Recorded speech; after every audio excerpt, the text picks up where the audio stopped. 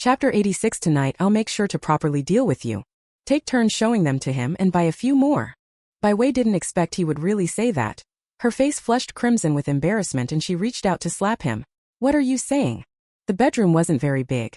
Lu Xiting had nowhere to hide, so he simply grabbed Bai Wei's hand. Bai Wei froze for a moment, suddenly feeling the positions reversed between them. When she came to, she was already pressed against the wall. You. Before she could finish a sentence, Lu Xiting had already moved closer.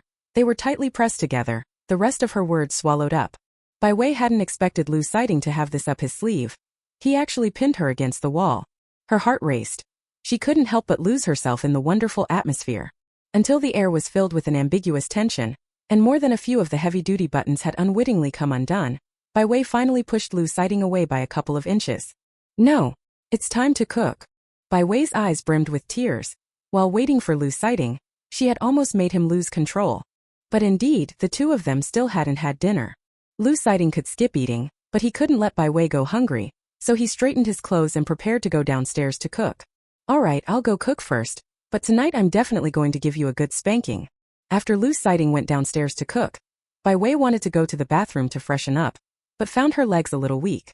Beast! She cursed softly with a flushed face, then headed toward the bathroom. Usually Lu Xiting would make 4 dishes and a soup at night, or cook 2 dishes and buy 2 more. Tonight Bai Wei went downstairs to eat and found the table full. More than usual, as many as 6 dishes. Lu Xiting served the rice, set out the bowls and chopsticks and said, I bought extra ingredients today so I cooked 2 more dishes. Bai Wei was a bit skeptical. It was winter and the food wouldn't spoil quickly, so why insist on finishing it all? She strongly suspected that Lu Xiting wanted to feed himself first, and then have her feed him. Try it, this dish is delicious. Come, I'll serve you some soup. Lu Xiting attended to Bai Wei with extra solicitousness, speaking more than usual.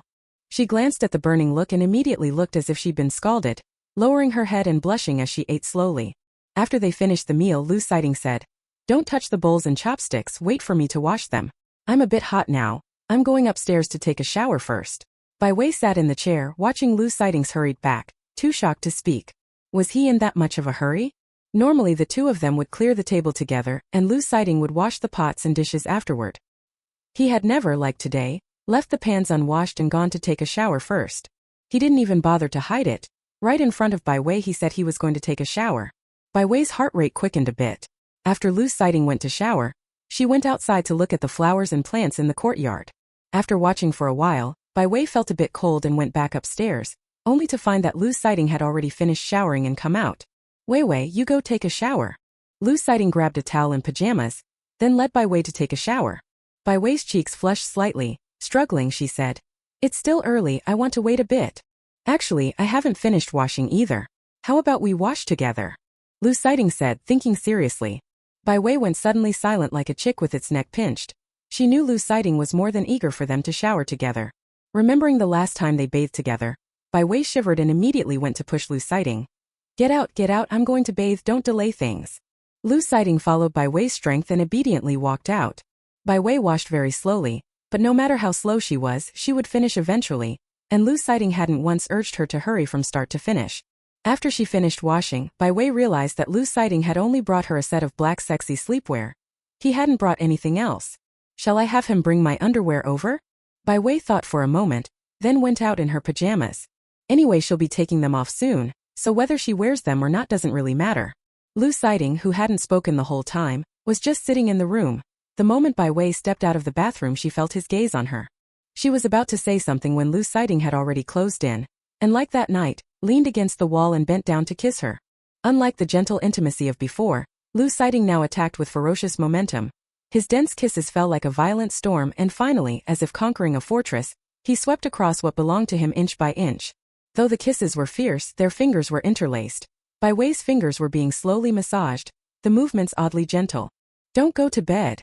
Bai Wei mumbled a few words. Lu Xiting smiled, then scooped her up horizontally and carried her to the bedside.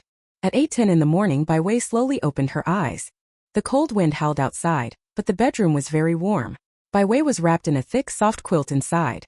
Just as she was about to turn over, her waist and legs suddenly complained, and an indescribable part of her body sent waves of discomfort. Memory fragments returning, Bai Wei suddenly remembered last night. They finished dinner after 8. By the time they finished showering it was only 9:30. She had just stepped out of the bathroom when Lu Sighting pulled her onto the bed. Not even a complete sentence was said. A full 3.5 hours. Bai Wei's voice was hoarse from shouting, but Lu Sighting still showed no sign of stopping. The streaks of blood on his back only seemed to excite him more. In the end, Bai Wei vaguely saw the clock hand point to 1 o'clock. Lu Sighting. Bai Wei gritted her teeth, but heard her own voice had already gone hoarse. Aren't you going to work? I'm not going to work, am I? It was clearly an angry remark, but paired with her current posture and the hoarseness of her voice, Bai Wei's words somehow made Lu Sighting feel a little more excited. But fortunately he still had some sense. When he heard the words go to work, and saw Bai Wei's eyes rimmed in red and her voice hoarse, he bent down and said, Be good, Wei Wei, this is the last time. By the end Bai Wei was exhausted, and it was still Lu Sighting who carried her to take a bath. Now her memory returned. Bai Wei opened her mouth and found her throat a little better than last night, but when she spoke she still felt her voice a bit hoarse. After lying for a while longer, seeing that it was already 8:30, Bai Wei struggled to get up. While getting dressed, Bai Wei glanced inadvertently at the trash bin, and noticed some black and white pieces of fabric inside. No, these fabrics looked very familiar. The more Bai Wei looked, the darker her expression became. Wasn't this the sexy nightgown Lu Sighting had found last night and made her wear? There were 3 sets of nightgowns in total. After she finished bathing she put on one. Lu Sighting tore it when he undressed her. The white one was the one he later put on her and then took off again. Somehow it got ripped.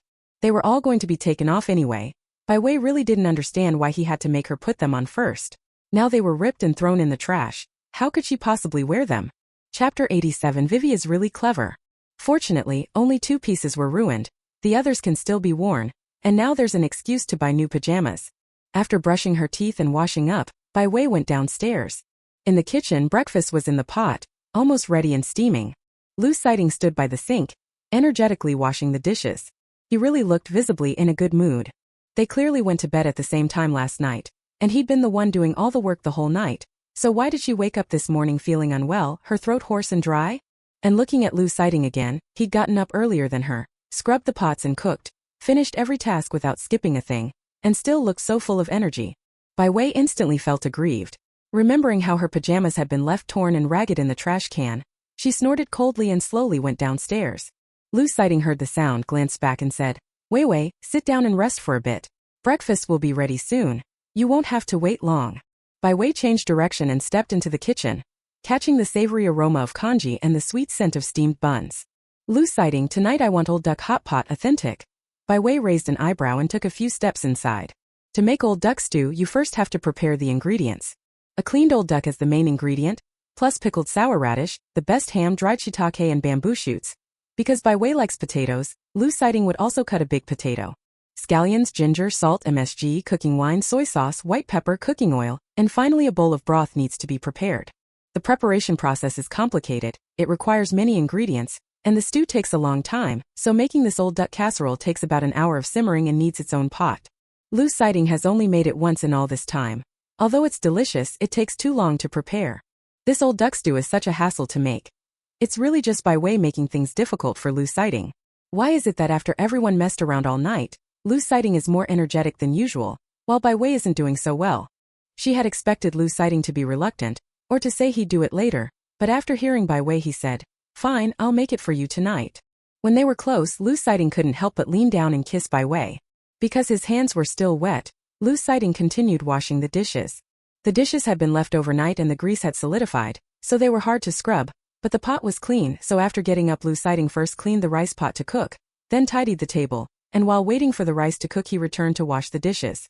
Lu Sighting's long, calloused hands sank into the sink. It was obvious that because he had kissed Bai Wei, he was in a very good mood. Bai Wei glanced at Lu Sighting, then at the sink. He's really not angry at all? Julie. Lu Sighting didn't seem to be entirely at fault either. Those 2 sexy nightgowns were already made with very little fabric, and his grip was strong. Tearing them was actually to be expected. Moreover, he cooked breakfast and dinner every day, did the dishes and handled the household chores. He hardly ever let Bai Wei lift a finger.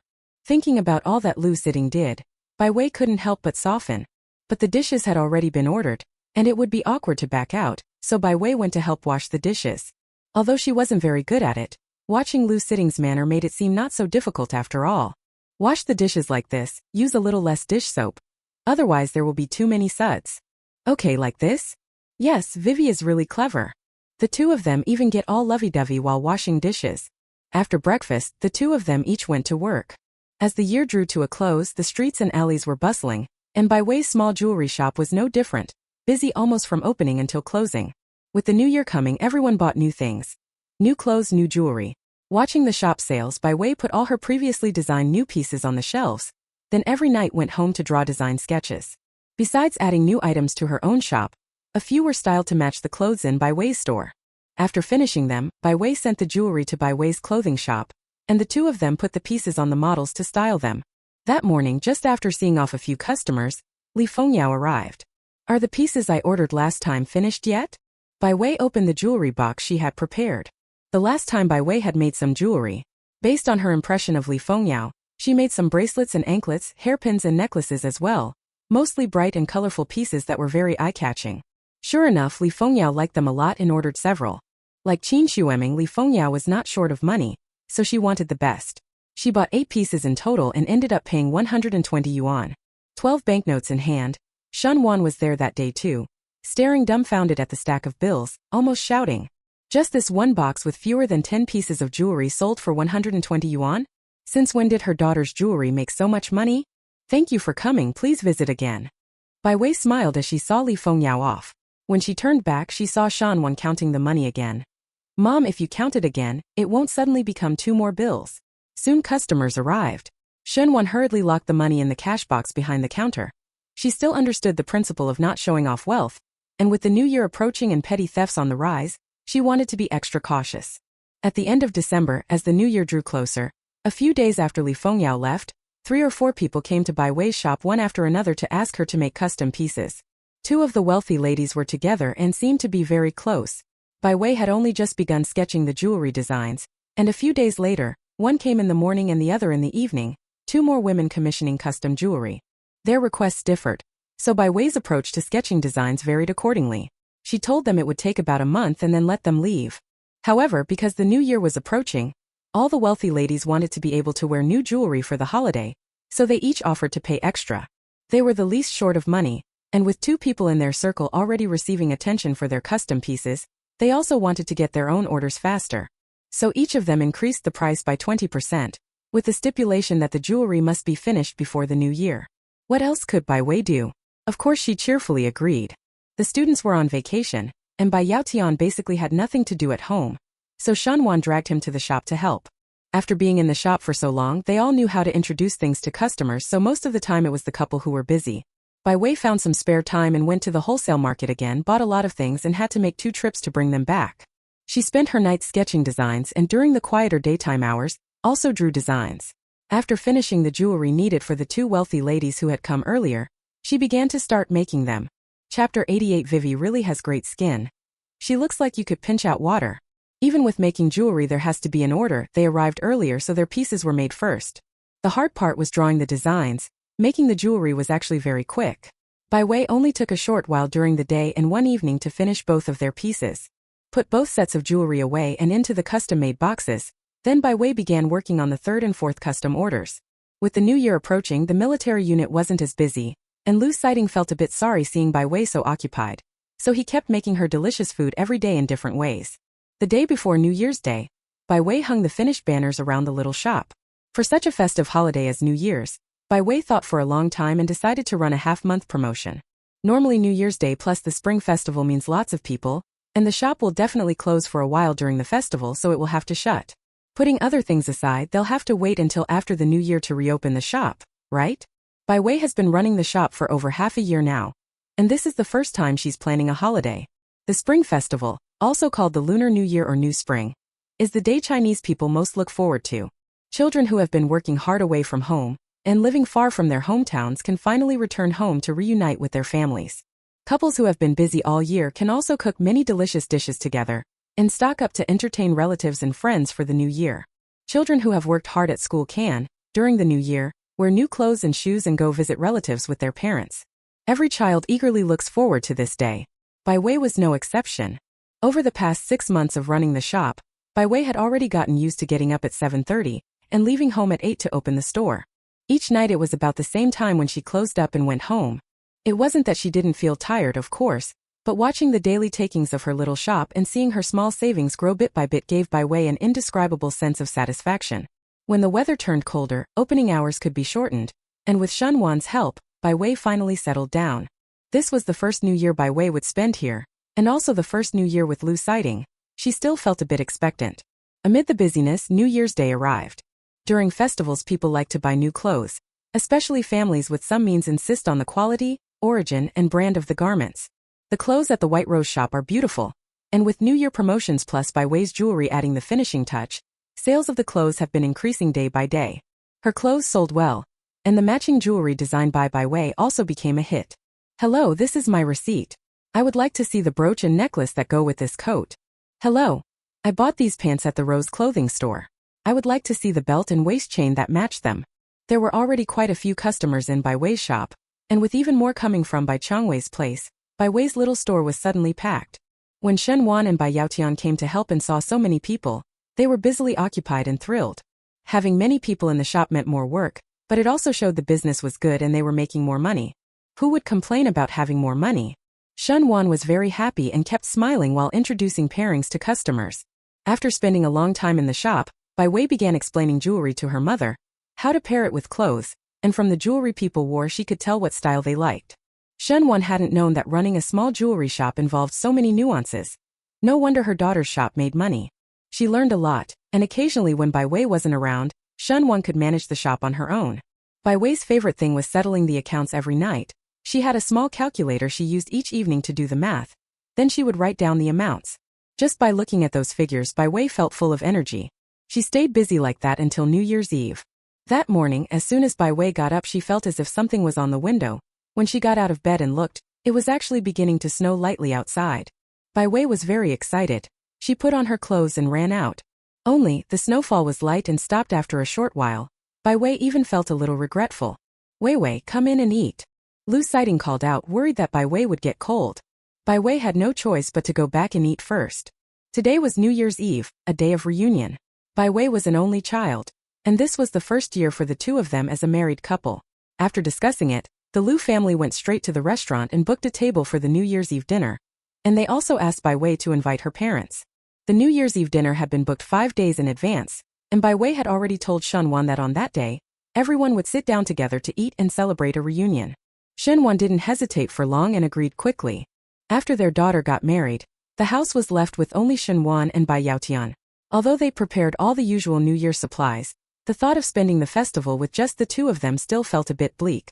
Now both families were celebrating together. It was livelier with more people. The Lu family had 3, the Bai family 2, and with the young couple there were 7 people in total. Bai Wei spun once in front of the mirror. After putting on her clothes, she chose matching jewelry before getting ready to go out. Everything that needed to be prepared at home had been prepared, and with the smoked meat, fried chicken pieces, steamed small cakes, and other foods sent by the Lu and Bai families, there wasn't much left to buy. Bai Wei dressed up beautifully to open her shop. She sat in the store for a while, and seeing it was nearly noon, she closed the door. At noon she had lunch with Lu Sighting, and the two went shopping in the afternoon. Around a little past 4, seeing the time was about right, Lu Sighting took Bai Wei to pick up Shen Wan and Bai Yaotian. The Lu family left at about the same time, and the two groups soon met up at the hotel. Bai Wei wore a beige low-neck sweater with a thin thermal layer underneath, fleece-lined leggings, and a deep blue skirt. When she went out she put on a big gray down coat. She looked youthful and radiant, very beautiful. At the peak of her youth, just in her early 20s, Bai Wei's skin was as delicate as a bursting bubble, fair, tender, and smooth. She hardly needed makeup. Washing her face with plain water left her looking clean and bright. But with elders from both families present today, Bai Wei took it more seriously and put on light makeup at the shop. When Huang Yue saw Bai Wei, she brightened and praised. Haven't seen you for a few days, Wei Wei. You're even more beautiful. Lu Xiying chimed in. Exactly, Wei Wei's skin is so good. It looks like you could squeeze water from it. Shen Wan laughed uncontrollably. Don't praise this girl anymore. If you keep flattering her, her tail will be cocked straight up to the sky. The elders gathered together and chatted, the atmosphere very pleasant. Just as Bai Wei and Lu Sighting sat down, a menu was placed in front of them. Lu Xiying said, Wei Wei, we've just ordered a few dishes. Take a look at what you like to eat and pick a few more. Chapter 89. Lu Sighting pretends to be drunk. The New Year's Eve dinner had 16 hot dishes, 8 meat and 8 vegetable plus 4 cold dishes, 2 soups, 1 sweet corn dumpling soup and 1 tofu beef vermicelli soup, adding up to 22 dishes. 7 people, 22 dishes, that should be enough, right? Bai Wei whispered with Lu Sighting again and added 2 more dishes, then handed the menu to the waiter. Because there were many people, the Lu family reserved a private room, and as the dishes were being served, several waiters also brought over 2 cases of alcohol. 2 cases of beer, plus 4 bottles of white wine, were all placed by Lu Zhonghua and Bai Yaotian. Or rather, on the whole table, everyone except Bai Wei and Huang Yuya was drinking. Unexpectedly, Lu Xiying's alcohol tolerance seemed to be very good. When Lu Zhonghua and Bai Yaotian drank with Lu Xiying, both of them were knocked out by her alone, becoming drunk and starting to babble. Bai Yaotian. Come on. Keep drinking. Lu Zhonghua. Girls, today we won't leave till we're drunk. Huang Yuya and Shen Wan sat together chatting. They glanced at their men, saw they had drunk a lot but weren't causing trouble, and continued their conversation. The floor was littered with empty beer bottles. Lu Xiying drank so much. Later the waiter brought 6 more cases of beer and 5 bottles of baijiu, all of which these people finished. At first, when Bai Yaotian learned that his in-law's daughter could hold her liquor, he was a little skeptical, so they played finger-guessing and drank together. But when Lu Xiying single-handedly knocked both Bai Yaotian and Lu Zhonghua under the table without changing expression, Bai Wei gave her a thumbs up. Lu Sighting was one of them too. His father and his father-in-law were both drinking, how could he stand aside? However, within the Lu family, his tolerance for alcohol was well known, so seeing that Bai Yaotian and Lu Zhonghua were both out of commission, Lu Sighting blinked, looked exhausted, and slowly lay his head down on the table. The group ate into the night. Someone came in partway to quickly clear the table, brought more hangover soup and some pre-cut fruit. It was 9:30 at night when the event finally broke up. Lu Sighting was already staggering as he walked. Bai Wei had no choice. After greeting her parents and sister, she helped Lu Sighting out of the restaurant. It was the middle of the new year. Were there any taxis at all? He's definitely not in a condition to drive, so how are they going to get back now? Besides, on Lunar New Year's Eve people usually stay up to see the new year in. With Lu Sighting drinking so much, there's no way he can stay awake. Bai Wei was a little worried. She'd thought Lu Sighting would fall asleep as soon as they got in the car, but not long after they walked away out of everyone's sight, he suddenly straightened up and reached out to pull Bai Wei close. Lu Sighting looked refreshed, his eyes bright. There was none of the drunken appearance from before. Just a moment ago she was completely plastered, seemed barely able to walk, so how did she suddenly become so energetic? Bai Wei hesitated, then Lu Sighting suddenly let out a muffled laugh and said, "If I don't pretend even a little, my sister won't let me off. Look at Dad, weren't both of them totally wasted?" Exactly, in the end it still had to be Lu Xiying who escorted them. Bai Wei understood in an instant. Although it was night, the streets and alleys were still brightly lit, and the occasional sound of firecrackers rang out. Snowflakes drifted softly from the sky, and before long a layer of white frost covered the ground. Bai Wei was in high spirits, so she walked along the road with Lu Sighting. As for the car, it could be driven tomorrow. The restaurant wasn't actually far from the military district, and the two returned home after a short while. In the courtyard there was a swing that Lu Sighting had made for Bai Wei. In spring and autumn, Bai Wei liked to sit on the swing for a while. It's only a little past 10 now. Bai Wei didn't want to go back inside, so she sat on the swing with Lu Sighting. Both were bundled up, and Lu Sighting was holding her, their fingers interlaced. He could feel Bai Wei's body heat at any moment. Snowflakes were still falling and the sky was very bright. It was obviously very quiet, but from time to time the sounds of firecrackers and fireworks drifted from afar. The military district had rules prohibiting firecrackers, but since it was New Year, some people couldn't help themselves and slipped out of the district to quietly set off strings of firecrackers. Occasionally fireworks would burst in the sky, multicolored and brilliant. Fireworks in this era were not cheap, but there were quite a few families who could afford them. "Vivi, are you cold? Do you want to go back to the room?" "I'm not cold, I just want to sit here." "Okay. The fireworks are really beautiful. It's a pity we can't set them off on the military base." The two of them cuddled up and watched the fireworks for a while. Lu Sighting remembered something and suddenly asked, "During the new year, everyone's visiting relatives, so we don't need to open the shop, right? There are fewer people during the new year. The things that need to be bought were basically all purchased before the holiday, whether clothes or food. Those who stockpiled a lot before the new year might even have enough to last until the 15th. Besides, after being busy for half a year, Bai Wei also wanted to rest, so she nodded. The next moment, her body suddenly rose into the air. Bai Wei was startled and hugged Lu Sighting's neck tightly. Unexpectedly, Lu Sighting suddenly kissed Bai Wei on the forehead. He said softly, "You were busy before the new year, busy by day and by night. I didn't want you to be too tired, so I didn't touch you. Now you have to make it up to me, right?" Bai Wei choked a bit, it seemed that way. In the more than half month before the new year, Bai Wei was swamped. Her parents could help shoulder some of the shop's matters, but the custom jewelry, from sketching the design to production, and then letting customers choose, was all handled by Bai Wei alone. On top of that, the shop's regular jewelry was selling quickly, so while producing commission pieces she also had to keep up with the in-store items, and that was when Lu Sighting stepped in. His hands-on skills were still pretty strong. He had helped Bai Wei make jewelry 4 or 5 times and was quite adept at it. Those pieces of jewelry had all been made by Lu Sighting. Bai Wei collapsed into sleep every day from exhaustion. She also knew that Lu Sighting had endured it for a long time and had suffered a lot. Anyway, she didn't have to go to work tomorrow, so it didn't matter. Bai Wei suddenly smiled, then nodded. Lu Sighting didn't say a word and carried Bai Wei upstairs. Bai Wei had originally thought she could control how many times she could hold back Lu Sighting, but she didn't know that some things can't be held in. If you endure them too long, when they explode they'll be frightening to touch and will leave people full of regret. When Bai Wei finally went to sleep, she glanced at the time. It was nearly 3 o'clock. She was exhausted, and having had a drink that evening, Lu Sighting seemed energized, almost like he'd taken a stimulant and was tireless. At midnight, a huge burst of fireworks suddenly lit up outside, incredibly beautiful. For an instant it was as bright as day, and the two who were doing something glanced out the window. Lu Sighting. Happy New Year. Bai Wei. Happy New Year. We had originally agreed to stay up together for New Year's Eve. In that sense, this could count as another kind of staying up. Only, by the time it finally ended, Bai Wei practically fell into bed and slept immediately. Chapter 90. I intend to rest properly, so you need to show some restraint. The next day, both of them unusually didn't have to get up early. Lu Sighting got up at 9 to cook, while Bai Wei slept straight through until 10. The smell of food gradually wafted up, and Bai Wei's stomach protested. Then she woke up.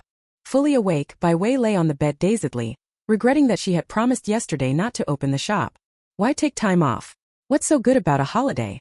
She might as well go back to the shop and earn money. That's much better. Bai Wei made up her mind. When she went downstairs to eat later, she would tell Lu Sighting that she planned to continue working to earn money. Bai Wei struggled in bed for a while longer before finally leaving the warmth of the covers to wash up. On the first day of the new year, Lu Sighting had prepared a lavish breakfast, and Bai Wei ate heartily. Soon she had almost finished eating, and Bai Wei said, "Actually, with all the money I've been making during the holiday, I think it would be better if I opened a shop." Open a shop? Didn't you say last night that everything was fine? Why do you want to open the shop again now? Lu Sighting glanced at Bai Wei. Seeing her growing unease, he chuckled twice. Bai Wei is usually so busy running her own shop, almost year-round without a break. Now that the two of them finally have time off, how could Lu Sighting miss such a good opportunity? He pulled a red envelope from behind him and handed it over. Your New Year's red envelope. I forgot to give it to you yesterday. Bai Wei hadn't expected to receive a red envelope and accepted it with pleasant surprise. Lu Sighting added, "This is our first New Year together. Look, it's still snowing outside. How about we stay home and play for a couple of days, then visit people after that?" Bai Wei thought for a moment.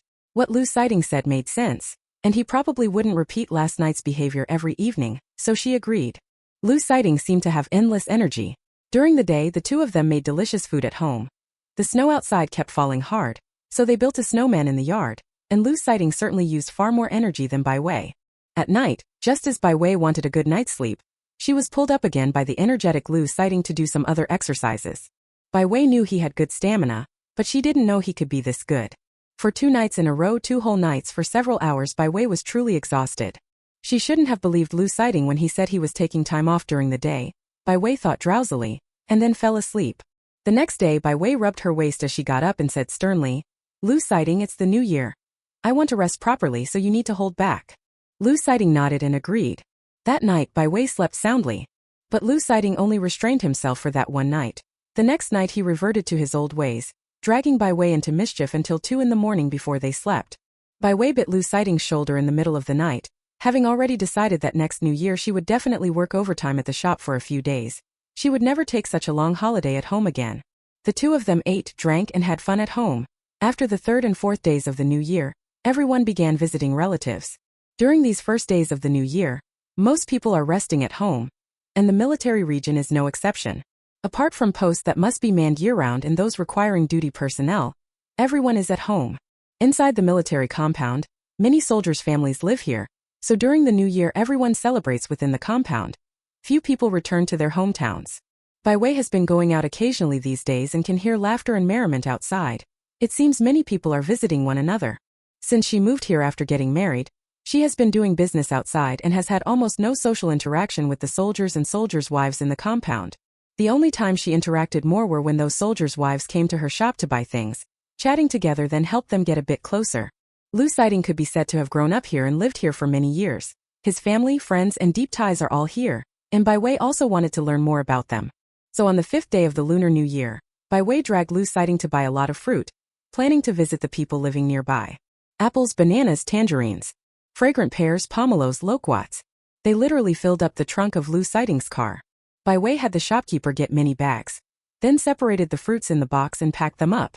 When they returned to the military district, they went to pay New Year visits, starting with the household closest to where they were staying. The people here were very polite. When they saw Bai Wei and Lu Siding come to pay New Year visits, they all invited them in to sit.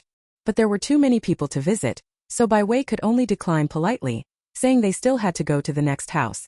It's not good to only accept gifts, especially when they're such very fresh fruits. You have to remember that buying fresh fruit in winter is much more expensive than in summer. The people who received the fruit hurriedly went inside to fetch some things to eat. Dried fruit, sunflower seeds, candies, biscuits, pastries, and the like. At least it showed some thought, and they returned the favor to the young couple. Zhong Lin and his wife were also at home, so they received a similar fruit basket. Mrs. Zhong took Bai Wei's hand and said, "In a couple of days we'll be making dumplings at home. If you and Captain Lu are around, come over and eat with us." Bai Wei and Mrs. Zhong were already fairly well acquainted. She was the first to go to the jewelry shop to buy something, and the second time she even brought other military wives along to visit. The name of Bai Wei's little shop quickly spread through the military district, partly because of Lu Xing and partly because of Mrs. Zhong's help. Before, because of work, she didn't have much time. Now she's on vacation, and Bai Wei also wants to keep in closer touch with them. Sure. Bai Wei agreed readily. By the time they finished delivering the fruit, the whole morning had passed. Lu Siding saw there was nothing else to do, so he planned to take Bai Wei to buy groceries. Before the new year, Bai Wei was incredibly busy, and Lu Siding had also forgotten to buy extra food. He only purchased some New Year goods. After a few days like this, the vegetables at home were already running low. If relatives or friends came by one day, and they needed to buy vegetables at the last minute, they might not have time. The vegetable market was already open, and there were still quite a few vendors, about half the usual number. Lu Siding parked the car outside and then went to buy vegetables with Bai Wei. They bought potatoes, carrots, broccoli, Napa cabbage, and tomatoes. They bought quite a lot of meat, some chicken, duck, and fish, plus eggs and flour. Seeing how much they'd bought, Lu Siding put it in the car first.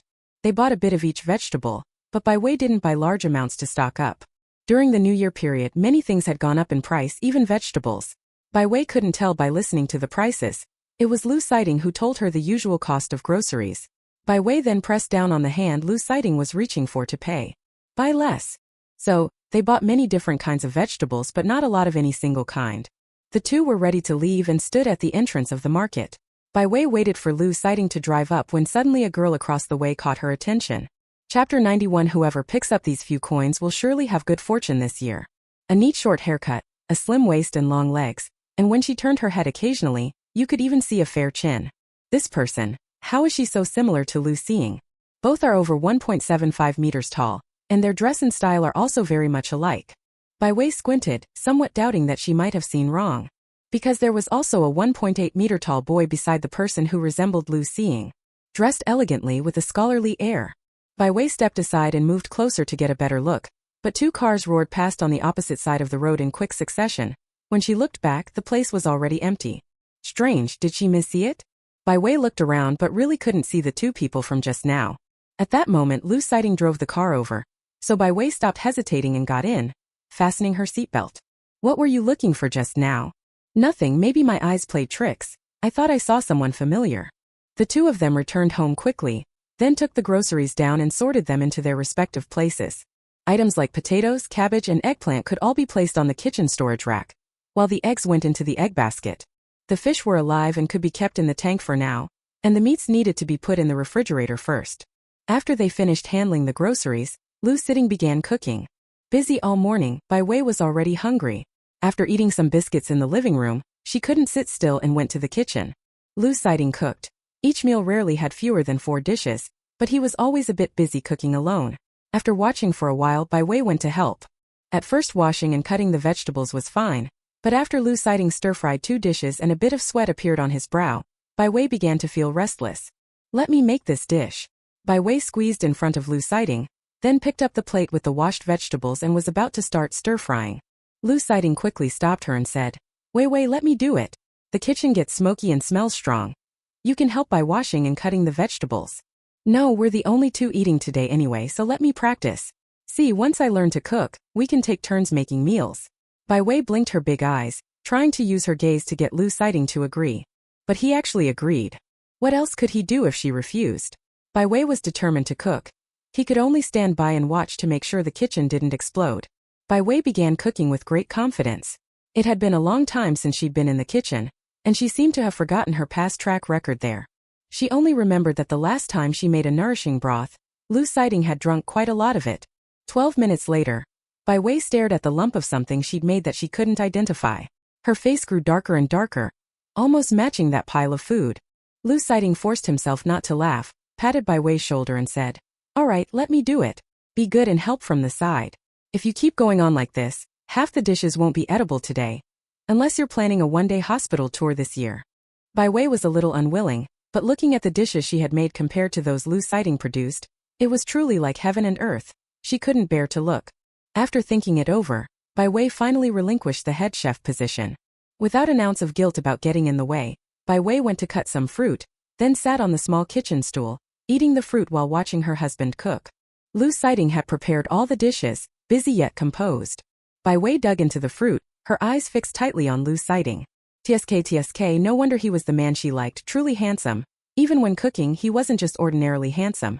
In the dead of winter, Lu Siding wore only a shirt while cooking in the kitchen. Bai Wei remembered that when he left, he seemed to be wearing a black coat, and he took it off after coming home.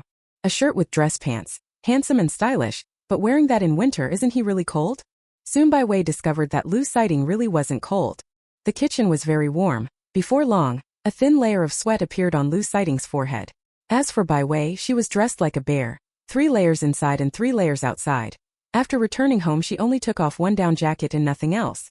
Maybe it's because Lu Siding exercises every day that he's not afraid of the cold? Lu Siding cooked quickly by himself. Obviously, without anyone holding him back, he did very well. After preparing the meal, the two ate while it was still hot. With nothing to do in the afternoon, Bai Wei didn't want to go out, so she just turned on the TV and watched on the sofa. There weren't any entertaining programs on right now, and the movies were about to end, so after tidying the kitchen, Lu Siding went to the sofa and watched TV with Bai Wei. Originally, Bai Wei was hugging a cushion. After Lu Siding came over, she leaned against him. The room was very warm and Bai Wei's cheeks were flushed. She took off her sweater and, leaning on Lu Siding, fell asleep after a little while. Lu Siding turned the TV volume down, then carefully picked Bai Wei up and carried her upstairs to sleep. The days spent resting at home were lazy and cozy. Bai Wei had originally thought about making jewelry or accessories at home, but Lu Siding wouldn't let her do it for long. Sometimes they went out to play, sometimes there were tasty things to try, sometimes they visited neighbors. Eventually, Bai Wei was too lazy to keep making things. On days they didn't go out, they just ate and drank at home. When the snow got heavier, they built a snowman in the yard. A couple of days later, not long after Bai Wei woke up in the morning, Lu Siding said that the Zhong family was going to make dumplings. Bai Wei then took Lu Siding to join the fun. There were 2 kinds of fillings for the dumplings. One was pork with scallions, drizzled with sesame oil and mixed with egg, which smelled especially fragrant. The other was chive and egg. You could have whichever flavor you wanted. Lu Siding and Zhong Lin were chatting outside. Seeing Madame Zhong and the children making dumplings, Bai Wei went over to help. But Madame Zhong had already made quite a few. Bai Wei learned for a bit, and the dumplings she made came out all lopsided. Madame Zhong took out a few coins, some 1-cent pieces and a 50-cent piece. She wrapped the coins into the dumplings and said, "Whoever eats these coins will surely be blessed this year." Bai Wei stared at the single 50-cent coin, secretly noting down what that dumpling looked like. When they came out of the pot and she saw an identical dumpling, Bai Wei fell into deep thought. Garlic, aged vinegar, chili oil. A few dipping sauces were set on the table. Anyone who wanted something could just pour it into their bowl. Besides that, Mrs. Zhong also made several dishes. The Zhong family's eldest son suddenly spat something out of his mouth and exclaimed with delight, "I bit a coin." Everyone looked and saw it was a 1-cent coin. Soon after, the 2 daughters of the Zhong family also each found a 1-cent coin in their food. Madame Zhong put in a total of 5 1-cent coins and 1 50-cent coin. All these coins had been cleaned, so it was fine to wrap them in the dumplings. Chapter 92. Auntie Pretty must be the luckiest person. Bai Wei poked the plump, white dumplings. They all slid smoothly with no obstruction. It seemed there were no dumplings with coins in her bowl. Soon, all the 1-cent coins had been found, leaving only the 5-cent piece still nowhere to be seen.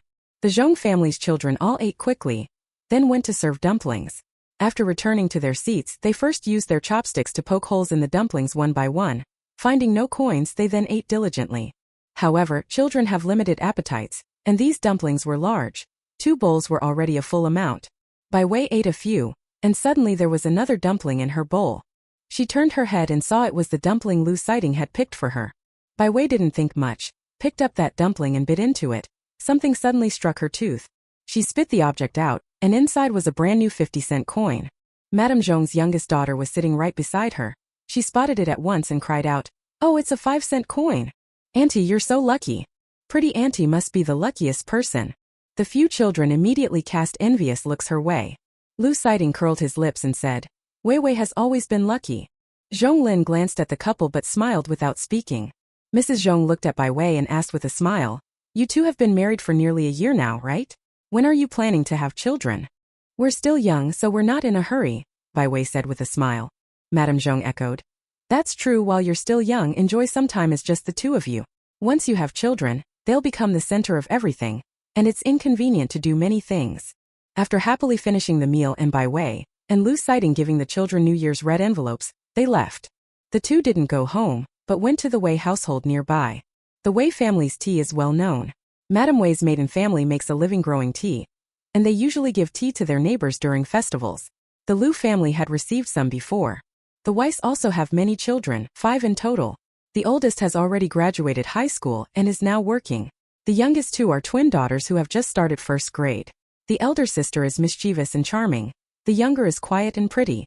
The sisters are very well liked in this military district compound. When Bai Wei arrived, she loved those twin girls at first sight. Bai Wei was pretty and attractive, spoke amusingly, and gave New Year red envelopes to the children, so the kids also liked to gather around her. Madame Wei saw this and asked with a smile, "I remember you two have been married for a while now. When are you planning to have children?" Bai Wei replied with a laugh, "No rush, we're still young. We'll try in 2 years. That may be so, but when you have a mother-in-law at home, most women get openly or subtly pressured to have children." Madame Wei said, "As for having children, it's the woman's body that gets harmed. If you want kids, it's best to have them early. The older you get, the more indelible the harm of childbirth is to yourself." Bai Wei later learned that when Madame Wei gave birth to her last pair of twin daughters, she was already 32, considered an advanced maternal age. She suffered a lot during that time. She hemorrhaged during delivery and nearly lost the babies. Madame Wei took a full 3 years to recover and vowed never to have children again. One afternoon, Bai Wei was asked several times when they would have children. The army wives in the compound mostly already had children. Some had 1 or 2, others 5 or 6, and their views on having children varied. Some people thought Bai Wei and Lu Sighting were still young, so there was no need to rush into having children. They could enjoy life as a couple for a while and wait 2 years before trying. Others thought childbirth should be done while young.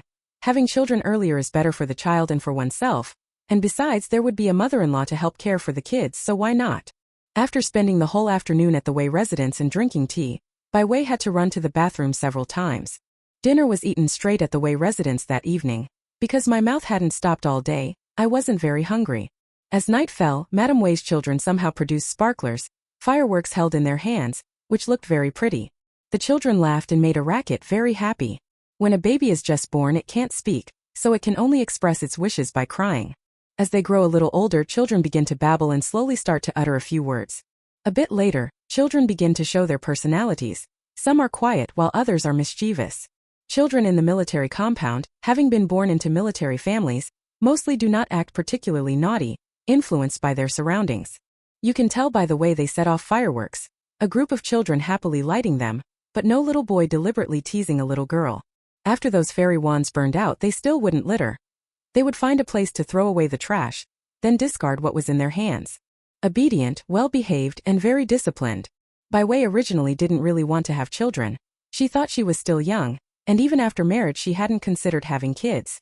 But now, seeing the children so well-behaved, she felt a bit restless.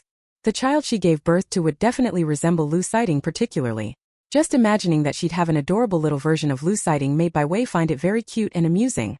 At 8 in the evening, the Wei family's children were all sleepy. Bai Wei and Lu Sighting had stayed the whole afternoon, so they went home. Sitting in their own yard, Bai Wei watched the occasional fireworks bursting in the sky and suddenly asked, Lu Sighting, would it be too early if we had a child now? Bai Wei couldn't keep things to herself in front of relatives. After returning from the Wei household tonight, she really wanted to ask, so she spoke up right away. Her earlier firm decision to wait 2 years before having children had wavered after spending an afternoon playing with well-behaved kids. Lu Sighting could naturally tell, but he stuck to his original idea and said, No rush. Actually, you're not in a hurry either, right? Let's wait another 2 years. You played with the kids this afternoon and thought they were sweet and adorable. But raising children is hard. Your shop has only been open a short time. It will inevitably have some impact. Besides, having a child is like having a third wheel. At night we can't go out for a candlelight dinner, we can't just go wherever we want, and we might even have to sleep in separate beds for a while. Lu Sighting was very serious, but Bai Wei felt a bit speechless after hearing it. After all he had said, she strongly suspected that only the last sentence was what he really meant to convey. Late at night, after they showered and went to bed, Bai Wei was once again fussed with until past midnight before she finally fell asleep. The next morning when she woke, Bai Wei looked at the empty bed beside her and began to ponder. Actually, getting pregnant and having a child sooner wouldn't be a bad thing. Chapter 93. Why can't they be made to cook for a few days too? Whenever she asked Lu Sighting to restrain himself, it was always for just one night, and the next day everything went back to normal. But as long as she was pregnant, without her saying anything, Lu Sighting would restrain himself on his own, otherwise it wouldn't be good for the pregnant woman and the baby. He wasn't the sort of person who didn't know how to take things seriously. Also, I'll have to take care of the child then, and I won't have that much time at night. In the first few months, babies usually just eat and sleep and eat, and don't distinguish day from night. Maybe they could even sleep in separate rooms for a while.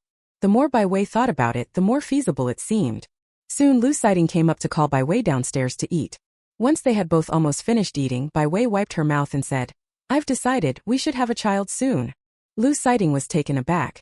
He hadn't expected that after just one nap, Bai Wei would be so quickly resolute. Lu Sighting looked into Bai Wei's eyes, roughly understanding something. After thinking for a moment he hesitantly said, We've only been married for a little over half a year. At the very least we should wait another year before trying, right? Bai Wei curled her lips and looked at Lu Sighting with disdain. Don't think she didn't know what that meant. Lu Sighting probably believed that although they'd been married for more than half a year, they hadn't truly been husband and wife for long, so he wanted to wait a bit longer. Lu Sighting wasn't stupid either. Looking at Bai Wei's eyes, the message coming from them made him a little embarrassed. His ears flushed red. Clearing his throat, Lu Sighting said softly, How about this? After the new year when you open the shop we'll be more restrained. But now it's your holiday, only once a year, very rare, and you don't have to get up early in the morning. Why not just follow your heart a little?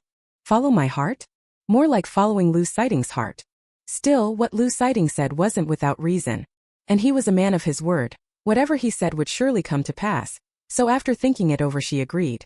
When the shop opened, if he kept fooling around at night she wouldn't be able to get up in the morning. Since he promised to restrain himself, she decided to let him have his way for now. All right, let it be.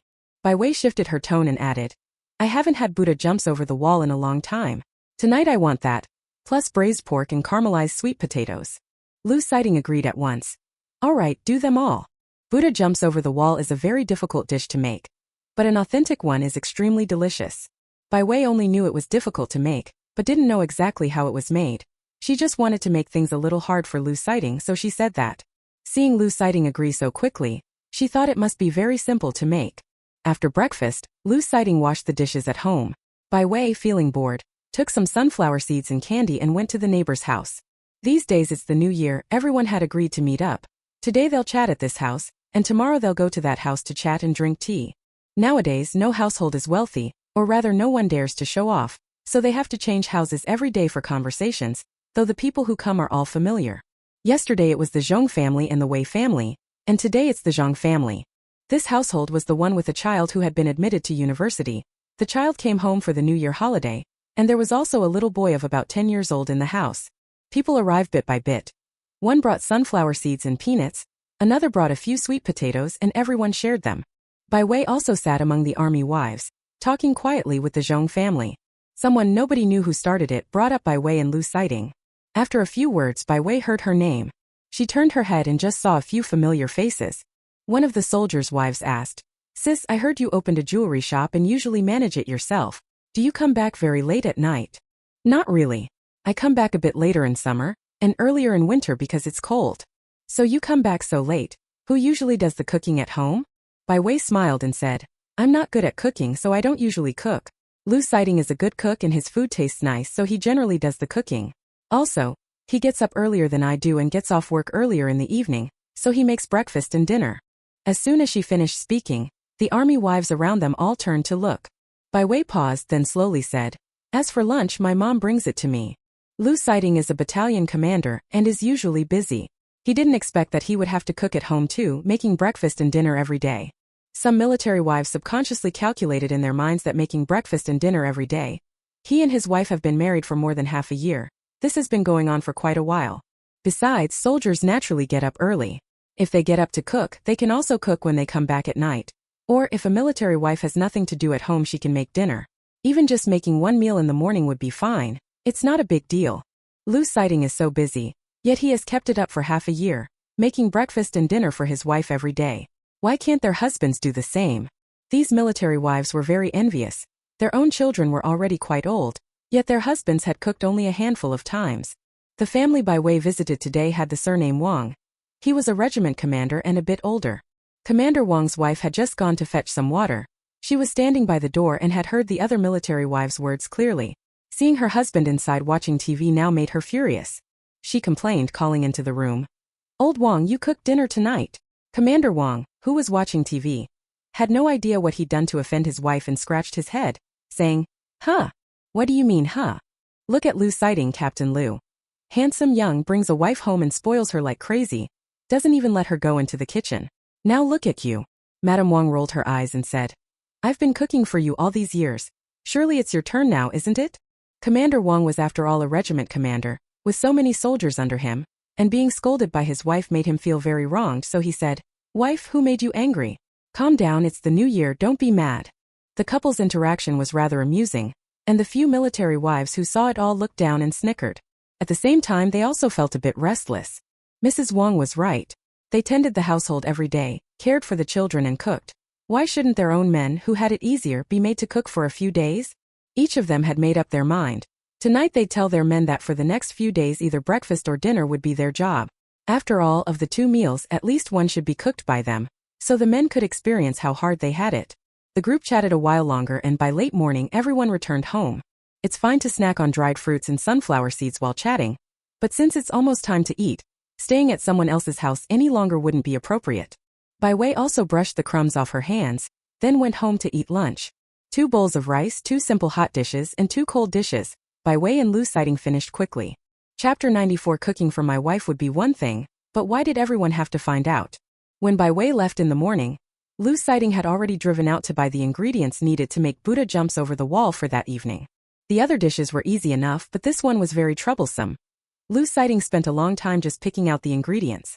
It wasn't until near noon that Lu Siting started back home. Bai Wei hadn't returned yet, but since it was almost time, he quickly made a few simple dishes. Making Buddha jumps over the wall is quite troublesome. The ingredients have already been bought. Once it's prepared tonight, we can eat it, Lu Siting said briefly. Bai Wei didn't take it seriously either. After finishing the meal, the 2 of them washed the bowls together and tidied up the dining room. Today it was very clear outside, a rare big sun, but it was still very cold. They didn't go out. They curled up on the sofa to watch TV. Arm against arm, hand in hand, with snacks and hot milk that Lu Siting had prepared on the small table beside them. The 2 of them sulked and watched the movie for a while, and Bai Wei couldn't help but yawn. Lately Bai Wei had gotten into the habit of taking naps in the afternoon because she stayed up late at night. If she didn't nap for a day, she seemed to have no energy. Lu Siting cooed softly. Be good, go back and sleep, okay? Bai Wei nodded drowsily, then curled up in Lu Siting's arms, her hands clasping his neck. Lu Siting easily lifted her up and carried her upstairs. After placing Bai Wei on the bed, he lowered the curtains to block the light from outside. Making Buddha jumps over the wall is difficult. It's not just talk. After Lu Siting carried Bai Wei upstairs, it was only a little after 2. He went straight to the kitchen almost without pausing to start making Buddha jumps over the wall. See cucumber and abalone, vegetarian shark fin and fish maw, chicken stock, ham and pig trotters. There were also 15 kinds of ingredients added together, including dried scallops and cordyceps. Lu Siting even made a phone call to have someone help him obtain part of those ingredients. Even so, he was busy all morning getting everything nearly ready. Lu Siting started preparing the dish in the kitchen at 2 o'clock. 3 hours later, Bai Wei woke up, came downstairs and went looking for Lu Sighting. There was a slight haze of smoke in the kitchen. All 3 burners on the stove were turned to high, and Bai Wei looked at the scene with some surprise.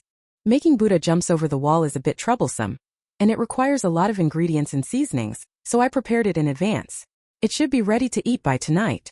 In fact, starting to make the dish at 2 was still rather late. Even if the ingredients had been prepped at noon, finishing by evening would only barely suffice. Lu Sighting even altered some of the steps because of this. Bai Wei stood in the doorway, watching her husband methodically cook the dish she had impulsively requested. In other words, ever since she fell asleep, Lu Sighting had already started bustling about in the kitchen. Bai Wei had never eaten this dish before, but it was very famous. Bai Wei knew it might be somewhat troublesome to make, but she truly hadn't expected it to be this complicated. She did the math. According to Lu Sighting, it might still take 2 or 3 more hours to finish. Spending the whole afternoon in the kitchen just to make one dish? Bai Wei suddenly felt a pang of sympathy. She should have chosen a simpler dish name. When Lu Sighting leaned to the side to rest for a moment, Bai Wei walked over, hugged him and acted coquettishly. "Hubby, you are really the best." Lu Sighting didn't really feel tired. He ruffled Bai Wei's hair, then leaned down and kissed her. "Tomorrow, do you want to go see a movie?" Come to think of it, it had been a long time since they'd gone to the movies.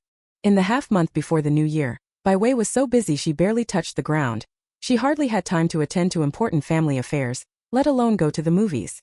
Bai Wei thought for a moment, felt this suggestion was good, and since the cinema should be open by now, she said, "Okay, then we'll go to the movies tomorrow."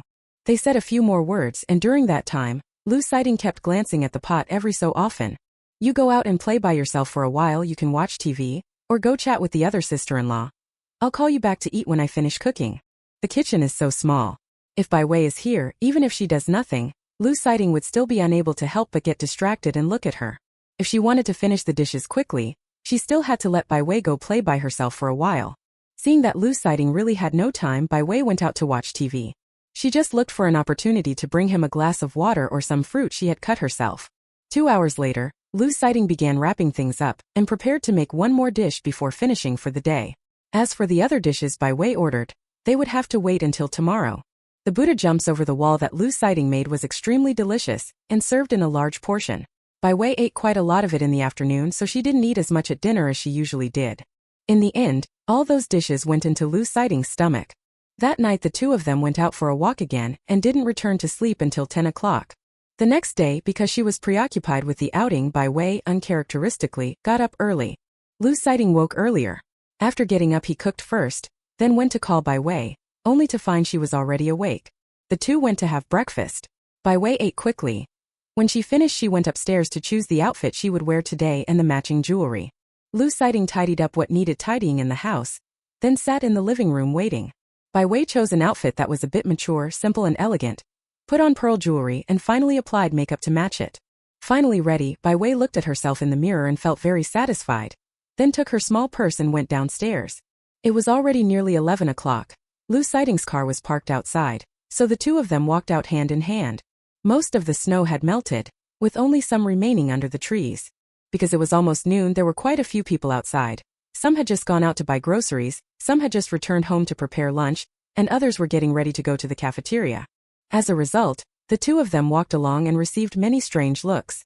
Everyone knew them, and those who should greet them did so, but anyone who greeted Lu Sighting looked at him in a very odd way.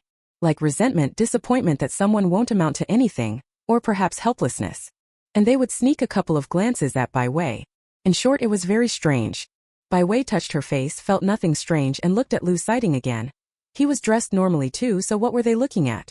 Bai Wei couldn't help whispering. "Is my hair messy?" "No, it's fine." "Is there something on my clothes?" "No, it looks great." Bai Wei would never doubt her own taste or think it was her clothes that looked bad, but those people's gazes were indeed strange. The 2 walked along the road and soon were about to leave the compound. At the gate, Zhonglin had just come in and greeted Lu Sighting when he saw him. The 2 were very familiar. Before Lu Sighting could ask anything, Chief Zhong had already begun to complain wryly. "Sighting, you're so unfair. It's one thing to dote on your wife at home and even cook for her, but how did it get around to everyone? Now you've dragged so many of us into this." Chapter 95. Holding Lu Sighting while watching a horror movie. Chief Zhong was after all a tall man of about 1.8 meters. When he frowned and poured out his grievances to Lu Sighting, he looked like a little housewife, somewhat comical. Although Lu Sighting cooks every day, He had never told anyone. From Zhong Lin's tone, does that mean a lot of people know now? Not missing the hint of puzzlement on his face, Zhong Lin said with his hands in his pockets, "It's fine now. These past few days my wife has been making me cook at home every day. She even said that if you're so busy yet still can cook at home, why can't I?" Lu Xiting glanced at Bai Wei, whose expression looked a bit guilty, and roughly understood. During the New Year period, everyone was at home with nothing to do, so they gathered to chat, snack on sunflower seeds, and talk about this and that. As for what women do when they get together, of course they gossip. And these past few days Bai Wei has been going out every morning. She's probably been chatting with the other military wives. It wasn't really anything important. It must have come up when Bai Wei was talking with the other military wives, which is why so many people are here today, looking at them resentfully. Lu Xiting smiled a little awkwardly and said, "It's nothing really. Occasionally experiencing how hard a wife's work is, and cooking a meal for the family isn't a big deal." Zhong Lin looked half crying, half laughing and continued, "But I'm terrible at cooking. The kids won't eat what I make. My wife tries it once and hits me asking why I make food so awful. But I've already done my best." Lu Xiting could only pat his brother's shoulder to comfort him. Soon Zhong Lin returned home, and the two of them went out to get in the car, planning to go have lunch first. Bai Wei felt a bit embarrassed, glanced at Lu Xiting and said softly, "Yesterday we were chatting at someone else's house, and when the topic of eating came up, I accidentally let it slip. On the way here just now, at least 7 or 8 soldiers had looked at Lu Xiting with strange expressions. Some also glanced at Bai Wei. Only now did Bai Wei understand. The meaning contained in those looks made everything clear in an instant. Probably after chatting yesterday, the military wives went home and told their husbands about it. They wanted to try it out too, so they had their husbands start cooking. That's why this happened today." Lu Xiting clearly didn't take the matter to heart, and simply asked Bai Wei what she wanted to eat today. Bai Wei thought for a moment and said, "How about going for hot pot?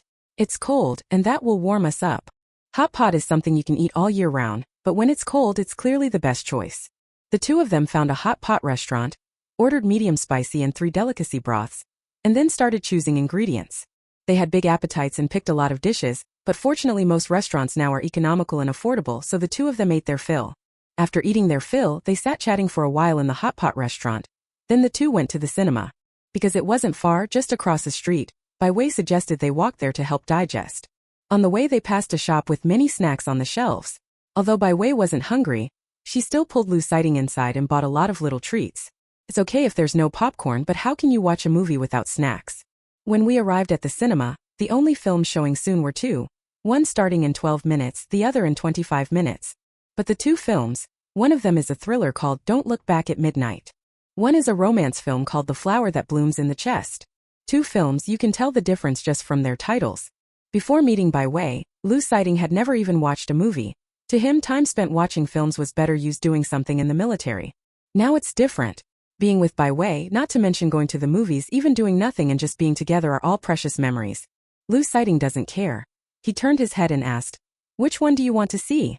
He asked like that, but Lu Xiting roughly knew that Bai Wei would choose to watch the second installment. Unexpectedly, Bai Wei exclaimed excitedly, "Let's watch that first one, the thriller." Lu Xiting glanced at her with a hint of surprise. He hadn't expected Bai Wei to pick that one. But since she chose it, I'll go with that. Aren't you scared? Of course not. Bai Wei was very proud. She had watched quite a few horror and suspense films before, and understood most of the clichés in domestic horror movies. What was there to be afraid of? The movie was starting in 10 minutes. Lu Xiting quickly bought the tickets and then entered the theater with Bai Wei. Because it was the new year, most people would choose to watch romance films or light comedies that help them relax. There really weren't many people in this screening. Looking around, only a dozen or so sat scattered about. After finding their seats, the two sat down. Soon the movie began. Dun dun dun dun. The large central screen suddenly went dark, and along with a strange piece of music, several blood-red characters finally appeared. Do not look back at midnight. As the screen gradually dimmed, some noise appeared, and soon the camera came into view. So scary. Oh my.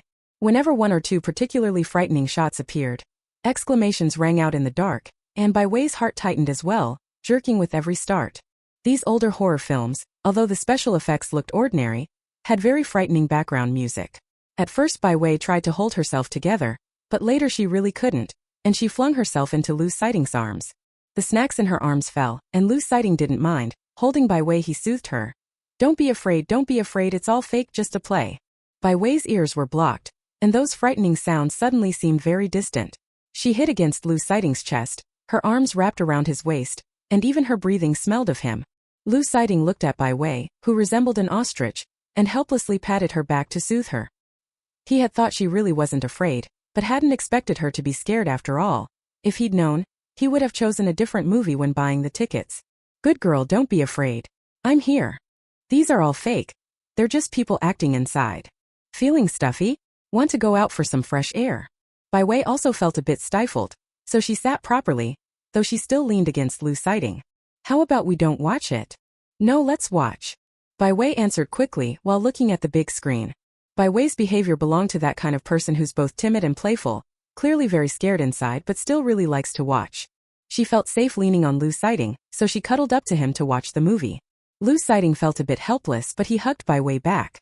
Today was another glimpse of a different side of Bai Wei, clearly frightened by this kind of thing, yet perversely enjoying watching such films. They forced themselves to finish the nearly 2-hour movie before leaving. It was getting late, and they didn't go anywhere after that. They just went grocery shopping and went home. Chapter 96. She is a very cool, very beautiful girl. Having stayed at home for a long time, Lu Siding had to go to the army the next day. Bai Wei, feeling a bit bored, went back to her parents' home for a visit. They partied too hard for the new year. Only on the second day she came back once with her things, and Bai Wei hadn't seen her mother for 10 days. Anyway, Lu Siding wasn't at home, so Bai Wei simply went back to her mother's house. Because she hadn't notified them in advance, Shen Wan was taken aback when she opened the door and saw her daughter had returned. Both husband and wife were very happy. At noon Shen Wan made several dishes, and Bai Wei ate 2 big bowls of food and rice. Time passed quickly. In the blink of an eye, this year was nearly over. On the Lantern Festival, the Lu family were all at home, so they asked the young couple to come back for dinner. Huang Yue told her daughter to go out and buy more yuan xiao, and she stayed home to cook. After Lu Siding arrived, he went to the kitchen to help. The weather is nice today. The sun is quite warm. Many people have taken their quilts and clothes out to dry. Standing on the second-floor balcony, you can see a scene in the courtyard. All kinds of colorful quilts are laid out to dry. Bai Wei had nothing to do, and Lu Siding wouldn't let her into the kitchen, so she could only go feed Bones to the guard dog in the yard. In no time Lu Siding returned. Her cheeks were flushed as if she had run back. Isn't it only a 10-minute walk? Why did she have to run? Bai Wei was somewhat puzzled, but she soon pushed the matter out of her mind. Lu Siding bought several flavors of sweet glutinous rice balls, peanut and sesame, black sesame paste, and various fruit flavors. After they were cooked, Bai Wei could smell the aroma in the courtyard. Soon the meal was ready and everyone sat down to eat. While eating, Bai Wei tasted a slight bitterness. She looked down and saw that this yuan xiao was chocolate-flavored. Chocolate-flavored these days, really? Bai Wei found it odd.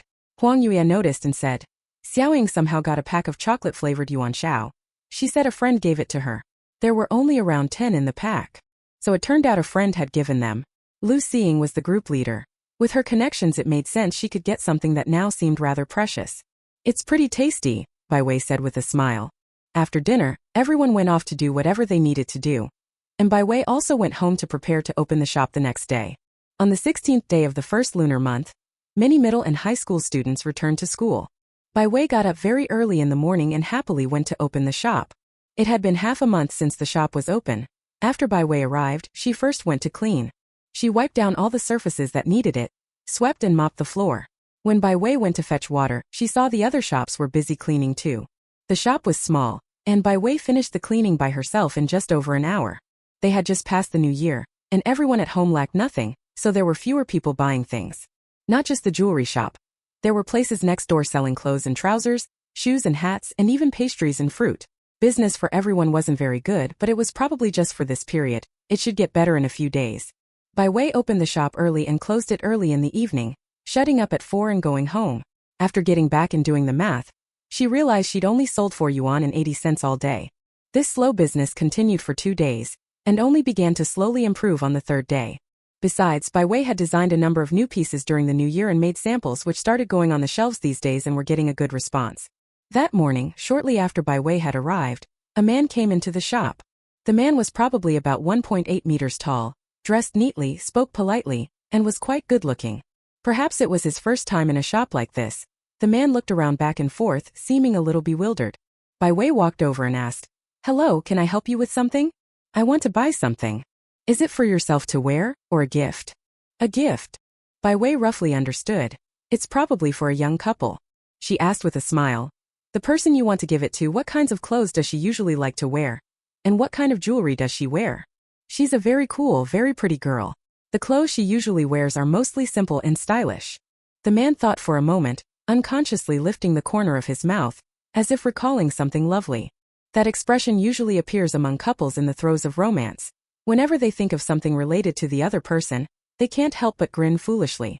Once when she was in the shop, her mother Shenwan asked several times in a day why she was smiling at the air like an idiot.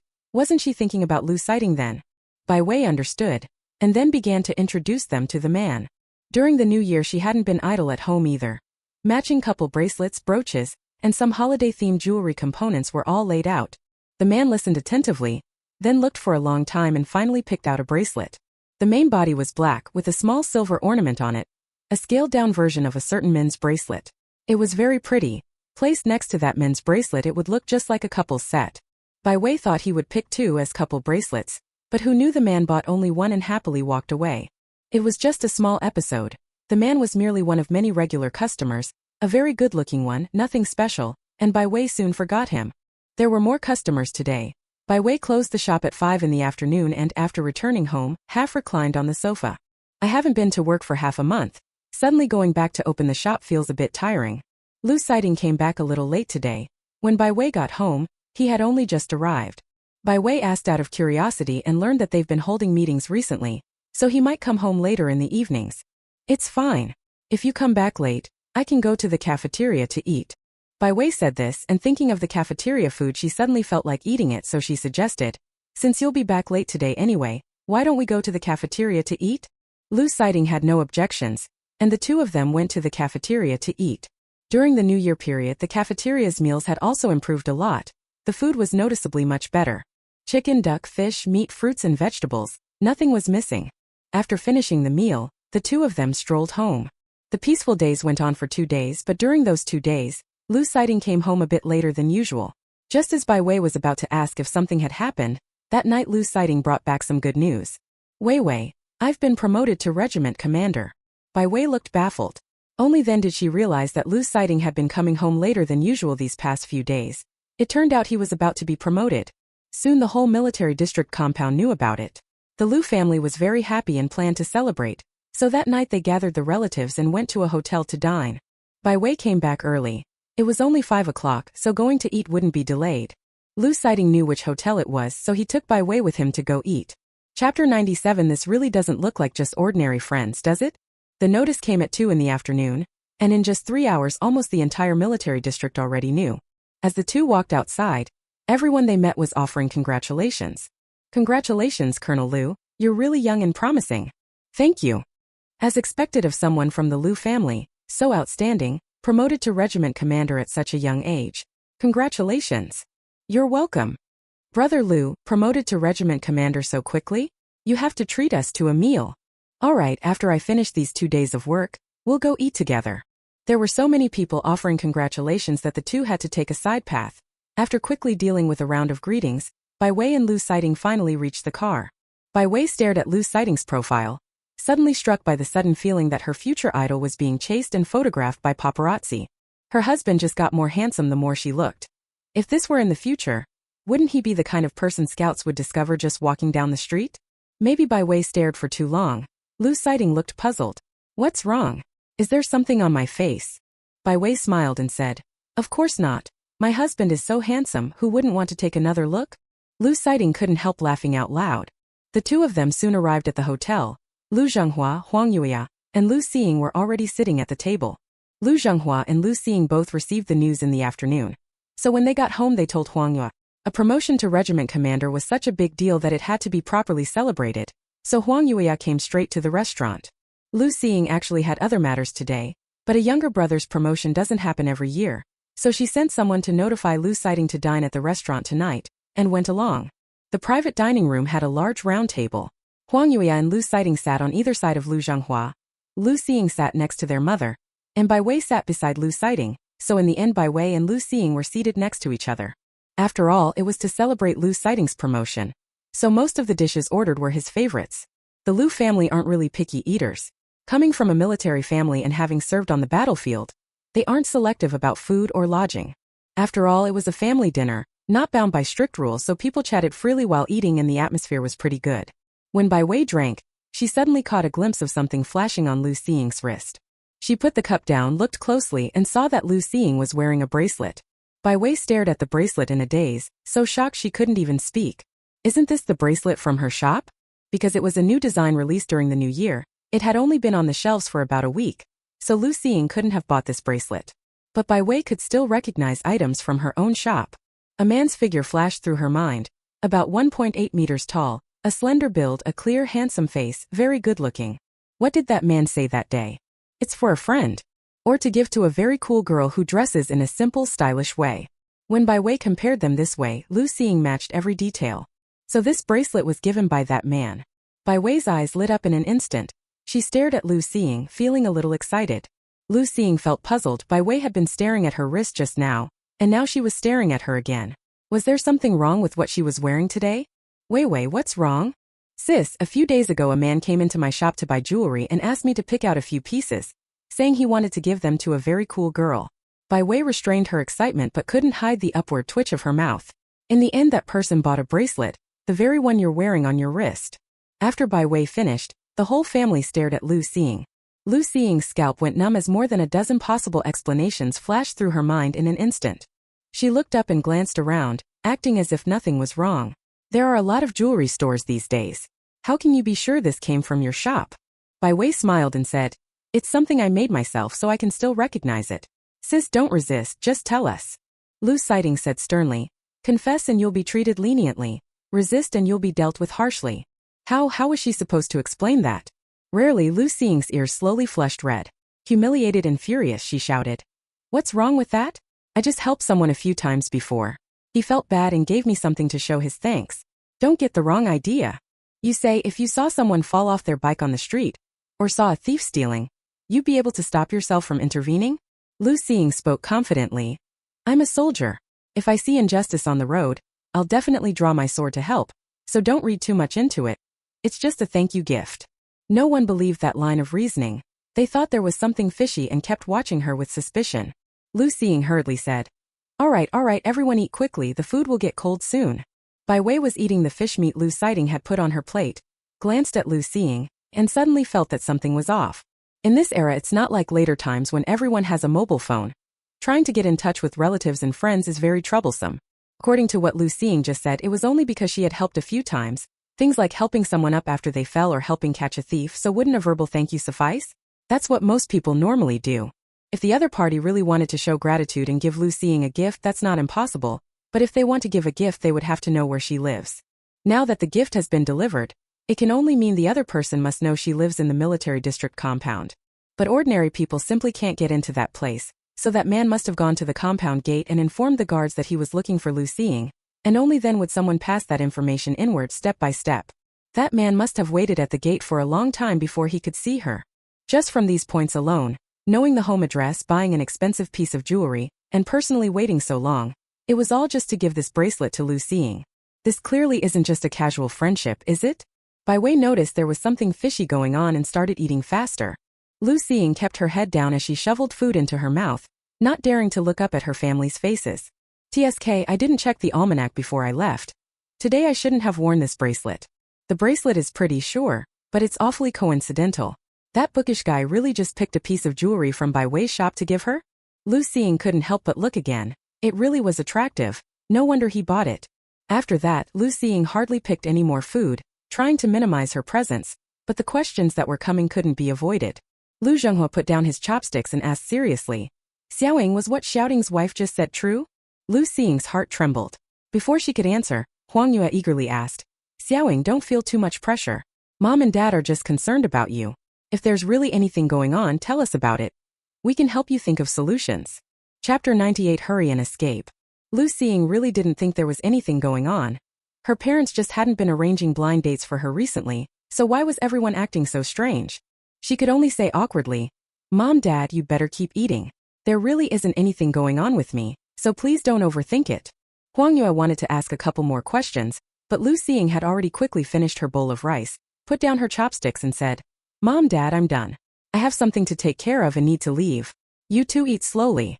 The meal had only been served for half an hour, and it was just past 6. Lu Xing didn't have to return to the unit, so what else could she have to do? Could it be that her family discovered something and she felt too embarrassed to stay, so she made up an excuse and slipped away? No one paid it much mind. After all, they all lived in the same compound, seeing each other all the time, so there would be plenty of chances to ask and find out. Huang Yuya took 2 bites of her meal and suddenly asked, Wei Wei, that man you just mentioned, the one who bought the jewelry and gave it to Xiaoying. Do you still remember what he looked like? Bai Wei tried hard to recall and said, pretty tall, over 1.8 meters I'd say. He looked refined and genteel, but the main thing was he was very handsome, delicate features, elegant and scholarly. No one expected that Lu Xing would like that type of person. No wonder her many previous blind dates had yielded no results. All the people they found were kids raised in the military, strong in martial matters, but not necessarily literate or cultured. And Lu Xing, young as she was already a regiment commander. Although the men she met on blind dates were a few years older than her, most held lower positions. The only one with a higher post like the others thought Lu Xing was too formidable to be a wife. She was more suited to be a comrade.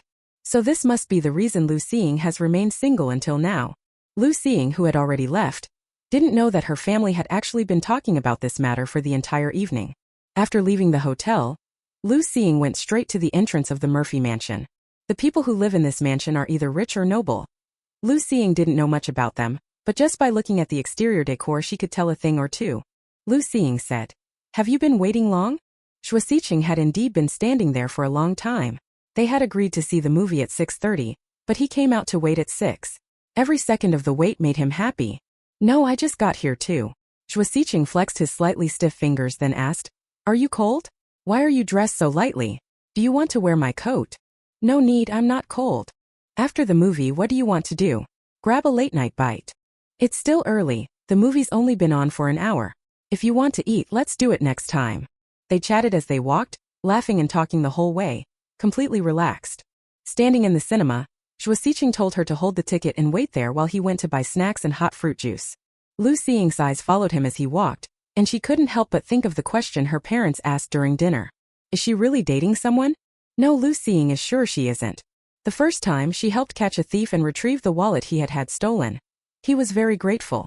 The second time he fell off his bike and his test papers scattered everywhere. Before she could help, eager passersby had already gathered the papers.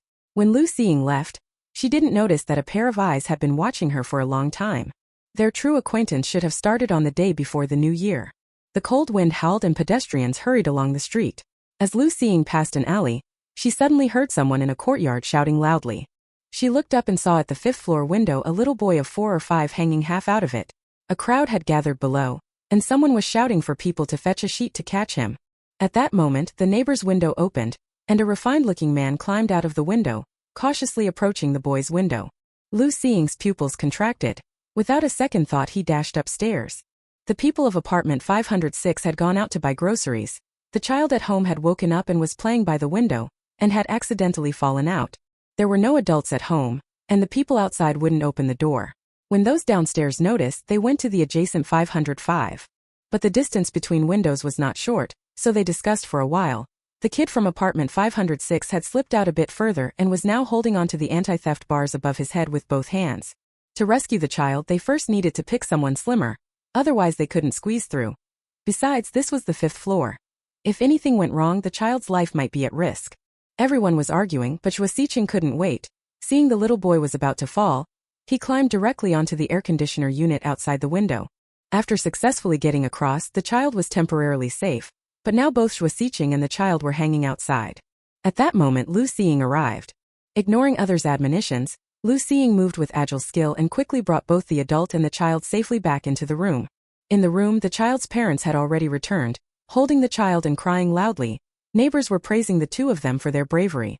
For a while there were both tears and laughter.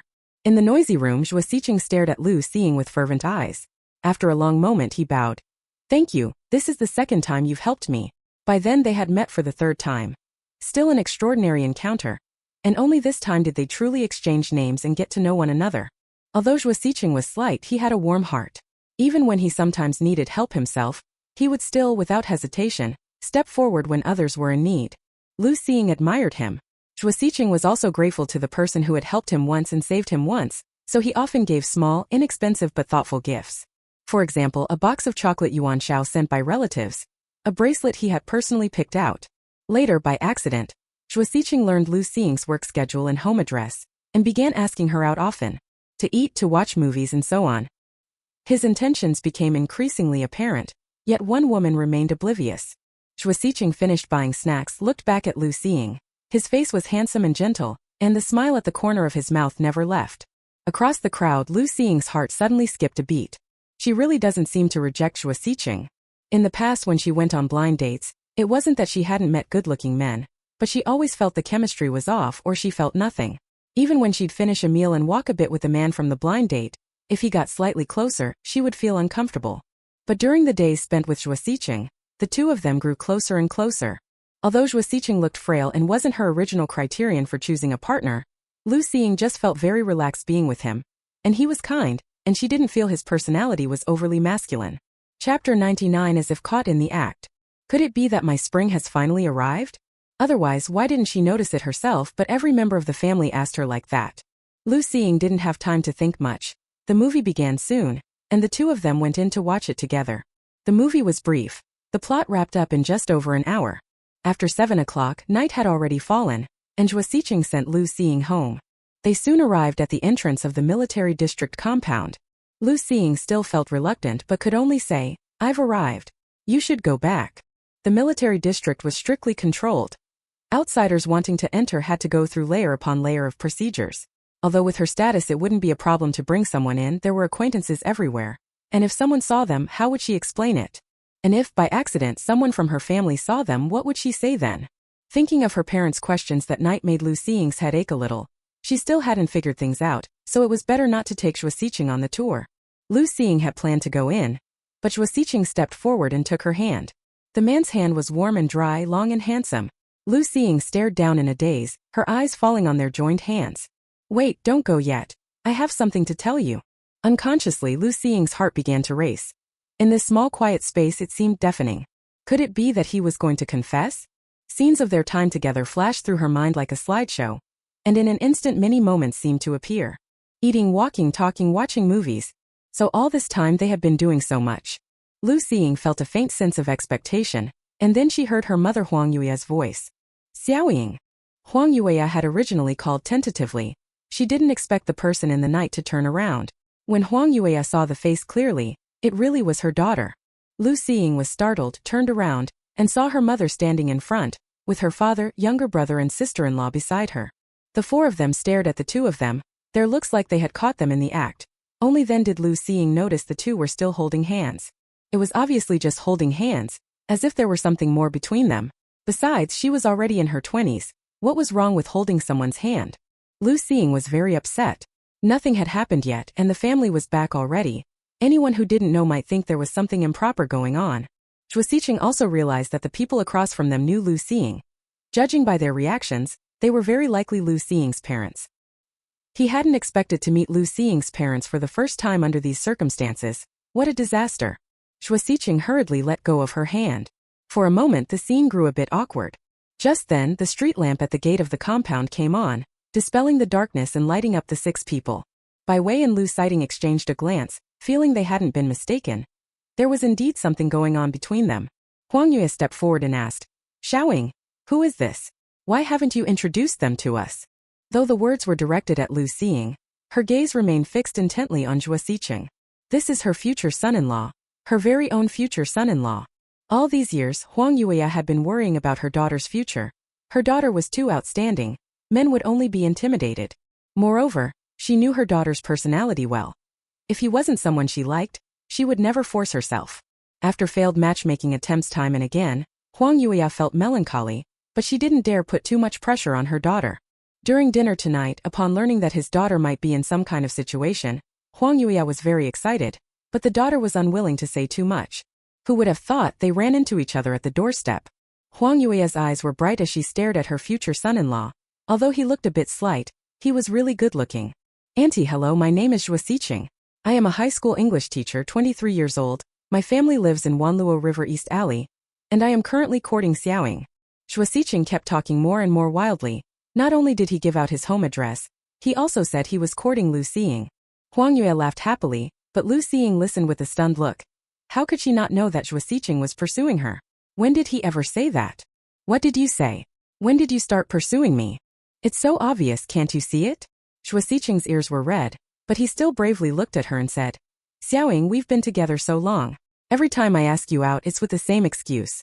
Did you really believe it? Lu Xiying was stunned. She had once naively believed that Zhuo Xiqing really just wanted to thank her. And because the two of them got along so well, he often invited her out to play.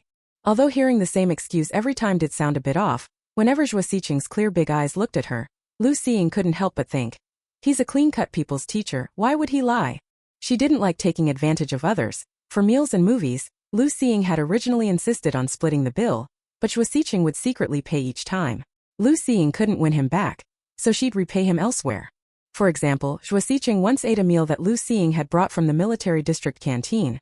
He said it was delicious, so Lu Xiying brought it for him many times. They reciprocated, and their relationship slowly deepened during this time. Lu Xiying could hardly believe it. Seeing her parents and younger brothers and sisters all looking at them with very strange expressions, she suddenly felt that something was seriously wrong. In any case, this was neither the time nor the place for a conversation. Lu Xiying hastily pushed Zhuo Xiqing and said, It's getting late, you'd better go home. Then she went on to loop her arm through her mother's and said, Mom, Dad, let's go home too. It's time to sleep. Zhuo Xiqing glanced at Lu Xiying, knowing there would be no resolution today, and that this wasn't the right time to meet Lu Xiying's parents, so he left. Lu Xiying and her family also prepared to go home. Huangyue. Xiaoying, what was going on with that boy just now? Was he the one Bai Wei mentioned, the one who gave you the bracelet? Lu Zhenghua. Xiaoying, if you're sure, bring him home for us to meet. Our family has been military for generations. We can't toy with other people's feelings. Huangyue. Actually, Mom and Dad aren't trying to pressure you. Look, your younger brother is younger than you, and he's already married.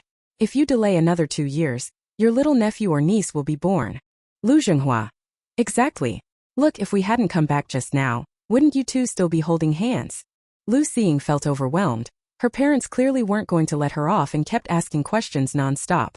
Bai Wei was curious too, but when she heard Huangyue mention a child and worry about the war's impact and being hurried into childbirth, she stayed silent and quietly leaned in to listen. Chapter 100. The first time a man chased her.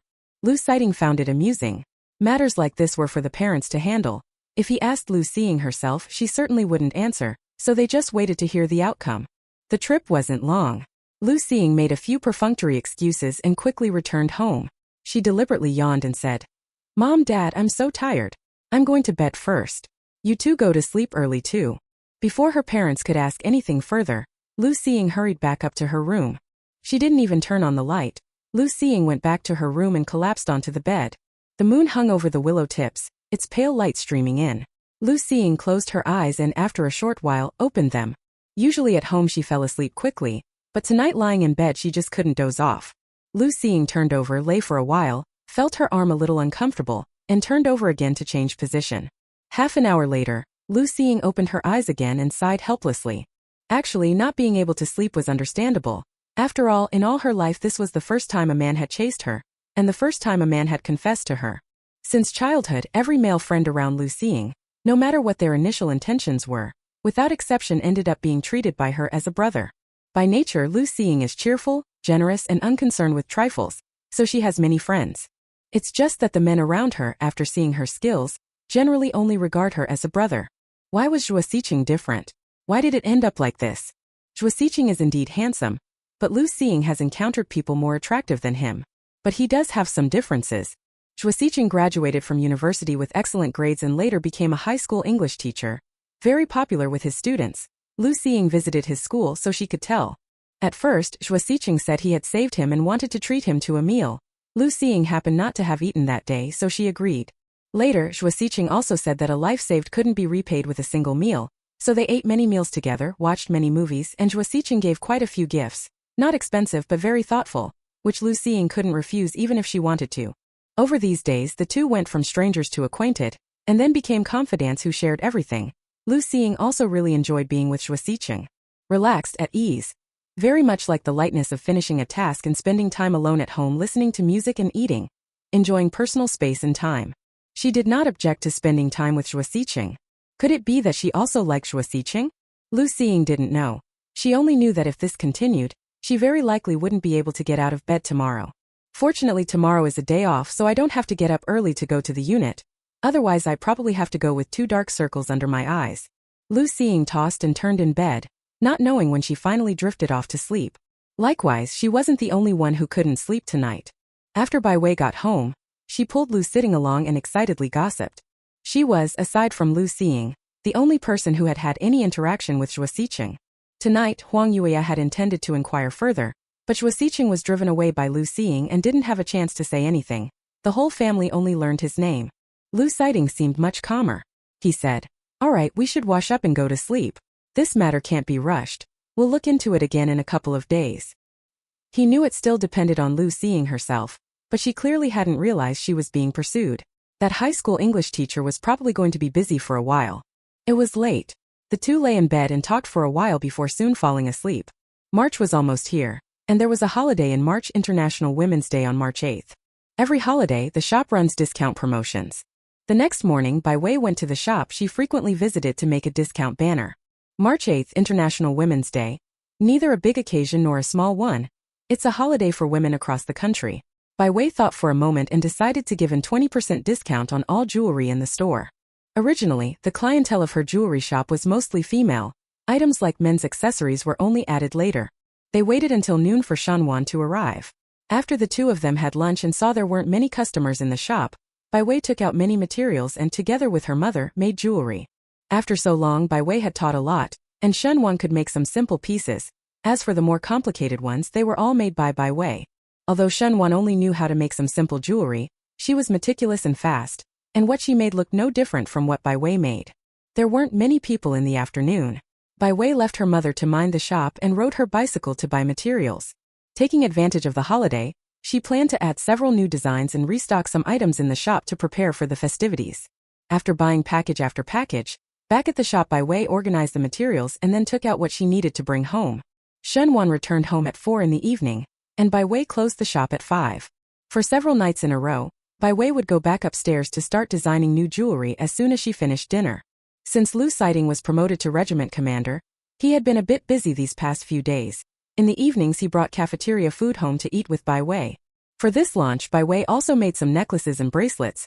Fresh, elegant designs that are very suitable for mature women over 30. Thinking of her mother at home and her mother-in-law, Bai Wei simply set one aside for each of them to give them during the holiday. On March 8th, Bai Wei got up early. All the new styles were displayed in the most prominent place in the shop to make sure customers could see them as soon as they walked in. Many people had the day off and there were quite a few out shopping. Bai Wei's shop had been open long enough to have built up a group of regular customers, and when they learned there would be new jewelry for International Women's Day and discounts, they all came to pick out pieces. The response to the new product has been very good. One item sold out before the morning was even over. However, stock is limited. Once this batch in the store is gone, you'll have to pre-order if you want more. Never underestimate a woman's buying power. That holds true at all times. After Shanwan arrived at the shop, she busied herself together with Bai Wei. Unexpectedly, a little after 10 in the morning, Lu Xiying also arrived. She knew Bai Wei's shop would have new arrivals, so she came to browse. Besides buying things for herself, she also bought some jewelry for Huang Yue. Bai Wei released several jewelry collections this time, including pieces in different colors. Bai Wei picked 2 different ones to leave for Shenwan and Huang Yue, and the rest all sold out. There weren't that many people at noon. The mother and daughter took turns watching the shop and eating, and they even rested for a while at midday. It was still fairly cold now. After the busy period passed, Bai Wei closed the shop door. Chapter 101. It's a good thing to finally see his true colors. Coincidentally, before long, a familiar face came into the store. Zhuo Xiqing walked in wearing a warm smile and said, "Hello. I'd like to pick out a piece of jewelry. Could you recommend something for me?" Bai Wei sprang to her feet and walked over, saying, "Sure. What are you looking to buy this time?" No need to think, Bai Wei already knew he was definitely buying it for Lu Xiying, so she smiled and made recommendations. "This is the new style that came in today. There are a few types. These are the best-selling styles, and there are a few colors." After Bai Wei's introduction, Zhuo Xiqing quickly chose the jewelry he wanted to buy. This time he bought a necklace that matched the bracelet from last time, but after buying it Zhuo Xiqing didn't leave. Instead he said to Bai Wei, "Comrade, could you do me a favor?" Bai Wei asked curiously, "What favor?" "Tell Xiaoying a message for me. This Saturday at 1 p.m., I want to invite her to the old place to watch a movie. Be there or be square." Zhuo Xiqing stared at Bai Wei intently and said earnestly, Please tell her I'll be waiting for her. I'll wait as long as it takes until she comes. Isn't it just going to a movie? Why does it feel like? Perhaps seeing her puzzlement, Zhuo Xiqing smiled wryly. Lately, I don't know what's going on. Every time I go to find Xiaoying, she isn't there. Even when I waited outside the military compound for a whole day, she still wouldn't come out to see me. Although Zhuo Xiqing couldn't get into the military compound, he had gone many times. He had people notify them, and Lu Xiying used to come out every time, so a few of the guards already recognized him. But in the past half-month, whenever he had time to go look for Lu Xiying, the guards would say she wasn't there. After it happened so many times, Zhuo Xiqing began to suspect that maybe Lu Xiying didn't want to see him. But why? Could it be that his last talk about confessing scared her? But that shouldn't be the case. Or perhaps she wasn't yet ready to be open in front of her parents, so she didn't want to meet for the time being? Zhuo Xiqing couldn't figure it out, but he knew that some things had to be said face to face. Otherwise, the longer he put it off, the harder it would be to control the situation. His memory was good. In that fleeting glance he had seen Bai Wei's face. Bai Wei was very pretty and distinctive, and he quickly recalled that she seemed to be the proprietor of a jewelry shop. So Zhuo Xiqing came up with a plan. On International Women's Day he would go buy something and ask Bai Wei to help deliver a message. No matter from which angle, Bai Wei was still very willing to help with this favor. Only, judging by what Zhuo Xiqing said, Lu Xiying had been avoiding him and refusing to see him during this period. Had something happened between them? Bai Wei withdrew her probing look, then said, "All right, I'll help you deliver the message, but whether she'll come to see you I can't say." Zhuo Xiqing breathed a sigh of relief and smiled. "Thank you." He believed Lu Xiying. Once she knew, she would definitely come out to see him. Zhuo Xiqing thanked them again, then left. Bai Wei stared at Zhuo Xiqing's retreating figure, thoughtful, until Shenwan came over and asked, "What's wrong? What did that man just say?" "Nothing, Mom. He just wanted to buy a necklace for his girlfriend and was asking me which one would be better," Bai Wei said casually. Afternoon passed, more people came in the afternoon. There were so many customers today that Bai Wei didn't close until after 6. Night fell, and Bai Wei turned on the small light Lu Xiying had installed at the front of the basket. In an instant, everything 5 meters away lit up. She arrived home smoothly. Lu Xiying was already cooking. After they finished eating, Bai Wei went straight to Lu Xiying's place. Lu Xiying had just finished eating and was sitting on the sofa watching TV. When she learned of Bai Wei's purpose, her face suddenly darkened. The moment the name Zhuo Xiqing was spoken, it was visible to the naked eye that Lu Xiying's expression changed. No, that difference is a bit much, right? Half a month ago, the two were still sweetly watching a movie together. Standing at the gate of the military compound, not caring if their parents would find out, they held hands and talked. Even if Lu Xiying didn't know Zhuo Xiqing's feelings back then, her happiness was unmistakable, something even Bai Wei could clearly see. How many days had passed? Just a dozen or so, and yet she couldn't even bear to hear the name? Bai Wei was puzzled and asked cautiously, "Sister, did he do something to make you angry?" "Not exactly. But whenever Lu Xiying thought about it, she would feel a tightness in her chest and an inexplicable unease." The very next day after Zhuo Xiqing confessed, she happened to have the day off. Bored at home, she decided to go to his school and, while she was at it, brought him a boxed meal from the military district canteen. Before she left, Lu Xiying told herself silently that she was just delivering a boxed meal to a friend. Zhuo Xiqing had given her so many things. What harm was there in her bringing a boxed meal? She had done it before, and besides, she happened to be off that day. Lu Xiying wasn't one to dawdle. As soon as she decided, she went. She had been to the school several times before, and each time Zhuo Xiqing had taken her in. The gate guard also recognized Lu Xiying, so he didn't stop her. Who knew that as she passed the playground, she saw Zhuo Xiqing walking with a female teacher. Maybe it was a woman's sixth sense, or maybe that teacher's smile was just too dazzling. Lu Xiying didn't go in. She turned and left the school immediately. She wasn't hungry. She couldn't eat the boxed meal and couldn't possibly throw it away, so when she left she absent-mindedly handed the box to the gatekeeper. Thinking this, Lu Xiying sneered and said, "I must have been blind. This man actually confessed to me," then immediately started flirting with another female teacher, trying to have it both ways? In your dreams. I won't be fooled. Bai Wei was very surprised after hearing this. She had met Zhuo Xiqing 3 times, and twice it was him coming to her shop to buy things. No matter how Bai Wei looked at it, he didn't seem like the kind of person who toyed with others' feelings. He looked like a gentle, honest schoolteacher, yet privately he was this kind of person? Bai Wei opened her mouth, then suddenly remembered something and froze. She remembered when she used to help people write letters at the post office.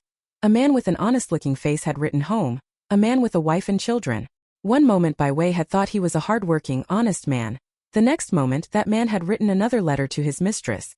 If you only looked at his face, no one would believe that a man with such a sincere, honest expression would keep a mistress and have children with her. It shows that you can't judge anyone by appearances alone. You can know someone's face without knowing their heart.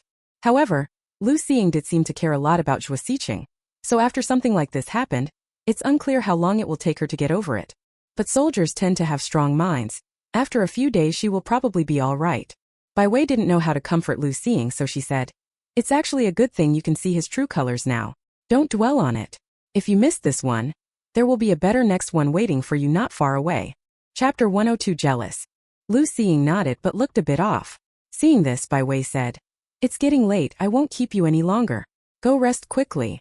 After Bai Wei left, Lu Xiying was the only one left at home. The TV was still playing a drama, but Lu Xiying gradually drifted into thought. Saturday arrived quickly. When she got up in the morning, Bai Wei saw the sky outside was bad. Clouds heavy as if it could pour at any moment, and she started to look for a raincoat. Lu Xiying grabbed Bai Wei and said, "Don't bother. I'll drive you to work and pick you up tonight." On Saturdays, weekends would normally bring a lot of customers, but because of the bad weather, people on the streets were hurried and there weren't many customers. At noon when Shanwang came to deliver lunch, she also brought an umbrella. Bai Wei stared at the dark, ominous sky and, for some reason, thought of Lu Xiying. She had passed on a message to Zhuo Xiqing, but since Lu Xiying now knew his true nature, she probably wouldn't go anymore, right? At this very moment Lu Xiying was sitting at home. Since getting up early this morning, she had been a little restless. If she were still at the unit today it would have been fine, but of course the whole regiment happened to have the day off so she could only stay at home. After lunch Lu Xiying wanted to go out for a walk to check the sky, but worried it might rain so she turned on the TV. She didn't remember a single thing the television was saying. Instead she kept glancing at the clock, looking at the minute hand twice each minute, checking the time again and again. No, Lu Xiying, he has no substantial relationship with you. At best you two are just ordinary friends. Now that you've cut off contact you're not even ordinary friends anymore. Why worry about him? From now on watch TV properly and stop thinking about it. Lu Xiying perked up and watched the TV intently, but 2 minutes later she yawned. This TV drama really is a sleep aid. Rumble. A lightning bolt streaked across the sky, followed by a torrential downpour. The sky went dark in an instant. Lu Xiying jumped up with a start. She looked at the clock. It was already 1 o'clock. Zhuo Xiqing, could he have already left? The weather was bad today, gloomy and overcast. Anyone going out would normally take an umbrella, and Zhuo Xiqing surely would have taken one too. But Zhuo Xiqing scheduled their meeting for 1 o'clock, and he always liked to leave early. Maybe that bookworm really did forget to bring an umbrella. No, even if he got soaked for not bringing one, what did that have to do with you? Lu Xiying was extremely irritated, forcing herself to sit down. The more she frowned, the deeper the crease became. A minute later Lu Xiying turned off the TV, went upstairs to change clothes, found an umbrella with a sullen face, and then went out. She was just going to take a look, just one glance. That bookworm's brain was ruined by studying. If he absent-mindedly went out without an umbrella and got soaked, yet stubbornly waited for her, he might get sick and be hospitalized. Then her guilt would be immense. Lu Xiying drove. The rain was heavy on the road with pedestrians and cars around, so she dared not drive too fast. When she reached the cinema entrance, Lu Xiying looked around and quickly spotted Zhuo Xiqing. The rain was coming down so hard that those who hadn't been able to get into the movie theater were now standing under the eaves of neighboring shops. The shops still needed to do business, so few people went inside to take shelter. As for the eaves outside, there were too many people hiding from the rain. Zhuo Xiqing was so thin he couldn't possibly squeeze in, so he went straight to stand under a big tree. Lu Xiying. What's the difference between standing under a tree and standing directly in the rain when it's pouring like this? In just a few minutes you'll be soaked through. He really is as dumb as can be. Lu Xiying opened the car door, held the umbrella, and went down to stand beside Zhuo Xiqing. She said, a bit exasperated as if disappointed he wouldn't improve. Everyone else is hiding under the awnings, why are you standing here? The rain is so heavy. What's the difference between standing here and standing in the rain? Even if you can't get in, couldn't you go to a less crowded, slightly farther shop? There's no need to get soaked like this. Also, you said 1 o'clock yourself. Even if you left at 12:30, with weather this gloomy, how did you not think to bring an umbrella? Lu Xiying felt both heartache and anger, but when she saw his pale face she swallowed the rest of her words. She couldn't bring herself to say them. After all, if it weren't to see her, Zhuo Xiqing really wouldn't have come here in weather like this. Zhuo Xiqing didn't mind being scolded. He also didn't care about his own body. He retorted, Xiaoying, why haven't you been willing to see me lately? Did I say something wrong or do something wrong? Or is it that when I said in front of your family that I wanted to pursue you without your consent, You got angry? Zhuo Siqing stood under the umbrella, his eyes fixed only on Lu Xing. Faced with these questions, Lu Xing couldn't answer any of them. How could she explain that she had gone to the school and seen Zhuo Siqing laughing and chatting with a female teacher, in a relationship that was more than ordinary? But what relationship did Lu Xing and Zhuo Siqing have? None. She had no standing to ask about it. If she said it out loud like that, it would make her seem jealous. Lu Xing felt a little awkward, lowered her eyes to avoid meeting his gaze and said in a low voice, Zhuo Siqing, stop it. Actually, we're not suitable for each other. Zhuo Siqing stared fixedly at Lu Xing. Rain ran down his hair, from his chin into his collar. The weather in March was still very cold, yet at this moment he felt nothing. He couldn't believe it, couldn't believe that everything between them during this time had been fake. He also couldn't believe that Lu Xing had no feelings for him. As for whether they're suitable, that can only be known after spending time together. They hadn't even begun, how could it be over? What exactly happened after he confessed that made Lu Xing change her attitude so drastically? Zhuo Siqing had a hunch that if he knew that one thing, he would know what to do. Zhuo Siqing's Adam's apple moved. He forced himself to stay calm and said softly, Xiaoying, even a criminal has a trial process, so the criminal knows what crime he committed. But I don't know anything. The raindrops hit the umbrella, the dense sound making him irritated. Lu Xing couldn't help raising her voice and shouted, Enough, stop wasting your breath. With the time you have, you'd be better off talking properly with your colleagues. You have the same profession and the same passions. Wouldn't you have more to talk about? Anything's better than wasting time on me. Right? As if struck by a bolt of lightning. The playground, the female teacher, the conversation. Although she didn't say it outright, Zhuo Siqing understood instantly. Lu Xing went to the school to look for him, and she saw Teacher Zhou talking to him about work. Xiaoying, that day Teacher Zhou only came to discuss substitute teaching with me. She had something on Wednesday and needed me to cover 2 classes, so that's why she asked me. Chapter 103. He's already like this, wanting to bully him too, that's perverse. Really, please believe me. Please don't mind. I'll be careful with Teacher Zhou. No, I'll be careful with all unmarried female teachers and keep my distance. Zhuo Siqing finally understood the most crucial point. He took a step forward, reached out and grabbed the umbrella, just where Lu Xing was holding it. For only a second, Zhuo Siqing reacted as if he'd been burned and immediately withdrew his hand. He looked awkward and said, Xiaoying, it's all my fault. Don't be angry. If you're still unhappy, you can hit me or scold me. Just don't ignore me anymore. Lu Xing said awkwardly, I didn't mind and I'm not angry, you're overthinking it. She hadn't expected the truth to be like this, but there was no way Lu Xing would admit she was jealous and angry. But Zhuo Siqing had explained everything clearly, and knowing the truth made Lu Xing feel much better. How about this, you go home first. The rain is coming down too hard today, and you'll get sick if you stay in wet clothes. Lu Xing no longer wore a cold expression. Her tone softened considerably. But we haven't watched a movie together in ages. It was hard enough for you to agree to see me today. I wanted to watch a movie with you. Zhuo Siqing looked at her with some grievance and said, As for the clothes, it's fine. I can go buy a clean set to change into. It won't take long. No. Lu Xing said sternly. Being ill isn't something to joke about. You can watch the movie next time. Right now you have to go home. When they left the house, it had already started raining outside. It took Lu Xing more than 10 minutes to drive over, and the two of them stood under umbrellas talking for quite a while. Given Zhuo Siqing's physical condition, this illness was probably inevitable.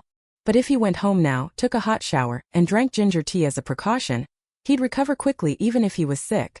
But if they followed Zhuo Siqing's suggestion, Lu Xing would probably have to take gifts to the hospital to see him tomorrow. When it came to serious matters, Lu Xing's word was final. Zhuo Siqing didn't dare say much either. He had only just cleared up the misunderstanding, and the two had only recently reconciled. So he definitely didn't want to do anything to upset Lu Xing now. They got into the car. Lu Xing drove very steadily and soon brought Zhuo Siqing to the Murphy residence. The car window rolled down, revealing Zhuo Siqing's ashen face, and the guard quickly let them through. Watching Zhuo Siqing open the door and already standing in the foyer, Lu Xing turned to leave. Zhuo Siqing hurriedly grabbed Lu Xing's hand and said, Next week same time, shall we go out for a walk?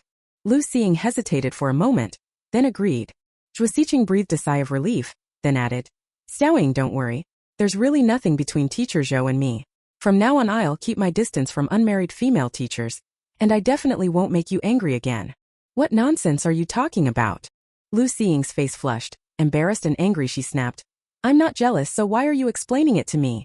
But Zhuo Siqing hadn't actually said she was jealous, and now that she put it that way, it sounded like she was trying to hide something and only drawing more attention to it. Lu Xiying and Zhuo Xiqing exchanged a look, and like cats stepped on their tails, they were so angry they went straight back to the car. The car started up quickly. Zhuo Xiqing called out, "Take it slow on the road, be careful." The car sped up, and Zhuo Xiqing stood at the entrance, grinning like an idiot. Only he quickly stopped smiling. Standing under the big tree getting rained on for 15 minutes, then wearing clothes soaked with rain while standing in the wind for a while, with Zhuo Xiqing's constitution it would be hard not to get sick. Late at night, Zhuo Xiqing lay in bed with a high fever, coughing softly without stop. Cough cough, cough cough. Stars seemed to be dancing before his eyes, flickering constantly, and Zhuo Xiqing could hardly keep his eyes open. Ahem ahem. He touched his forehead, and Zhuo Xiqing quickly assessed his condition, then dragged his heavy body up and groped his way to the living room to make a phone call. On the stormy night, the lights in the villa stayed on all night. The next day, Lu Xiying finished her daytime errands and returned home at 5 in the evening, then packed up and went to the Murphy residence. During the time they'd spent together, Lu Xiying had long known how fragile Zhuo Xiqing's health was. Whenever the seasons changed, a little chill could bring on a cold, and after getting soaked and windblown this time, he was likely to fall ill that very night. Why not take something to see him? Lu Xiying brought some tonics, things her family or friends had given her. Since she doesn't eat them herself, she took some of the good ones to give away. She took a taxi to Murphy Manor. After registering at the gatehouse, Lu Xiying was allowed in. Sure enough, Zhuo Xiqing was lying in bed. When he saw Lu Xiying, he wanted to sit up, but even such a simple movement set off an uncontrollable coughing fit. "You ahem, sit down." Zhuo Xiqing struggled to sit up, but Lu Xiying gave him a hand. "Have you eaten? Do you want something to eat?" Seeing Lu Xiying, Zhuo Xiqing's happiness was written all over his face. Though compared to usual he clearly looked unwell, sickly, like getting out of bed would be a struggle. Lu Xiying almost laughed in exasperation. He'd become like this and still wanted to eat with her. Was he completely disregarding his own health? But still, feeling somewhat sorry, Lu Xiying only whispered, "What do you mean eat? You should lie in bed and rest. When you're better you can do whatever you want, right?" Zhuo Xiqing's eyes lit up, staring at Lu Xiying without blinking, but soon his brows and eyes drooped, and he seemed a bit listless. His fuzzy little head, his overly pale cheeks, Lu Xiying suddenly felt a bit restless. He looked so easy to bully now that Lu Xiying felt an urge to tease him a little, to see if bothering Zhuo Xiqing would make him so angry he'd cry. If he really cried, would he cry loudly, or would he hold it in, clenching his lips as tears fell drop by drop? "Wait, Lu Xiying, what on earth are you thinking?" Lu Xiying came to her senses and looked at Zhuo Xiqing's pitiful expression, unable to help despising herself in her heart. He was already like that, and she still wanted to bully him. How perverse of her. "Xiaoying, what's wrong with you?" Maybe her gaze was too naked. Zhuo Xiqing noticed something and spoke up to ask. Lu Xiying choked a bit. She was thinking about how to answer when the door was knocked. It was the Zhuo family relative who had helped last night. Zhuo Xiqing called her Aunt Zhuo. She had stayed here all day today too. Aunt Zhuo came in carrying 2 cups of water. "Drink more water, it's good for your health. Young lady, have some too." Lu Xiying. "Thank you." There weren't many people in the Zhuo family.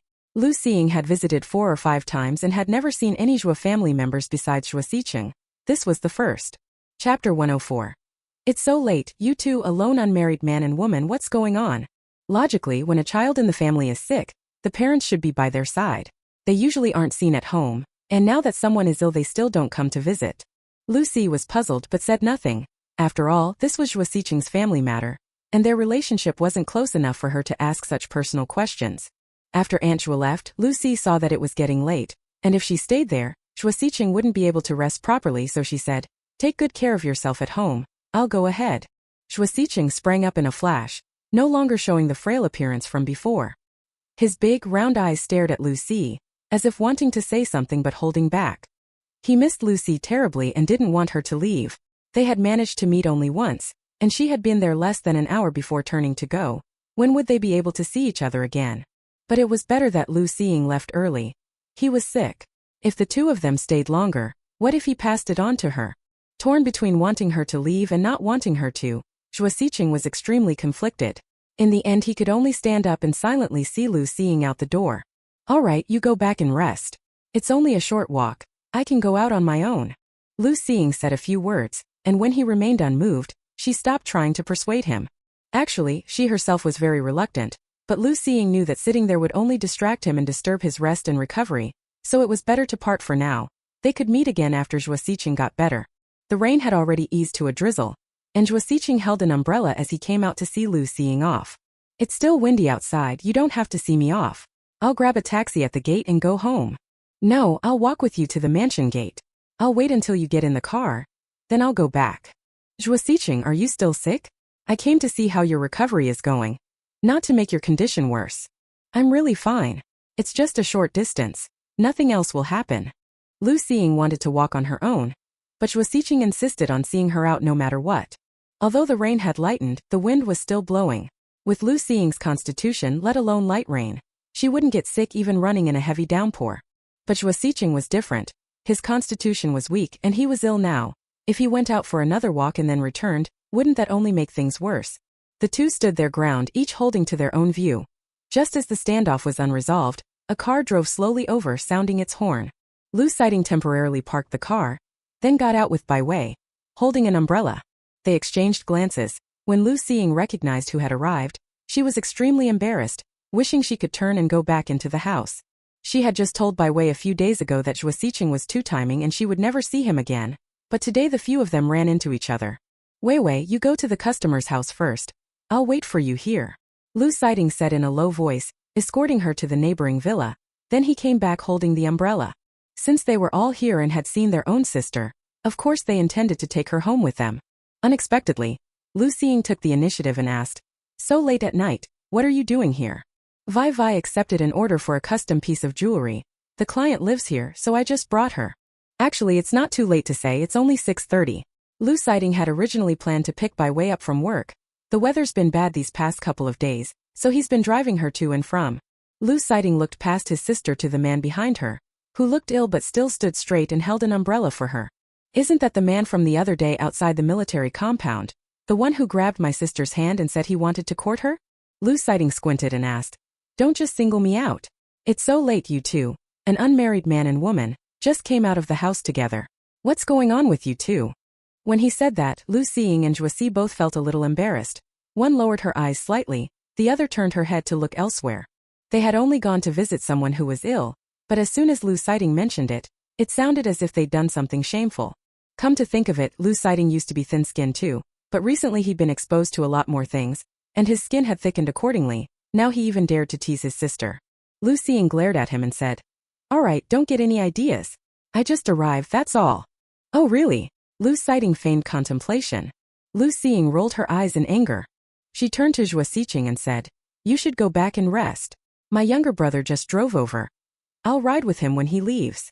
Zhuosiqing nodded, and Lu Xiying tilted the umbrella over as Lu Xiying and the other got into the car together. The rain was light, a steady drizzle. Once they were in the car they started bickering. Sis, who would have thought? When I got promoted last time this kid had just confessed. How long has it been? A month? He sealed the deal with you that fast. Mind your own business. I already told you I just arrived. What are the odds?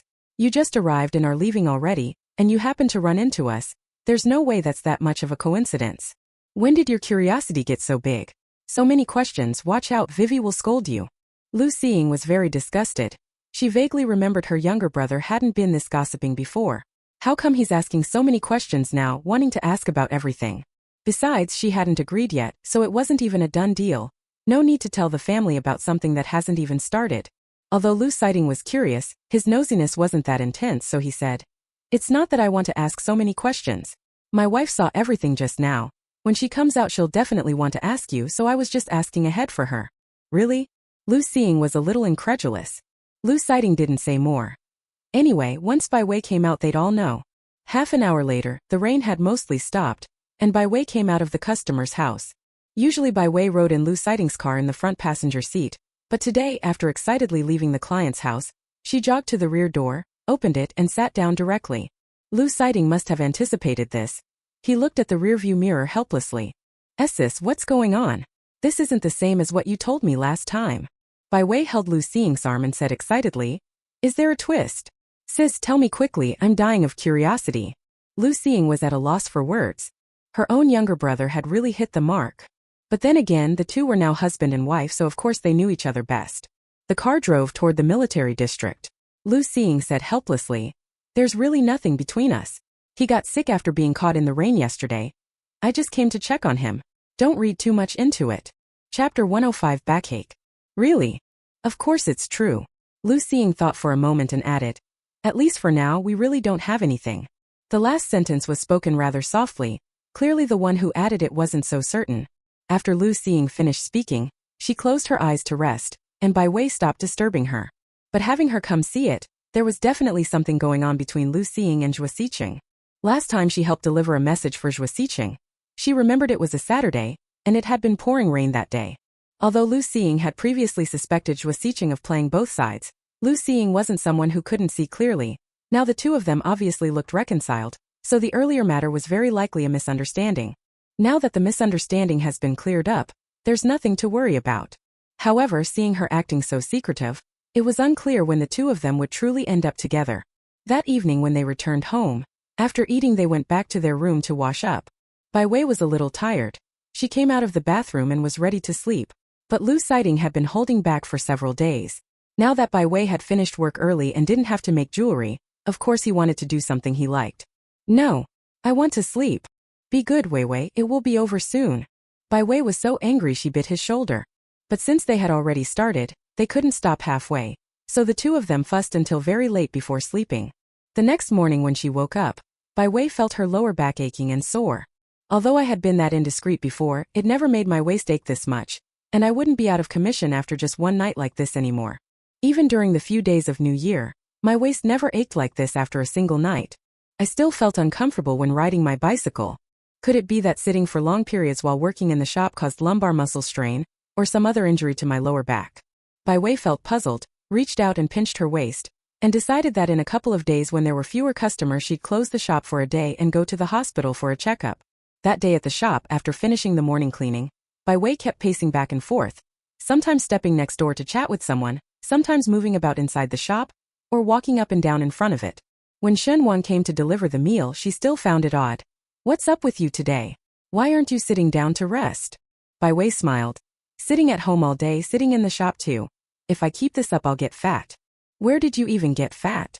Shen Wan pulled Bai Wei to look left and right, a bit disdainful. "With just those few pounds of yours, if a strong wind came you'd probably be blown away." Bai Wei hadn't checked yet, and didn't much want to tell Shen Wan. If Shen Wan knew, she would probably close the shop right then and there and go with her to the hospital. But Bai Wei knew she had only become like this after causing a fuss last night and waking up this morning. If she went to the hospital, how would she explain it to the doctor? Besides, it wasn't a big deal, but parents are different. If their child feels even a little unwell, they want to rush to the hospital. Bai Wei didn't want to worry her mother, so she didn't say anything. That evening Bai Wei closed the shop early and went home. Lu Xing hadn't finished cooking yet when Bai Wei was already pacing around the yard. She reached out and rubbed her lower back again.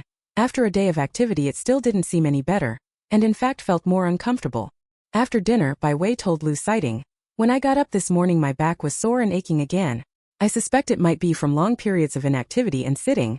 Maybe a lumbar muscle strain. Then let's go to the hospital and have it checked." It's not a big deal, go in a couple of days." Lu Xing reached out and pressed twice at different spots on Bai Wei's waist. "Does it hurt here?" "It hurts. Here. SSS." You could tell this whole area was painful. It probably wasn't anything serious. If she had injured something, Bai Wei likely wouldn't even have been able to come to the shop today. But she still refused to go to the hospital. Lu Xing was a little worried. If this continued, her back would only get worse. "Go upstairs first. Lie down in your room. I'll massage you in a bit." Lu Xing helped Bai Wei onto the bed to lie down, went downstairs to tidy up the kitchen and dining room, washed his hands and then returned upstairs. Bai Wei took off her top and carefully found a comfortable position to lie face down. Lu Xing knew a bit of massage. After rubbing his hands warm, he began to massage Bai Wei. "If it hurts, tell me." "Okay. Is this pressure okay?" "Harder." While massaging, Lu Xing watched Bai Wei's reactions. He kept at it for a whole hour before stopping. I have to admit, Lu Xing's skill was really good. After the massage, although her lower back was still a bit sore, it was much better than during the day, and her whole body felt very comfortable. Bai Wei turned over and stretched lazily again. Lu Xing had broken a sweat. Controlling the pressure for an hour wasn't an easy task. After making sure Bai Wei was feeling much better, he went to the bathroom to take a shower. That night, they did nothing and slept straight through until morning. After Bai Wei arrived at the shop, she didn't feel anything uncomfortable. As long as she didn't press hard on her waist on purpose, there was no pain. However, if she was busy for a long time, she still felt somewhat achy and weak. For 3 days in a row, every night after returning home, Lu Sighting would give Bai Wei a massage on her waist. By the weekend, Lu Sighting had the day off. Bai Wei told her mother in advance that the shop would be closed for the day, so she got into Lu Sighting's car and went to the hospital. At that time the hospital wasn't very busy. After registering, they were soon called into the consultation room. "Doctor, my wife's been having a very sore lower back for the past 2 days. Could you take a look and see what's wrong?" Dr. Chun was an experienced specialist. After hearing them, he stood up, told Bai Wei to stand as well, had her lean against the wall, and then pressed a few spots on her lower back. "Does this hurt here?" "It doesn't hurt." "How about here?" "Doesn't hurt either." Dr. Chun, though in his 50s, was quite strong. After confirming those spots on Bai Wei didn't hurt, he said, "It's nothing serious. Go home and rest well, don't overexert yourself. If you still feel soreness in your lower back, buy a slightly lower pillow and put it under your waist when you sleep. That will help your back a lot." It was different from later generations. They didn't prescribe a bunch of medicines every time you went to the hospital. Once they were sure there were no other problems, you could just leave. On the way back, Lu Sighting drove straight to a bedding store and started picking out pillows. They wanted one that was a little lower, a bit smaller, not too soft or too hard, with moderate firmness. In the end, the two of them chose a pink and white pillow to take home. Because stopping at the bedding store took a detour, they had to circle back on the way home. After 20-some minutes of driving, when they arrived, Bai Wei was already asleep. Chapter 106. Pregnant? Lu Sighting thought she was just tired, so he quietly carried Bai Wei out and placed her upstairs, then began making lunch. By the time lunch was nearly ready, Bai Wei had just woken up. Seeing herself awake in bed, Bai Wei was momentarily stunned. She seemed to have, without realizing it, fallen asleep. Actually, during this period, Bai Wei not only felt her lower back aching easily, but her whole body too. It seemed like any little activity made her tired, and then she would become drowsy. A few nights in a row, knowing she wasn't feeling well, Lu Sighting stopped fooling around. By day he only busied himself briefly at the shop, with Shen Wan's help. Logically the workload hadn't increased, so why had she been feeling off everywhere these past few days? Bai Wei lay on the bed thinking, and before long began to yawn. It was probably still because of this body. This body was only an ordinary one, or rather a bit worse than ordinary. She didn't get much exercise in her daily life, just rode a bicycle for about 10 minutes to and from work. Not like before she transmigrated, when she often jogged downstairs in her neighborhood to exercise. The run really made people feel good. Bai Wei thought it over. After her health improved a bit, she would go running in the military compound at night, or do other exercises. She had to train her body properly and improve her fitness. That would be good for her. Soon Lu Sighting finished cooking and went upstairs to call Bai Wei to eat. Maybe it was the gradual warming of the weather. Bai Wei felt lethargic and had no desire to get out of bed. In the end it was Lu Sighting who pulled her out of the covers, saying, "You can sleep, but only after you've finished your meal, then you can take a nap." Bai Wei had no choice but to go downstairs to eat with Lu Sighting first. She had originally planned to go out for exercise in the evenings, but after trying that plan for 2 days she sensed something was off. Following the doctor's instructions, placing the small pillow under her waist every night while sleeping had indeed improved things a lot. And having rested well these past few days, Bai Wei felt more energetic. While doing crafts at home at noon, her gaze flicked to the calendar book on the table. This month's page was still spotless. She had a habit of marking her period on the calendar. Every month 7 days would be circled in red. But March was nearly over, and the March page remained clean. Bai Wei thought carefully and realized she truly hadn't had her period this month. Could it be she's pregnant? Bai Wei suddenly became excited. She wanted to find something to test with to see if she was pregnant. She walked around the room twice and remembered that there might still be a pregnancy test kit. If she wanted to know for sure whether she was pregnant, she would have to wait a while and go to the hospital for an exam. After realizing this, Bai Wei was happy all day.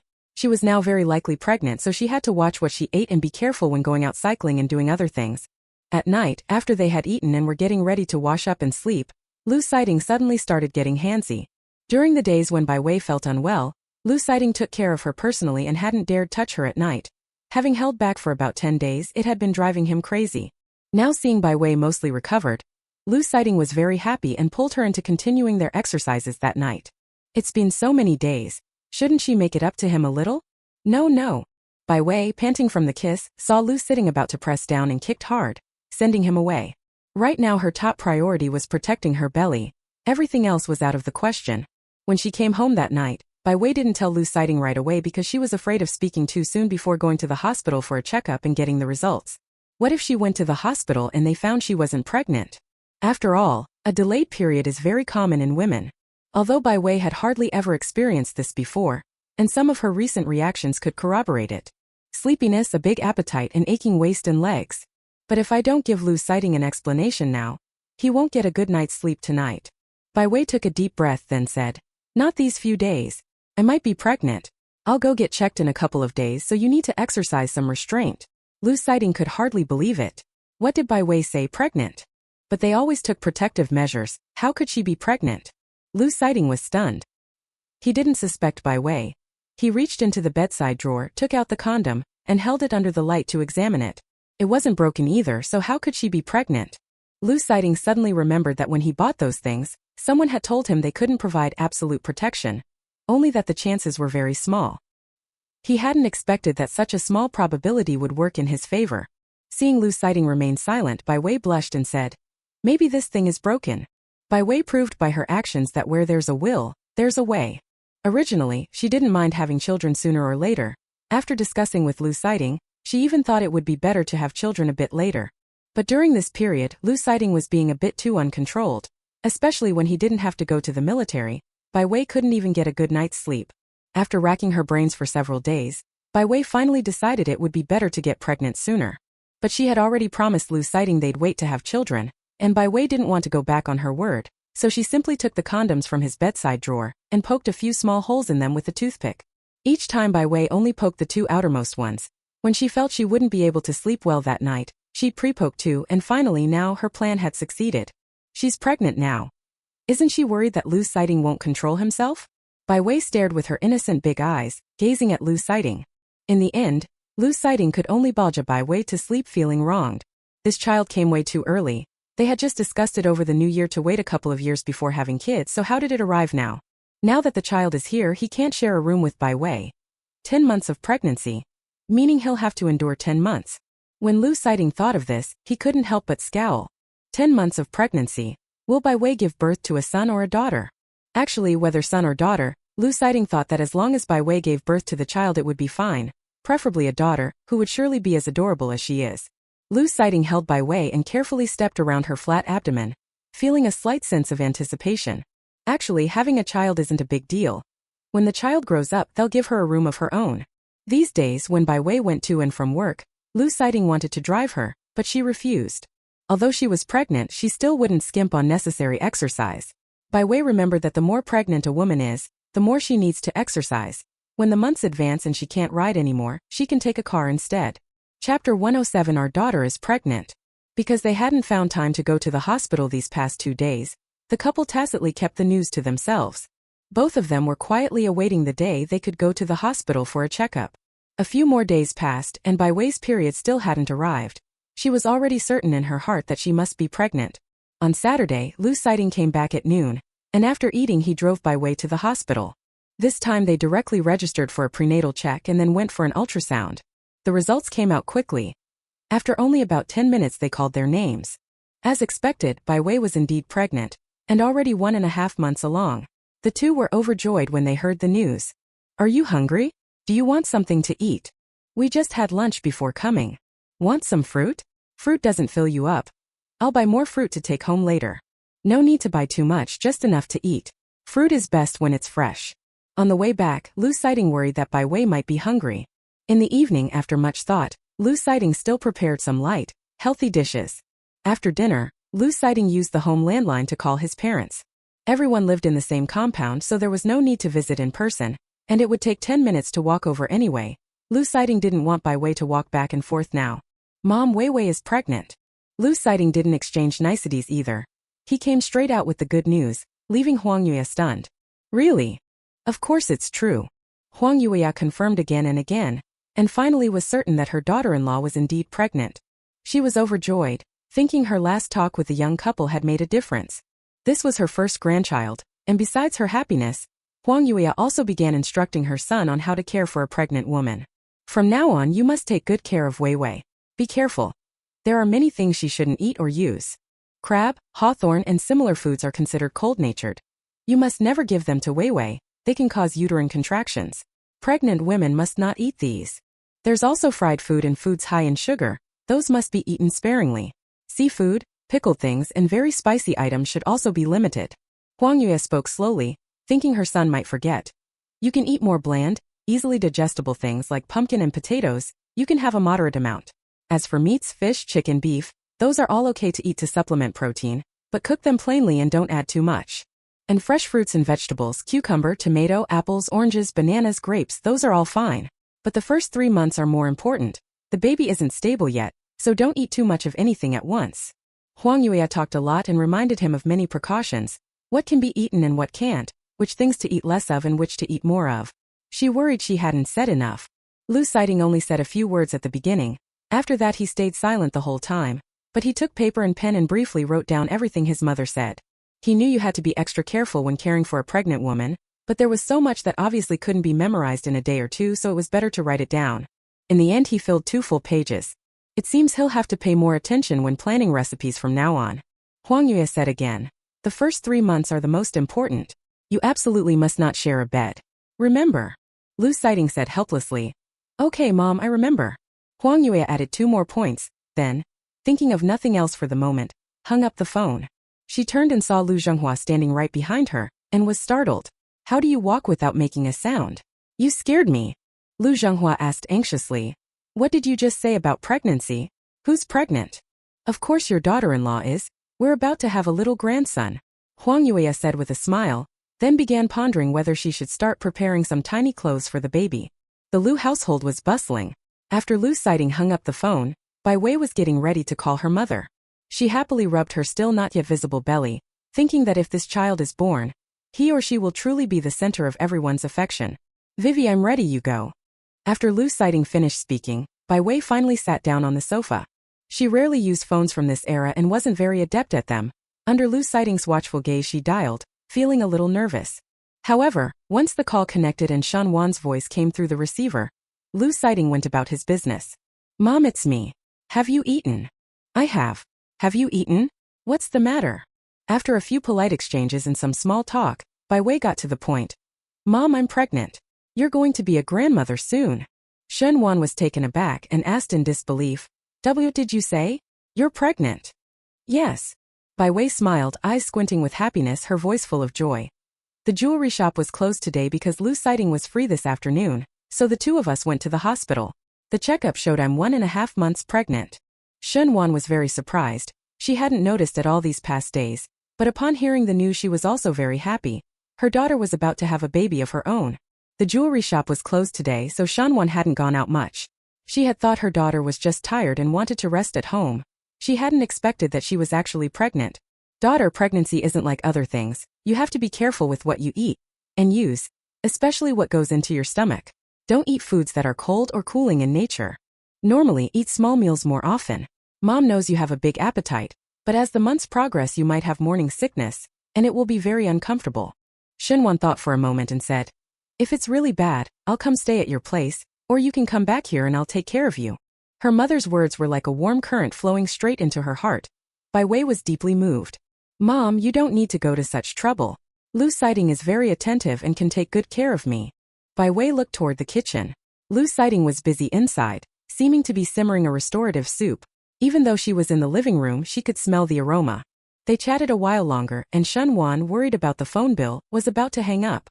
As soon as the call ended, Shen Wan excitedly shouted, Bai Yaodan. Bai Yaodan finally replied, Hey, what's wrong, wife? Our daughter is pregnant. Really? That's wonderful. Ha ha ha ha ha. Bai Yaodan was also very happy, rubbing his hands and excitedly twirling in place, then ruffling his hair before saying, Wife, in a few days, go to the bank and withdraw some money. Our daughter is pregnant and needs good food. Buy her some supplements so our little grandson can grow up healthy and strong. Chapter 108. Could it be that she's gained weight? He was right. A pregnant woman should eat more of the good stuff and take some tonics. It's good for her and good for the baby. Shen Wan agreed and planned to go have a look in a few days. But her daughter was a bit picky and only liked tasty things, so when choosing supplements she tried to buy ones that tasted better.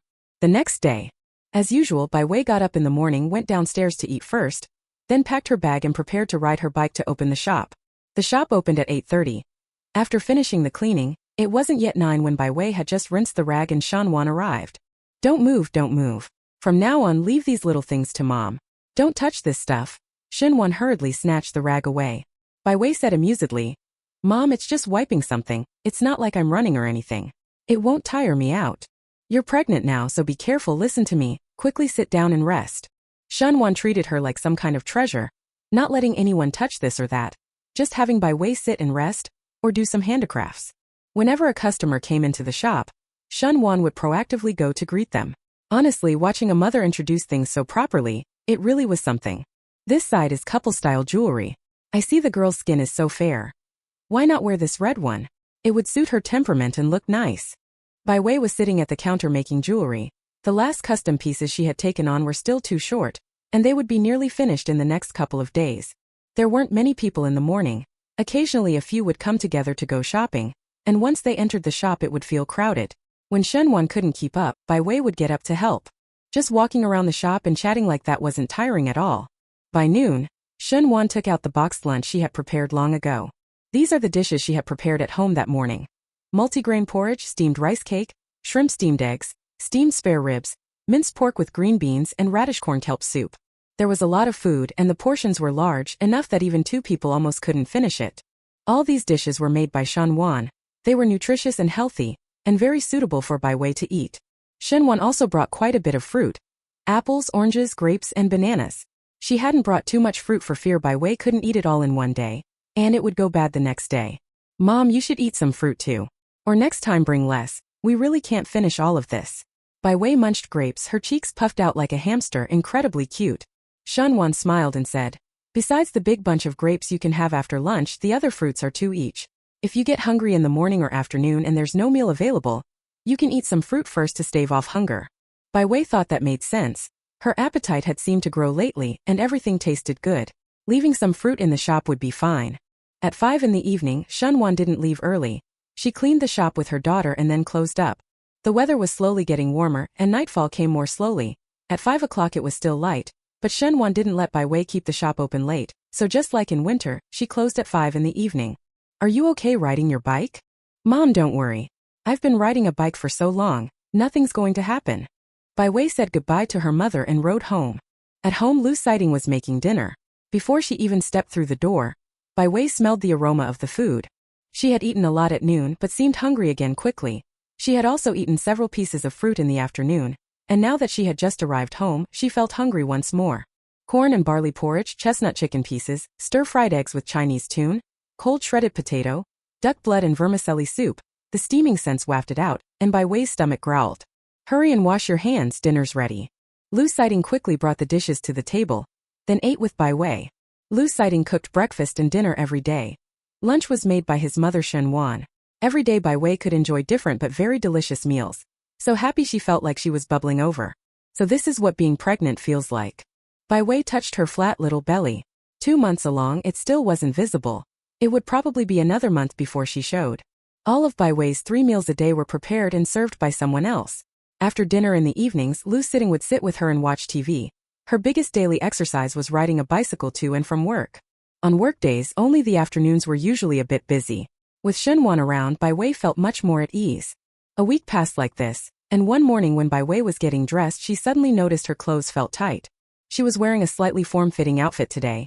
Normally it fit just right, so why did it feel tighter today? Was her belly getting bigger? Bai Wei circled in front of the mirror, puzzled. Her waist was still slim. There was no visible bulge. Bai Wei put the shirt she'd just taken off back on. At a few spots on her arms and waist it still felt a little tight. Could she be gaining weight? Like a thunderbolt from a clear sky, Bai Wei examined herself closely and realized she really had gained a bit of weight. She knew that women inevitably put on weight during pregnancy. After all, there's a baby in the belly. But right now, the one in her belly hasn't even started to show. How could she have gotten fat already? Bai Wei ran through her daily meals in her mind. Even the simplest days were 4 dishes and a soup plus fruit after the meal. Very good food. At home Lu Sighting cooked, and at noon Shunwan brought food to the shop. Both of them cooked like top chefs, and Bai Wei would easily overeat. Besides, other than biking to and from work, she did no other exercise, she was just a bit fat. Bai Wei looked at herself in the mirror and made up her mind. She really had to control her diet or start exercising. Otherwise, if her belly didn't get big but other parts of her body did, after giving birth her figure might be hard to restore. Thinking of how she'd look if she kept getting fat, Bai Wei immediately made up her mind. But since that outfit felt a bit tight, she decided not to wear it for now and instead found a slightly looser shirt. After getting dressed and going downstairs to eat, Bai Wei didn't eat much. After cycling to the shop, she didn't listen to Shunwan and stayed seated, not moving. When there were no customers, she walked back and forth between the shelves. At lunchtime, Bai Wei had intended to eat a little, but her stomach grumbled, reminding her it hadn't been fed enough. Shenwan didn't notice anything and kept serving Bai Wei food. Girls look better when they're a bit chubby. Don't always talk about losing weight. You're carrying a child now, so you should eat more. You're eating for more than yourself. You've got the baby's share too. No wonder they're mother and daughter. Before Bai Wei could say anything, Shenwan casually brought up the topic while chatting. When Bai Wei heard it, she thought it made a lot of sense. She wasn't eating alone anymore, but for two people, so even if she ate a bit more, it didn't matter. She simply decided not to worry about eating less. Chapter 109. You have to spoil me together. Anyway, she had already decided to exercise.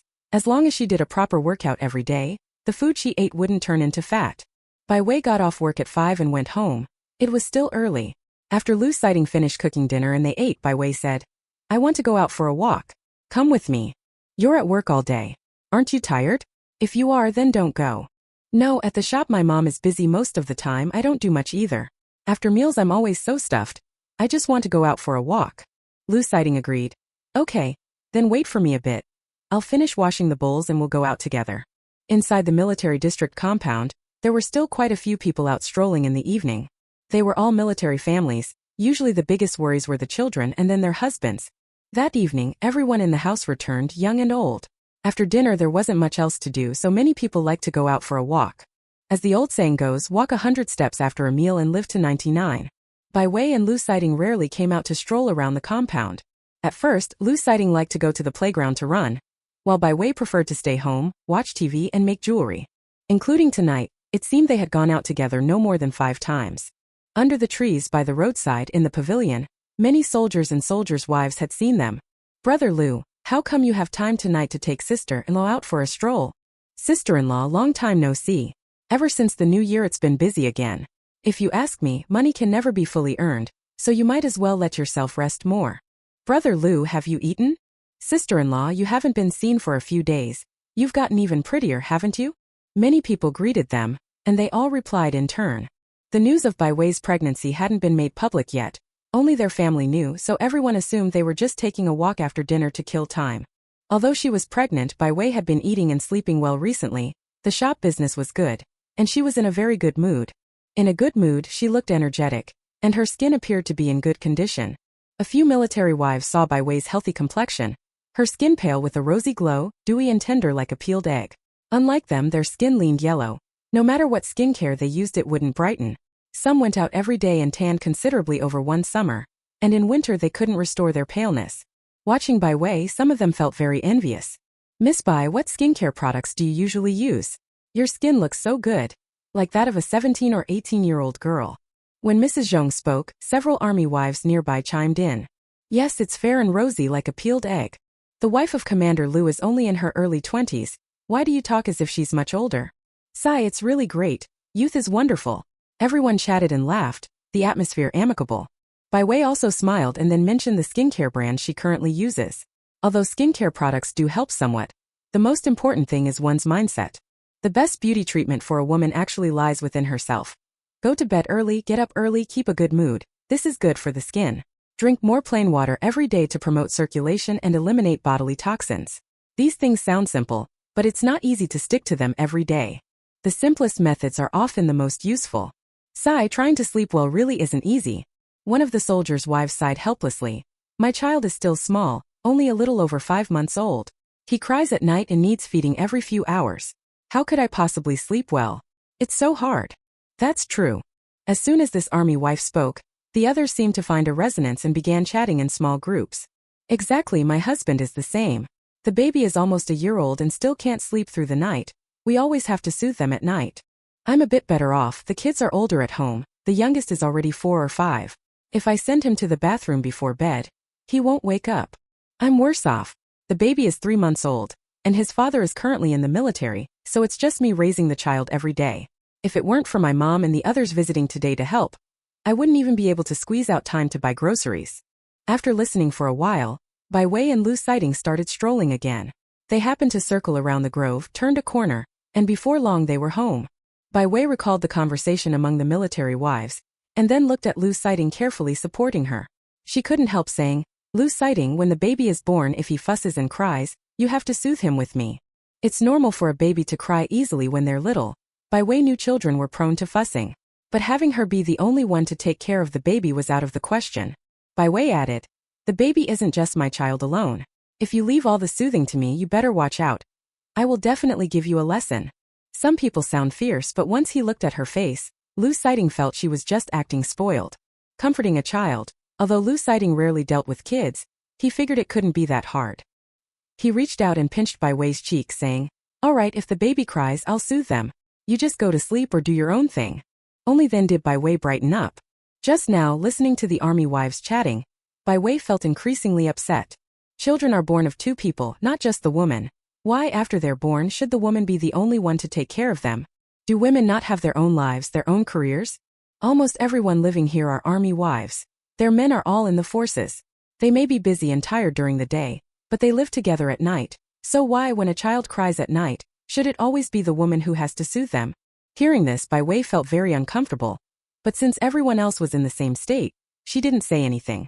However, when her child is born, both father and mother will definitely take care of the baby together. It will never be one person alone. Fortunately, Lu Sighting was still reasonable. As soon as Bai Wei mentioned it, he agreed. After washing up, Bai Wei sat at the table ready to draw. While out for a walk tonight, a flash of inspiration struck her. She suddenly thought of a design for the baby's long life lock. A few days earlier, Bai Wei had been planning to design a longevity lock and a silver bracelet for the child. But the styles of longevity locks at the time were monotonous, so Bai Wei wanted to design them herself. However, after thinking for several days, she had no clue. Just after returning, as Bai Wei looked out at the myriad lights of the military district, inspiration suddenly struck. When Lu Sighting finished his shower and came out, Bai Wei had just finished drawing the design. She picked up the paper and examined it under the light again and again, very pleased. Chapter 110. Both giving roses to each other seems not very smart. After finishing the main one, Bai Wei drew several more cute longevity locks. These were clearly the kind kids wear. When the baby is about to be born, Bai Wei will go to the jewelry store to have one longevity lock made. The rest can be made later. Wei Wei, it's time to sleep. Bai Wei looked up at the clock. It was already 10:10. She really should go to sleep. She put away the design drafts, preserving them carefully, then prepared to go to bed. Both of them had showered and lay in bed chatting for a while. Bai Wei began to feel sleepy. In the past few nights she hadn't gone out and had finished her washing early, often lying in bed ready to sleep by 9:30. Tonight was half an hour later. Lu Sighting held his soft, fragrant wife in his arms, his heart beating a little faster. He buried his face against Bai Wei's neck and inhaled. He could only feel that faint, delicate scent irresistibly drifting into his nose. What could be more painful than being able to see and touch something but not taste it? Lu Sighting couldn't think of anything more tormenting than that. The soft, boneless little hand was in Lu Sighting's. He slowly opened his eyes. With his 5.2 vision, he could clearly see Bai Wei's body exposed, every patch of her fair skin. If it were the usual times, or rather, 10 days earlier before Lu Sighting knew about Bai Wei's condition, he could have done as he pleased. But now, Lu Sighting reluctantly got out of bed, then went to take a cold shower. Bai Wei had just become pregnant, and Huang Yuya had specifically warned him that they couldn't have intercourse during the first 3 months. At the very least they had to wait until after 3 months. For the child's sake, for Bai Wei's health, he could only choose to endure it himself. Lu Sighting rushed for more than 10 minutes, and Bai Wei lay in bed with the quilt over her head, secretly laughing out loud. In the past, whenever she reminded Lu Sighting to exercise restraint, he had the memory of a fish, at best remembering for a day, and by the next night he'd completely forgotten. Bai Wei wasn't exactly uncomfortable, but sometimes when she was tired she just wanted to sleep well. But Lu Sighting had far too much energy. Now it was fine, she was pregnant, and she didn't even need to remind him. Lu Sighting would control himself. Bai Wei touched her lower belly, the smile on her face refusing to fade. What a pity there were family planning rules now. Otherwise, after this baby was born, she would have wanted to get pregnant again. Pregnancy lasts 10 months, plus at least a month of confinement. That's almost a whole year. In April the weather was just right, neither cold nor hot. Bai Wei, covered by a thin quilt, still wanted to kick it off. Lu Sighting came out after a cold shower, and when he returned to bed, Bai Wei was half asleep, half awake. Although her body had temporarily cooled down, she was still burning inside. Before long, Bai Wei rolled over and cuddled up to Lu Sighting to sleep. Lu Sighting had no choice. He couldn't bear to push Bai Wei away, but if he held her like that he couldn't sleep. Now he understood why couples sleep separately for a while after the wife becomes pregnant. The next morning Lu Sighting got up early, timed it just right to finish the meal, ate a little himself and then left. Half an hour later, Bai Wei got up for work. The breakfast was still steaming hot. The young couple were living very happily, while at the Lu household someone was already in deep misery. Ever since Bai Wei became pregnant, Lu Xiying's pressure had been mounting, because his parents urging him to marry grew more frequent. Take this morning for example. The three had been sitting together eating breakfast peacefully, when the push to get married came out of nowhere. Huangya. Waiting and waiting, our little grandson has finally come. I just don't know when we'll get to see a little grandson on my daughter's side. Lu Zhenghua. If you want to see a little grandson from our daughter's side, first our daughter has to get married. Otherwise where would that grandson come from? Huang Yueya. That's true. Xiaoying, when are you planning to get married? Look at your brother, by next year he'll already have a child. You as his aunt still aren't married. When you have children later, yours will be younger than Xiaoting's. Lu Zhenghua. Exactly. How can the younger brother already have kids when the older sister still isn't married? Huang Yue brought a corn cob to Lu Xiying and said, enough talk. First you need to make up your mind so we can feel a bit more at ease. Lu Zhenghua. Yes. The last time we went out to eat, when we came back we saw that young man. Dad. Before he could finish, Lu Xiying couldn't help but say, I know, but you have to give me some time to think it over. Lu Xiying had a splitting headache. She ran off before finishing her breakfast. Actually, she herself was very conflicted. When Zhuo Xiqing confessed to her last time, Lu Xiying didn't know her own feelings yet and only thought he was a very good friend. But over these days she gradually realized that she probably liked him. But it's been so long since he confessed last time, and during this period the two of them haven't been like before, going out to play every other day or once or twice a week. Since Zhuo Xiqing confessed at the courtyard gate last time, he hasn't brought up dating her again during these recent outings. Lu Xiying thought they might as well settle the dating matter first, to stop her parents from constantly urging her to get married. Ever since Bai Wei got pregnant, whenever Lu Xiying went home she was almost every day subjected to similar marriage-pushing remarks. Nothing is worse than marrying later than your younger brother. You'll also have children later than him. And if you still don't marry, the gossip will stretch all the way to the riverbank. Or if you marry when you're older, having children will be bad for a woman's health. In short, what people said most was that Lu Xiying will have a child next year. If she doesn't marry soon, it'll be far more than a little late. If her parents were firm, Lu Xiying could still hold on to her own ideas, but each time they brought it up casually, or her mother asked her gently, Lu Xiying found it hard to refuse. Before it didn't matter that there was no one she liked, but now Zhuo Xiqing was right in front of her, why not just agree? Lu Xiying made up her mind. That evening the two of them went to dinner together, at a nearby Western-style restaurant. Lu Xiying was somewhat absent-minded while eating, but Zhuo Xiqing also seemed a bit distracted. Neither noticed the other's oddness. After they finished eating, Lu Xiying said, I suddenly feel a bit unwell. I'll just go to the restroom. Wait for me here a moment. Using that as an excuse to leave, Lu Xiying started back. She remembered that on this road there was a flower shop. She soon found the flower shop. Lu Xiying went in and bought 9 roses, planning to give Zhuo Xiqing a surprise. Last time Zhuo Xiqing confessed, she didn't give an answer. This time the confession could have a response. Lu Xiying hid the roses behind her back, then went back to find Zhuo Xiqing. Chapter 111. Could he be drunk? Buying too many roses was useless, and they were hard to hide, so Lu Xiying only bought 9. Very soon Lu Xiying found Zhuo Xiqing. It was the first time she had done something like this, so she felt a little nervous and didn't notice that Zhuo Xiqing's expression was somewhat strange. I have something to tell you. I have something to tell you. Unexpectedly, the two spoke at the same time, and the words they said were exactly the same. Lu Xiying was stunned for a moment, then said, Then you go first. Zhuo Xiqing shook his head and said, It's better if you go first. Aye. The courage Lu Xiying had just mustered suddenly got punctured, unknowingly seeping away. They were standing beside the narrow street. There weren't many pedestrians, but every now and then a few people would pass by. Lu Xiying tightened her hand around the rose. A thin sweat formed on her forehead. She had the persistent feeling someone was watching her. But when she turned her head there was no one paying them any particular attention. Lu Xiying grit her teeth and said, You go first. After you're done I'll speak. Although Zhuo Xiqing didn't know what Lu Xiying intended to say, the hand hidden behind him had broken out in sweat from nervousness. They both stammered and hesitated, each deferring to the other, but if they kept stalling like this, today's plan might not happen. Zhuo Xiqing took a deep breath, summoned his courage, and brought out the hand he had been hiding behind his back, revealing 9 bright red roses. Lu Xiying, will you be my girlfriend? Zhuo Xiqing's voice trembled with nerves. I've heard that 9 roses signify staying together and a passionate, lasting love. I want to give you 9 roses. I hope you'll accept them. Who could refuse when a man with a refined, Handsome appearance confesses to you and even gives you roses. Lu Xiying was stunned, but what shocked her now was that Zhuo Xiqing had actually chosen the same 9 roses, and the same night. Seeing Zhuo Xiqing looking nervous while still forcing a calm expression, Lu Xiying couldn't help but think how she hadn't noticed his odd behavior tonight. Probably because she was hiding something too. Lu Xiying couldn't help smiling, then took the roses hidden behind her back and said, "What a coincidence, I also bought 9 roses, they seem just like yours." Zhuo Xiqing was also surprised, but quickly his face filled with excitement. He hadn't expected Lu Xiying to have bought roses too, which could only mean. He asked somewhat eagerly, "Xiaoying, you gave me roses, what does that mean?" "Of course it's to ask whether you'd be willing to be my boyfriend." Lu Xiying answered without hesitation, smiling brightly, and Zhuo Xiqing was instantly stunned.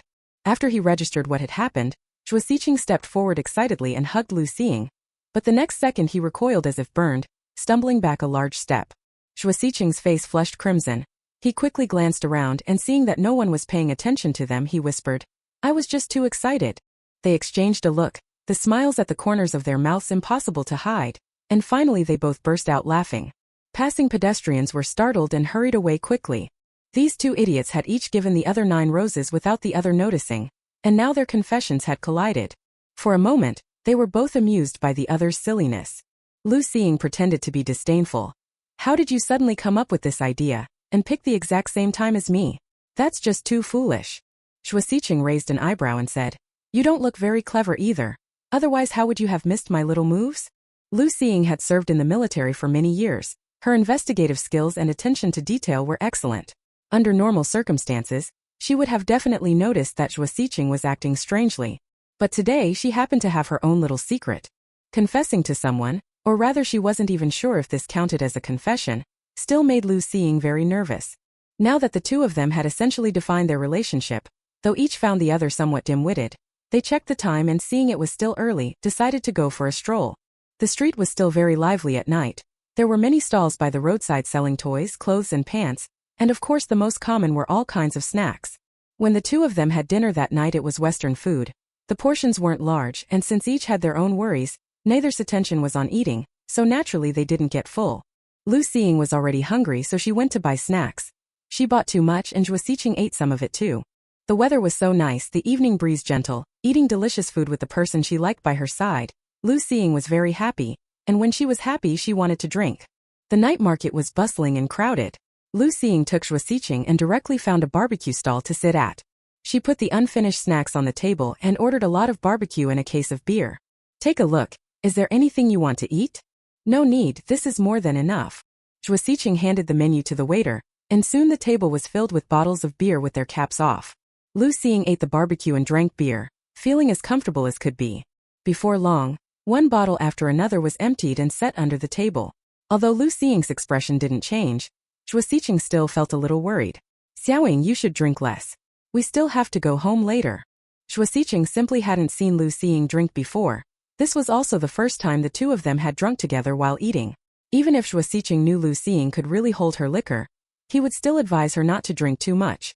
Girls, if they drink too much and get drunk, they'll definitely feel unwell. Lu Xiying ignored it and downed another bottle, saying, "Just eating barbecue is boring, come on let's drink together." A glass of beer was placed in front of him. Zhuo Xiqing hesitated. He knew his limits. He usually avoided drinking whenever possible, and when he really couldn't refuse, he'd find ways to surreptitiously spill the alcohol. But this was the wine poured for him by Lu Xiying, and Zhuo Xiqing hesitated only a moment before raising the cup and drinking. The cups here were all very small, those little drinking cups not much bigger than the ones for baijiu. Zhuo Xiqing downed it in one gulp. From the look of it, anyone who didn't know might think he was drinking baijiu. Zhuo Xiqing stared at Lu Xiying. For some reason, the Lu Xiying in front of him suddenly split, becoming 2 then 4. "Xiaoxiang." Zhuo Xiqing's hand swept through the air, as if trying to grab something, but he didn't catch anything. Lu Xiying looked at Zhuo Xiqing strangely.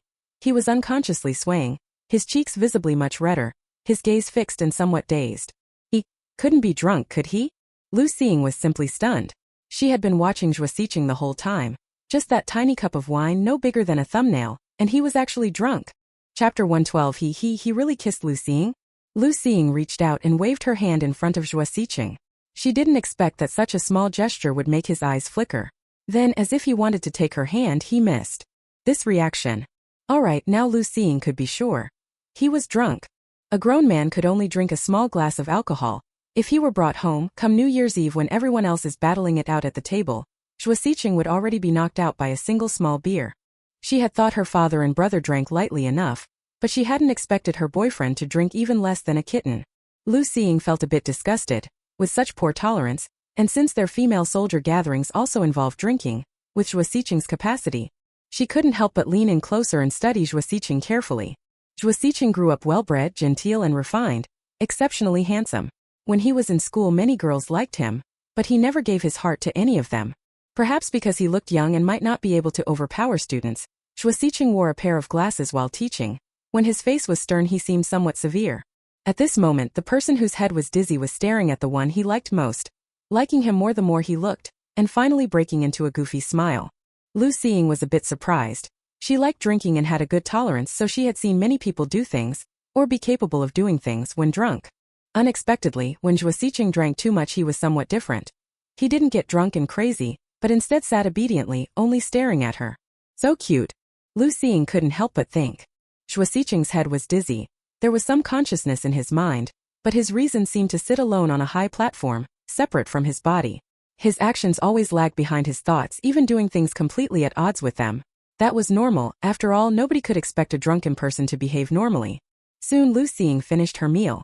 After paying the bill she asked, "Can we go now?" Zhuo Xiqing stared at her blankly. Though they were in a bustling market, his mind was completely quiet. He didn't understand what Lu Xing was saying. Lu Xing helped Zhuo Xiqing to his feet.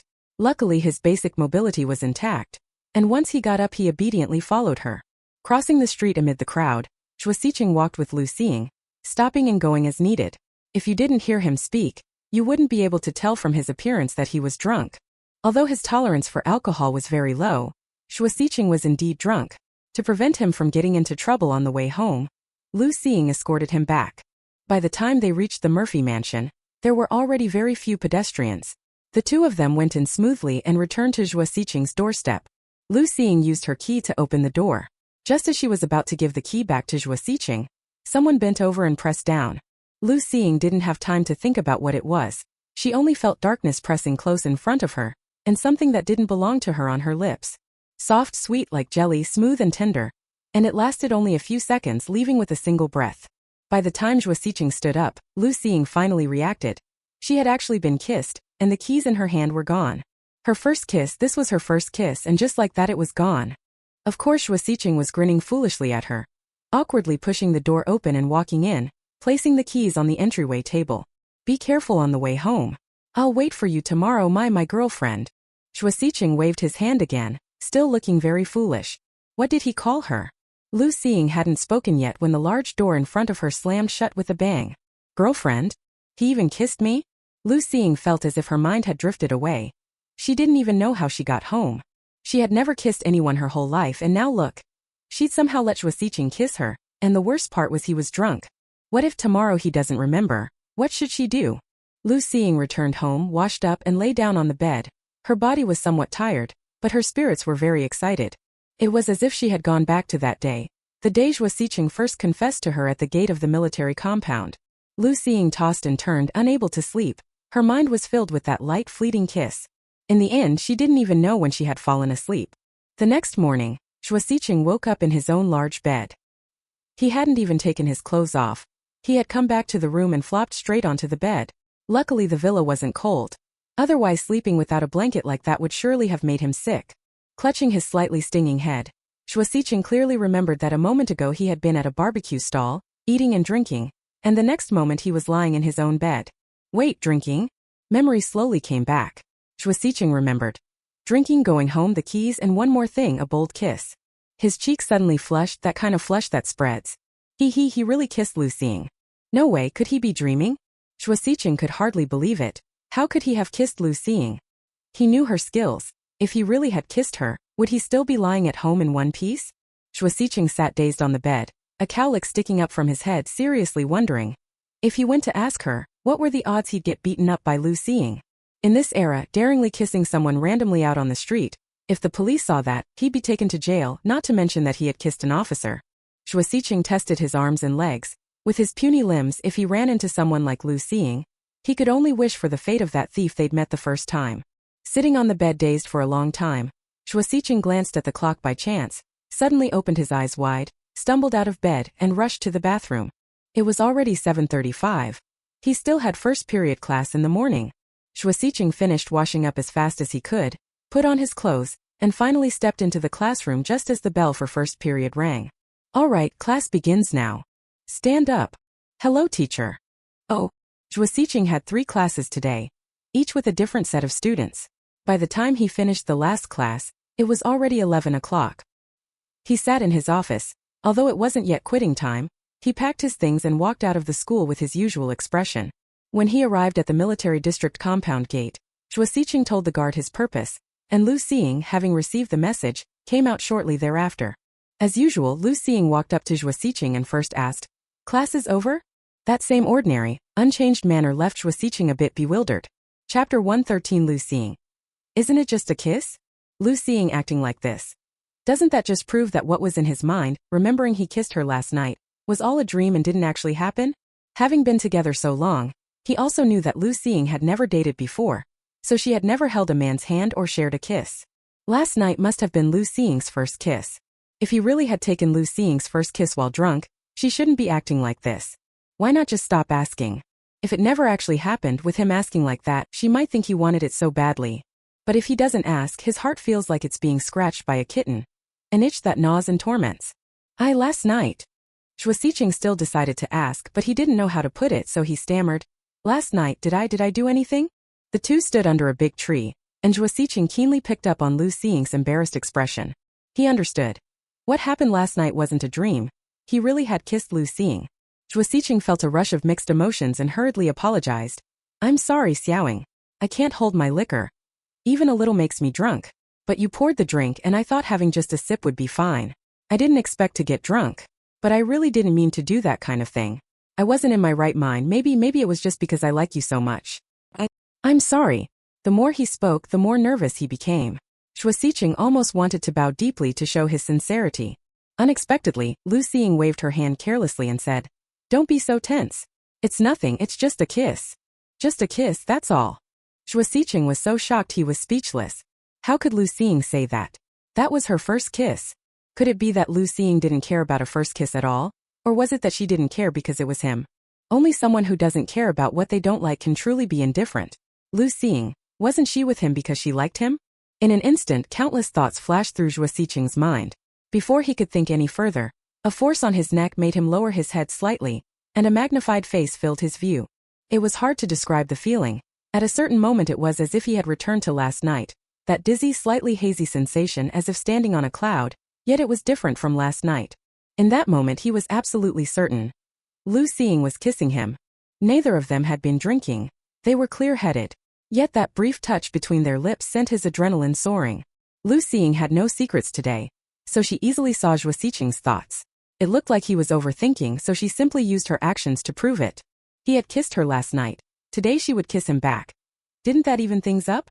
The more they kissed, the more absorbed they became, unaware that not far away by the main gate, another person was watching with equal passion. Bai Wei hadn't opened the shop this morning. Shen Wan was minding the store. Bai Wei had gone out to buy a few things and upon returning to the courtyard gate, saw 2 very familiar silhouettes from afar. Bai Wei looked closely and realized it was Lu Xing. She had intended to get closer and say hello, but the two suddenly started kissing, and Bai Wei's eyes immediately lit up. She hid not far from the main door to watch. TSKSK, no wonder they were a newly dating couple, so clingy. Bai Wei sneaked closer and crouched at a spot neither too near nor too far. At that moment, she wished she had a handful of sunflower seeds to snack on.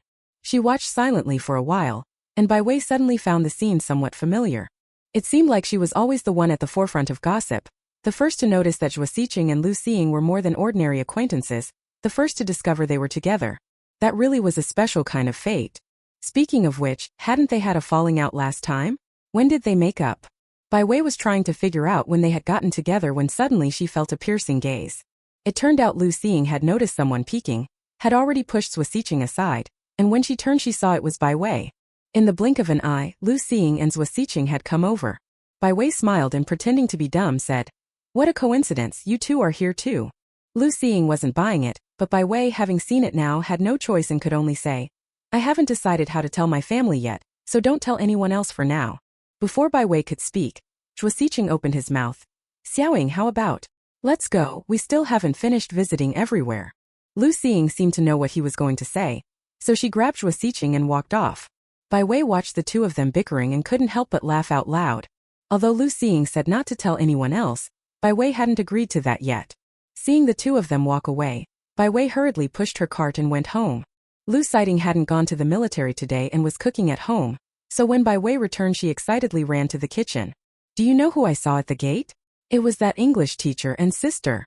The last time you got promoted we went out to eat, and on the way back didn't we see a very refined teacher confessing to sister?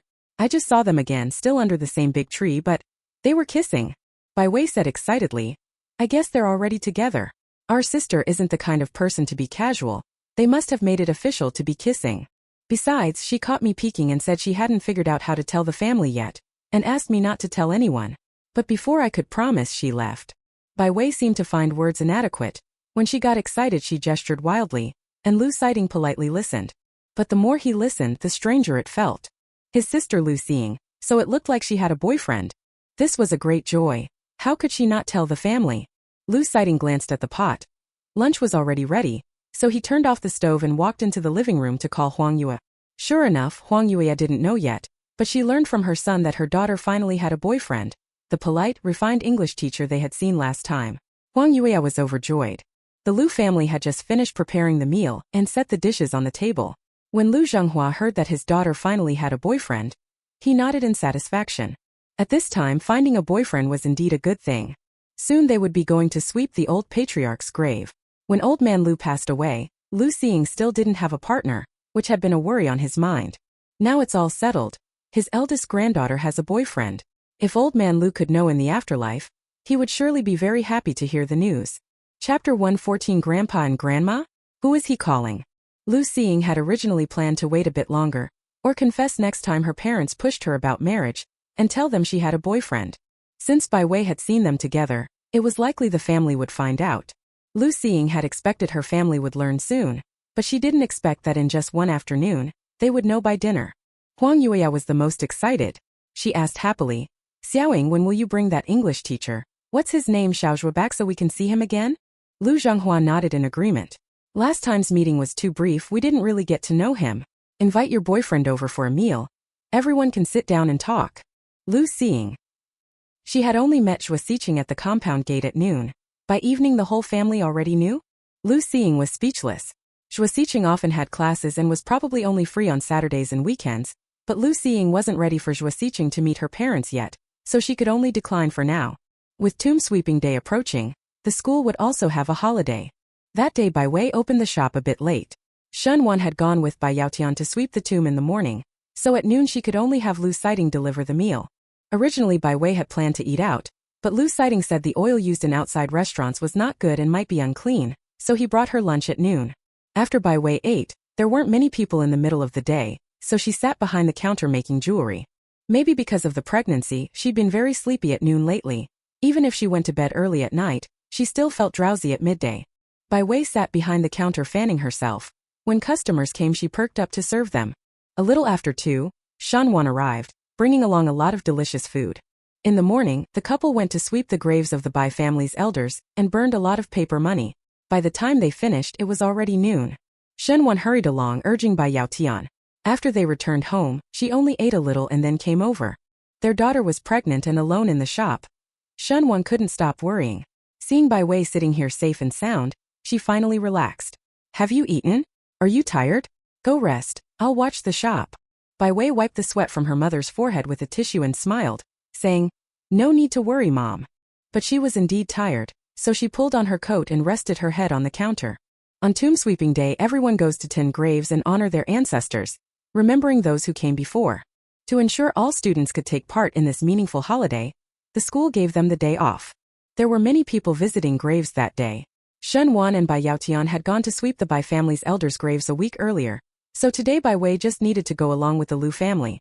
Early in the morning Bai Wei was still sleeping soundly in bed, but Lu Xiying had already gotten up to cook. These past few days, Bai Wei had been feeling very tired and had been going to bed early. But today they were going to sweep the graves. Even if Lu Xiying felt reluctant to wake Bai Wei, he had no choice but to call her. Wei Wei, get up. Wait until we get back to sleep. Bai Wei finally woke up with great difficulty. With Lu Sighting's help, she groggily put on her clothes and pants, then went to the bathroom to wash up. By the time she came out of the bathroom, Bai Wei was fully awake. The two went downstairs, finished their meal quickly, and then Lu Sighting drove off immediately.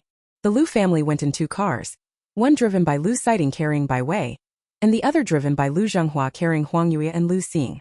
The trunk held the items needed for tomb sweeping and ancestral rites. This was the family's annual custom. It would take half an hour in the car, and Bai Wei fell asleep after a little while. When they arrived, it was still Lu Sighting who called her to get out. The Lu family's car had also arrived, parked not far in front of Lu Sighting's car. Bai Wei had still been a bit drowsy, but the moment she saw the people ahead, she instantly became fully awake. Lu Zhenghua, Huang Yue and Lu Xing were there, but beside them, how come Zhuo Siqing was there too? Bai Wei found it odd, but with so many people around she didn't go over and simply stayed beside Lu Sighting. Today was Qingming, so many families were sweeping graves and paying respects. Because those buried here were all soldiers, everyone who came today were relatives of servicemen. Car after car drove in. Some people were carrying items, some were supporting elderly relatives. Everyone was very busy. The Lu family were all busy with the ancestral rites, preparing what needed to be taken. Bai Wei had nothing to do and wanted to go help, but Lu Sighting stopped her. Okay, sit here and don't run off. I'll call you when it's done. Lu Sighting took a very familiar small stool out of the trunk, placed it beside the car, had Bai Wei sit and rest on it, handed her a thermos to warm her hands, and then took off his jacket to drape over her. It was still a bit cold that morning. Bai Wei's hands were chilly. She sat down, hugged the thermos and took a few sips and soon felt warmer. With the necessary preparations finished, Bai Wei checked the time and then walked over. Dad, Mom, Xiaoting's wife is pregnant now. Next year you'll have a great-grandson. Mom, you passed away early and didn't see your grandson get married, but my dad did. Xiaoying and Xiaoting have both done well, they're stable in the military. May you two in heaven watch over the younger generations of the family, keep them safe and healthy, and also Yueya. Huang Yue glanced at Lu Zhenghua, then crouched down and burned Ja's paper saying, Mom, you left early and don't know, your eldest grandson Xiaoting got married last year. He married a beautiful and lovely wife named Bai Wei. She's also very clever and knows how to do business. Xiaoting marrying her is really his good fortune. The two stood at the front, speaking to old Master Lu and the late mistress of the house about the family's affairs. But Lu Sighting's grandmother passed away early. She never saw him grow up and therefore didn't know he had married. So Huang Yueya began to talk about the children. Your granddaughter-in-law is pregnant. Next year, our Lu family will have another addition. And your granddaughter Xiaoying, she finally found a boyfriend. He's an English teacher, very genteel, good-tempered, and they complement each other. The two of them are very well matched. Huang Yue said a lot. Lu Zhenghua also crouched down to burn Ja's paper. After the first round of burning was nearly finished, it was time for the next turn. Everyone offered incense, burned paper, and expressed their longing for their deceased relatives. When it was Lu Xing's turn, Zhuo Siqing went over with her. After burning the paper money, Lu Xing said a few more words and was about to leave when Zhuo Siqing suddenly spoke very solemnly. Grandfather, grandmother, hello? My name is Zhuo Siqing. Rest assured, entrust Xiaoying to me, and I will certainly take good care of her. Lu Xing was stunned. Grandfather and grandmother? Who was he calling that? She turned to look. Zhuo Siqing's face was full of determination. It was clear his words came from the heart. Chapter 115, preparing to recruit people. But they had only just confirmed their relationship recently. Why was he calling out Grandpa and Grandma? Sensing many people nearby looking over, Lu Xing stepped on his foot. What are you saying? We're just dating right now. Calling out Grandpa and Grandma. Isn't that way too soon? Ever since Lu Xing started dating and her family found out, her parents had been pestering her every day to bring him home. She had thought she'd escaped her parents' pressure to marry, only to find she was being pushed to bring her boyfriend home instead. Lu Xing pushed twice, and when she couldn't push him away anymore, she simply brought Zhuo Siqing home to show her parents. After all, they were already real boyfriend and girlfriend. If her parents wanted to see him, they could. It's not like they had never met. At that night's dinner table, besides Lu Xing, who was actually eating, the other three people kept asking questions, answering questions, talking and chatting. The boyfriend, who was usually well-behaved and cute in front of Lu Xing, spoke eloquently and confidently in front of her family, composed and self-assured, winning unanimous praise from her parents. The person being chased with questions was finally not herself anymore. Lu Xing happily ate a large bowl of rice. After meeting the parents, Zhuo Siqing could once again come and go in the military compound with proper justification. When he learned the Lu family would be coming to sweep the tombs on Qingming Festival, he decided to come too. Bringing a boyfriend to a tomb sweeping visit felt strange no matter how you looked at it. Lu Xiying hadn't wanted to bring Zhuo Xiqing, but he showed up early this morning and even appeared in front of her parents, so she didn't have the heart to send him away. But she really hadn't expected that Zhuo Xiqing had come to acknowledge people. Zhuo Xiqing felt a bit embarrassed too, but still didn't change his words. What he said was true and heartfelt. Although calling them grandpa and grandma felt a bit early at this point, he and Lu Xiying would be family in the future, so changing how he addressed them in advance wasn't a problem. Soon it was past 11. The families who had come to sweep the tomb and offer incense gradually left, and the Lu family prepared to go home. After Lu Xiding and Bai Wei returned home, Bai Wei was already hungry, so the two simply went to the cafeteria to eat. They finished eating and it was only noon. Bai Wei went home to take a nap, while Lu Xiding went to the barracks. She had gotten up early in the morning and been busy outside all morning. Although Bai Wei hadn't done much with her hands, she still felt tired, and slept until after 2. After getting up, Bai Wei washed up and rode her bike to the shop. Today is tomb sweeping day. There aren't many people on the streets, and the shops aren't doing well. Xinwan has a key. After making breakfast this morning, she brought a boxed meal and came to open the shop. She'd been at the shop most of the day and had only gotten 2 or 3 orders. Xinwan was quite idle alone.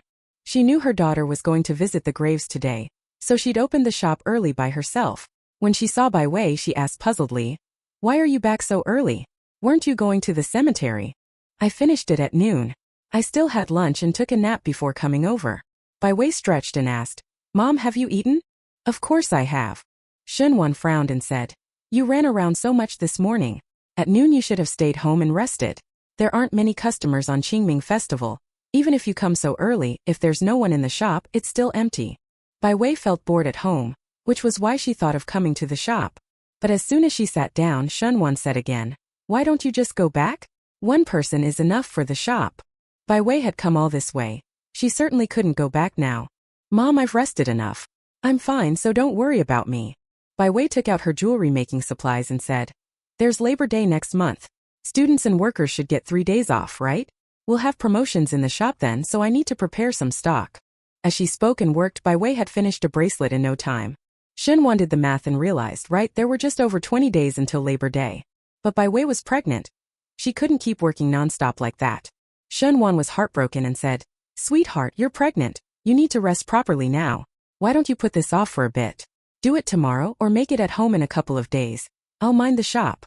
Whenever there was a holiday, Bai Wei would put the jewelry in her shop on sale and run various promotions, sometimes at 88% of the price, sometimes at 80%. Or the more you bought, the bigger the discount. There were also sets where buying matching jewelry could get you a free hairpin or other accessory. In short, every promotion had something different. The jewelry in her shop was pretty and affordable, and sold well even normally. During promotions it sold even more. The last few times we ran promotions we had no experience, and the stock often ran out on the day. Now Bai Wei understands. At least a month's advance preparation of inventory is needed. And jewelry pieces related to the event should be designed in advance, so they'll sell better. Xinwan could actually make some pieces too. Under Bai Wei's guidance, the simpler items that don't require special tools could be made entirely by Xinwan, and what she produced was almost indistinguishable from Bai Wei's. But anything a bit more complicated was out of the question. Xinwan felt sorry for her daughter, but her hands weren't deft enough, so she suggested, "How about this? The shop is more or less on track now, and you're pregnant. Later on when you're further along you obviously can't come every day. Why not hire an employee for the store? If we're hiring staff, we should find someone with experience in this area. And it has to be a woman. If anyone wants to apply, we'll watch them. When we hire, we should pick someone steady and willing to work. We don't want someone who only talks and doesn't act." Xinwan started thinking. She remembered that some relative had a daughter who seemed to have worked in a textile factory. Bai Wei had also thought about this. The shop's profits were relatively steady. Excluding custom jewelry, the store made about 200 yuan in net profit each month. And if there were holidays with discounts and promotions, the monthly profit could even approach 300. Hiring one worker, ordinary factory laborers earn about 20 to 40. She can offer between 30 and 50. If they do well and stay long, the wage can increase. The most important thing is that Bai Wei is now pregnant. She had also considered that when she gets further along and can't ride a bicycle, what will the shop do? Although there's Xinwan, these days when Bai Wei has things to do, Xinwan comes in the mornings to open the shop. She can't keep bothering her mother. Bringing lunch every day and coming to help at the shop is already a big trouble for her mother. She can't leave Xinwan alone to run the shop for months. That would be too exhausting. Might as well hire someone for the shop, so when she isn't around there will be a clerk. and with Shunwan helping from time to time they'll definitely manage. Bai Wei said she would do it, found a sheet of white paper, began writing a job posting on it, and then put it on the shop door. Chapter 116 Your other half is really considerate. Not long after the notice was posted, just before closing one evening, a young girl came to apply. Bai Wei asked a few simple questions, then politely declined. She was hiring workers with relevant experience, at least those who had made jewelry components before. Those with absolutely no experience were out of the question. Over the next few days, people came by to inquire, one after another, and without exception they were all women, the youngest about 17 or 18, the oldest in her 40s, roughly the same age as Shunwan. In fact, Bai Wei still wanted someone of a medium age. Too young meant no experience, too old might make it hard to learn jewelry making. People in their 20s or early 30s would be just right. After a few days, Bai Wei ended up keeping the contact information of two people. Both of them had worked as female factory workers making jewelry before. One was 26, the other 29. Bai Wei asked the younger one to come try in the morning the next day, and the relatively older one to come in the afternoon. The 26-year-old sister was named Chan Yi. She had worked in a textile factory for 3 years, then was transferred elsewhere, and had worked 3 more years in an accessories factory. Her handiwork was very good. Bai Wei asked her to try making some of the jewelry she had made before.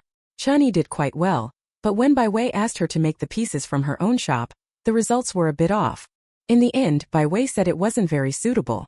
She remembered that the woman who interviewed that afternoon had been a factory worker for a long time. At 2 in the afternoon, a woman with a braided pigtail, dressed simply and casually, walked in. "Hello, my name is Cui Linyu. This 29-year-old sister is named Cui Linyu. She finished junior high. She had worked as a female factory worker for 5 years, always on the production line making jewelry. Her hands were very skilled and her workmanship exceptionally good. But later, because the children started school, the family moved. They were too far from the factory, so she had to resign. Having stayed at home for 2 years, doing laundry and cooking for the children every day, Cui Linyu grew bored and decided to look for a job that suited her. Bai Wei asked Cui Linyu to make something she was good at, or a relatively simple piece of jewelry to show her skills. Cui Linyu didn't dilly-dally. She used the accessories Bai Wei provided and made a bracelet. Skillful hands, good technique. Isn't this exactly the kind of employee she was looking for? Bai Wei was quite satisfied, so they began discussing salary. Be here before 8 every morning. After you arrive, start by cleaning the shop. We'll open promptly at 8. In summer we usually finish work at 8 in the evening. In winter we'll close a bit earlier. Pay is 40 yuan a month, and lunch is provided at noon. Does that work for you? To be honest, if Bai Wei's terms were written on paper and posted on the door, there would be far more than these dozen or so people applying. Cui Linyu was also straightforward. He smiled and said, "Thank you, boss. That's already a very good offer." With that settled, they could officially start work the next day. Shunwan was also at the shop. Bai Wei introduced her briefly, then let Cui Linyu leave. That evening when Bai Wei went home for dinner, she mentioned it to Lu Sighting. Today the shop hired a staff member surnamed Cui. This sister Cui used to work in a factory for over 5 years. Her handiwork is excellent. Once she's trained, I won't have to get up early every day to go to the shop. That's good. You're pregnant. I didn't want you to work too hard anyway. Hiring an employee is a good idea. Lu Sighting also agreed wholeheartedly. After they finished eating, the two of them took their usual stroll outside before going home to sleep. The next day, Bai Wei arrived at the shop at 8 o'clock, and Cui Linyu had just gotten there as well. On the first day of work, Bai Wei briefly introduced the jewelry currently in the shop, how it was categorized and displayed, and some design concepts of her own creations. Sister Cui really was experienced at this. She remembered quickly the things Bai Wei mentioned, and even the ones she hadn't seen before she picked up well enough in a morning. After lunch, Bai Wei began teaching her to make simple jewelry.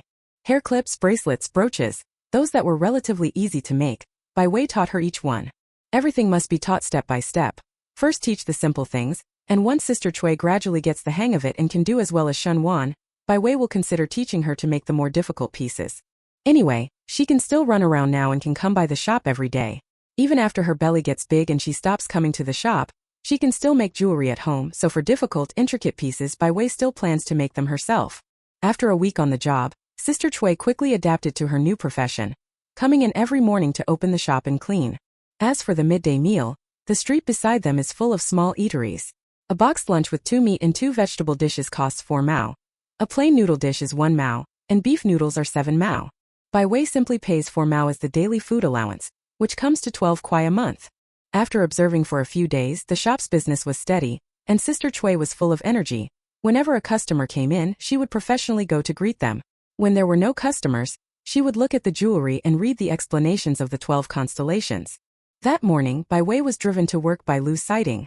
After the car stopped, Lu Siding went to the trunk and pulled out a folding chair and a cushion. These were bought by Bai Wei on the street last night after the two of them had dinner. Lu Siding was supposed to cook, but when Bai Wei got home she had smelled the scent of hot pot somewhere, and immediately became unbearably craving it. Lu Siding originally hadn't agreed. He was worried the outside food might be bad for a pregnant woman, but he couldn't resist Bai Wei's persistent coaxing. In the end they found a restaurant with nourishing hot pot broth and had a hot pot meal.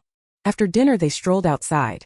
Bai Wei immediately spotted a blue armchair, and there was a matching white rabbit cushion. The armchair was large and soft. Bai Wei could curl her legs up inside and lean against the backrest to take a nap. Bai Wei tried it out, hugging the rabbit cushion, and bought it on the spot. Finally Lu Siding carried it back. After Lu Siding put everything in place, Bai Wei said a few more words, and only then did he return to the unit. Sister Chui saw this and teased. "Your man is really thoughtful, even bought a soft chair so you could sit more comfortably. How considerate." "Not bad," Bai Wei smiled. Early in the morning, Bai Wei sat in the armchair and began making jewelry. There was still almost half a month before Labor Day. She had to start stocking up. After making jewelry for a while, Bai Wei felt a bit tired, so she stopped to rest and wandered around the shop entrance. 3 days before Labor Day, Bai Wei began warming up for the promotion. As usual, she went to make a banner, then pasted the promotional banner outside. When many people came to buy jewelry and saw this promotion, they would ask about it. Regular customers all knew that the shop always ran promotions during holidays, so most purchases were made around those times. Chapter 117. Your face is much rounder than before. Xiao Lu must have cooked a lot of good food for you, right? Soon the promotion was fairly well publicized, and daytime business decreased considerably. Those who weren't in a hurry to buy jewelry didn't make purchases, but waited for Labor Day, planning to buy more then. The day before Labor Day, the shop was still slow. After Bai Wei finished the accounts, it was just past 6. She said, "Sister Chui, you can get off work. Tomorrow is Labor Day. Everyone has the day off. You can come in early tomorrow to open the shop for a bit." "All right." Sister Chui tidied up and then left after her shift. Bai Wei quickly finished the accounts as well, then checked the inventory and only then left. Most people get time off for Labor Day, and Lu Siding was no exception. At dinner that evening, Lu Siding said, "I'll take 3 days off. Tomorrow I'll take you to work. I can help out at the shop." When you think about it, it seems the shop is always busiest during holidays, and that's when Lu Siding would come to help. Last year's Dragon Boat Festival, Mid-Autumn Festival, and National Day, Lu Siding all came to help at the shop. Bai Wei cuddled Lu Siding and acted cute. "Husband, you're so good. With you here, we don't have to be so busy." On Labor Day, Lu Siding brought Bai Wei. Shen Wan also pulled Bai Yaotian over, and with Sister Chui, the 5 of them were all in the shop. Because the shop's promotion had been pre-publicized, many new and returning customers knew about it, so sales exploded again that day. Customers came and left in waves. When one group left, another entered, and restocking could hardly keep up. Luckily, she had stocked up in advance. Bai Wei thought with relief. There was a calculator by the counter. At first Bai Wei did the accounting, but before long Shen Wan had her go downstairs and handled the bookkeeping and money herself. Lu Siding and Bai Yaotian stood on either side, introducing the store's jewelry to customers. Sister Chui was at the door channeling customers in, occasionally coming in to help restock, and Bai Wei went wherever the crowd was gathered to help out. On May Day itself, everyone was very busy. The next 2 days weren't as hectic as the first, but there were still plenty of people, and Bai Wei went home at night and made quite a few pieces of jewelry.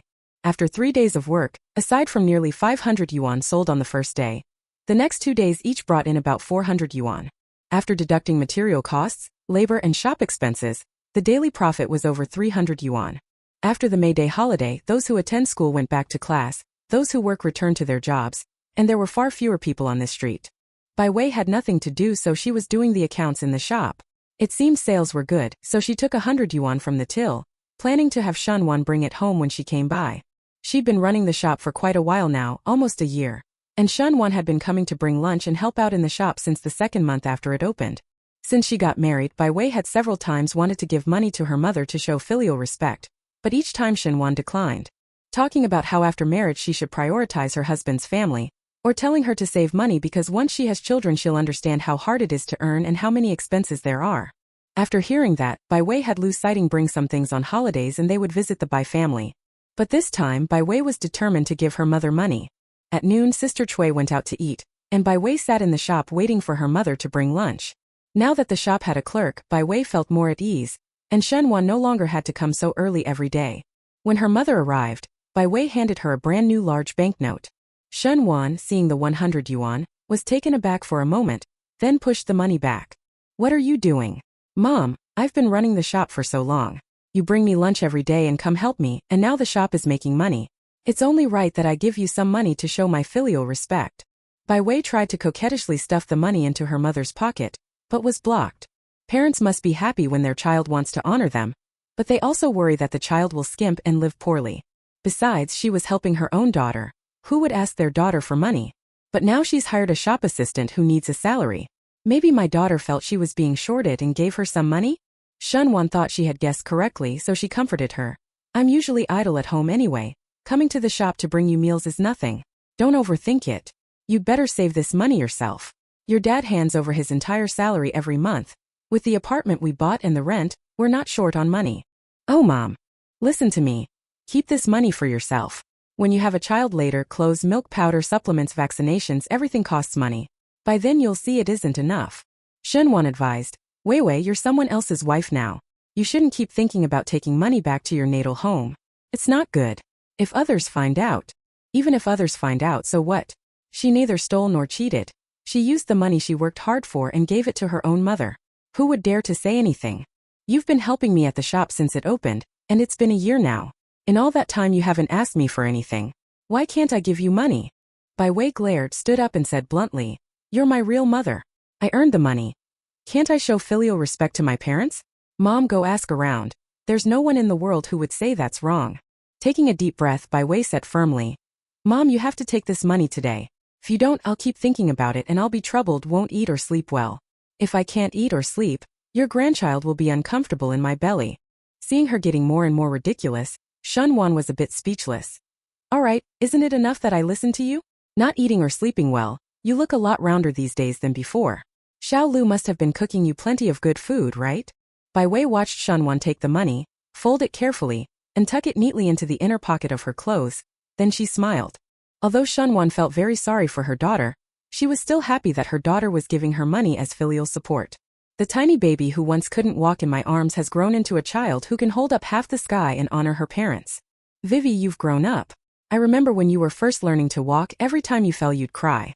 You've changed from a little girl into an adult. Now you're married, pregnant, and still able to understand me. It's truly not easy." Shen Wan said this and sighed softly. She looked at Bai Wei with a long lingering gaze, as if through her she could see some little girl just beginning to babble. Standards for being a good pupil and child, the sage's teachings, first filial piety and brotherly respect, next caution and trustworthiness. "Mom, the teacher praised me today. I won first prize." Mom, my pants. There's blood. I have a terminal illness, wah. Mom, I figured it out. I want to go to school. I want to attend high school. Dad, where's my mom?" Chapter 118. She was immature, so why did you accept her outright?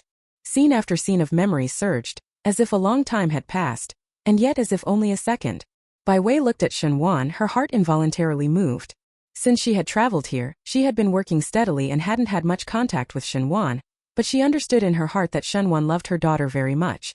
Every day after work there were steaming hot meals at home, rooms clean spotless, quilts that smelled of sunshine. All of these were proof of Shen Wan's love for her daughter. People of this era don't say "I love you," but they show it in many deeds. Bai Wei could see every single thing Shen Wan did.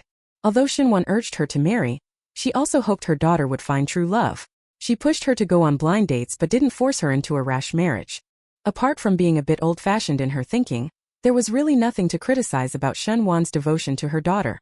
Bai Wei, recalling Shen Wan's efforts over the past year, felt a bit moved. Now that the shop was quiet, Bai Wei cuddled her mother and acted spoiled. "Mom, I knew you were the best. I'm your little cotton-padded jacket, so of course I understand you. Not just now, later on, I will also filial towards Dad and Mom." Bai Wei was like sweet malt candy, clinging to Shen Wan, reminding her of her own childhood, of the happiness of splitting a piece of candy with her siblings every new year. She was most helpless against Bai Wei's tactic. Afraid her daughter would get tired, the two sat down to talk. Bai Wei didn't return to the Bai family often, so Shen Wan told her about the household matters. "Didn't you ask me last time to buy a house with your dad? After we bought it, your dad did some renovations. Then we thought we wouldn't live there for now, so we rented it out. We can collect some rent each month to help the household. You wouldn't know. Just after the new year in these past few months, housing prices shot up so fast. Now it's over 100 more per square meter than when we bought it. Converted, we've saved quite a bit. Shunwan sighed. If this were in the past, we wouldn't even dare to dream of it. The profit from buying a house is so big. Even if we sold ours now, we'd make several thousand yuan net. If the house were larger, it might be over 10,000. Someone with 10,000 yuan in this era would be a millionaire in the future.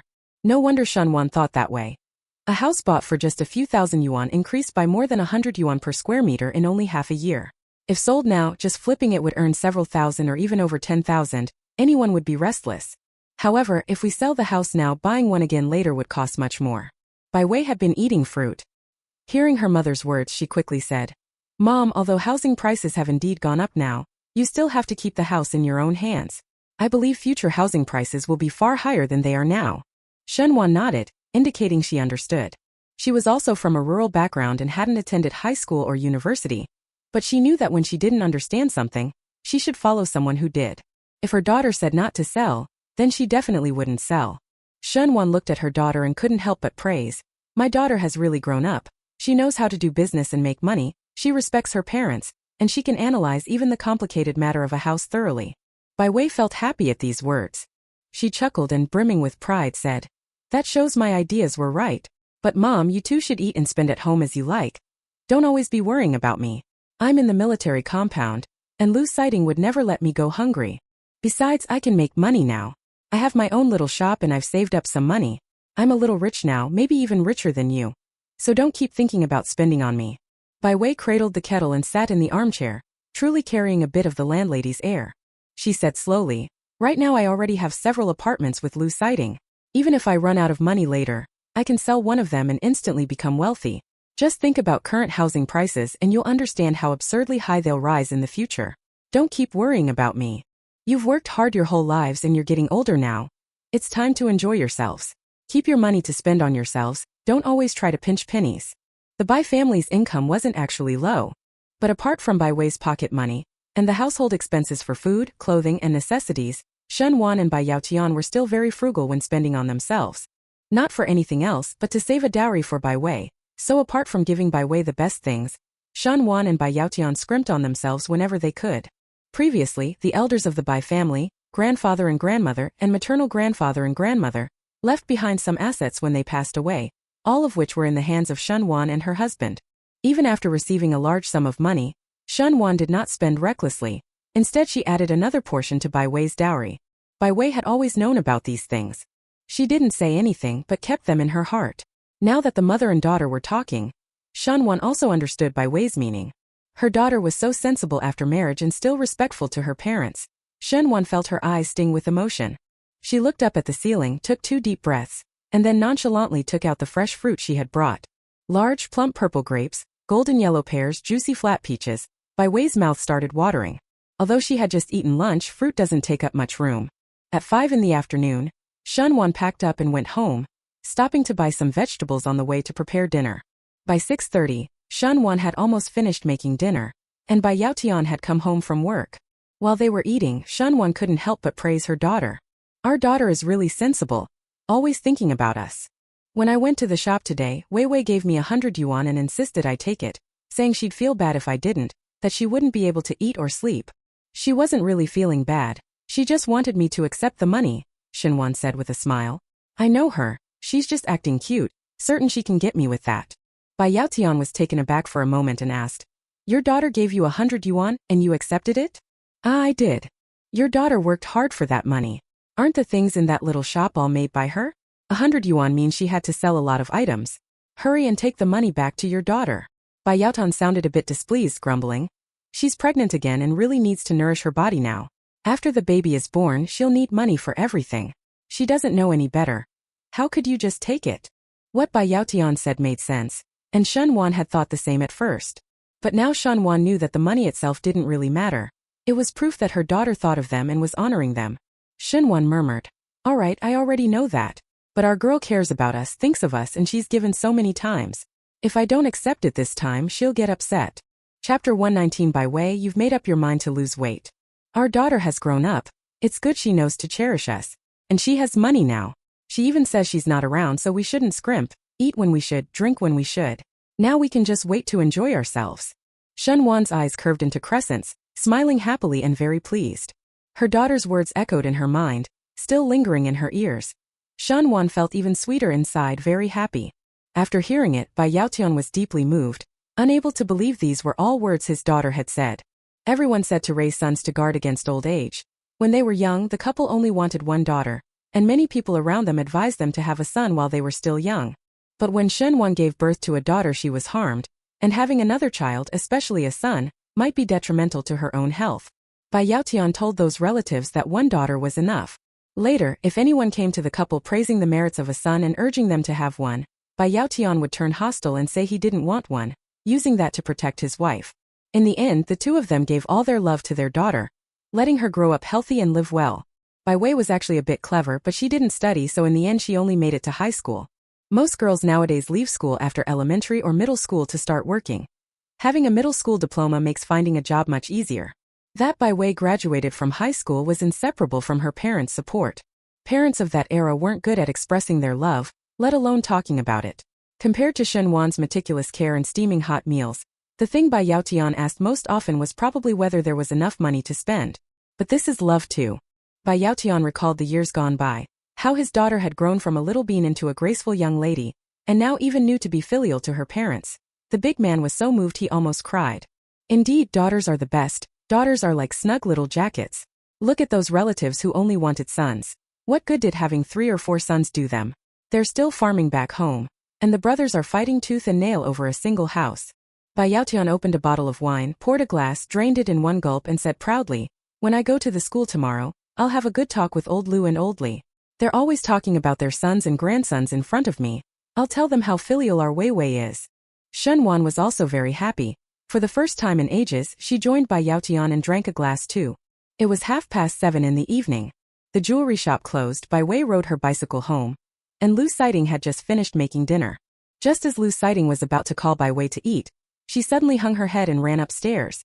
Opening the door, Bai Wei took off her shoes, then paused and removed her coat before stepping onto the scale.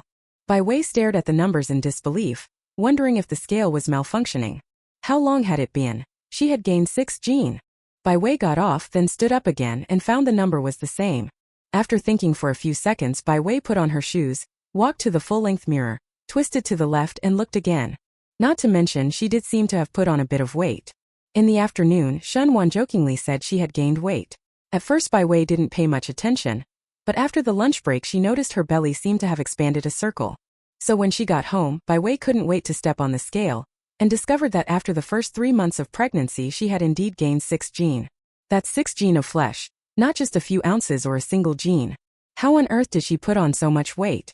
Bai Wei sat on the edge of the bed, vaguely remembering that the last time she and Lu Sighting went grocery shopping, they had bought quite a lot of meat. Those 3 or 5 gene looked like a big lump. If that were on a person, wouldn't they get noticeably fatter? It's only been 3 months, her belly is just slightly showing, and if she wears loose clothes you can't tell. Bai Wei looked at her belly in dismay. She didn't want to get fat in other places before her belly even grew. As for exercise, nightly walks were a must, but she didn't seem to have time for anything else, so she might as well start with her diet. Besides, the doctor said she could eat smaller, more frequent meals. She would eat a little less at each meal, snack on fruit when hungry, and not have meat at every dinner. If she kept this up every day, she would definitely lose those 6 gene. Bai Wei still remembered that when she used to scroll through short videos, some pregnant women would document their lives, and the differences before pregnancy, during pregnancy, and after giving birth could truly be described as worlds apart. Before having a baby, they were beautiful, fashionable young women. After giving birth, they became sisters who had gained 20 or 30 gene, and even seemed to look older. Thinking of those women who cried while trying to lose weight after giving birth made Bai Wei even more determined to slim down. Lu Sighting called Bai Wei to come eat, and she followed him downstairs. 3 vegetable dishes, 3 meat dishes, a special clay pot soup for pregnant women, plus baked flatbread, steamed buns, and twisted rolls. A whole table full of food made Bai Wei's stomach growl. "No, Bai Wei, you're determined to lose weight." Bai Wei kept repeating that to herself, then sat down and said, "Lu Sighting, starting tomorrow, let the meals be less lavish. Just 2 simple dishes and a pot of soup will do." Lu Sighting looked up at her, puzzled. Bai Wei rubbed her belly and said distressedly, "Look, my belly hasn't even started sticking out yet. but other places have already put on so much fat. At this rate, after giving birth I'll probably be a lot fatter. I don't want to be crying and screaming trying to lose weight then. That would be terrifying. Fat? Lu Sighting put down his chopsticks and examined Bai Wei carefully. Her cheeks were rosy and glowing, her skin delicate and smooth, soft to the touch. Wasn't that a good thing? Before, Bai Wei had a melon-shaped face, but Lu Sighting always felt she was too thin. Now she's a little bit plumper than before. Just slightly rounder cheeks, and already looks very good. Or rather, a little more weight would be even better. Lu Sighting stood up, fetched a small mirror from the living room, set it opposite Bai Wei and said, "Look, you're in a great state now. You used to be too thin. Now that you're a bit rounder you actually look much better than before. Or gaining a bit more wouldn't hurt either." Bai Wei held the small mirror, looking left and right, and found that her cheeks were indeed a bit rounder than before and did look better. A kind of healthy beauty. However, Bai Wei still preferred to be slimmer, so she decided to eat a little less. Bai Wei used to eat 2 bowls of rice. After becoming pregnant her appetite increased considerably. She could eat an extra half bowl at each meal, along with quite a few dishes, and could even have some fruit afterward. But starting that night, Bai Wei began to control her portions, eating only 2 bowls of rice and no more. Chapter 120. You didn't study this diligently back in school, did you? Even Lu Sighting's persuasion was useless. Watching Bai Wei return to her pre-pregnancy 2-bowl appetite, Lu Sighting still felt a bit regretful. Come on, eat more dishes. Lu Sighting remained expressionless. Whenever Bai Wei's bowl ran out of food, he'd put more on her plate. Actually, 2.5 bowls was just the right amount, neither too much nor too little. But Bai Wei had already made up her mind, and he had no choice but to keep serving her more dishes. That night the two went to bed. Lu Sighting held Bai Wei and felt the person in his arms soft and comfortable. He squeezed her arm now and then, kissed her face, and before long began to feel a stirring. He remembered the doctor's warning, so he leaned close to Bai Wei's ear and reminded her. The first 3 months are over. The doctor said that if we sleep together, just be careful. Bai Wei was a little shocked. She was actually 3.5 months along. But this was the first time Lu Sighting had made such a request. He probably hadn't remembered before, but tonight when Bai Wei mentioned that she had passed 3 months he took note. However, Bai Wei had indeed rested for quite a long time, fully 2 months, so she was fairly cooperative with Lu Sighting's request. But Lu Sighting was measured. With Bai Wei and the child in his mind, he didn't drag her out and wear her out until 2 or 3 in the morning like before. A little past 11, Bai Wei still didn't feel tired when Lu Sighting stopped. Feeling Bai Wei's stomach, Lu Sighting asked cautiously, "Do you feel uncomfortable anywhere?" "No." Bai Wei shook her head. The two of them then turned off the light and went to sleep. This was the first time Lu Sighting had been so self-aware, not tormenting her but instead taking the initiative to stop. Bai Wei lay in Lu Sighting's arms and felt pretty good. She slept until dawn. When Bai Wei woke up from the bed, she felt refreshed. After stretching lazily, she got up to wash. She didn't feel unwell. Everything was fine. When Bai Wei went downstairs to eat, she still felt a little regretful. Now there is family planning, and the city enforces it more strictly than the countryside. Otherwise, she would really like to have had a few more to ease the transition. However, when Lu Sighting gets older and his physical strength certainly won't be as good as it is now, she will be more relaxed then. By the time breakfast was finished it was already 9:30. After tidying up, Bai Wei rode her bicycle to the shop. Not in a hurry, pedaling along leisurely. Anyway, there are staff in the shop, so as the owner she doesn't need to arrive on time. Passing by the bookstore, Bai Wei stopped the car. It's been over 3 months. The baby should be a bit bigger than before. Bai Wei planned to find some useful books to read. They say children shouldn't lose at the starting line, especially when it comes to prenatal education. Bai Wei didn't overthink it. She just felt that what you do during pregnancy could really affect the child, so she might as well read more books. Maybe the child will be very smart later. After browsing around, Bai Wei finally bought a book, a collection of poems and essays for 2 mao. She put the book in the bike basket and slowly rode to the shop. Business at the shop had been steady lately, with no holidays, and far fewer people commissioning custom jewelry from Bai Wei, so she decided that over the coming period she would spend more time in the shop reading, giving the child a good prenatal education. When she arrived at the shop, Shun Wan had come not long before. Seeing her daughter carrying a thick book and walking while reading, she said, "Are you walking? Don't read while you walk. I never saw you study so diligently when you were in school. You've really changed." Bai Wei could only force an awkward smile. When she was a student she had been very diligent. Certificates of various awards covered the walls. The only one who didn't like studying was the former Bai Wei. She seemed not to enjoy it, which is why she only went as far as high school. Bai Wei sat in the armchair and when she had nothing to do, began to read. Only, it wasn't quite as she had first imagined. Bai Wei looked for 5 minutes and began to yawn. She missed those novels from the future a little. Romance and supernatural were the two most circulated genres among classmates when she was in school. She used to enjoy reading romance novels herself. Thinking about the novels to come, and then looking at the essay collection before her, made her feel even sleepier. Unfortunately, there were no romance novels to read right now. After lunch, Bai Wei took a short nap. Shenwan went out for a bit and returned carrying a bag of fruit. Now that the weather was hot, Shenwan didn't dare buy too much fruit.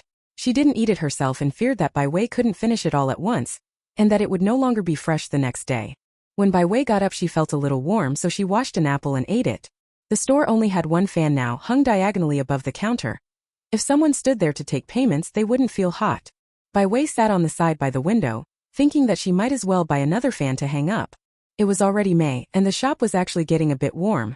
The fan was still hanging by the counter, so the window side could be a bit hot. It would be better to buy another fan to put on the window side. After all, business was much better than before. When there were lots of people, everyone jostling around made it stuffy, and buying a fan would help cool things down a bit. She finished work at 7:30 in the evening. After Bai Wei got home, she asked Lu Sighting, "Are you free this weekend? I want to go to the market to buy a fan to put in the shop." "Okay, we'll go together this weekend." Of course, Lu Sighting was free. After being promoted to regiment commander, he could take both weekend days off. The weather seemed to be getting hotter. 2 days later on the weekend, Lu Sighting drove with Bai Wei to buy a fan. This time Bai Wei picked out a slightly larger fan with stronger airflow. It was very cool. The shop had an extra fan now, and it really felt cooler. Even on weekends when there were more customers, it no longer felt hot. When the fan was being installed, Qin Lanlan came over to join in. She must have seen Lu Sighting moving things at her own shop and fanning herself, wandered over. "Oh, installed a fan, huh? Little Bai girl really made some money. She even put in 2 fans." Qin Lanlan's clothing shop was about 3 or 4 times the size of Bai Wei's jewelry shop, but she only had 2 fans and often only ran one. She only turned on both when there were many customers. Bai Wei smiled and said, "Isn't she a few months pregnant? My husband was afraid I'd get hot, so he said to buy another fan." At just over 3 months, Bai Wei's belly wasn't showing yet, and she had been wearing loose clothes lately, so Qin Lanlan really hadn't noticed. She herself had given birth before. After taking a closer look, she immediately laughed and said, "Congratulations, congratulations. You look radiant. This child shouldn't trouble you, right? Such a well-behaved child will surely be obedient in the future." "Thank you for the kind words, Sister Qin."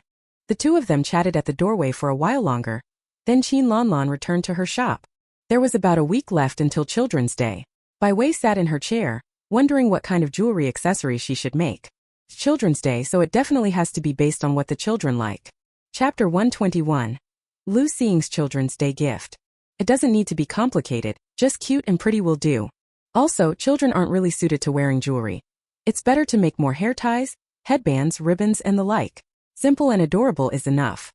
Once the idea came to Bai Wei, she got to work and finished in 3 days. Normally making these little hair accessories would allow you to produce many samples in a day to put up for sale, but Bai Wei had been a bit lazy recently. She'd make a few and then want to rest, so it took 3 days to complete them all. Butterfly ribbons, strawberry hair ties, bear hair clips. All sorts of children's hair accessories were arranged on display and attracted quite a bit of attention. Many mothers walking by with their children, seeing these pretty hair accessories through the glass, would buy a few to take home. Who doesn't have 1 or 2 adorable daughters at home? 5 or 6-year-olds can wear them, 12 or 13-year-olds can wear them too. If you still have a child's heart, you can wear them even in your 20s. That night, when tallying the goods, Bai Wei saw that the children's section accessories, especially those put on the shelves today, were already 3/4 gone. That night at home, Bai Wei and Sister Cui made quite a few more, planning to bring them over when they opened the shop the next day. During the day at the shop, Bai Wei, her mother, and Sister Cui would make extra children's hair accessories whenever they had free time. In the few days before June 1st, the daily sales were 8 or 9 yuan more than usual. June 1st arrived quickly. Because the shop always put items on sale during holidays, many regular customers chose to come browse that day. Children's Day was a holiday too, so Bai Wei put children's accessories at a 10% discount, while the other jewelry continued to be sold at the regular price. That day, not long after opening in the morning, the shop was continually busy, and many of the customers had brought their children along to browse. Shen Wan and Sister Cui had been busy since opening, one handling the money, the other attending to customers, while Bai Wei kept an eye on the shop and went wherever the crowds were. After this group finally left, Bai Wei had only just sat down when she saw another large group marching over toward them. "Come have a look. Brand new overseas women's clothing just arrived. Our shop has the first-hand stock. Don't miss it as you pass by." A touch of white, a touch of brightness. A touch that makes you no longer fear the sun. Crocodile skin. Bags made of genuine crocodile skin. Come on in, big brothers and sisters, take a look. People on the roadside shouted from time to time, but none of the women stopped. They walked straight into Bai Wei's shop. Bai Wei saw them too, so she stood up and looked outside. As they drew closer, she could make out them clearly. Isn't that Madame Zhong at the head? The 5 military wives from the district compound, each with her own child, all fairly young girls, looked at Bai Wei and the jewelry shop behind her with curiosity. Hey sis, we're bothering you again today. You're not bothering me. I'm the one happy you came. Come in and have a look. See if anything catches your eye. Bai Wei smiled and ushered the group inside. Then followed Mrs. Zhong, chatting as they looked at the jewelry. Each person bought quite a few hair ornaments for the children, and then bought 2 or 3 pieces of jewelry for themselves. Bai Wei gave everyone a 10% discount. After a brief chat and seeing many more customers coming in to browse, they finally left. It was Children's Day, the kids were off from school, and they wanted to take the children out to play. At noon it was Lu Siting who brought the meal. He had nothing to do today, so he cooked and brought it over. In the afternoon there was nothing to do, and Lu Siting helped out in the shop again. Bai Wei is pregnant. When she was collecting money at the counter, Shun Wan took over for her so she wouldn't be too tired. By late afternoon toward evening, when there weren't as many people, Bai Wei sat down to rest, and unexpectedly she saw someone she knew again. Zhuo Siqing entered the store and suddenly stopped when he passed the children's hair accessory section. Today most of the customers in the store were women with children buying hair accessories. There weren't many men. Those who were there were usually accompanying family. It was rare to see someone like him browsing alone. Then Bai Wei saw Zhuo Siqing pick up a red strawberry hair tie. After looking at it for a few seconds he went to check out. He must have a young child at home, which is why he came to buy a hair tie. Zhuo Siqing didn't see Bai Wei sitting in the corner, and Bai Wei couldn't be bothered to greet him. Bai Wei didn't dwell on the matter. At 8 in the evening after finishing the cleaning, she closed the shop and Lu Siting put Bai Wei's bicycle straight into the trunk. By then it was a bit late to go home and cook, so Lu Siting picked a restaurant. After they finished eating he finally headed home. Night fell and the gate of the military district was lit up. Zhuo Siqing arrived at the military compound, and soon Lu Xiying came out. It was late. Lu Xiying had assumed he wouldn't come today, so she had showered early. When she got the phone call she was puzzled, but still hurriedly changed clothes and came out. She looked at Zhuo Siqing and teased with a smile. What are you doing here on Children's Day? Do I have a Children's Day gift? Lu Xiying had only said it casually, joking, but who knew Zhuo Siqing would extend a clenched fist, his eyes shining as he stared at her. Xiaoying for you. His fingers opened, and in his palm lay a simple cute strawberry hair tie. Lu Xiying was stunned. This strawberry hair tie was for her? But she's 26, not 6 or 16. In a normal family a 26-year-old girl is usually married with children. Like Lu Xiying, unmarried at that age is very rare. Zhuo Siqing saw her hesitate and said, Quick, take it. It's so cute. It is cute, but how can she at 26 celebrate Children's Day? A red strawberry hair tie, so adorable. If she wore it out like that she'd probably be laughed at to death. Lu Xiying shook her head and said, This doesn't suit me. Such a cute hair tie should be worn by a little girl. Zhuo Siqing snorted out a laugh. This red hair tie suits you very well, and in my heart you're still a little girl. Celebrating Children's Day. It's just right. In Zhuo Siqing's mind she was still a little girl. Lu Xiying could still believe that, but that she suited red? What a joke. There was almost nothing red in her wardrobe. Besides, in the military everyone wears the same uniform. Almost no one would show up in such a bright outfit in the forces. Perhaps sensing her hesitation, Zhuo Siqing added, Trust me, you just don't wear red often. But this color definitely suits you. After all, it was just a red hair tie, not a red garment, so Lu Xiying took it with some doubt. Have you eaten? I've eaten. Do you want to go out this weekend? Okay. They agreed to go shopping together over the weekend, chatted a bit more, and Zhuo Siqing reluctantly went home. Chapter 122 Red skirt, wearing it out? Holding the red hair tie in her palm, Lu Xiying inexplicably felt a little flushed. After returning home, she changed into her pajamas and was about to go to sleep. On the weekend Lu Xiying had nothing to do. She got up in the morning and began to wash up and dress. There was no need for makeup. She put on a pretty new outfit, paired it with some jewelry and accessories, and she could head out. Lu Xiying was already ready but hadn't left. After hesitating for a long time, her gaze fell on the dressing table, where a red strawberry hair tie lay. To be honest, Lu Xiying didn't really want to wear it. The last time she had worn such a childish hair tie was more than 20 years ago. She's a 26-year-old young woman now. Wearing that kind of hair tie that only children would like would definitely make people laugh at her. Lu Xing left the room. A few seconds later, she returned frowning and put the hair tie on. After all, it was a gift Zhuo Xiqing had given her a few days ago. It's one thing not to wear it normally, but not wearing it on a date seemed inappropriate. Lu Xing tied up her hair, checked herself in the mirror, feeling a bit strange and a little embarrassed. Whatever, it's already tied up, no need to pull it down now, otherwise there won't be enough time later. Lu Xing left the military compound and headed to the place the two of them had agreed on. The crowd on the road grew thicker, and as Lu Xing walked among them, she kept feeling like someone was watching her. But when she looked over, she still couldn't find who was watching her.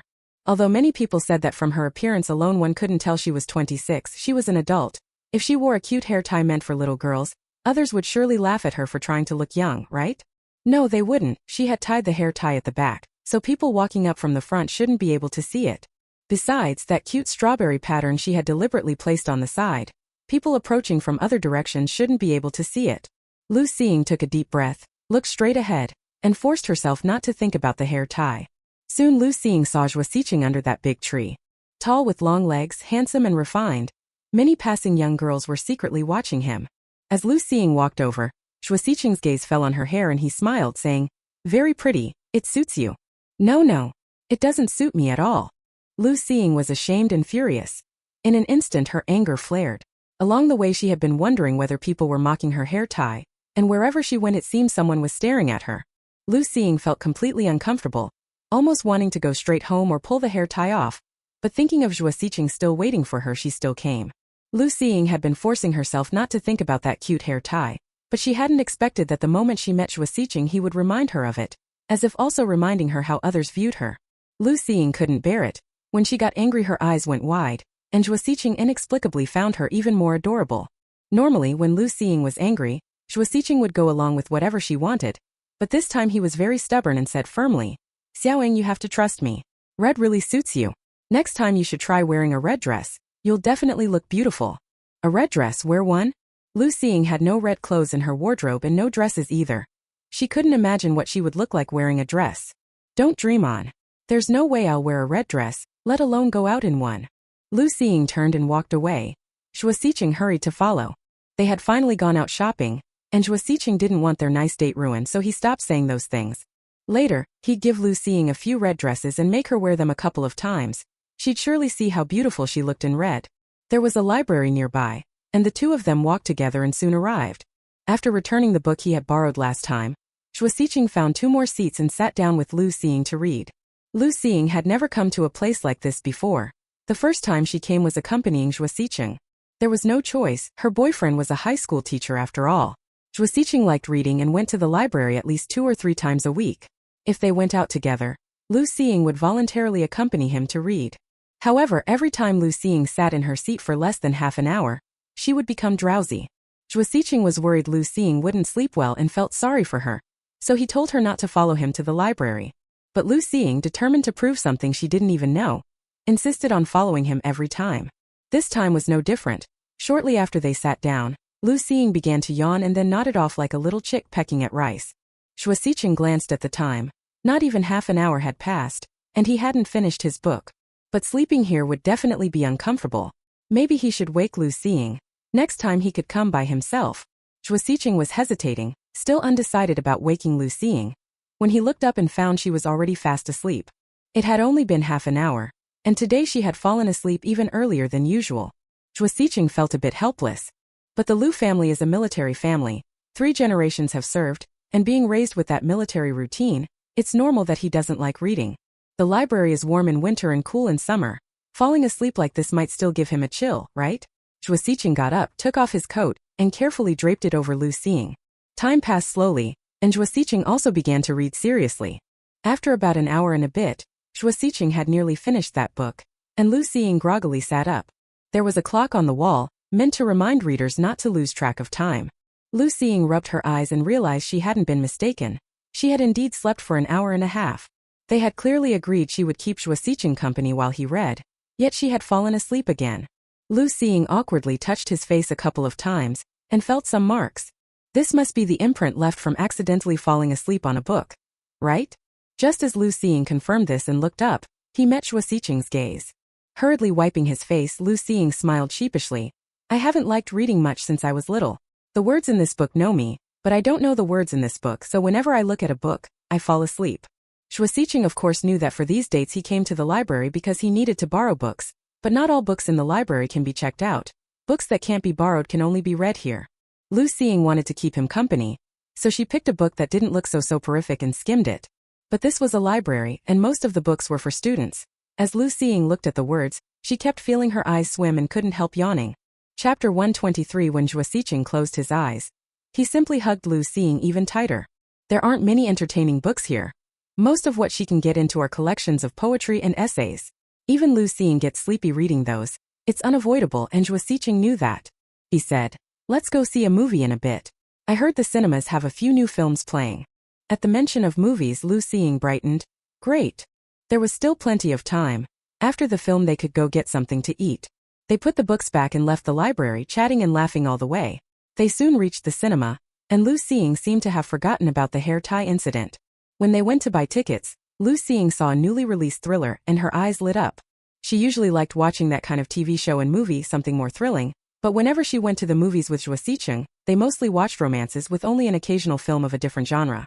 Thrillers were relatively rare in theaters, so when Lu Xiying saw this one she said happily, "Let's watch this movie today."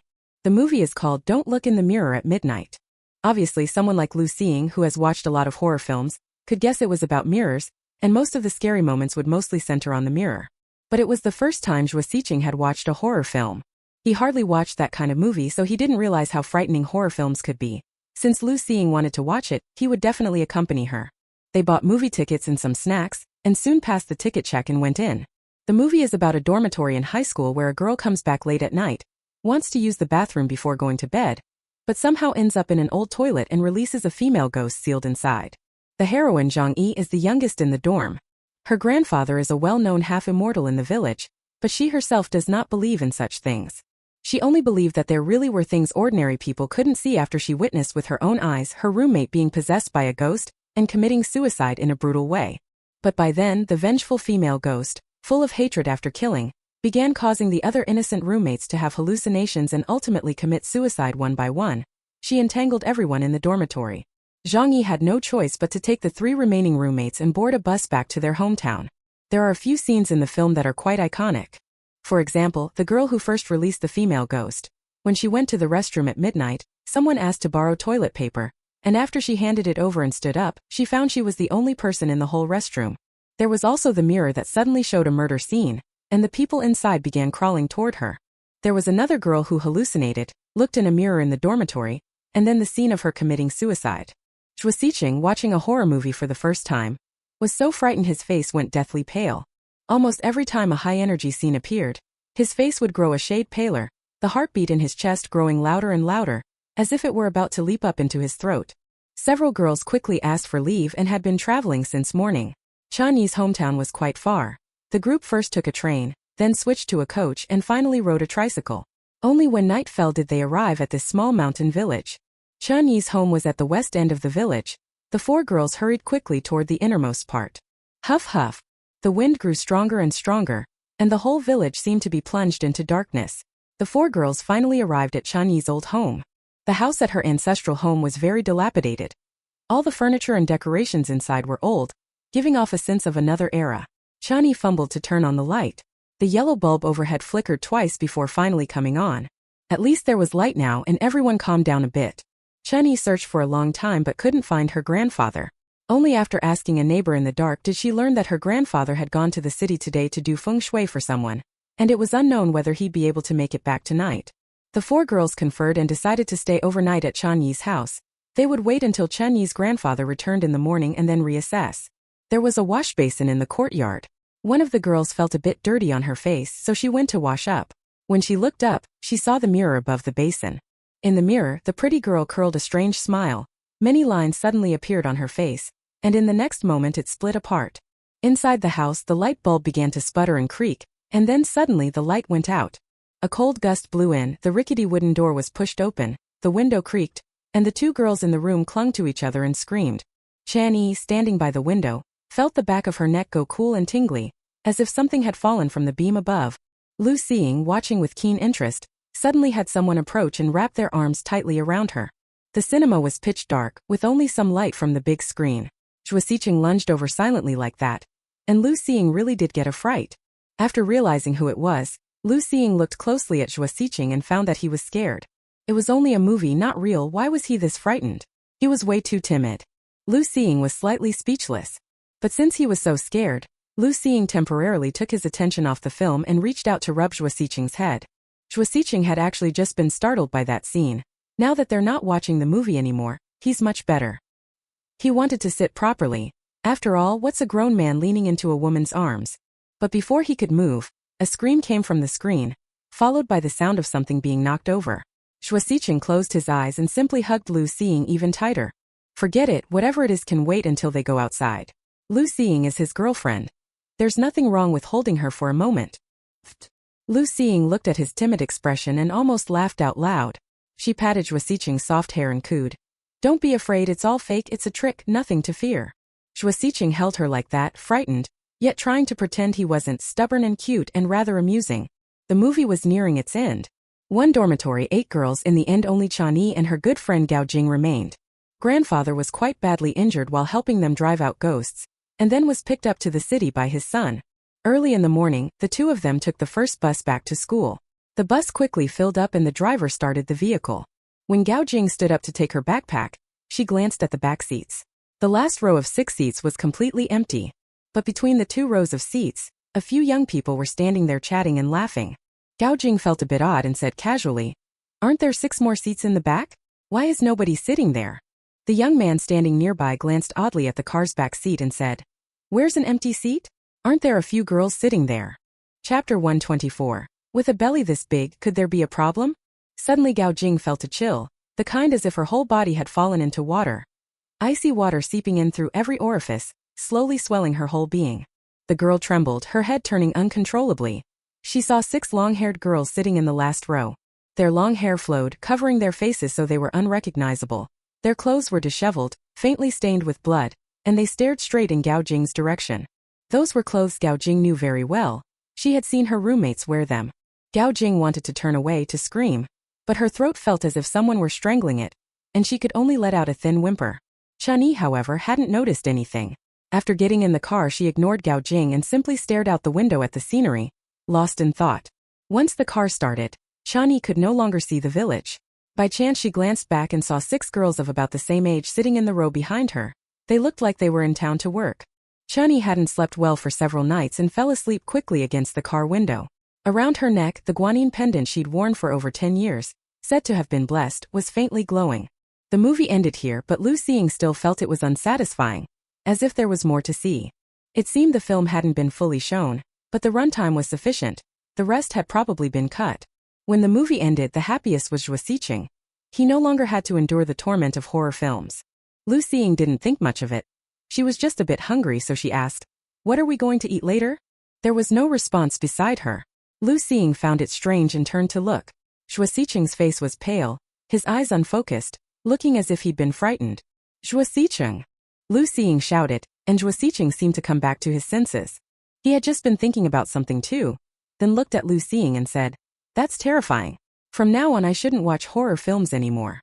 Horror films are Lu Xiying's hobby. How could she possibly not watch them?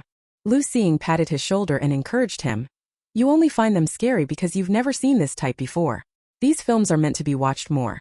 The more you watch, you'll realize the things in them are fake and actually not scary at all." Zhuo Xiqing couldn't help but step back, shaking his head wildly. "No, I think we can actually watch other kinds of movies. Believe me, you just haven't seen enough before. Watch more of these films, it'll help you build up your courage." Lu Xiying suddenly remembered something and her eyes lit up. "How about we go to the amusement park? I remember there's a haunted house there. The scares are pretty good. Going through it a couple of times should be more effective than movies." A haunted house? Zhuo Xiqing was a bit dazed. He remembered that back in college a few friends organized an outing and went to an amusement park.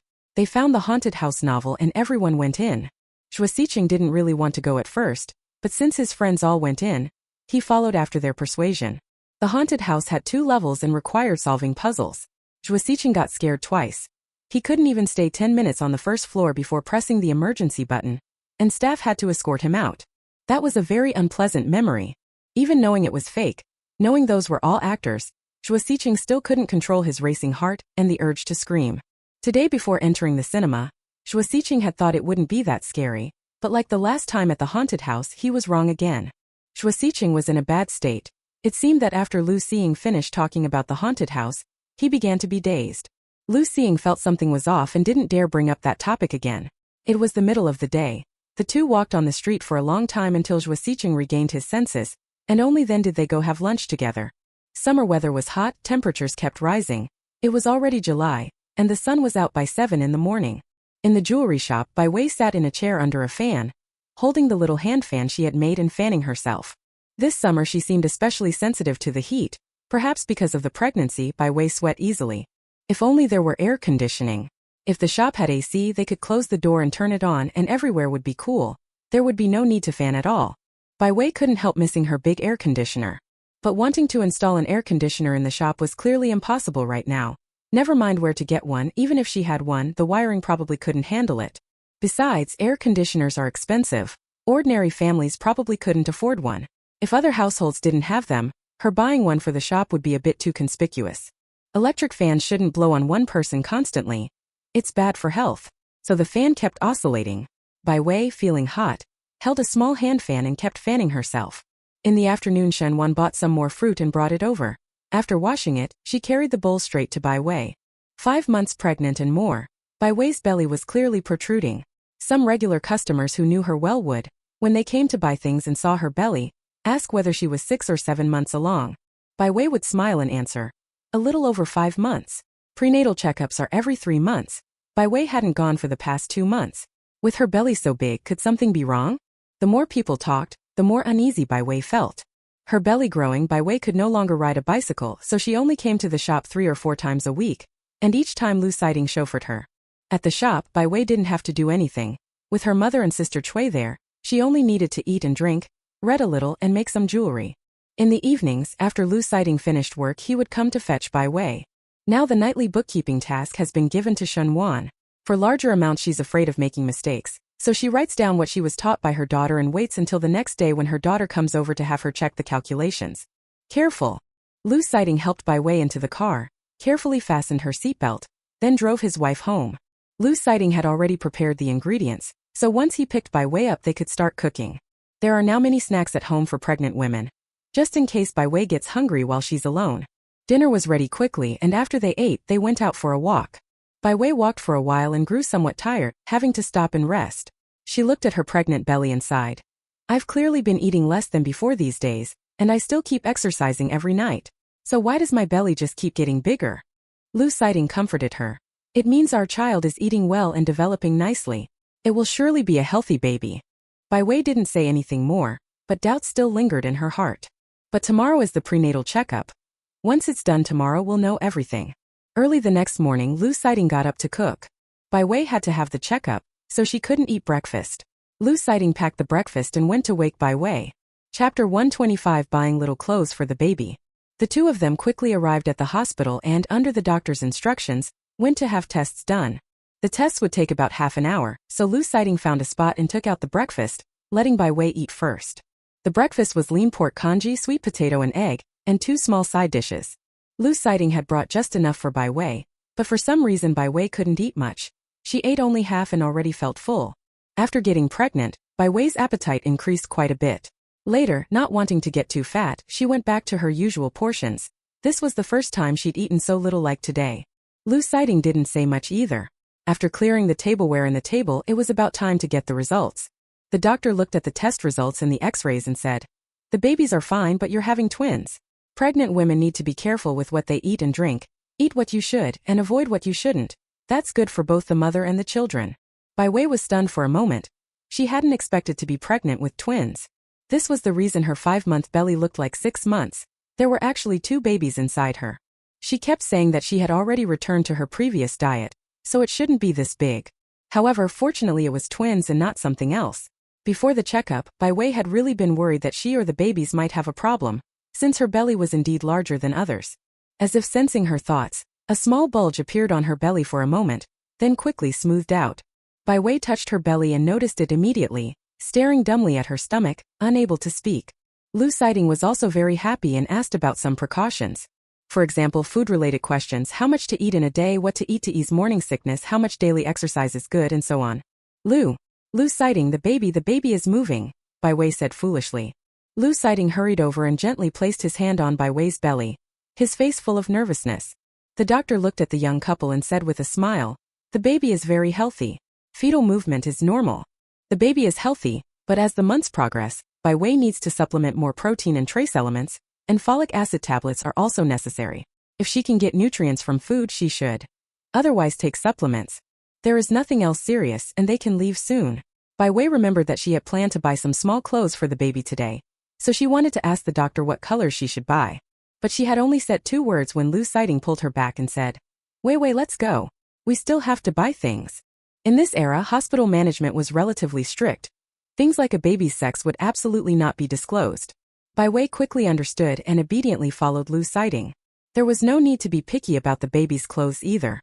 The baby was so newly born and tiny, didn't know anything or care about colors. Whatever they bought, the baby would wear. Today Bai Wei didn't go to the shop, so Lu sighting drove to the department store. The second floor specialized in children's clothing, from newborn babies to clothes for kids around 10 years old. All kinds of colors and styles. Bai Wei was dazzled. But she soon remembered she was picking out clothes for a baby who hadn't been born yet. So she went to the maternity and baby store. There were small baby clothes for sale here, as well as formula and other items. Most of the children's clothes were in pink and blue. Very pale, gentle, refreshing colors. Bai Wei looked at them and her heart melted from how cute they were. This one is so pretty, and this one is pretty too, so adorable. Bai Wei only browsed for a short while, but she ended up holding quite a few little outfits. But babies grow fast, so you don't need to buy too many clothes. After picking out 2 outfits for the baby, Bai Wei went on to buy other infant supplies. Anything for bathing the baby, anything for applying to the body. Bai Wei would buy it whenever she saw something she liked. When she bought things, she would ask Lu sighting's opinion. Lu sighting had no particular preferences about these matters and let Bai Wei decide everything. In the end, the 2 of them bought quite a lot and took it home, placing it in the small room. Besides the master bedroom they shared, Lu sighting had already taken time to tidy up the other secondary bedroom, preparing it so that when the child was a bit older and could have his or her own room, they could stay there.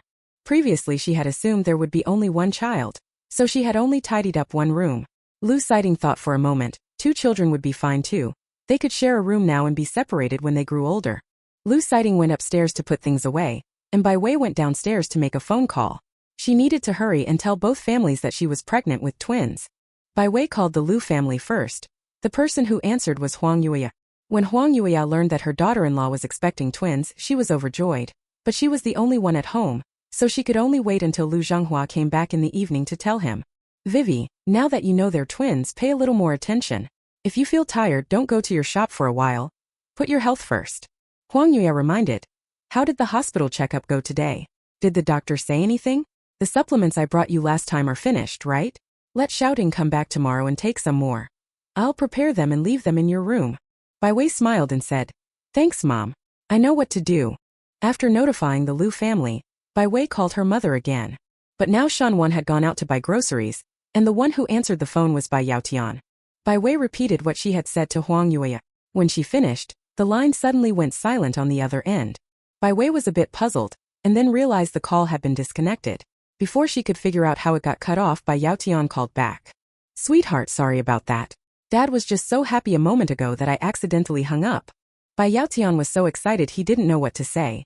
In the end he asked as before, Have you been eating well lately? Sleeping well? Has the baby been bothering you? Your mom went out to buy groceries. When she gets back I'll have her give you a call. Bai Yaotian wasn't a man of many words.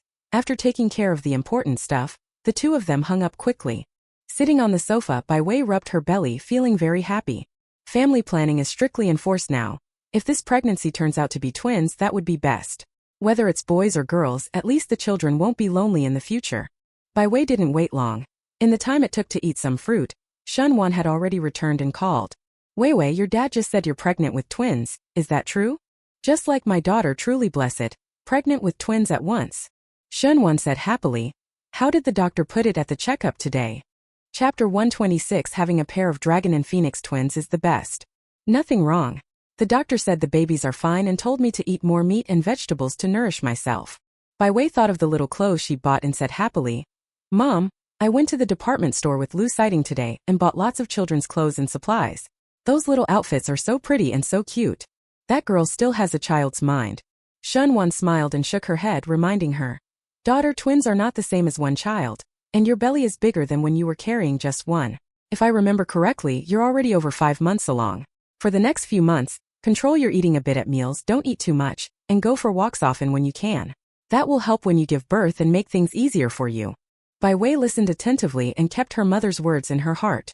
Don't eat fruit instead of meals, eat less sweet things, and when you exercise or take walks, pay attention to your body. If you ever feel tired, find a place to rest immediately. Don't try to hold on until you get home. Remember, when you're tired, the baby might be tired too. So please take care of yourself. Shunwan sounded like a worrying old mother, saying a whole lot. But Bai Wei didn't interrupt her and listened very carefully. The mother and daughter talked on the phone for more than half an hour. Lu Siding had already gone to cook, and Bai Wei then remembered that her mother had been out buying groceries earlier. Mom, let's not talk anymore for now. You all hurry and eat, and we'll talk about it tomorrow when I go to the shop. Bai Wei said a few more words, then hung up the phone. Handing her round, bulging belly, Bai Wei felt a bit expectant. Actually, either boy or girl would be fine. After all, it would be her and Lu Siding's child, and Bai Wei would love it. But if possible, she still hoped she was carrying twins consisting of a boy and a girl. She wanted a little Lu Siding, preferably someone who looked a lot like Lu Siding as a child. That would be the cutest. But Lu Siding wanted a little Bai Wei again. The same cute little girl Bai Wei had been when she was young. Bai Wei knew this from the last time they talked. Since the two of them wanted different things, one wanted a son, the other a daughter, why not have a set of boy and girl twins? That would satisfy them both. It was now May. Bai Wei calculated that she had conceived in January, so the baby would be born around mid-November. From after Children's Day until mid-November, it seemed the only big holiday was National Day on October 1st. Just in time, after the National Day holiday was over, she could rest and nurture the baby, waiting to give birth. Bai Wei had pretty much arranged everything in her head. The next day she went to the shop to start preparing activities for National Day. During the October 1st National Day period, there would only be about a month left before Bai Wei's due date. Those days would definitely be busy. With her big belly, she might need someone to look after her, so it would be best if she didn't work at the shop then. Whether she went or not could be decided later, but the jewelry and accessories in the store had to have sufficient stock. In the days leading up to the National Day holiday, Bai Wei began preparing the styles for the celebration. On the weekend, Bai Wei had Lu Siding drive her to the market to buy stock. Because they had a car, this time she bought more than twice the usual amount. A large portion of the customers in her jewelry shop are students. Some are high school or college students who can buy for themselves. Some are children whose mothers buy pretty hair accessories for them. So this time Bai Wei made only accessories that emphasized cuteness. Many hair ornaments, hairpins, headbands, and hair ties with little bells. Cute and delicate. These hair accessories could be worn by anyone from 2 or 3-year-old little girls to young women in their 20s. Bai Wei designed a batch of pieces and launched a new collection at the end of August. At the end of August, when schools were about to start, many parents and students passed by and saw new items in Bai Wei's jewelry shop, those same cute hair accessories, and couldn't help stopping to look. Those hair accessories sold very well. Bai Wei taught her mother and sister Cui how to make them, then began making jewelry for National Day.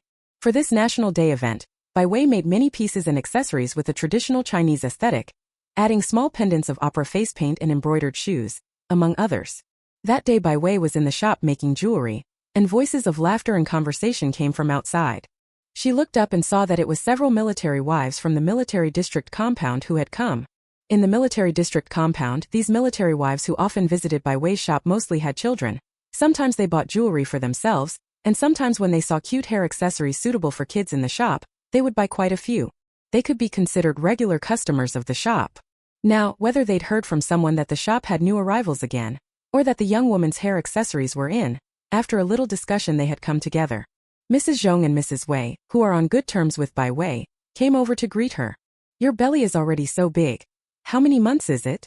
8 months. I heard you're expecting twins this time. It must be tough on you usually?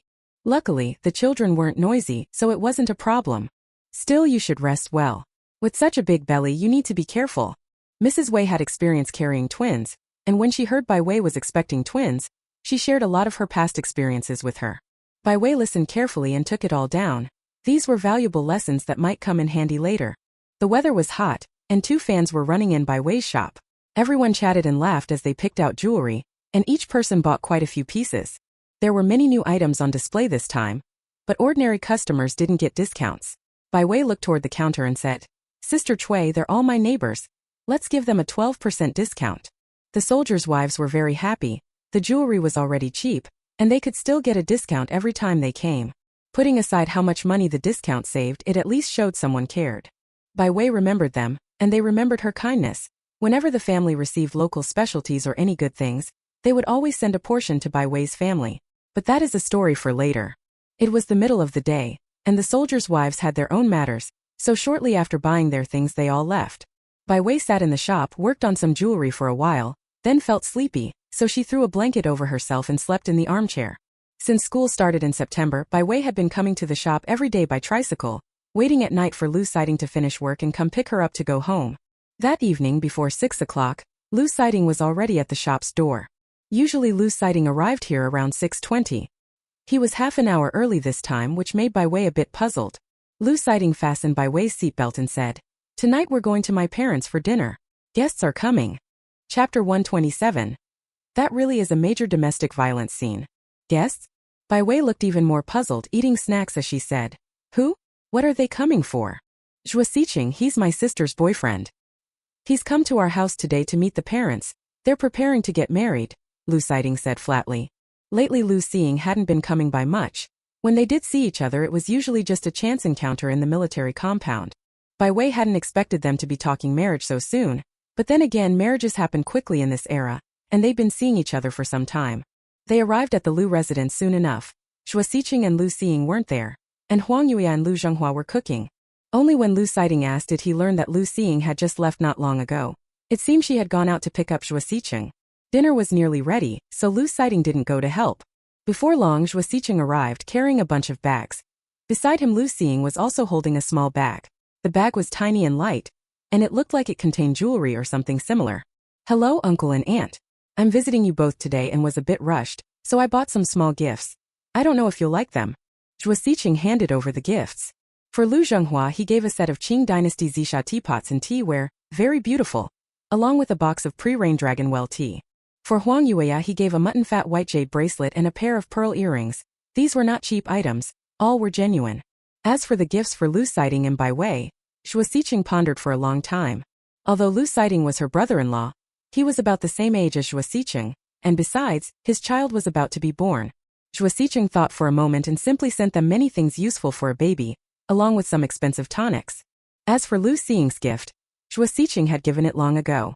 Huang Yue, seeing the brand mark on the outside of the jewelry box, said in surprise, You child, it's fine to come, and taking a gift casually is meant kindly, so why give something so expensive?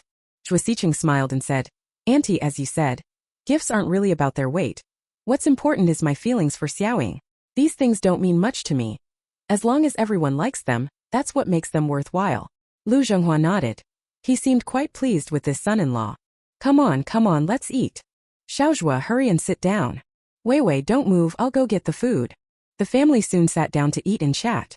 Zhuo Siqing said, There aren't many elders in my family. My parents, maternal grandparents, and grandfather are all gone. I do have a grandmother, but she's elderly and has difficulty getting around. If the two families meet sometime, you might all have to come to my place. Having no elders at home is both good and bad.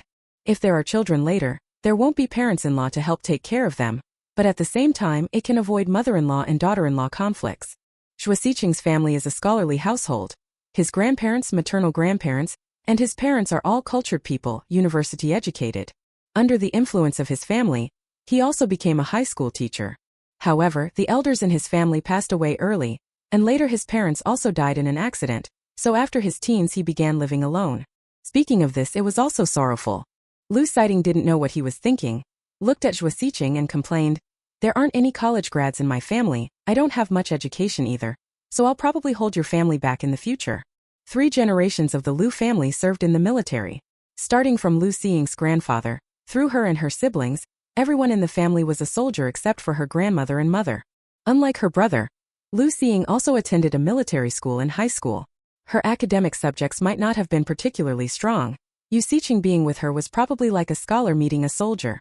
Originally Lu Xing was just complaining about herself, but unexpectedly Yu Siqing heard her, served her some food and then said solemnly, It's okay with me around even if our child doesn't like classes and isn't cut out for studying, let me teach him, and his grades in each subject shouldn't be too bad. Although Lu Xing didn't particularly like attending classes, her grades weren't that bad. She had expected Yu Xiqing to comfort her, not to call her as hopeless a student as she described. Who would have thought that Xue Xiqing actually wanted to tutor their future children? Isn't that just agreeing with what she said? Lu Xing was a little angry and reached out. She originally intended, as usual, to pinch his face, but with the family present her hand paused and instead went to pinch his arm. Xue Xiqing didn't dodge either, just looked at Lu Xing with a silly smile. Actually, every time Lu Xing makes a move it feels like she's just playing. She looks fierce, but she never uses any force.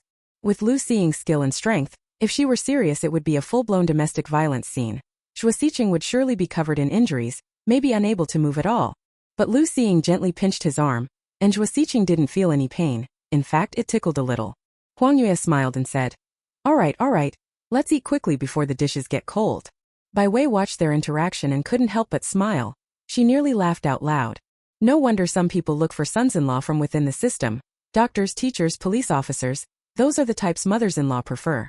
They'll be of great help to the family later on.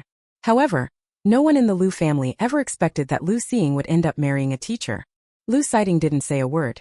He kept picking bones from the fish and peeling shells off the shrimp, and in the end all of those things ended up in Bai Wei's bowl. Huang Yue's cooking was delicious, and Bai Wei accidentally ate too much. She remembered her mother's advice and after finishing the meal, walked back and forth in the courtyard. The remaining matters didn't have much to do with Bai Wei and Lu Xiting's relationship. After chatting for a while they began to discuss the wedding date, and Bai Wei sat on the sofa yawning. Huang Yue saw this and told Lu Xiting to take his wife home. Bai Wei was now pregnant with twins. She couldn't overexert herself, nor could she bump or get hurt. They went home to rest. In September, Bai Wei's belly had grown a lot. Even when she rode in a tricycle, the drivers would be extra careful when they saw her. Bai Wei rode a tricycle to the shop every day for several months, and became very familiar with the tricycle drivers in that area. At first, some drivers saw her large belly and afraid something might happen wouldn't take her. Later, once they got to know her a bit and realized she wasn't yet due. And because Bai Wei rode every morning, they all competed eagerly to drive this important customer. At the end of September, Bai Wei found it somewhat inconvenient to move around, so she only went to the shop 2 or 3 times a week. On weekends when Lu Xiting was off, she had him take her there. In truth, there wasn't much she could do when she went. Most of the time she just sat in a reclining chair, weaving various jewelry components. Occasionally someone wanted to order custom jewelry. Bai Wei would explain in advance that she was pregnant now and might work more slowly, and in the end she accepted one order. Chapter 128. Being greedy, wanting to eat barbecue, feeling wronged when not allowed to eat. The customer requested 2 necklaces, 2 bracelets, a pair of earrings and 2 hair accessories, asking that the custom-made jewelry be delivered to their home before October 1st. Bai Wei was grateful she had started preparing new items for National Day back in August, so she didn't have to worry too much about the holiday promotions in September, and could concentrate on making the custom jewelry. However, Bai Wei still worried the National Day stock might not be enough. This year the shop's National Day would certainly be busier than last year. After all, the reputation was established, the name recognition was considerable, and there were many regular customers, so they needed plenty of inventory. In their spare time, Shen Wan and Sister Cui made jewelry in the shop, mostly the simple kinds. Sister Cui could handle some slightly more complicated pieces, but anything too intricate was out of the question. Bai Wei didn't ask them to be fast, only that each finished piece of jewelry meet quality standards and be about the same as what she made.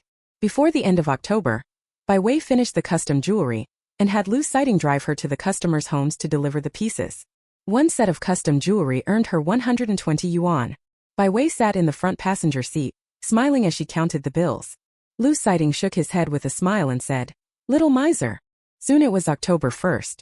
Schools were on holiday, factories were on holiday, only those who ran shops didn't have time off. The streets were very lively. There were early market goers too. From a little after 6, people were already out strolling along the main street. Sister Cui knew there would be many people for National Day, so she came to open the shop at 7. Shen Wan arrived a bit later, coming to the shop with Bai Yaotian at 8:30. By then the shop had already started getting busy, but it wasn't too crowded yet. An hour later, Lu Xiting brought Bai Wei over. By that time the little jewelry shop was already filled to capacity. You could see that even outside there were people squeezed together waiting in line who couldn't get in. There were too many people, so Lu Xiting didn't let Bai Wei go into the shop. Worried about the crowd, he had her stay in the car. The jeep was parked by the roadside, and even if Lu Xiting went in to help, he could look up and see Bai Wei at a glance. Bai Wei also wanted to go in and help, but looking at her belly, she decided it was better not to trouble her husband and parents. She sat in the car, snacking on fruit and making jewelry, occasionally staring at the people inside the shop. It was finally noon, and the number of customers had thankfully decreased, so everyone began taking turns to go have lunch. Sister Chui went first. Bai Yaotian told Shen Wan to go buy food, but she was stopped. Lu Xiting went to the trunk and took out 2 large lunch boxes. He had prepared them that morning to bring to his father and mother-in-law.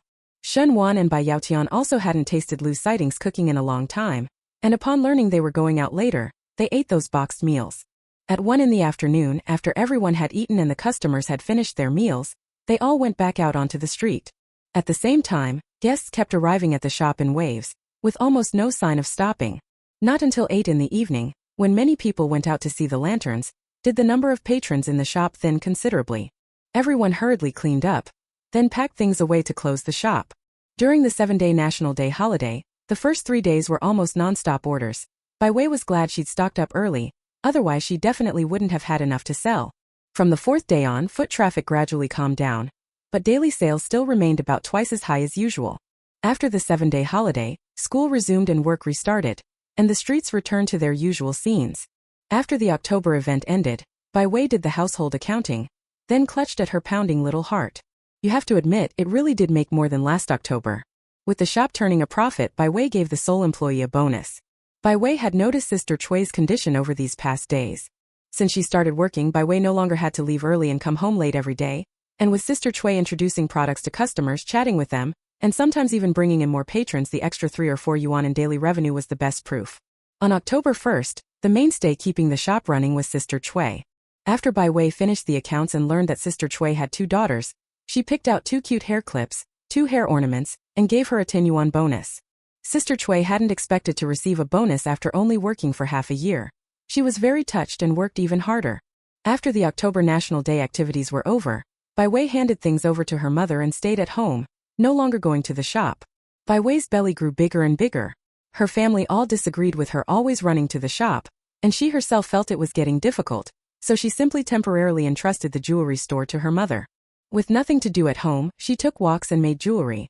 Bai Wei formally became an expectant mother awaiting childbirth. Lu Xiting got up in the morning to make breakfast, then went to the unit. At noon he bought lunch and came back on time, and if he returned early, he would cook at home. Even when he was extremely busy, he would always come home at noon to see Bai Wei. After dinner in the evening, Lu Xiting would accompany Bai Wei to stroll around the compound. When they grew tired, they would rest right on a stone bench, then slowly walk back. Lately Bai Wei never slept soundly at night. Her large belly made turning over difficult, and sometimes her calves would cramp. Lu Xiting would always wake up at once to help her turn over or rub her legs. One night, Bai Wei woke up in the middle of the night and suddenly craved barbecue. She was a little nostalgic for those summer evenings in the past, with the evening breeze and barbecue paired with beer. But she was pregnant, so she definitely couldn't drink, though having some barbecue should be fine, right? At midnight, Bai Wei couldn't fall back asleep the more she thought about it. Her mind was full of images of the barbecue stall.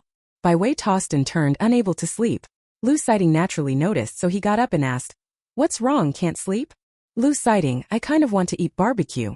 Bai Wei didn't want to seem so weak. Unable to sleep because she wanted food, but she didn't know why. Tonight she just really wanted barbecue. It wasn't that she was hungry. She was simply craving barbecue. At the thought of skewers sizzling and dripping oil, her mouth started to water. Lu Xiting hadn't expected it was because of that. After a moment of silence he asked, "Really want it? There are ingredients in the fridge. I'll make you a few dishes. I'm worried barbecue isn't healthy." Lu Xiting had already gotten up and dressed. Bai Wei was a little anxious, her eyes reddening as she acted spoiled and said, "I don't want to, I won't eat that, I just want barbecue. I'll only eat a little to satisfy my craving, just this once." She wasn't asking for any exotic delicacies, just barbecue, and he was unwilling to let her have it. It was infuriating. Bai Wei was both angry and aggrieved. Lu Xiting was momentarily stunned, but he knew that since she had become pregnant she tended to overthink things, so in the end he said, "All right, wait at home for a bit. I'll go buy it." Chapter 129 gave birth to twins, 1 boy, 1 girl. Lu Xiting bent down to hug Bai Wei, then kissed her on the forehead. "Don't be angry, I'll be back soon." Lu Xiting soon drove out to buy barbecue. Bai Wei sat on the bed, at first still thinking longingly about the barbecue, but soon she began to worry about Lu Xiting. Out so late at night, going out alone to get barbecue, could it be unsafe? Moreover, it's already midnight. I'm afraid all the shops on the street will be closed. Where will he go to look? Time passed second by second. Bai Wei couldn't help checking the clock. 30 minutes had already gone by. In the quiet room, the ticking of the hour and minute hands seemed to grow louder, making Bai Wei feel increasingly irritated. Lu Siding is an officer and very capable. Even if he goes out alone late at night, he'll be fine. Bai Wei comforted herself inwardly, but she still felt mostly anxious. Just as she was thinking of going downstairs for a walk, a horn sounded outside. Lu Siding had returned. Bai Wei's eyes brightened. She struggled out of bed and put on her coat. But she was a bit limited in movement now. By the time she put on her coat, Lu Siding had already gone upstairs with the fragrant barbecue. Bai Wei went to see Lu Siding at once, and only breathed a sigh of relief when she saw him return home safe and sound. Lu Siding put the barbecue on the table and said, "Eat." Afterwards, he fetched a cup of warm milk and set it on the table.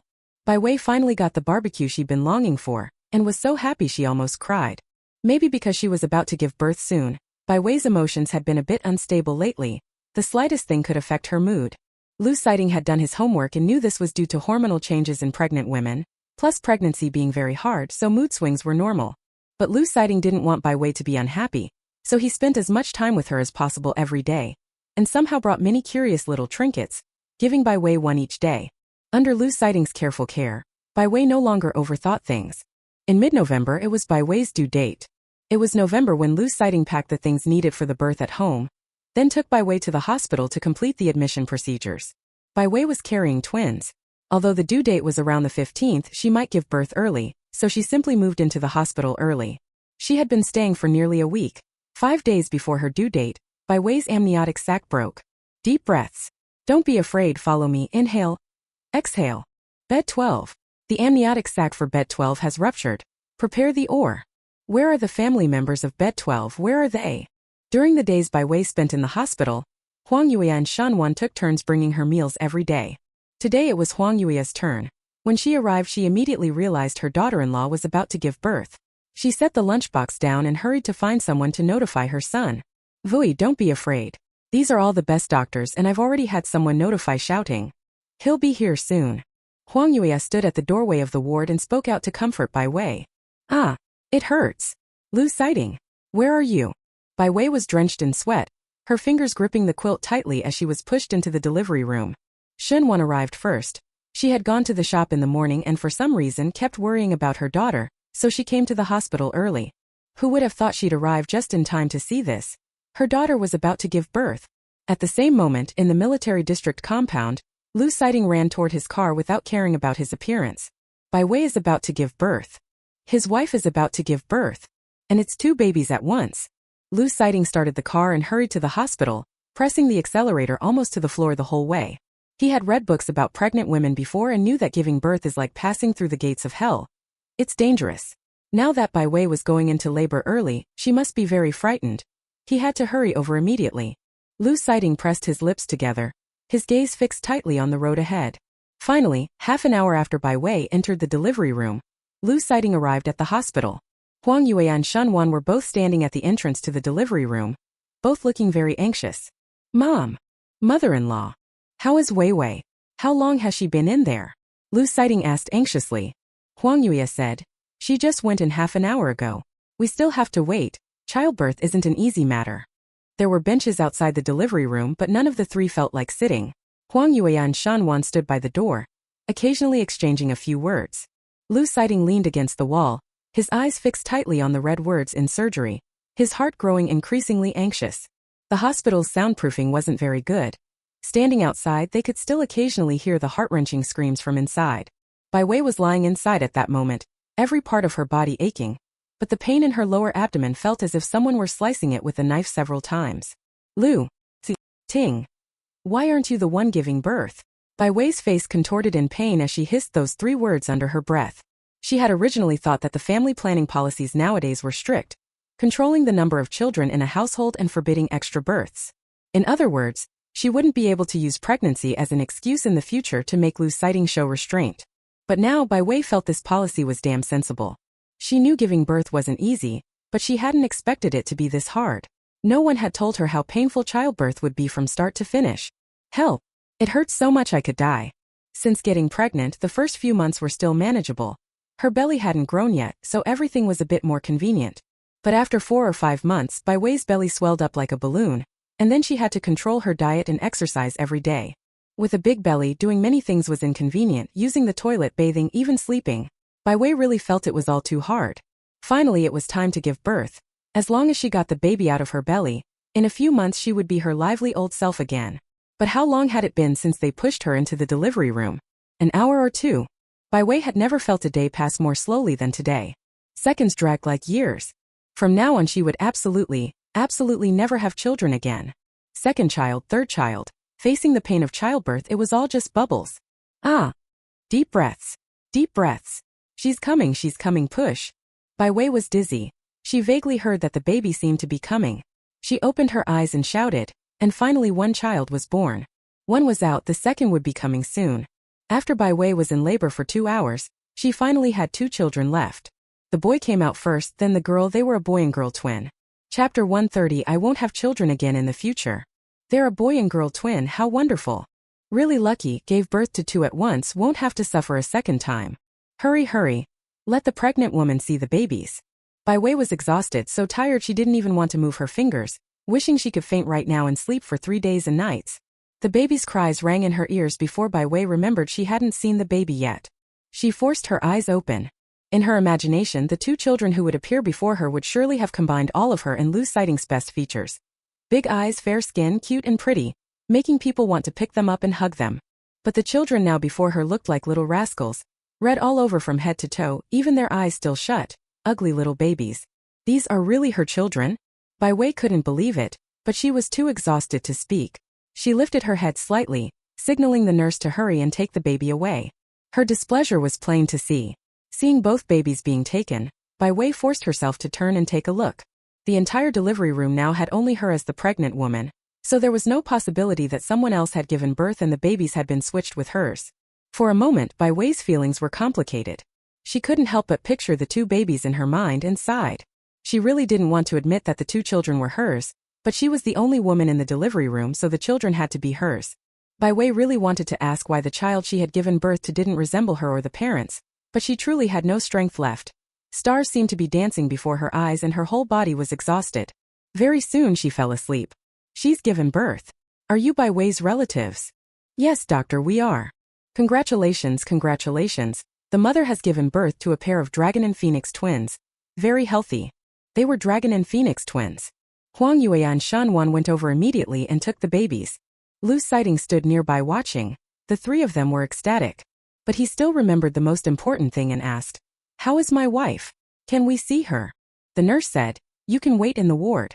We'll finish treating the pregnant woman, and then take her to the ward to rest." Soon 2 nurses came out from inside pushing Bai Wei, who was asleep, and took her to the ward. This sleep lasted until the afternoon before Bai Wei woke up. Dizzy and heavy-headed, her stomach and legs aching, Bai Wei felt uncomfortable all over. Her hand felt a little tingly, as if she were holding something. Bai Wei turned her head and caught Lu Sighting kissing the back of her hand. In an instant, all the grievances and the pain from giving birth surged up. Bai Wei's eyes reddened and she almost cried. "What's wrong? Are you feeling unwell anywhere?" Lu Sighting asked anxiously. Bai Wei said aggrievedly, it hurts everywhere, childbirth hurts, it hurts now, why must women give birth and not men? Why is it only women who have to give birth?" If it were possible, she truly wanted men to feel the pain of childbirth too. From carrying a baby for 10 months to delivering it in a single morning. Whether mentally or physically, what women endure, men should have to go through as well. Unfortunately, even by the time she lived, nothing had been invented that could make men become pregnant. However, there seemed to be devices that could let men experience giving birth. Bai Wei thought hazily. Hearing Bai Wei speak nonsense in anger, Lu Sighting was somewhat amused and a bit helpless. It seemed she really was hurt. Lu Sighting's voice was gentle as he comforted her. "Okay, whatever you say. In the next life we'll still be together. I'll be the woman and give you children. Have as many as you want, okay?" Although she knew Lu Sighting was only saying that to cheer her up, Bai Wei's mood inexplicably improved a lot. Seeing Lu Sighting, Bai Wei thought of their child again and complained. "Lu Sighting, did you see our baby? So ugly. I even wondered if someone had swapped the child. With our looks, we couldn't possibly have such an ugly baby. Right?" Bai Wei was still weak, but the small look of disdain on her face was vivid. Lu Sighting stroked Bai Wei's head and said with a smile, "I did see them, but babies grow fast. They won't look like that for long." "Really? Don't worry. When they grow up they'll be more good-looking than both of us. Our child can't be ugly." Bai Wei finally brightened up. She didn't expect them to look better than her. She just wondered whether they might grow to be a bit more attractive in the future. Lu Sighting gave Bai Wei some water and asked, "Are you feeling any better now? Do you want to eat something?" When he said that, Bai Wei actually felt hungry. Her stomach had hurt since morning, then she went into labor, and after giving birth she slept. Bai Wei glanced instinctively at the clock on the wall. It was already 4:30. Apart from the bowl of porridge she had in the morning, Bai Wei hadn't eaten anything all day. Giving birth is physical work. Bai Wei had been hungry for a long time, but because she was so tired and sleepy she no longer felt the hunger. Her stomach suddenly gurgled and Bai Wei hurriedly nodded. "Yes, I want it, I'm starving." Lu Sighting adjusted the hospital bed, helped Bai Wei sit up, and went to get the rice from the thermos. She had just given birth and couldn't eat many things, so Shanwan bought some porridge and big bone soup, while Huang Yuya took a lot of milk and tonics. The two of them looked after the two babies and had no time to go home and simmer soup themselves, so they had to buy some things outside. In short, it was all drinks. When Bai Wei lay down, she felt as if she could eat a whole cow, but when she actually went to eat, she had no appetite and in the end only drank 2 bowls of porridge. After finishing the porridge, Bai Wei lay back down, and Lu Sighting stayed by her side. "You didn't go to the unit today? My wife is pregnant. Where else would I go?"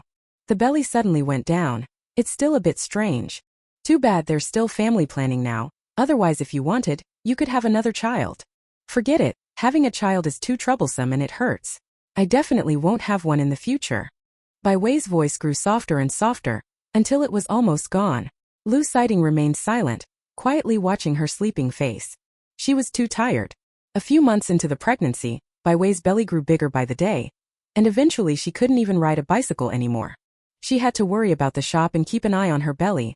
When she was 7 or 8 months along, every night was uncomfortable. Lu Sighting patiently stayed with her, helped her turn over, massaged her, and poured her water to drink.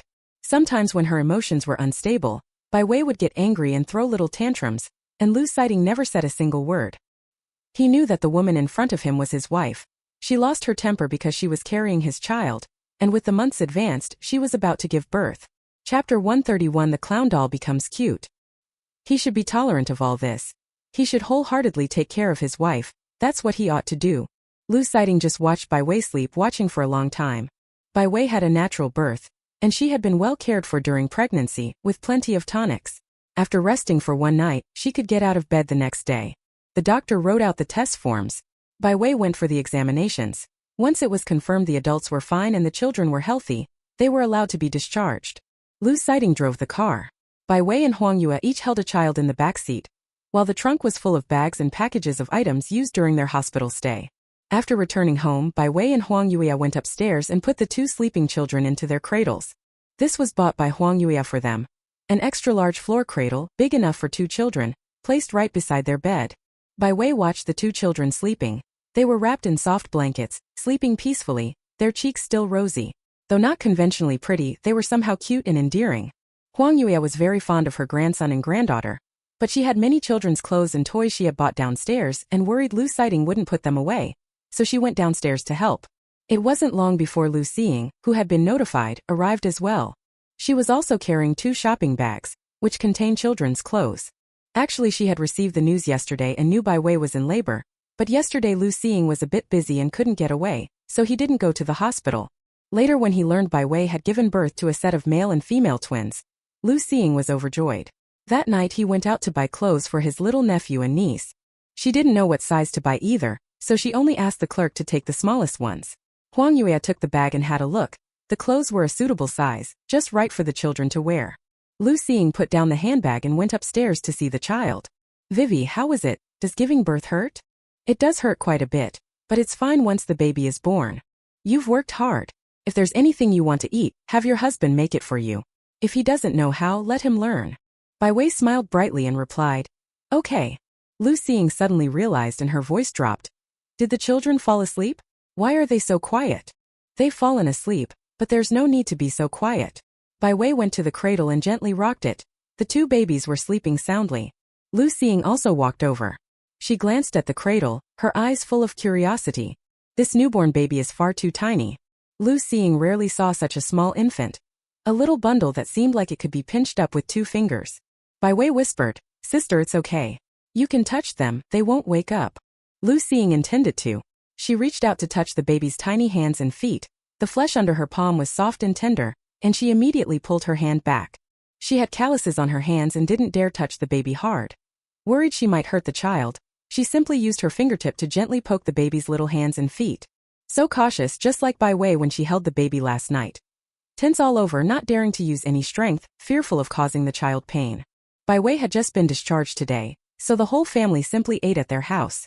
At noon Lu Zhenghua came back and went straight to their home. Huang Yueya and Lu Siting made a big table of dishes, but most were light, nourishing foods. Bai Wei's body was still rather weak and needed proper nourishment, so they prepared healthy dishes. Lu Xing. Come. Let's use tea instead of wine to congratulate Wei Wei on finally giving birth. When Lu Zhenghua came at noon, he didn't bring any gifts for the baby, but he brought 2 large red envelopes. This had been agreed with Huang Yue yesterday. No matter how much, it was just a small token from the two of them. After lunch, the Lu family went off to their own affairs. Lu Siting took a few days off to take care of Bai Wei and the baby, so he didn't have to go to the military these days. Bai Wei is going to observe the confinement period, so Huang Yueya came over every day. She was worried the son wouldn't take good care of her, so she sat by Bai Wei's bed and admonished, Wei Wei, the confinement period is important. You must not be exposed to drafts now, so you can't bathe or wash your hair. Even if you're uncomfortable, you must endure it. If you feel unwell now, it can leave a chronic problem and cause issues later. This was all wisdom from someone who had been through it.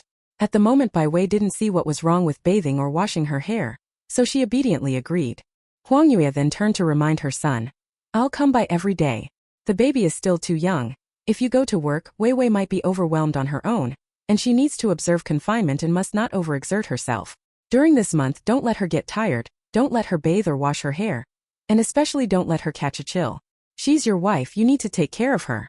She gave birth to your child. Lu Siting nodded and took note of everything. A week later, Lu Siting was going to join the military, so Huang Yueya came every day to help take care of the child. After just 1 week without washing her hair, Bai Wei was already starting to feel itchy. In summer, Bai Wei sometimes washed her hair once a day, at most every other day. In winter, she generally washed it once every 3 days. It was the first time she hadn't washed her hair for a whole week. When Bai Wei looked in the mirror and saw her nearly matted hair, she couldn't bear to look at herself. Still, looking at her 2 little clown kids, who after eating and drinking their fill were lying on the bed staring at the ceiling, Bai Wei felt very happy. However, Lu Siting wasn't entirely wrong. Kids really change from day to day. When the babies were just born, Bai Wei really felt a headache when she looked at them, they were just too ugly. But now, after half a month, their eyes have opened and their skin has whitened. The more she looks, the more joy they bring. Completely different from when they were first born. It's just a pity there are no phones now, so she can't film their growth. Otherwise Bai Wei would definitely photograph the babies every day. After the 2nd week, Bai Wei really couldn't stand the smell coming from her body. Although it was cold now and even without washing her hair or bathing there wasn't much odor, she still felt unclean. Fortunately the room's heating was already on. While the children slept, Lu Siting fetched hot water and helped Bai Wei wash her hair. The window hadn't been opened and the heater was on. The room was about 26 or 27 degrees, very warm, so there was no worry about catching a chill. After washing her hair and wiping her body with hot water, Bai Wei put on her clothes and lay down on the bed, feeling as if she had come back to life. The children were nearly a month old, and Bai Wei finally remembered she needed to give them names. Choosing a name isn't that easy, and everyone's naming style is a bit different. Chapter 132 I certainly won't be a reliable birth mother in the future. Bai Wei intended to ask her mother-in-law what she thought, but Huang Yueya waved her hand. This is something for you and your husband to decide. You two can discuss it yourselves. Every era has its own naming styles and trends, and Bai Wei didn't want her child to end up with a bland, uninspired name, so she discussed it with Lu Siting for a long time. After much agonizing, I finally made a decision. The brother is named Lu Tianrui, and the sister is named Lu Yahui. Bai Wei happily spent every day playing with the 2 little ones. That afternoon, Lu Siting came home early, having bought a lot of groceries as well as prepared roast chicken and roast duck. Bai Wei was in confinement, so she handed the shop over to Shen Wan to manage. Shen Wan was busy during the day, so she could only come see Bai Wei and the 2 little grandsons after closing the shop at night. Accompanying Shen Wan was also Bai Yaotian. Bai Yaotian usually has classes and is only free in the evenings. On the day his daughter gave birth he was teaching, and it was only when Shen Wan came home that night that she learned their daughter had already delivered. Every night after class Bai Yaotian would go home, eat with Shen Wan, and then they would ride together to the military compound to visit their daughter. Even on weekends when Bai Yaotian didn't have classes, he would come to help look after the child. Although he wasn't as good at looking after children as Shen Wan, After all, Bai Wei was still someone he had carried before, so he held the baby quite properly. Lu Sighting made a big table of dishes. He came home early today, and on the way to buy groceries he passed a jewelry shop and specifically told his mother-in-law, asking them to come over for dinner tonight. Sure enough, the shop closed early tonight. Shen Wan arrived early with Bai Yaotian. They also brought some little clothes and toys bought for the child. Over these days Bai Wei had received quite a few things. Boxes of eggs, white eggs, free-range eggs, and even goose eggs and old hens, all sent by the homes of Lu Sighting's friends and comrades. The gifts from the Lu and Bai families were the same, all children's clothes plus all kinds of toys. Bai Wei felt that she might never have to buy clothes for the child herself. With the speed at which their grandparents and maternal grandparents bought clothes, she didn't have to worry about the child's wardrobe at all. At 9 in the evening after dinner, Shen Wan and Bai Yaotian had wanted to help wash the dishes, but Lu Sighting stopped them and they stubbornly didn't go into the kitchen. They only left after seeing the child asleep. Huang Yueya has also been coming over every day recently. Besides helping take care of the child, she and Lu Sighting have been experimenting with nourishing soups. Pork trotter soup, crucian carp soup, spare rib soup. The two of them made a different soup almost every day, worried that Bai Wei would get tired of drinking the same one. Bai Wei also knew that simmering soup wasn't easy. After all, she had made one herself once. So every time Lu Sighting brought her a restorative soup, Bai Wei would drink 2 big bowls. Drinking a lot of tonic soup, Bai Wei could feel her body gradually recovering. Unable to go out, Bai Wei stayed home every day caring for the child, and she also noticed that the baby's skin was slowly improving, fair, tender, and very cute. Bai Wei often stroked the children's little faces, their tiny hands and feet, and played with them. When she went shopping at the department store earlier, Bai Wei bought baby face cream and body lotion. Every day when she applied the face cream she would also rub their little cheeks, and when she put on the body lotion she would pinch their little hands and feet. Both children thought their mother was playing with them. They would wave their arms and kick their legs, laughing very happily. One day, Lu Xing had nothing to do, so she came over to see the children. She was usually quite busy and could only come on weekends. When she had come before she hadn't dared to hold the babies, but now, seeing Bai Wei hold them, she felt a bit itchy to do the same. Worried the babies might cry though she didn't pick them up. Children were sometimes fussy, sometimes very quiet, probably because they were full.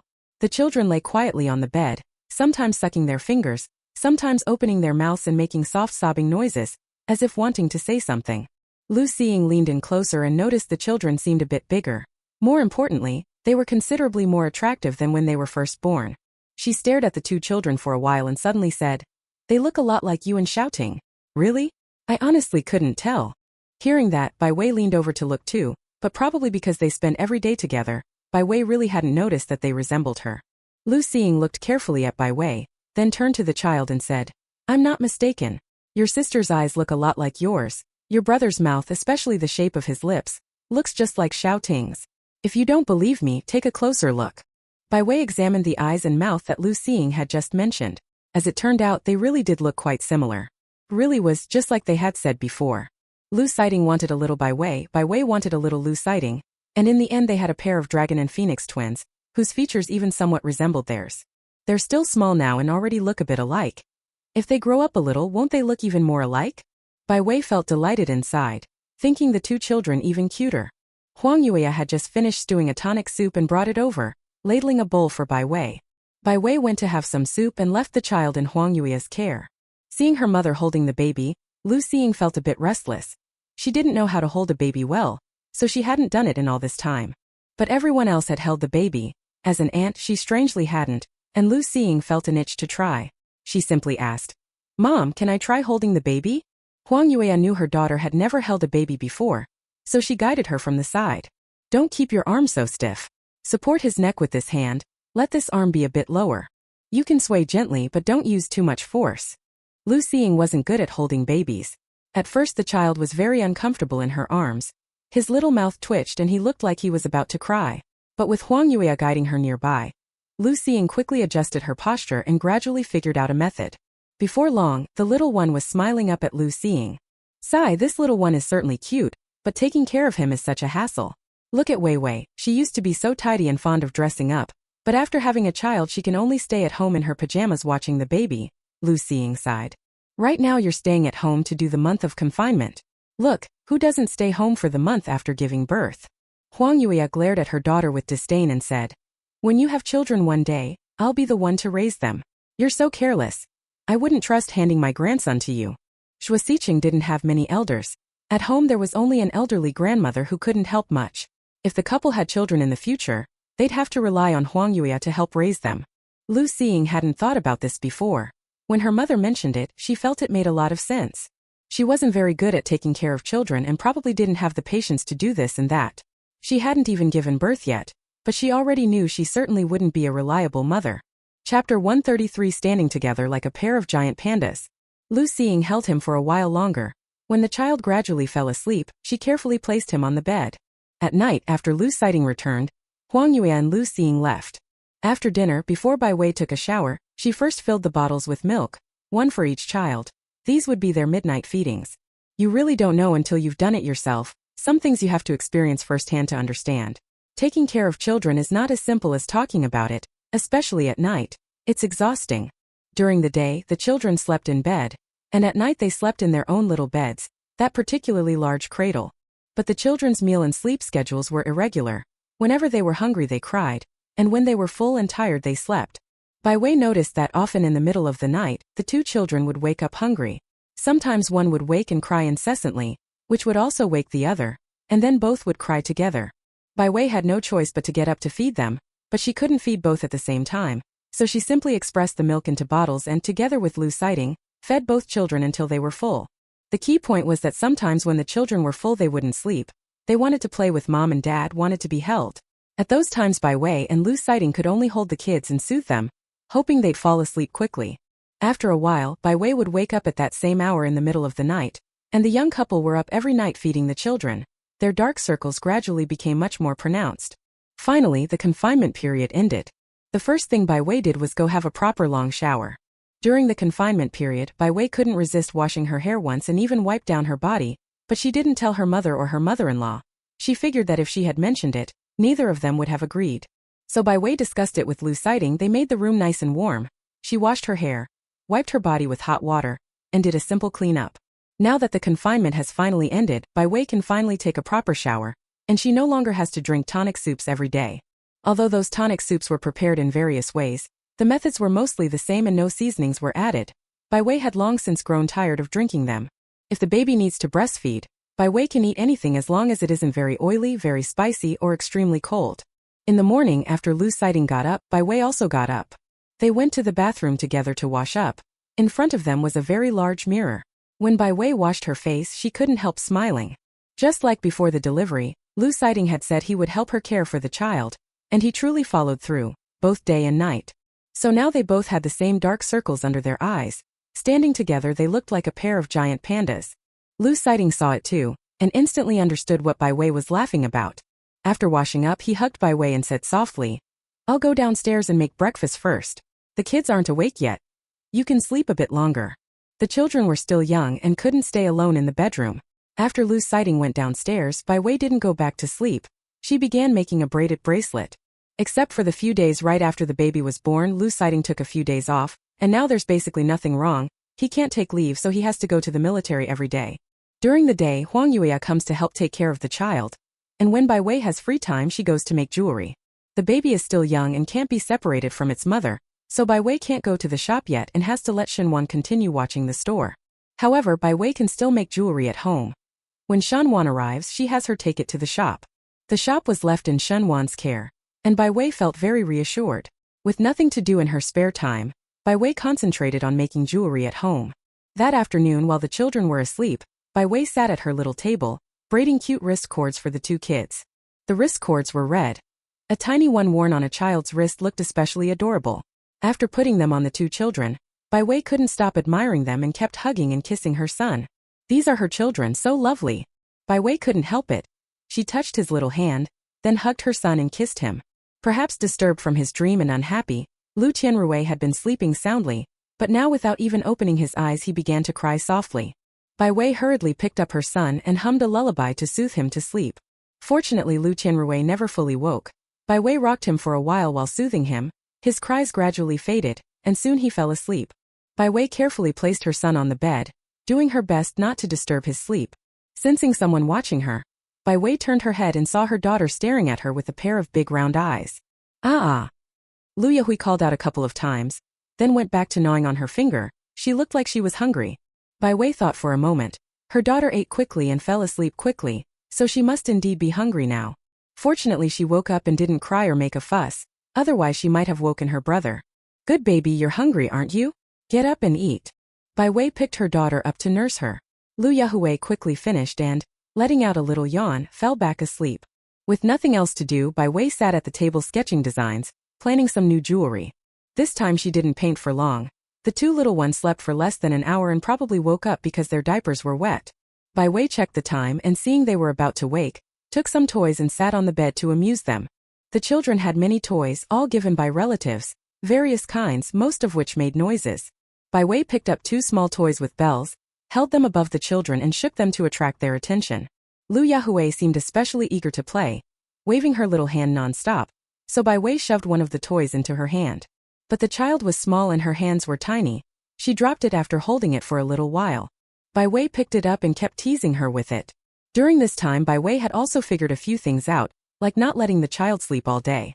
During her confinement, one day Bai Wei accidentally let her brother Lu Tianrui sleep too long, and that night he couldn't fall asleep. If he couldn't sleep, he would also make noise, so Bai Wei and Lu Siding couldn't sleep. If no one stayed with him, he would cry after a while. When the brother cried, the sister would be woken and cry too. With no other choice, Bai Wei and Lu Siding took turns keeping Lu Tianrui company until late at night. Only when they were exhausted from playing did they fall asleep. From then on, Bai Wei stopped letting the two children sleep for long stretches during the day, sleep for a few hours, then wake to nurse, play for a while, and then let them sleep again. If they slept less during the day, they wouldn't be too rambunctious at night. At 5:30, Lu Siding came back. When he returned, Bai Wei was on the bed playing with the two children. Having probably eaten and drunk their fill, the two kids were being very cooperative. Whenever Bai Wei teased them, they would giggle. Chapter 134. As expected, the daughter is still well-behaved and adorable. The son is here to collect debts. After Lu Siding returned, he hugged Bai Wei. You've worked hard. Then he took turns hugging the two children, until he had hugged all three of his darlings, only then preparing to cook. Lu Siding made a lot of nutritious, healthy dishes. Stir-fried seasonal vegetables, cold shredded potatoes, sweet pepper beef, shrimp with broccoli, braised chicken with chestnuts and pork rib tofu soup. All very delicious. Bai Wei could smell the aroma all the way up on the second floor. A smaller cradle was placed on the first floor. Shen Wan had bought it. When the young couple ate, they would put the child beside them to watch over. At night, after the two of them had soothed the child to sleep, they went to wash up and prepare for bed. Since Bai Wei was 6 or 7 months along, Lu Siding hadn't touched her. By the time the baby was born and she was in confinement, it had already been half a year. Now the child was asleep, and the two of them lay in the same bed. Lu Siding held Bai Wei, feeling a bit restless. After Bai Wei gave birth, she seemed somewhat different from before, but Lu Siding couldn't quite say what exactly had changed. What he did know was that Bai Wei's waist was more supple, and there was always a faint milky scent about her, particularly pleasant. Lu Siding couldn't help his wandering mind. Holding his wife, he began to kiss her. Bai Wei was startled for a moment. When she realized what Lu Siding was doing, she gave him a disdainful glare. She had only just finished her postpartum confinement, yet Lu Siding was already so impatient, truly anxious. Counting back, ever since the middle of the pregnancy when Bai Wei's belly grew, Lu Siding began to restrain himself and hadn't touched her again, worried she might be uncomfortable. Even now it had been half a year. Lu Siding, this man, had actually been holding back for half a year. Bai Wei didn't refuse, even if only out of consideration for how long he'd restrained himself. She cooperated a little. Although the two hadn't been this intimate for 6 months, the familiar sensation when their skin touched made Bai Wei involuntarily emit a soft whimper. She hurriedly covered her mouth and glanced to the side. Seeing that the child hadn't been awakened by her, she finally relaxed a little. I thought that since it started smoothly, it would end smoothly too, but halfway through Lu Tianrui suddenly began to cry. At first it was only soft sobbing, but when he saw no one paying attention, the sound grew louder and louder. Lu Siding's face immediately darkened. In the end, with no other option, he extracted himself and got up to hold and soothe the child. Lu Tianrui cried loudly and penetratingly. If left unchecked, he would surely wake Lu Yahui. The little sister is different from her brother. She's hard to soothe at night. If she's woken up, then neither of the couple can expect to sleep. After being held and soothed and given some milk, Lu Tianrui quickly stopped crying. Bai Wei hid under the covers and seeing Lu Siding's disgruntled, lustful face, couldn't help but chuckle. It wasn't all bad. At least Lu Siding was a competent man and father. When the child cried in the middle of the night, he would willingly go comfort her, even if they were in the middle of certain procreative activities. Bai Wei watched for a while, then began to yawn. She was already sleepy. By the time Lu Sighting had fed both children and returned to Bai Wei's side, she had already fallen asleep. Lu Sighting turned off the small lamp and quietly got into bed to hold Bai Wei as they slept. Although the son and daughter were as cute, soft, and milky-scented as their mother, the feel was still different. Only when holding Bai Wei as he slept could Lu Sighting sleep soundly. The next day was Saturday. Lu Sighting didn't have to go to the unit, so he didn't get up so early and only woke at 7:30 to make breakfast. In the morning, Huang Yuya came by and brought a lot of homemade food. When Huang Yuya was at home with nothing to do, she made many quick foods. Dumplings, stuffed pancakes, tea eggs, and so on. The dumplings came in several flavors: chive and egg, fennel and egg, pork and scallion, and celery and beef. The fillings were seasoned heavily, making them very tasty. When there was leftover filling, Huang Yuya would make a bit more dough to make stuffed pancakes, frying them in oil, especially delicious. Huang Yuya brought them some dumplings and stuffed pancakes she had made herself. Seeing her son at home today, after delivering the food, she checked on her grandchildren and left soon afterward. It was a rare fine day. Bai Wei watched the two children while Lu Sighting changed the sheets and duvet cover, then put the laundry outside to dry after the washing machine finished. All the windows were open for ventilation, and then they cleaned the house. At noon, Lu Sighting made a lot of dumplings, cooked 2 stir-fries and prepared 2 cold dishes himself, and lunch was ready. After they finished eating, Lu Sighting washed the bowls and pots while Bai Wei wiped the table. At 1 in the afternoon, during the hottest part of the day, the young couple prepared to bathe the 2 children. They filled the tub with water at a moderate temperature. The room was very hot, but the water wasn't made too hot. Children's skin is delicate, and a temperature adults don't find scalding can feel hot to them, so Bai Wei didn't make it especially hot. Lu Sighting bathed his son, while Bai Wei bathed their daughter. Taking advantage of bath time, Lu Sighting quietly gave his son's bottom 2 light pats. Last night it was because the boy suddenly cried that he hadn't been able to get things done. Lu Qianrui seemed unhappy about having his little bottom spanked. He opened his mouth and wailed a couple of times, then widened his eyes at his father. The look seemed to say, "What does your failure have to do with me? Good boy, so brave. Let daddy wash you now. Our little treasure is so good, not scared at all. He'll be clean in no time." Bai Wei held their daughter outside, occasionally speaking up to draw their son's attention, telling him not to be afraid of the bath. Lu Qianrui didn't seem scared at all. He even laughed aloud from time to time. Lu Sighting couldn't help but sigh. Sure enough, daughters are obedient and adorable, while sons are just here to collect debts. Lu Sighting pinched his son's chubby little cheek. Lu Qianrui, thinking he was playing with him, let out a silly little laugh. She finished bathing quickly, put her daughter on the bed, then took a towel in and wrapped her son up. The room was very warm. She also put her son on the bed, applied body lotion before dressing him, then placed him in the cradle. Next was bathing her daughter. Compared to her son, the daughter was a bit calmer and not so rowdy, but when it came to washing her hair, the little one seemed scared and suddenly began to wail uncontrollably. Lu Sighting could only speed up his movements. Bai Wei hurriedly talked to her while using a toy to attract attention, and finally managed to calm her daughter. After finally getting the 2 little cuties clean, Bai Wei hadn't felt this tired in a long time. Giving the 2 little ones a bath was a physical task, and they were tired from washing themselves too. But after playing in the water for so long and then crying loudly, both kids were a bit sleepy and began to yawn. Lu Sighting stood in front of the cradle, looking left and right, as if confirming something. Bai Wei curiously leaned in and whispered, "What are you looking at?" Chapter 135. We still hadn't finished last night.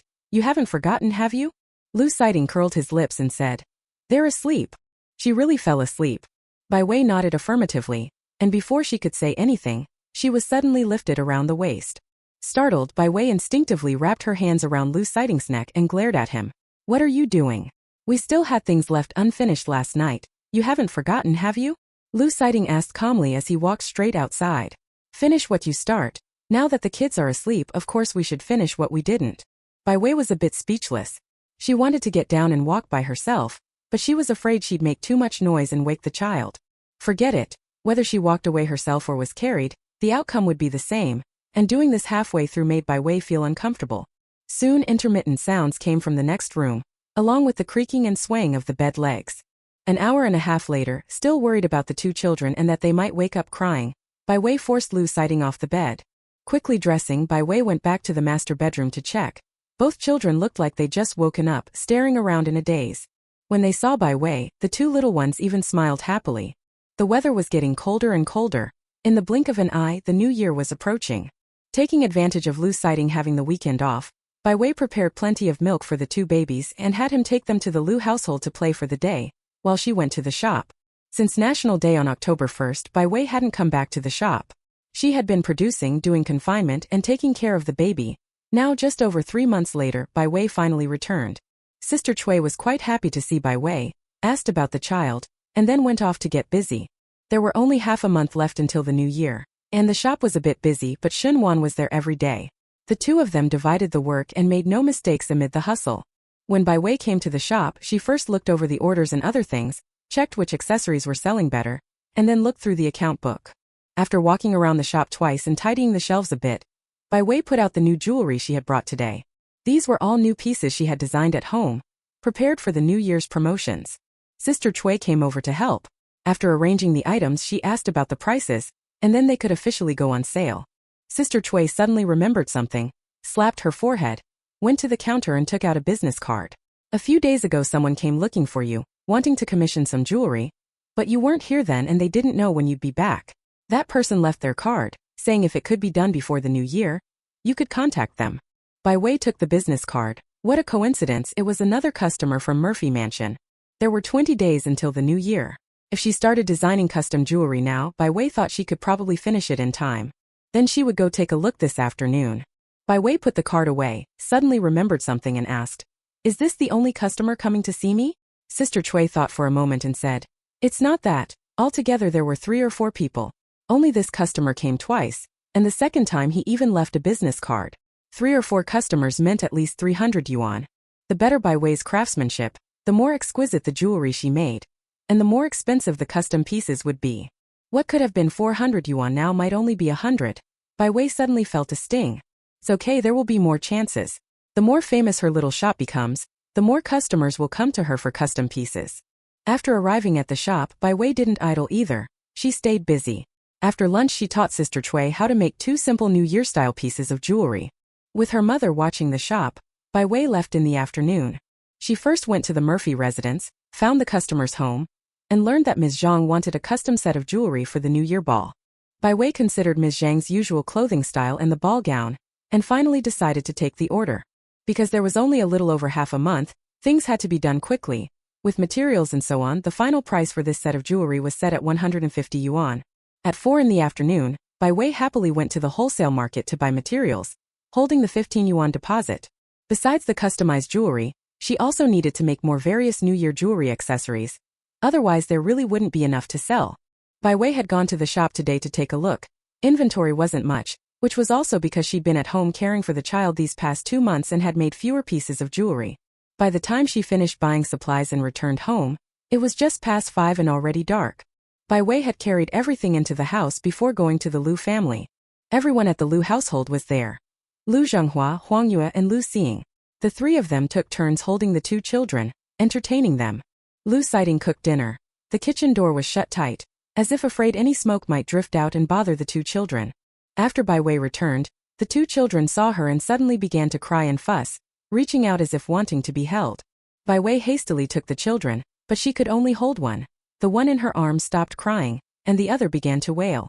With no other choice, Bai Wei sat down and had to hold one child. Huang Yue, afraid the child would fall, stayed nearby to steady them. There was no helping it. The children hadn't seen their mother all day, so it was only natural they'd cry and want to be held. Bai Wei stayed and played with them for a while, and the 2 little ones stopped crying. Soon Lu Sighting finished cooking, and everyone sat down to eat dinner together. The next day was the weekend. Bai Wei still wanted to stop by the shop. After telling Lu Sighting and making sure he could watch the 2 children, she went off on her bicycle. After a day of selling yesterday, the New Year jewelry pieces Bai Wei had put up sold quite well, especially the hair clips and brooches. Those 2 sold the fastest. Bai Wei stayed in the shop all day and didn't go home until 4 o'clock. In the days that followed, Bai Wei's routine was nothing but taking care of the child and making those custom pieces of jewelry. Making custom jewelry wasn't actually difficult. Bai Wei had countless novel designs and combinations in her mind. It's just that she also had to meet some other customer requests. For example, some people liked fishtails and would ask for fishtail elements to be added, while others liked flowers and would request petals and so on. On top of that, it also has to match the clothes, so many aspects need to be considered. On the 25th day of the lunar month, Lu Sighting was already on holiday, and Bai Wei's custom jewelry was finished, so he went to deliver the jewelry to Mrs. Zhang. Once the jewelry was delivered and the payment received, Bai Wei went straight to the shop. Because the new year was approaching, many people were out buying New Year goods on the streets and in the alleys at this time, elders and children alike, wandering from shop to shop. Everywhere was crowded and lively. Bai Wei put a batch of freshly made jewelry in the shop, then helped out there until it closed at 5 in the evening before going home. Shunwan also had to prepare New Year goods, so after everyone got time off recently, basically she took the mornings, Bai Wei took the afternoons, and with Sister Cui the three of them were busily occupied in the shop. Chapter 136. But he's also my eldest nephew. Soon it was New Year's Eve. The shop was open all morning and closed at 3 in the afternoon. Bai Wei paid wages early and gave half a month's salary as a bonus, then sent Sister Cui home for the new year. The things at home were mostly ready. Bai Wei didn't linger outside and soon rode her bike home. Lu Sighting was at home caring for the two children. The babies were almost 3 months old and were never still when lying in bed, trying to roll over. So Bai Wei bought some soft guards to put around the bed to prevent the children from accidentally rolling off while they slept. Bai Wei tidied up a bit after getting home. Then, holding the child with Lu Sighting, went to the Lu family for the new year. The sky was getting a bit dark and the courtyard was lively. The children on holiday were playing outside, holding sparklers, the blossoming sparks drawing the attention of Lu Yahui in Bai Wei's arms. Brother Lu, Happy New Year. Happy New Year. Are you guys heading home? Yes, going back for the new year. Ah, sister-in-law, Happy New Year. Happy New Year, Happy New Year. On the way they ran into acquaintances and, as expected, greeted them. Bai Wei and Lu Sighting walked and talked, meeting many people, and before long they arrived at the Lu residence. Lu Xing was in the yard feeding the big mastiff. When she saw her younger brother and sister-in-law coming with the children, she first tied the dog back, worried it might scare the kids. This year was different from previous ones. The family had 2 new little members, making the new year far livelier than usual. The 2 little babies, Lu Tianrui and Lu Yahui, wore red padded jackets and trousers and little red tiger hats. Cute and festive, everyone who saw them wanted to pick them up. Even Lu Zhanghua, who normally never smiled, held Lu Yahui and never stopped smiling for a moment. Huang Yuya played with her grandchildren for a while, then went to prepare the New Year's Eve dinner. Lu Sighting went to help. Bai Wei sat on the sofa holding her son, and soon Lu Xing ran to open the door. Shua Xiqing came in carrying lots of packages. Uncle, Happy New Year. Auntie? Auntie, Happy New Year. Shua Xiqing brought New Year gifts for everyone and greeted each person in turn. It was his first time meeting the 2 little treasures of the Lu family. He was a bit curious and kept glancing over. Lu Xing took Lu Tianrui from Bai Wei's hands and said, "See? My big nephew, cute, right? He's cute, but he's also my eldest nephew." Shua Xiqing chuckled twice, rubbed the child's small hand, somewhat surprised. He seldom saw such a young child. Seeing Lu Xing skillfully holding Lu Tianrui, he was even more astonished. Lu Xing was careless and carefree every day. And just by looking at her she didn't seem like someone who would hold a child. But her movements were so skilled, and she played with the child so naturally, that Shua Xiqing couldn't help but be somewhat impressed. Seeing Shua Xiqing's surprised look, Lu Xing, like a big bad wolf luring Little Red Riding Hood, coaxed gently, "Do you want to hold him? The child is really fun." Shua Xiqing hesitated, but seeing how relaxed Lu Xing was and Lu Tianrui's adorable little face, he finally couldn't help nodding. Dressed in his new clothes, Lu Tianrui went into the arms of someone still unfamiliar to him, but he neither cried nor fussed. He opened his big eyes and looked at Shua Xiqing with curiosity. Shua Xiqing was holding a child for the first time. He thought the kid was so soft and small, and kept looking at him with curious eyes. He froze on the spot, not knowing what to do. Lu Tianrui had been fine, being held by a pretty older sister, when suddenly he found himself in a stranger's arms. The worst part was that the way he was being held was uncomfortable, and he immediately became unhappy.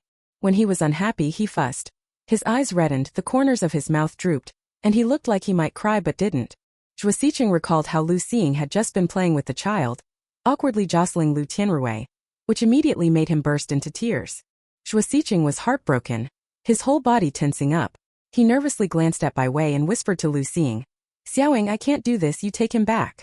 Only then did Lu Xing take the child back, though her ability to hold a baby wasn't much better than Xiao Bai's. If the child wasn't crying she could hold him and try to entertain him a bit. Her mother hadn't yet taught her how to soothe a baby. Bai Wei sat on the sofa, cracking sunflower seeds, watching the young couple fumble anxiously trying to calm the child. Seeing that they really couldn't soothe him, Bai Wei stepped forward and picked the child up. When neither Shua Xiqing nor Lu Xing could calm him, Bai Wei simply held him, and Lu Tianrui stopped crying shortly after. Many of the New Year's Eve dishes were already prepared. After stir-frying a few hot dishes and simmering 2 soups, they sat down to eat. The New Year's Eve dinner was lively. 6 family members and 2 babies, everyone eating and chatting. Zhuo Xiqing and Lu Xing's wedding date had been set. Right after the New Year, getting married on the 15th day. Everyone on the Lu side had been notified, and the Zhuo family was preparing as well, so by now they were already considered one family. After dinner, Zhuo Xiqing handed out red envelopes to the 2 children. After all, it was their first meeting in the new year, so he prepared 1 envelope for each. Bai Wei suddenly realized the advantage of having children. At least during holidays they could collect quite a few of these red envelopes. On New Year's Eve they stayed up together, the whole family chatting and laughing, and they even brought out a deck of playing cards. A few of them sat together to play. The 2 children fell asleep early. Huang Yueyao, afraid the babies would be woken on the first floor, took both children up to the bedroom. They played until 2 in the morning and began yawning repeatedly, and in the end simply went back to sleep. It was too late for anyone to go home, so Zhuo Xiqing didn't return and slept directly in the guest room. On the first day of the Lunar New Year, the whole family got up very early. Firecrackers were crackling outside, and Bai Wei woke at 8 o'clock blowing out cold air. Leader, Happy New Year. Sister-in-law, Happy New Year. The Lu family held a relatively high position in the military district, so many of those living nearby, some with children in tow, came to offer New Year greetings. When Bai Wei got up, the first floor already had quite a few New Year gifts laid out, mostly local specialties and the like. On the first day of the Lunar New Year you must not sweep the floor, so everyone should try to keep the house clean.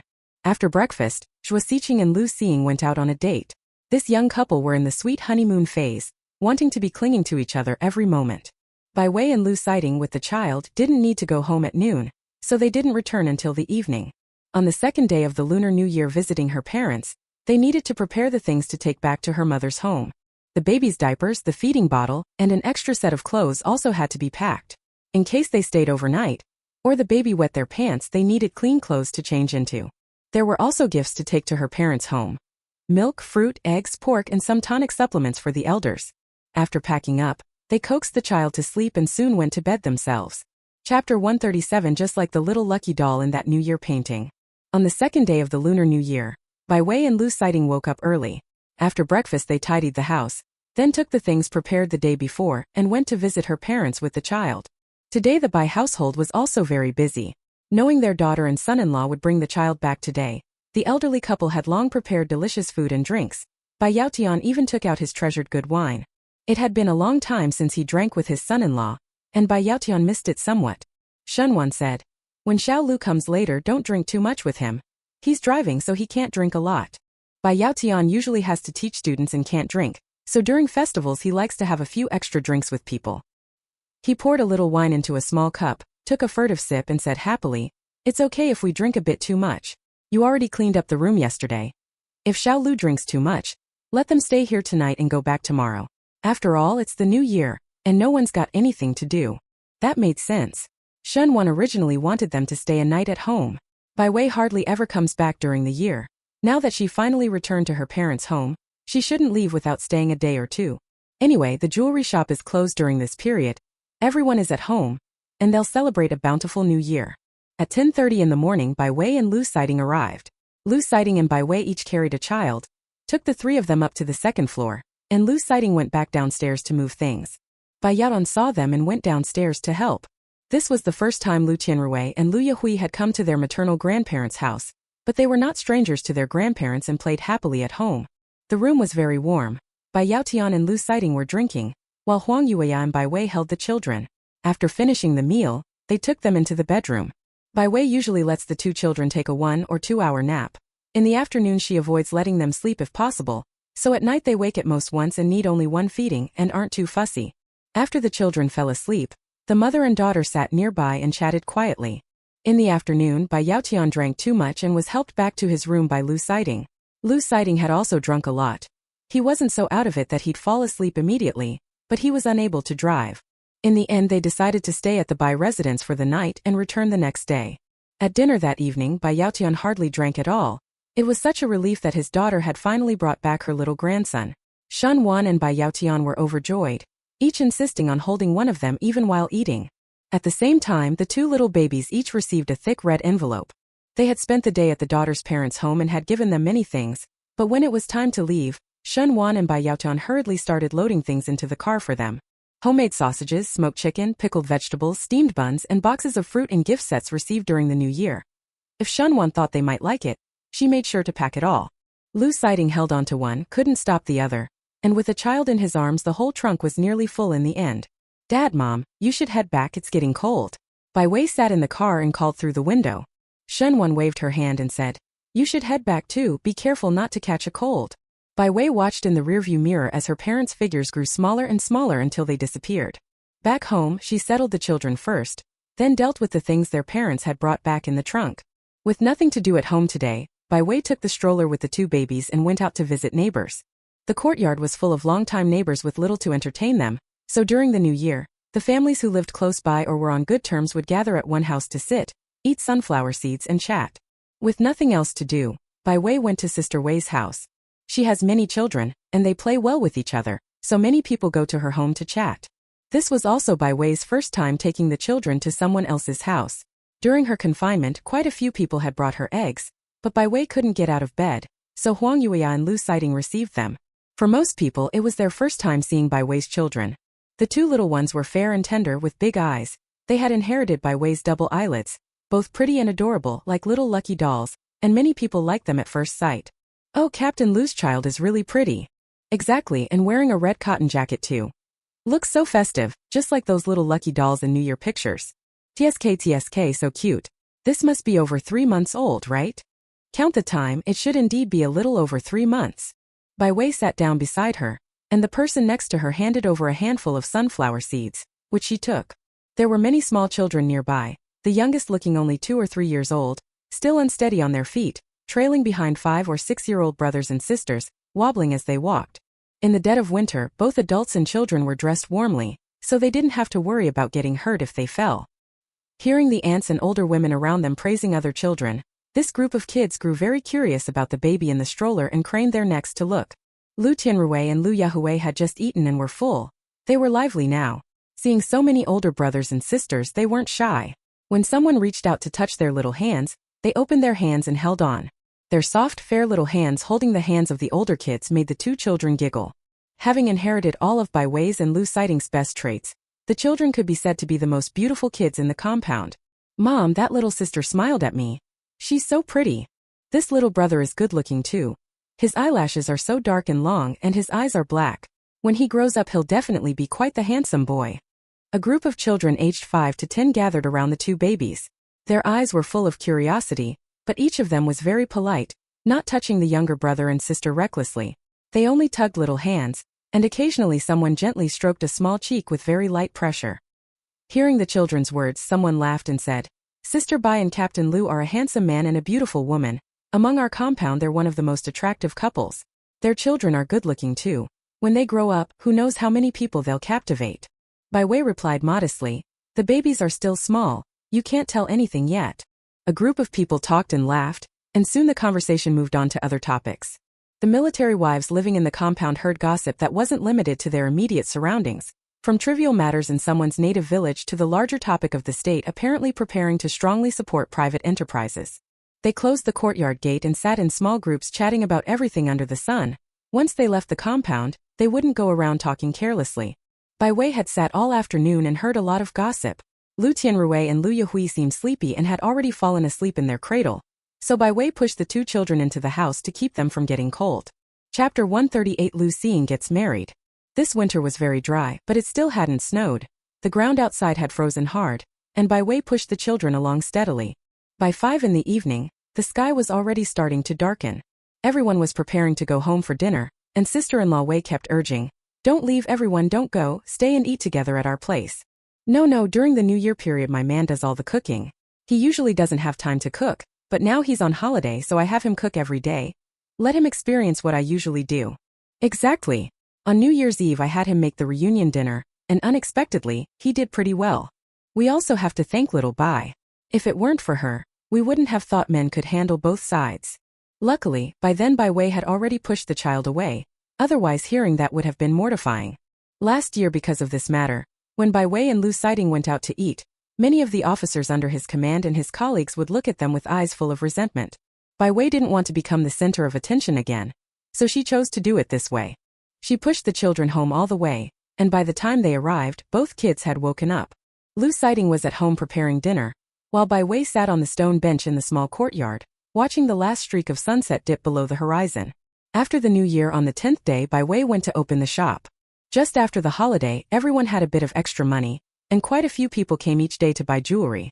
Sister Cui had also returned to work. After 10 days off, she looked in good spirits. Bai Wei couldn't stay at home all day caring for the baby like she had just after giving birth, so she discussed it with Huang Yueya and every afternoon, took the child to the Lu household and asked her to help look after him.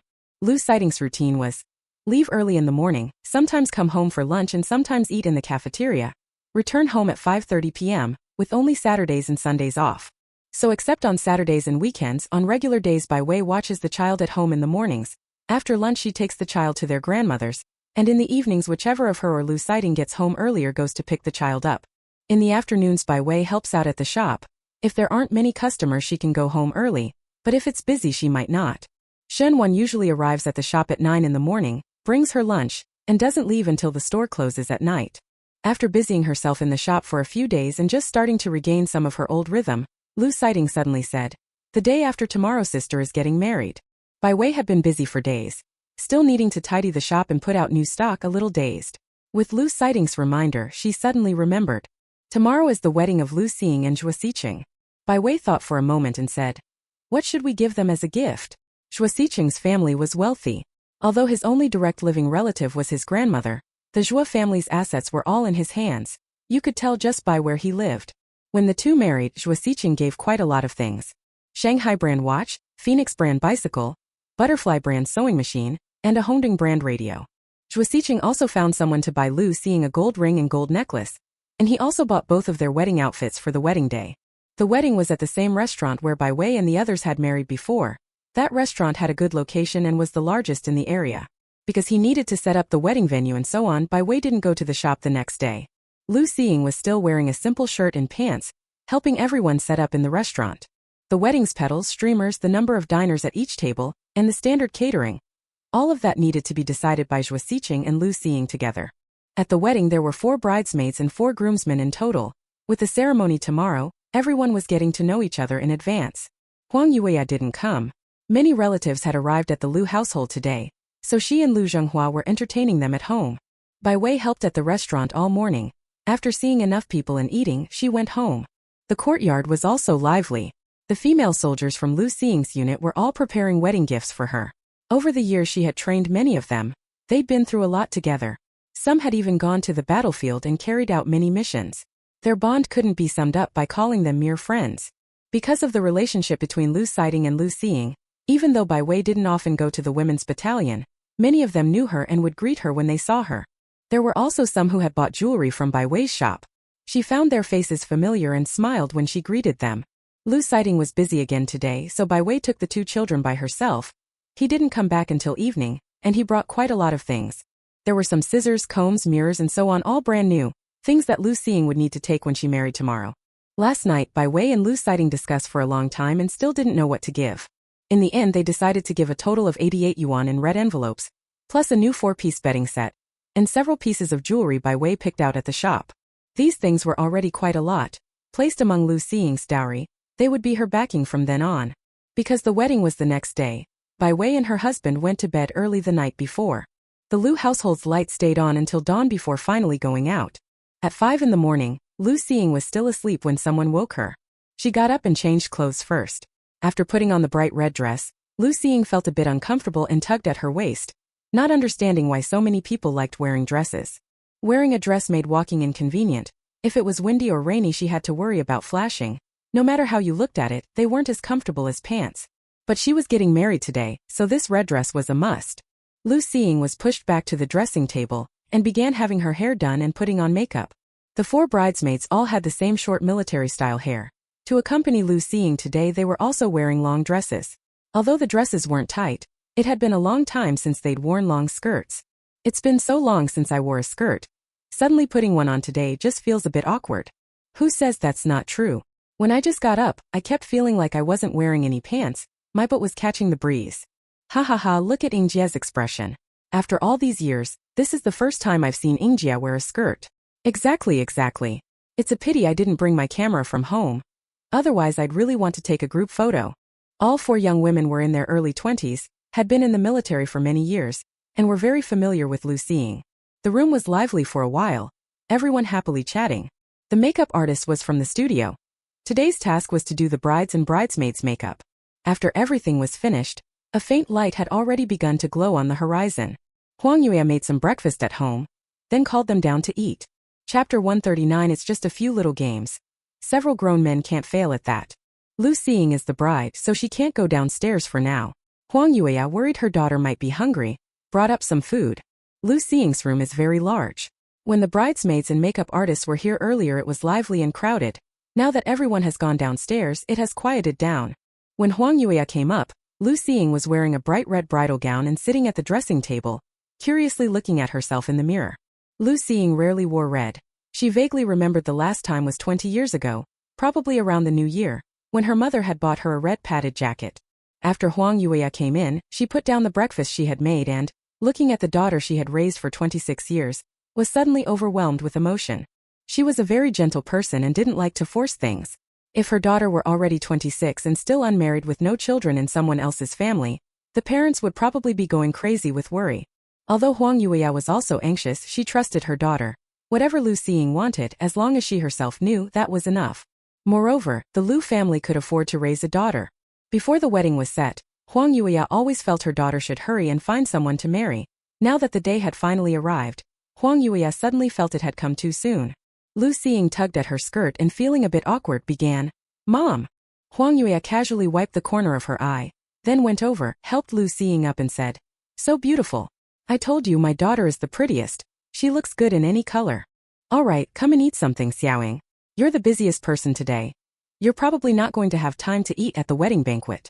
The pancakes Huang Yue made herself, the porridge, the steamed egg, and the fried dumplings, just the right amount so Lu Xiying could get about half to 3/4 full.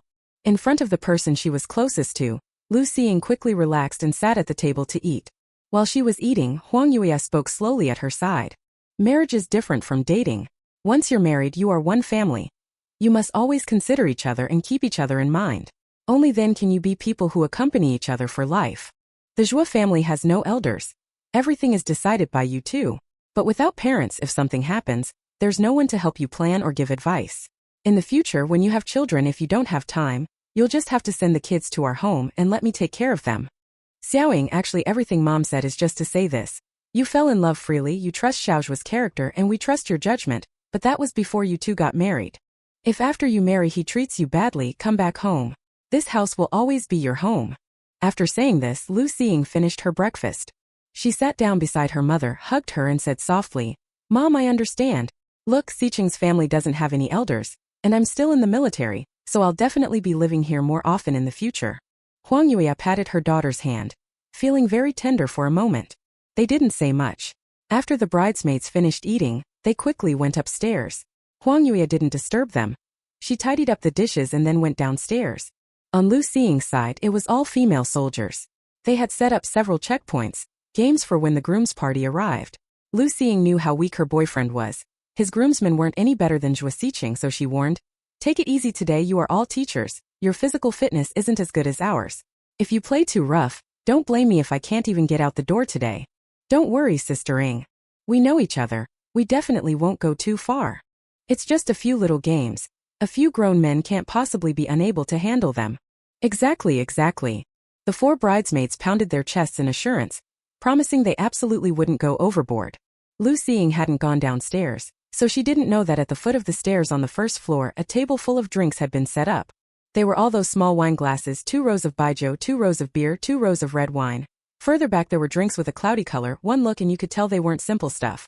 In the wedding car, Zhuo Xiqing held a bouquet, nervously tugging at his sleeves and pulling at his collar. His 4 groomsmen, 2 were former university classmates who settled in this city after graduation. The other 2 were current colleagues at the school, one a PE teacher, one a math teacher, none married, and the group got along fairly well.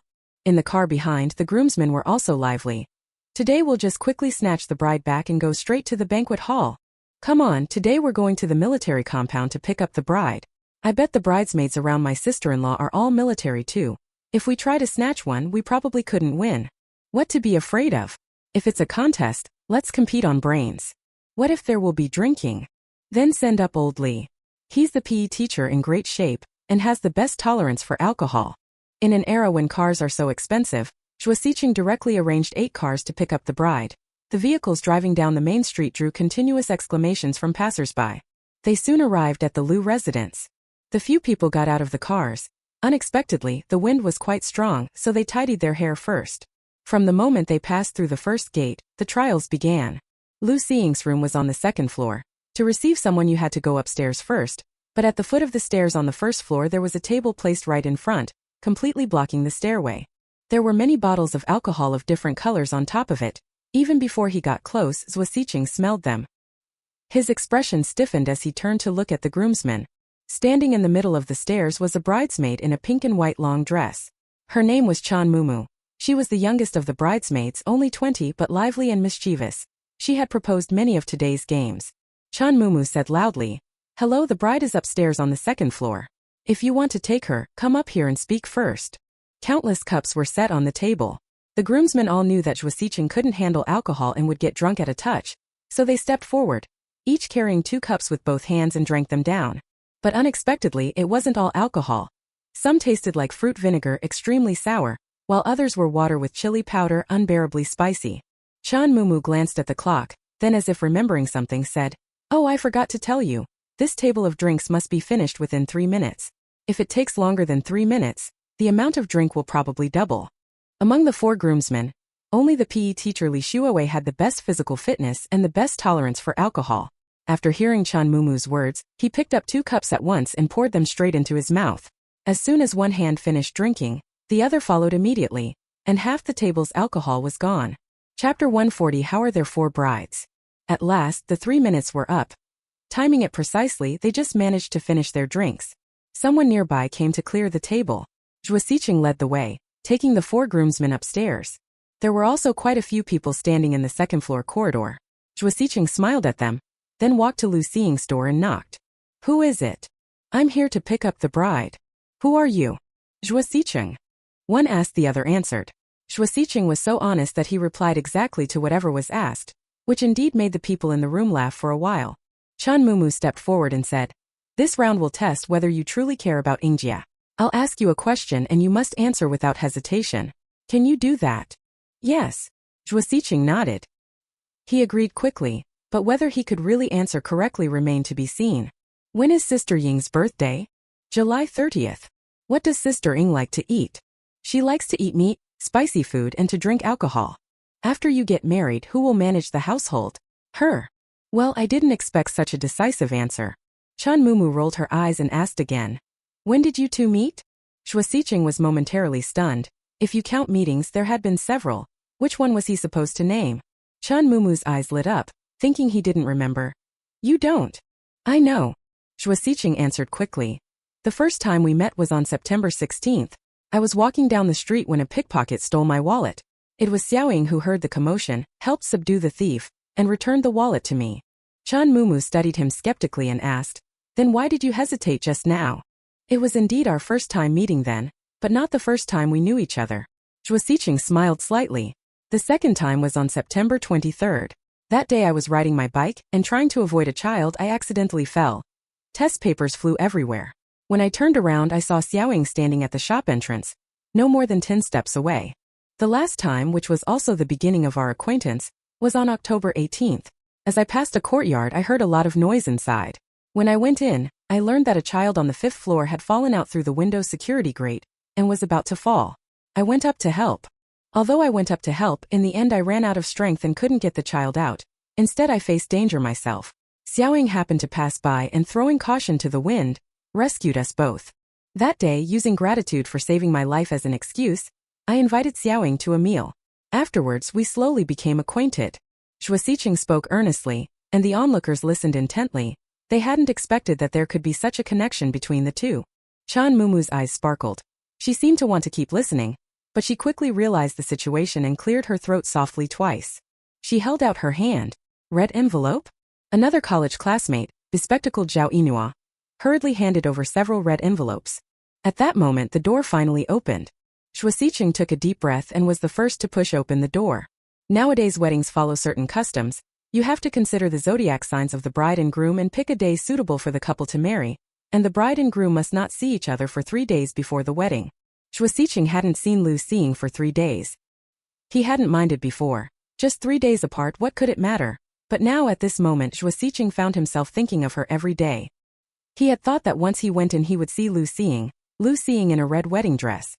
Zhuo Xiqing had said before that he wanted to see Lu Xiying in a red dress. She suited red very well. But Lu Xiying never believed it and never wore it, which made Zhuo Xiqing restless. He really wanted to see Lu Xiying in a red wedding dress.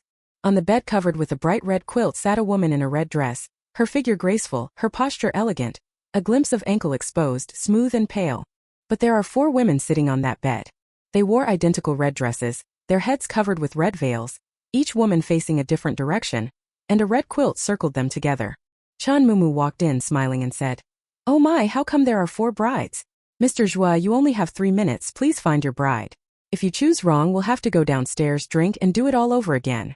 At the table downstairs, Li Shuawei had already drunk half the alcohol.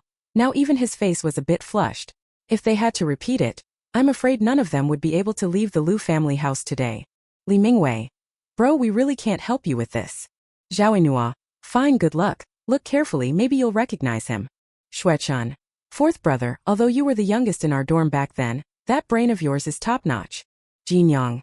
Brother, we trust you, go for it. This step really can only be handled by Zhuo Xiqing. Li Mingwei and Jin Yang are Zhuo Xiqing's colleagues. When Lu Xiying went to the school, they had at most met her a few times and had barely exchanged greetings, so there's no way they could help find her. But that's what they said aloud. The few of them still moved a little closer to take a careful look. This girl seems a bit too thin. She doesn't look like a sister-in-law. The veil is too big, otherwise we could at least see the chin. How are we supposed to tell like this? Chengdu, look at this, does it look like him? The veil was indeed somewhat large, though not exceedingly so. It just covered the chin and hung down to the chest. Zhuo Xiqing's expression grew somewhat grave. He hadn't expected there to be another obstacle. Forcing himself to look at the few people, Zhuo Xiqing felt that everyone seemed the same. Yes, their figures were roughly similar. And you couldn't see their faces or necks. Having been soldiers, they just sat in one position on the bed for a few minutes. Even if they sat like that for another hour, they wouldn't move an inch. If they really didn't move, he couldn't say for sure he could guess correctly. At that moment Chan Mumu walked out, beaming proudly and said, 60 seconds have passed. There are 120 seconds remaining. Time passed second by second, and Chan Mumu's voice reminded them again that only the last 60 seconds remained. The room was very hot, and with the tense atmosphere many people were sweating. Just then a strong gust of wind rose outside and the window suddenly opened. The wind blew in and half of the red bridal veil was lifted. Several people nearby hurried to press down the red veil, afraid the groom might see. Chan Mumu looked toward the window. Xuechan, apologetic, closed it and said, "Sorry, I thought the room was a bit hot so I opened the window to get some air. I didn't expect the wind to be so strong today." He apologized without argument and showed a good attitude in admitting his mistake, so Chan Mumu didn't press it further and could only glare at him. Chapter 141. The children in the future will surely be accomplished both in literature and martial arts. But the strong wind nearly lifted the red bridal veil, and Chan Mumu, still displeased, said, "Time's up. Mr. Zhua, do you still have no answer?" Zhuo Xiqing actually already had an answer in his heart, but that gust of wind just now made him even more certain. He hadn't seen the faces of several people. After all, the 4 were not all facing the same way. Even if the wind lifted the veil, at most he could see only one person's face. Besides, the red veil hadn't actually been blown up enough to reveal anyone. Zhuo Xiqing then stepped to the left and said softly, "Xiaoying, let me take it off for you." After saying that, Zhuo Xiqing lifted the red bridal veil. Lu Xiying had been resting with her eyes closed. When she heard the sound she opened them and found herself looking directly into Zhuo Xiqing's gaze. She was wearing a red dress today. Lu Xiying, who had inherited the best features of her parents, was already beautiful. And with the makeup artist's slight touch-up she was even more stunning. Impossible to look away from. Zhuo Xiqing stared at Lu Xiying in amazement, long without speaking. Bang bang bang. Someone nearby set off firecrackers, and a few children stood to the side carrying flower baskets, smiling. Chan Mumu was fuming, still unconvinced. It must have been that gust of wind. If it weren't for that gust lifting the veil, they wouldn't have picked me so fast. The other bridesmaids got up from the bed. They went into the adjacent room, took off the red dresses, and put on their own pink and white bridesmaid dresses. Xuechan cheerfully said, "Today I accomplished a great deed." Once the bride was received, they could set out. Everyone gathered around them and cheerfully went downstairs. Outside, firecrackers cleared the way. The car following the wedding vehicle had the groomsmen and bridesmaids scattering candy and many 1-cent coins along the road. The children were nearly going crazy trying to grab them. Getting into the car, Lu Xing was a bit curious and asked, "I heard the sound. You didn't go over to my side and my veil didn't lift. How did you guess it was me?" The 4 bridesmaids all sat perfectly still, and since they were seated their heights couldn't be distinguished. The only change was that when the strong wind blew in, the veil fluttered a little. Lu Xing was genuinely a little curious. Zhuo Xiqing smiled and said, "Maybe it was a feeling. First I thought that spot was you. Later, when the wind blew in, the other 3 either tried to press the veil down or instinctively wanted to move but didn't. Yet you alone remained in the exact same posture from start to finish, as if you were asleep." Lu Xing went to bed late last night and got up early today, so she was indeed a bit sleepy. Sitting on the bed with the veil over her head, she almost fell asleep. The restaurant had been booked since early morning. Zhuo Xiqing had reserved it for 2 days straight, and the relatives from both sides who weren't going to the bride-fetching ceremony had more or less all arrived. The wedding scene was very lively. After the groom brought the bride back, many people came out to watch the spectacle. At home, everyone had at least been familiar faces, so Lu Xing hadn't felt anything out of the ordinary, but there were too many people at the wedding venue. People she knew and people she didn't, from grandmothers in their 60s down to children only a few years old. Everyone's gaze turned to Lu Xing in an instant. There were too many eyes on her from all directions, and Lu Xing froze on the spot. She was wearing a skirt for the rare occasion, and it was bright red. Would others think it looked awful? Feeling awkward, Lu Xing could only lower her gaze and avoid looking at anyone. Finally, after the wedding ceremony was over and the dishes could start being served, Lu Xing breathed a sigh of relief. Her bridesmaids on this side were all female soldiers, but the number of bridesmaids was limited. The soldiers who didn't make the cut had to wait until the ceremony ended before they had time to come over and talk. Most of the female soldiers in the unit had neat short hair. Long hair was too inconvenient. It was hard to manage and washing it was troublesome, so the first thing nearly everyone did after joining the unit was cut their hair. They had changed out of their usual training uniforms and into their everyday clothes. Even with short hair, they couldn't hide their youth and beauty. Most of them looked both cool and pretty. Lu Xing and Zhuo Xiqing walked over together. Standing side by side, they were truly a pleasing sight. Someone among the female soldiers began to tease. "Sister Ing, I didn't expect you would like this type. If you'd said sooner, the sisters would have introduced people to you long ago." "Exactly, our Ingjia is the ace of the women's battalion, first place in every training. I didn't expect the brother-in-law to be so refined and classy. But that's good too, complimentary. Once Ingjia has children, one will have the brother-in-law's help and Wu will have Ingjia's help. The kids will surely be both literate and martial." The group of girls immediately burst out laughing. They were all meeting Zhuo Xiqing for the first time, though they had heard about him before. Lu Xing dating a teacher, what kind of person would that teacher be? Impression: serious, rigid, and not friendly. Unexpectedly, the man Lu Xing found was handsome and passionate. When Chan Mumu came over to find them earlier, she had already told them everything Zhuo Xiqing said at the wedding. Judging by that, Lu Xing must have married the right person. They were happy for Lu Xing. They were friends in private, which was why they could joke around. Lu Xing had no way to retort. Her face flushed as a few people teased her. Slightly embarrassed and angry, she adopted the air of the group leader and chided. "Take it easy, don't forget none of you are married yet. When I go to your weddings in the future, just think about what'll happen first." By then she would definitely mock them back twice as hard. The women soldiers didn't make a fuss about it, they just laughed and moved on. The waitstaff began bringing out the dishes. Each table seated 8 to 10 people. 4 cold appetizers, 6 vegetable dishes, 8 meat dishes, plus 2 plates of steamed buns and 2 soups. At tables with men, 2 bottles of alcohol were placed. At tables without men, there were just soft drinks. When the dishes were half served, Lu Xing changed into another dress, retouched her makeup, and began preparing to propose a toast. This day, this part of the ceremony could be said to be the one she was most looking forward to. "Congratulations, congratulations, wishing you 100 years of harmony and a long, long life together. Be happy, you must be happy. True love is like water, continuous and endless. May you be united in heart and enjoy a harmonious union for 100 years. Thank you." With a simple raise of the glass, Lu Xing downed her drink in one go. This part was indispensable. Zhuo Xiqing couldn't drink, so he stood beside her and chatted while pouring wine for Lu Xing. He knew his wife's tolerance for alcohol, so he wasn't worried at all. Seeing that Lu Xing could drink so much, others wanted to push drinks on them. Whose wedding doesn't have guests pressuring the bride and groom to drink? Aren't they good brothers otherwise? Li Shuiwei and Xuechen exchanged glances, then took their cups and went over. "Fourth brother, look at the wedding when you had us drink so much. Shouldn't you drink a bit now? Exactly, when the newlyweds toast, you can't refuse our drinks. Chapter 142. I'm going to take a bath, do you want to join? As soon as the few of them came over, they surrounded Zhuo Xiqing, and the others had no choice but to go find Lu Xiying. Zhuo Xiqing couldn't hold his liquor, so he had to drink water instead of alcohol with them. To the bride, I toast you. Cheers. Come on, Yingjia, I'll toast you a glass. Xiying, happy wedding, I toast you. Many people came to offer a toast, all bringing baijiu. Lu Xiying accepted them all, taking each cup. Cup after cup went down. Some people were already out of it after 3 or 5 cups, but Lu Xiying was thrilled. She hadn't opened up and drank like this in a long time. In the past, as soon as she drank a little, the people drinking with her couldn't keep up. Even family members couldn't match her. Lu Xiying rarely found anyone at the table who could be her equal. I can't, I need to rest. Cousin, get up, have another drink. I can't either, Yingjia, you're amazing. Xiao, come on, continue. What followed on the banquet floor was a very comical scene. At other people's weddings, guests grab the bride and groom to make them drink. At least someone has to get drunk before they're let off. But not here. The groom was surrounded by his groomsmen, drinking who knows what, yet he showed no sign of intoxication. Lu Xiying was even more extreme.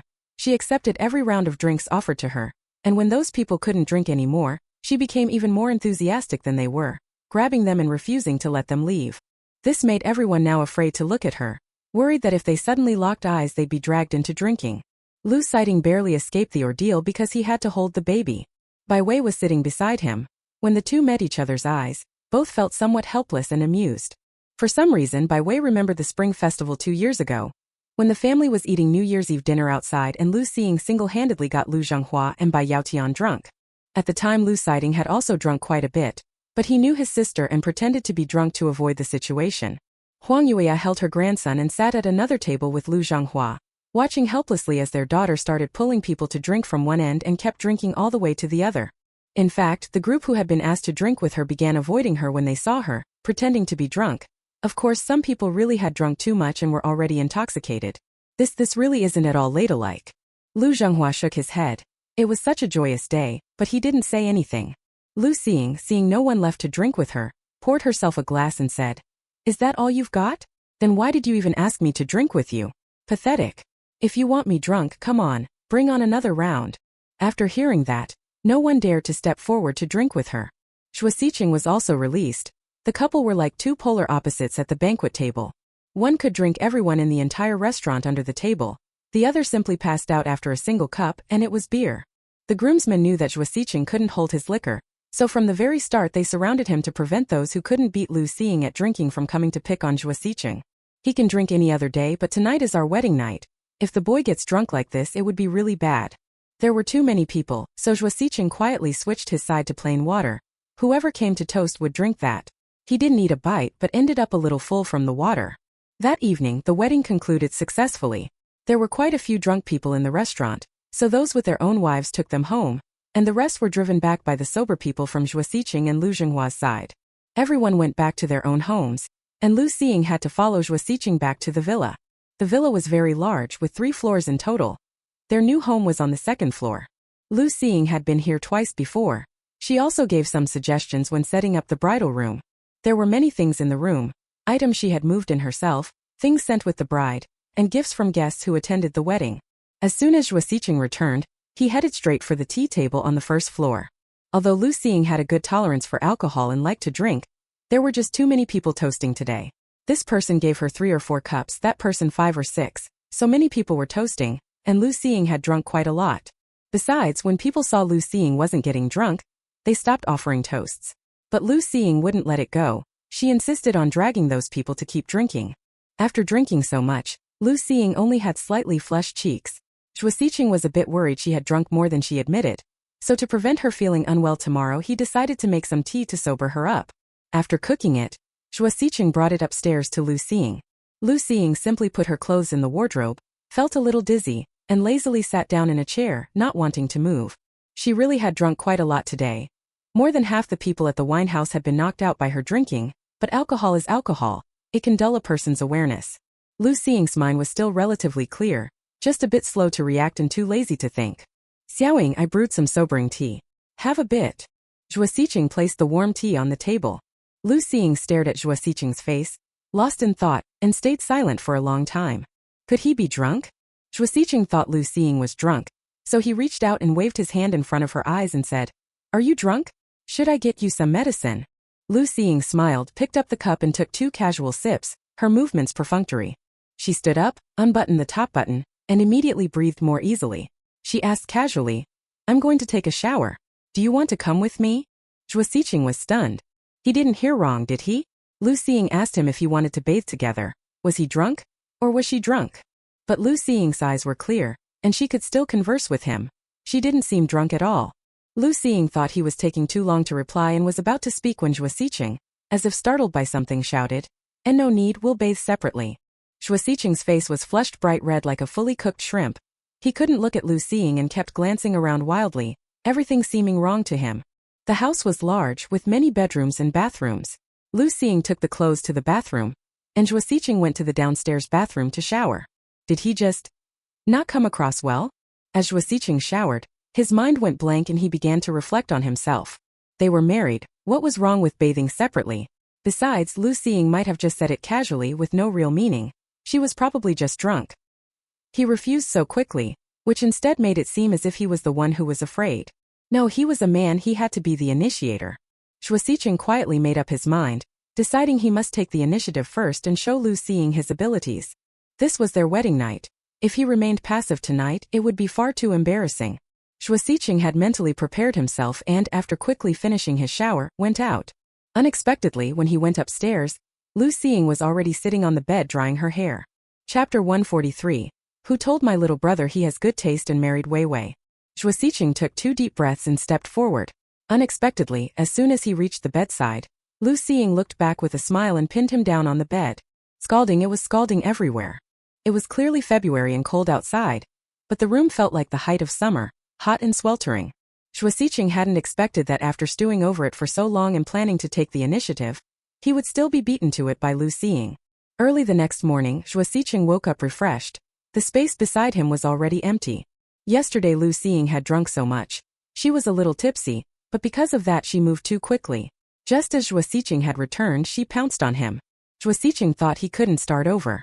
As a man, how could he be repeatedly tackled by a woman? It's okay. If it doesn't work this time, there will be a next time. Zhuo Xiqing clenched his fist to encourage himself. Being pinned down by Lu Xiying last night meant nothing. She had had too much to drink. Tonight, if he took the initiative first, he was sure he could pin Lu Xiying down and regain his manly dignity.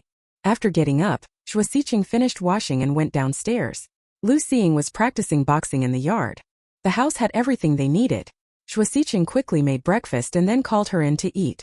A simple breakfast of preserved egg and lean pork congee, steamed soup dumplings, fried flatbread, eggs and steamed buns, plus 2 small side dishes. Zhuo Xiqing was also good at cooking. He had lost his parents early and couldn't always eat out, so he had long since mastered excellent culinary skills. Lu Xiying tasted it. The flavor was good, and her appetite improved considerably. In a good mood, Lu Xiying's tone softened considerably. You should eat more too. After meals, don't just sit around, exercise more. Improve your physical fitness and stamina a bit. Zhuo Xiqing was a teacher and spent most of his time sitting at his desk, not exercising much. When he went out, he either rode a bicycle or took a taxi. While at work, although most of the time he stood on the lectern teaching, it was just standing, there was no real exercise.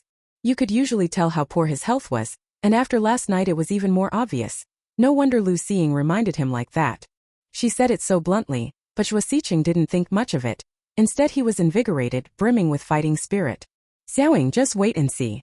This summer vacation I'll train hard. Sooner or later I'll make you pay for it. Zhuo Xiqing swore like an innocent, naive high schooler. What he said was just as naive. Lu Xiying couldn't help but laugh. With Zhuo Xiqing's current physical condition, if it were really as he said, planning to make himself look good, he'd have to train until the cows come home. Zhuo Xiqing didn't care about being laughed at. His current goal was to strengthen his body, and he'd never been as resolute as he was now. But he would have classes later. As a teacher his schedule would be basically fixed, and the time he could exercise would be limited. It might be better to go for a run inside the residence after dinner in the evenings. Zhuo Xiqing had a preliminary idea and planned to try it that very evening. Zhuo Xiqing and Lu Xiying, one a public school teacher and the other a military regiment commander, were both employed by the state, so marriage naturally came with leave. Lu Xiying hadn't decided where to go either, so she simply stayed home with Zhuo Xiqing to rest, and enjoy the freedom to eat when they wanted and sleep when they wanted. That night, after dinner while watching TV, a movie was playing showing a scene of a wealthy household's wedding in ancient times, and seeing it made Lu Xiying suddenly remember something. She and Zhuo Xiqing seemed to have forgotten to discuss the matter of property. Originally these things should have been talked over before marriage, but during that time before the wedding they were busy every day and actually forgot about it. Zhuo Xiqing's betrothal gift wasn't small. 1,001 yuan, intended to mean 1 in 10,000. He was an English teacher who had only graduated a few years ago, making 60 yuan a month. He couldn't save much in a year. On top of that, he'd given away so many things that Lu Xiying was afraid he'd emptied out his household savings. Lu Xiying hadn't wanted anything to begin with. She wasn't short of money, and those things were all gifts Zhuo Xi had given to show his feelings. Although this house was large, the Murphy Mansion property wasn't something easily sold. It was clearly been passed down through generations of the family. Lu Xiying then took the initiative to say, "The betrothal gifts you gave, my parents let me keep them myself. As for my things, the apartment I have in the military district was assigned to me, it has everything. Besides, once the two of us live together, the household will have everything, so I left my things at my parents' house." The betrothal gifts that were given were all meant for Lu Xiying. She has absolute authority and can dispose of them however she likes. Zhuo Xiqing wouldn't dare question her. After waiting a few seconds, Lu Xiying continued, "My rank in the army is regiment commander, and my monthly salary is 268 yuan. The benefits for soldiers are good, and there is also a meal allowance each month. I saved some money myself, and with what my grandfather left me, I bought a few apartments. After renovating them, 4 of the apartments were rented out, and the monthly rent is about $100. The more Zhuo Xiqing listened, the wider his eyes opened. He hadn't expected that Lu Xiying was actually a little rich woman. Military benefits are indeed good. Her rank is high, and she actually gets over 200 a month. At Zhuo Xiqing's school, one only gets nearly 200 when promoted to director level. Also, how many apartments does she own exactly? Lu Xiying has 4 additional apartments already rented out, and the monthly rent alone is almost 100. You could say that even if Lu Xiying now stays at home doing nothing, living solely off the rental income each month, she could still live very well. Zhuo Xiqing sat up straight and sighed. "I really wouldn't have guessed. You're a little rich lady, huh?" Lu Xiying often wore the same few outfits when she went out, the colors more or less fixed, nothing particularly bright, and she didn't wear much jewelry. Although she looked handsome and pretty, there was really no sign she was from a wealthy family. Lu Xiying didn't act proud either. She chuckled. "Who told you my little brother has good taste and married Bai Wei? What does that have to do with them?" Zhuo Xiqing didn't quite understand and didn't ask further. Instead he said, "My grandfather and maternal grandparents all passed away when I was a child. My parents, when I was a senior in high school, had an accident and both died. I was their only child, so I inherited the family's entire estate." Counting it up, Zhuo Xiqing's parents had been gone for nearly 10 years, and mentioning it now left him remarkably calm. Back then, not yet an adult, Zhuo Xiqing suddenly became utterly alone. His grandmother was old and couldn't do much, so she temporarily kept the inheritance for him for 2 years. After he reached adulthood she handed it all over to him. Chapter 144. You can still walk? Zhuo Xiqing had never touched the real estate or similar assets. Those inheritances were all saved and seldom used impulsively. Although Zhuo Xiqing was not old, the wealth in his hands was by no means a small sum. Grandmother was getting on in years. Knowing she could not look after him as carefully as his parents did, she completed the transfer of all the Zhuo family's assets to him when he came of age, which was also a coming-of-age gift prepared for him. It was fortunate that Zhuo Xiqing had been well brought up by his parents.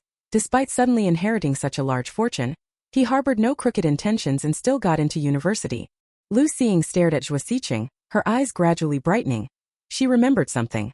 "Xiqing, since you don't plan to use that money, why not convert it into something else and hold that instead? Money today isn't like before. 1 yuan can't buy much anymore. Keeping cash will only depreciate. It's better to take the money and buy a house. A house is also a necessity, and you can renovate it and rent it out, so it becomes an income." Lu Xiying grew more excited as she spoke. "When we first met, the agent took me to see a house and I heard someone shout, 'Stop the thief.' And that's when I saw the thief. You don't know, housing prices have risen terribly. Last year they went up by 100 compared to the year before. And I just checked this year's prices, they've risen another 200 compared to last year. Now that the two of them were already married, there was no need to hide things like this. Money sitting there is just sitting there. Keeping it in the bank just lets the bank use it. The interest for a year is barely anything. Might as well take it out and buy a house. The house would be ours too. Buying a house could appreciate in value no matter how you look at it. That's better than wasting the money by leaving it there." Zhuo Xiqing was extremely surprised. He had never paid attention to these things before. He has a place to live, plus 2 other apartments left by his parents, and with that inheritance in hand he'll probably never be short of money in this life, so naturally he never bothered to learn about housing prices. Besides, there are still few people who can pull out a large sum of cash to buy a house outright. Housing prices are the kind of thing that rise quietly. Actually, turning money into property doesn't sound bad. Zhuo doesn't want to spend that inheritance, nor does he want to waste his parents' money, but if he leaves it sitting there for years it'll still be the same amount, whereas if he buys property, according to Lu Xiying, with prices rising so fast it's also a way to make money. On top of that, after renovating it he could rent it out for income. No one would complain about having more money. After thinking for a moment, Zhuo nodded and said, "All right, I'll listen to you. It's just that I won't buy a house. I have no experience with this." "It's okay, I've bought more than a dozen houses. I know which areas are good." Lu Xiying beamed and introduced. "The houses over by Happiness Street are pretty good. I've got 3 there. I have an agent on my end. Most of my places were found by him. Also, when looking for a place, try to pick newer properties. Those just need a bit of renovation before you can put them up for rent, and then you can decide whether to raise the rent based on changes in housing prices in the neighborhood. When housing prices go up, only the landlords benefit. As long as the property is rented out, you don't have to worry much. Just wait for prices to rise. These are all tips for buying a house." Zhuo nodded repeatedly. It seemed he'd learned quite a bit. It just so happened both of them had days off these few days, so Lu Xiying said, "Why don't we go look at houses tomorrow? The weather has been nice lately, the young couple both had time off, and since there's nothing to do at home, they might as well go out and look at houses. House prices aren't too expensive right now. If this trend continues, prices will only rise, so it's better to buy a house sooner rather than later." The next morning after breakfast, Lu Xiying had planned to go out in the afternoon, but Zhuo was excited. "Let's go now. If we leave early we can have lunch out." Neither of them dawdled. They soon got ready and left. As they went out, Lu Xiying kept glancing at Zhuo, sometimes looking at his waist, sometimes at his legs.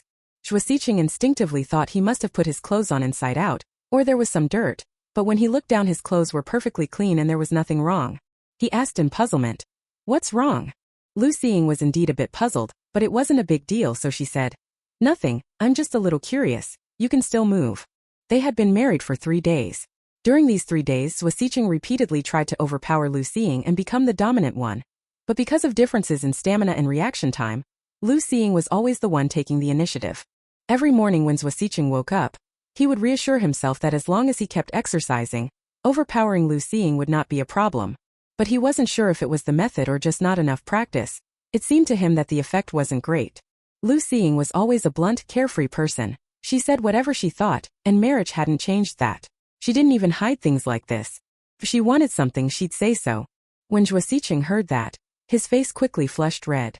Lately, he seemed to be blushing more times than he had in the entire past year combined. Most ordinary couples, when a man likes a woman, there's usually some playful teasing in their words. But with these two, the roles seemed reversed. It was always Lu Xiying teasing him.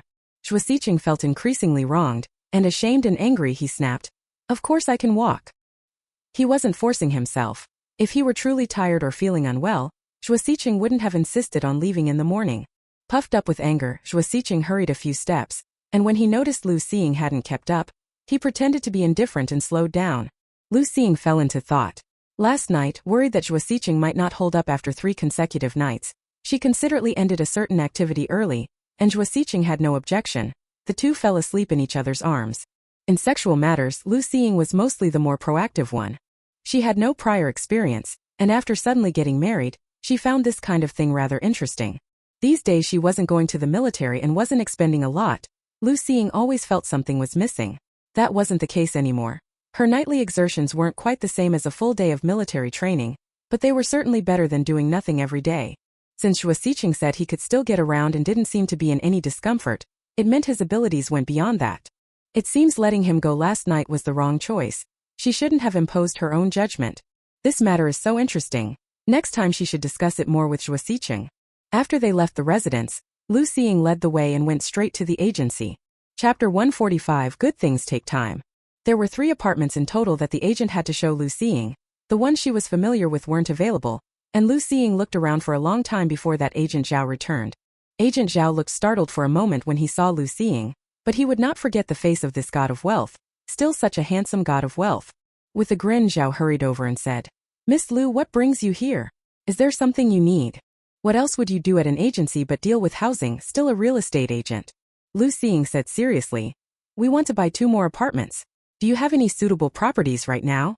Agent Zhao showed a troubled expression. It had just passed the new year, and their office really didn't have any particularly good properties, but Zhao was a seasoned operator. He wasn't about to let a large sum of money slip away. After thinking for a moment he said, how about this? I'll take you to see some places first. There are of course properties available, but as you know, buying a house is full of twists and turns. It's not something you can secure that easily. Let's go. The place Zhao took them to wasn't far, just nearby. The location wasn't great, next to Liuxi River, surrounded by many factory workers and laborers. It was a bit noisy in the mornings and evenings. But the apartment was pretty good. 3 bedrooms and a living room, 1 kitchen and 2 bathrooms facing south. The place looked like it had been renovated and still seemed fairly new. Strictly speaking, if the place were spruced up a bit and a partition put up, it could be rented to migrant workers coming to the city fairly easily, and the monthly rent would be a considerable sum. But why would the landlord sell the house? Zhuo Xiqing didn't think that far, but Lu Xing noticed and asked, puzzled. This place is nice, and if you rent it out it could bring in money. Why suddenly sell it? Zhao the agent chuckled, quietly signaled a number with his fingers and said, the landlord said to sell at this price. Lu Xing raised an eyebrow, grabbed Zhuo Xiqing and was about to leave. Zhao the agent froze for a moment, then hurriedly intervened. Miss Lu, I haven't finished. This was just the landlord's initial figure. She's desperate for cash. No matter how good a place is, it won't rent otherwise. She gave us a real price and we can push it down by 30%. You're an old client of ours. I don't mean to rip you off. It's my fault for not explaining fully. I'm sorry. A 30% down payment would be more than 8,000 yuan. Apartments in this area are easy to rent because there's a market and factories nearby. Many migrant workers who come to the city live around here. Although it's a bit messy and a bit noisy, a 3-bedroom, 1 living room apartment like this can be rented to at least 3 people. Even if it doesn't get rented out, the views here are nice. Keeping it could also appreciate in value. Zhuo Xiqing was also surprised by the price. After all, housing gets more expensive every year. Yet this house had actually been marked down by so much. A 3-bedroom, 1 living room apartment for just over 8,000. That was the price from a year ago. He almost agreed, but seeing Lu Xing still maintaining a calm expression, he said nothing. Lu Xing paced around twice and said, it's so cheap. Even 2 or 3 years ago if you wanted to buy you'd have to work at it.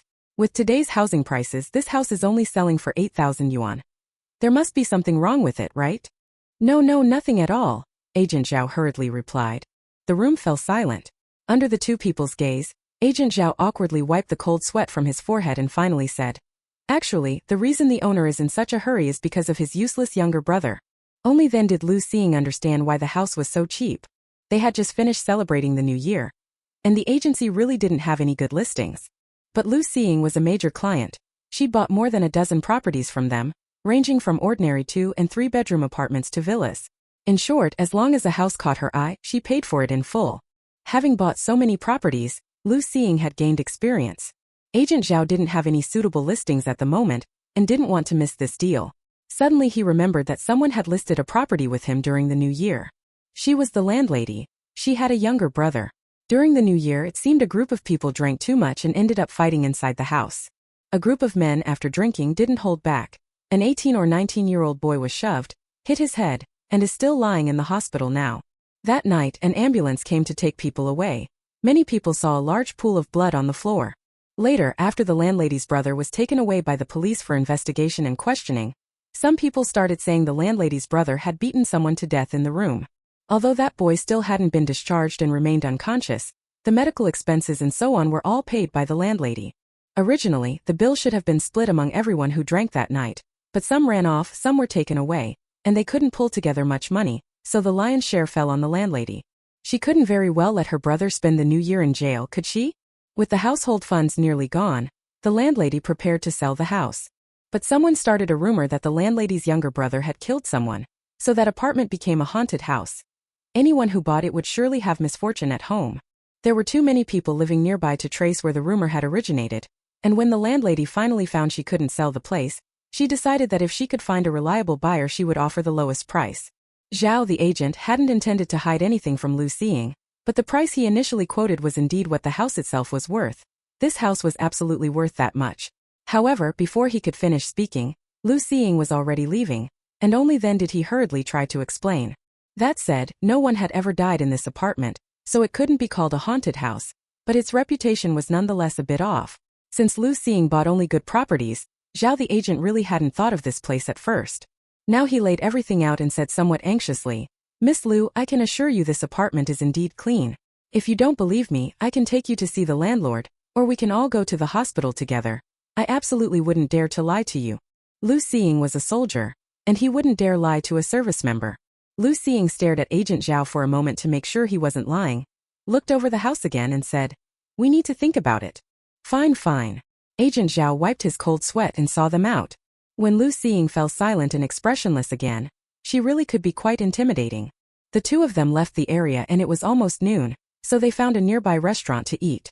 While eating, Zhuo Xiqing asked, "Do you think that agent was telling the truth? He doesn't seem like a liar." Lu Xing's remark hit the mark. She had already bought 3 houses introduced by Agent Zhao, so she was somewhat connected socially, and just now she had clearly seen some of his little gestures. He probably wasn't a liar. Chapter 146 Movies are fake. However, whether to buy the house still needed some thought. It wasn't about whether it was clean or not. The main issue was that this house was far from where they lived and from both of their workplaces. But there are benefits too, at least these houses aren't hard to rent out, and if you install partitions you can rent to 2 or 3 people. As for the claim of killing someone, that was fabricated from the start. There are plenty of ways to deal with it. Zhuo Xiqing was planning to buy a house and Lu Xing was helping him look, but they weren't in a hurry, so they planned to discuss it some more before buying. There was still time, and after finishing their meal the two of them went for a walk down the street. Unconsciously they had arrived at the cinema. 2 posters were pasted on the wall by the entrance, a dark background, soldiers in camouflage, and 2 injured people pointing guns at each other's foreheads. It all looked very tense. Lu Xing's eyes lit up instantly. No man could resist the allure of guns. Zhuo Xiqing was quite interested too. The two of them hit it off and immediately went in to buy tickets for the next showing. The cinema was fairly full. Had a lot of people bought tickets for this film? This drama tells of the Republican era's years of war, when the country was divided into 4 powers, beset by internal and external troubles. At last someone stood up. In the north there was a warlord surnamed Gu. The Gu family developed oil fields and instantly became the most powerful of the 4. The western and southern houses were unwilling to accept this. Allied, they secretly put many obstacles in the Gu family's way and even sent 12 spies who infiltrated the Gu household and its army by various means. The East was neutral, adhering to the principle of if others don't offend me, I won't offend them, and rarely took part in the struggles. 12 spies, some infiltrated the Gu family's army, some the residents of Marshal Gu, but in the end only 1 man survived. The whole film runs 120 minutes, full of gunfire and explosions, which looks very thrilling. At least to Zhuo Xiqing it was very thrilling. Watching it made him both nervous and excited. After watching the movie, the two of them prepared to walk home. This movie was very well made, and the actors were very earnest, portraying each character very convincingly. Zhuo Xiqing recalled certain scenes from the film and couldn't help but ask curiously, "Xiaoying, there are a lot of dangerous scenes in it. When you were on missions, was it like this too?" He was referring to the film scenes where Qiyu carried out missions that involved some high-difficulty action sequences, gathering intelligence and meeting contacts. But tasks like this are generally rare. You could say films are drawn from life, but they also tend to exaggerate certain aspects. Lu Xing explained, "Now is a time of peace and such assignments are rare. Most of the time we soldiers don't have tasks like that. Only in special circumstances for special missions would specific people be designated to carry them out. So that's how it was." Zhuo Xiqing nodded then asked, "Is your marksmanship really accurate? You're already a regiment commander. You must be a sharpshooter, right?" In the movie there was a scene where the enemy sent a sniper to shoot Commander Gu. The first shot was blocked by Qiyu. After that slip-up, the second time they were on guard. In the night, the sniper aimed at Commander Gu's heart. Qiyu stumbled and blocked the shot again, and was pulled away by Commander Gu. That bullet ultimately hit Qiyu's shoulder. That part was indeed very tense. Zhuo Xiqing also held his breath for them. Zhuo Xiqing, still wanting more, suddenly remembered that there was a sharpshooter right next to him. That kind of thought was obviously from watching too many spy thrillers. Lu Xing retorted, "My shooting's okay, after all it's been so many years, but calling me a sharpshooter is out of the question. Training with guns is expensive, every single bullet costs money. The army doesn't have that kind of money to train everyone into sharpshooters, right? Only those born with exceptional talent, or those from military families who are very familiar with firearms, would have opportunities for such training. Ordinary people can't practice every day." Zhuo Xiqing was instantly stunned. This isn't what he knew. Isn't it said that films come from life? Why does Lu Xiying's description sound completely different from what's depicted in the movie? Such an incredulous expression on Zhuo Xiqing's face was just too adorable. Lu Xiying couldn't help smiling and said to him, "A movie is just a movie, just watch it casually, don't take it too seriously. Movies and TV shows are both made by directors. Although they may add some idealized elements, that's done for the sake of the plot." Zhuo Xiqing thought it over carefully and understood, but if some things aren't very realistic, then the martial arts performed in them are still real. Soldiers must first have a strong physique and extraordinary perseverance, enough to keep themselves going in the barracks. Not to mention when the two of them first met, it was Lu Xiying who helped him catch a thief and get his wallet back. Even if those other things weren't particularly real, the martial arts scenes in the movies, those were always real. Zhuo Xiqing said confidently, "You're strong and you can really fight. I know that." Lu Xiying no longer wanted to complain. She was rather capable. As the leader of the women's battalion, if she were a weakling, what right would she have to sit in the commander's seat?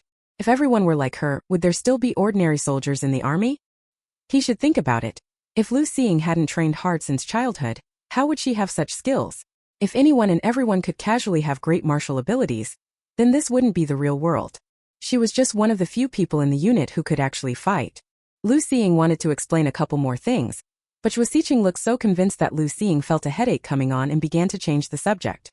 Anyway, Zhuo Xiqing wouldn't be going to the unit, so there was no need to go into such detail about these matters. "What are we having for dinner?" "Make some rice." "What dish do you want?" "Meat." It was still early when the two of them returned, so they bought a lot of food and then headed to the kitchen to start preparing.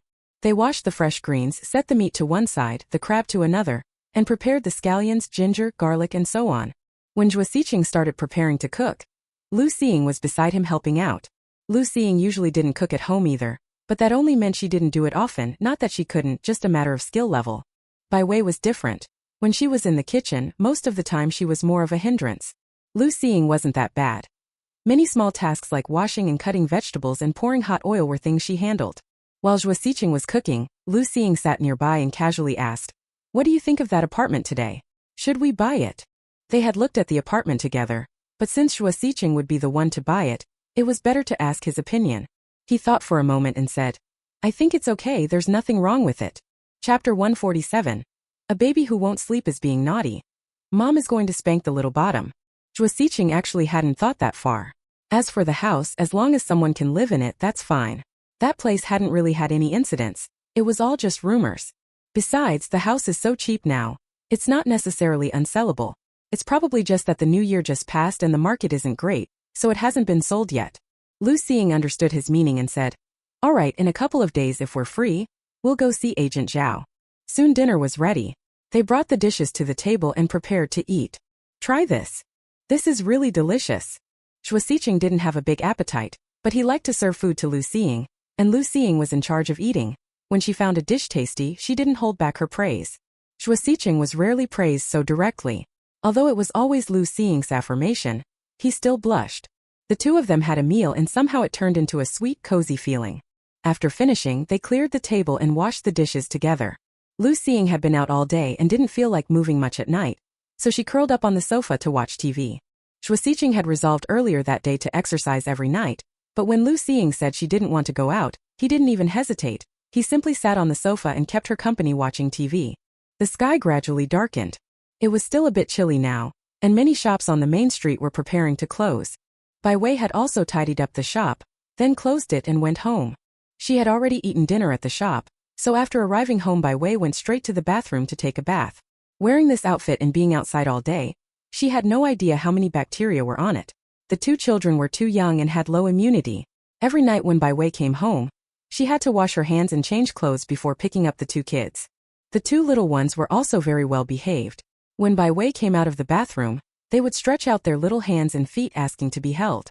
The two babies couldn't speak yet, but they knew Bai Wei was their closest mom and the one who cuddled them to sleep every night. So every evening when Bai Wei finished work, they would act spoiled and want to be held. Bai Wei adored it. After coming out of the bathroom, she would play with the two little ones, holding this one, holding that one, and continuously kissing their soft, bouncy cheeks. The little ones also knew mommy was playing with them. She kept laughing and looking adorably a bit goofy. The child was almost half a year old. They had started biting their fingers at some point, often with drool all around. They were still small. When they saw a fun toy or something novel they wanted to grab it, but after grabbing they'd bite their fingers. Bai Wei worried they'd upset their stomachs, so besides bottles she also bought a few small pacifiers specifically for little children to bite. With something in their mouths to bite, they wouldn't bite their fingers anymore. Lu Sighting finished preparing the meal, set it on the table and said, "Let's eat first, I'll watch the child." The child was still young and couldn't be left alone, so most of the time the two of them took turns. One would eat first while the other watched the child, then they'd switch. When Bai Wei heard the voice, she patted her daughter's cheek and went to eat. Lu Sighting drank a cup of water, then sat down beside the cradle. The two little babies suckled on pacifiers. When they saw someone sit down they both looked over, dazed and adorable, utterly cute. Lu Sighting felt a surge of joy and couldn't help but reach out to pinch their little cheeks. Lu Yahui sobbed and wailed, not knowing what to say, then suddenly reached out her hand again as if wanting a hug. Lu Sighting raised an eyebrow, complied by leaning in, and lifted his daughter out of the cradle. Lu Yahui was picked up, happily clapped her hands, then wriggled back and forth as if trying to look at Bai Wei. Her hand accidentally touched something, and Lu Yahui reflexively reached to grab it, directly catching Lu Sighting's ear. As if it were some novel thing, Lu Yahui pinched and tweaked it, playing with Lu Sighting's ear for a while.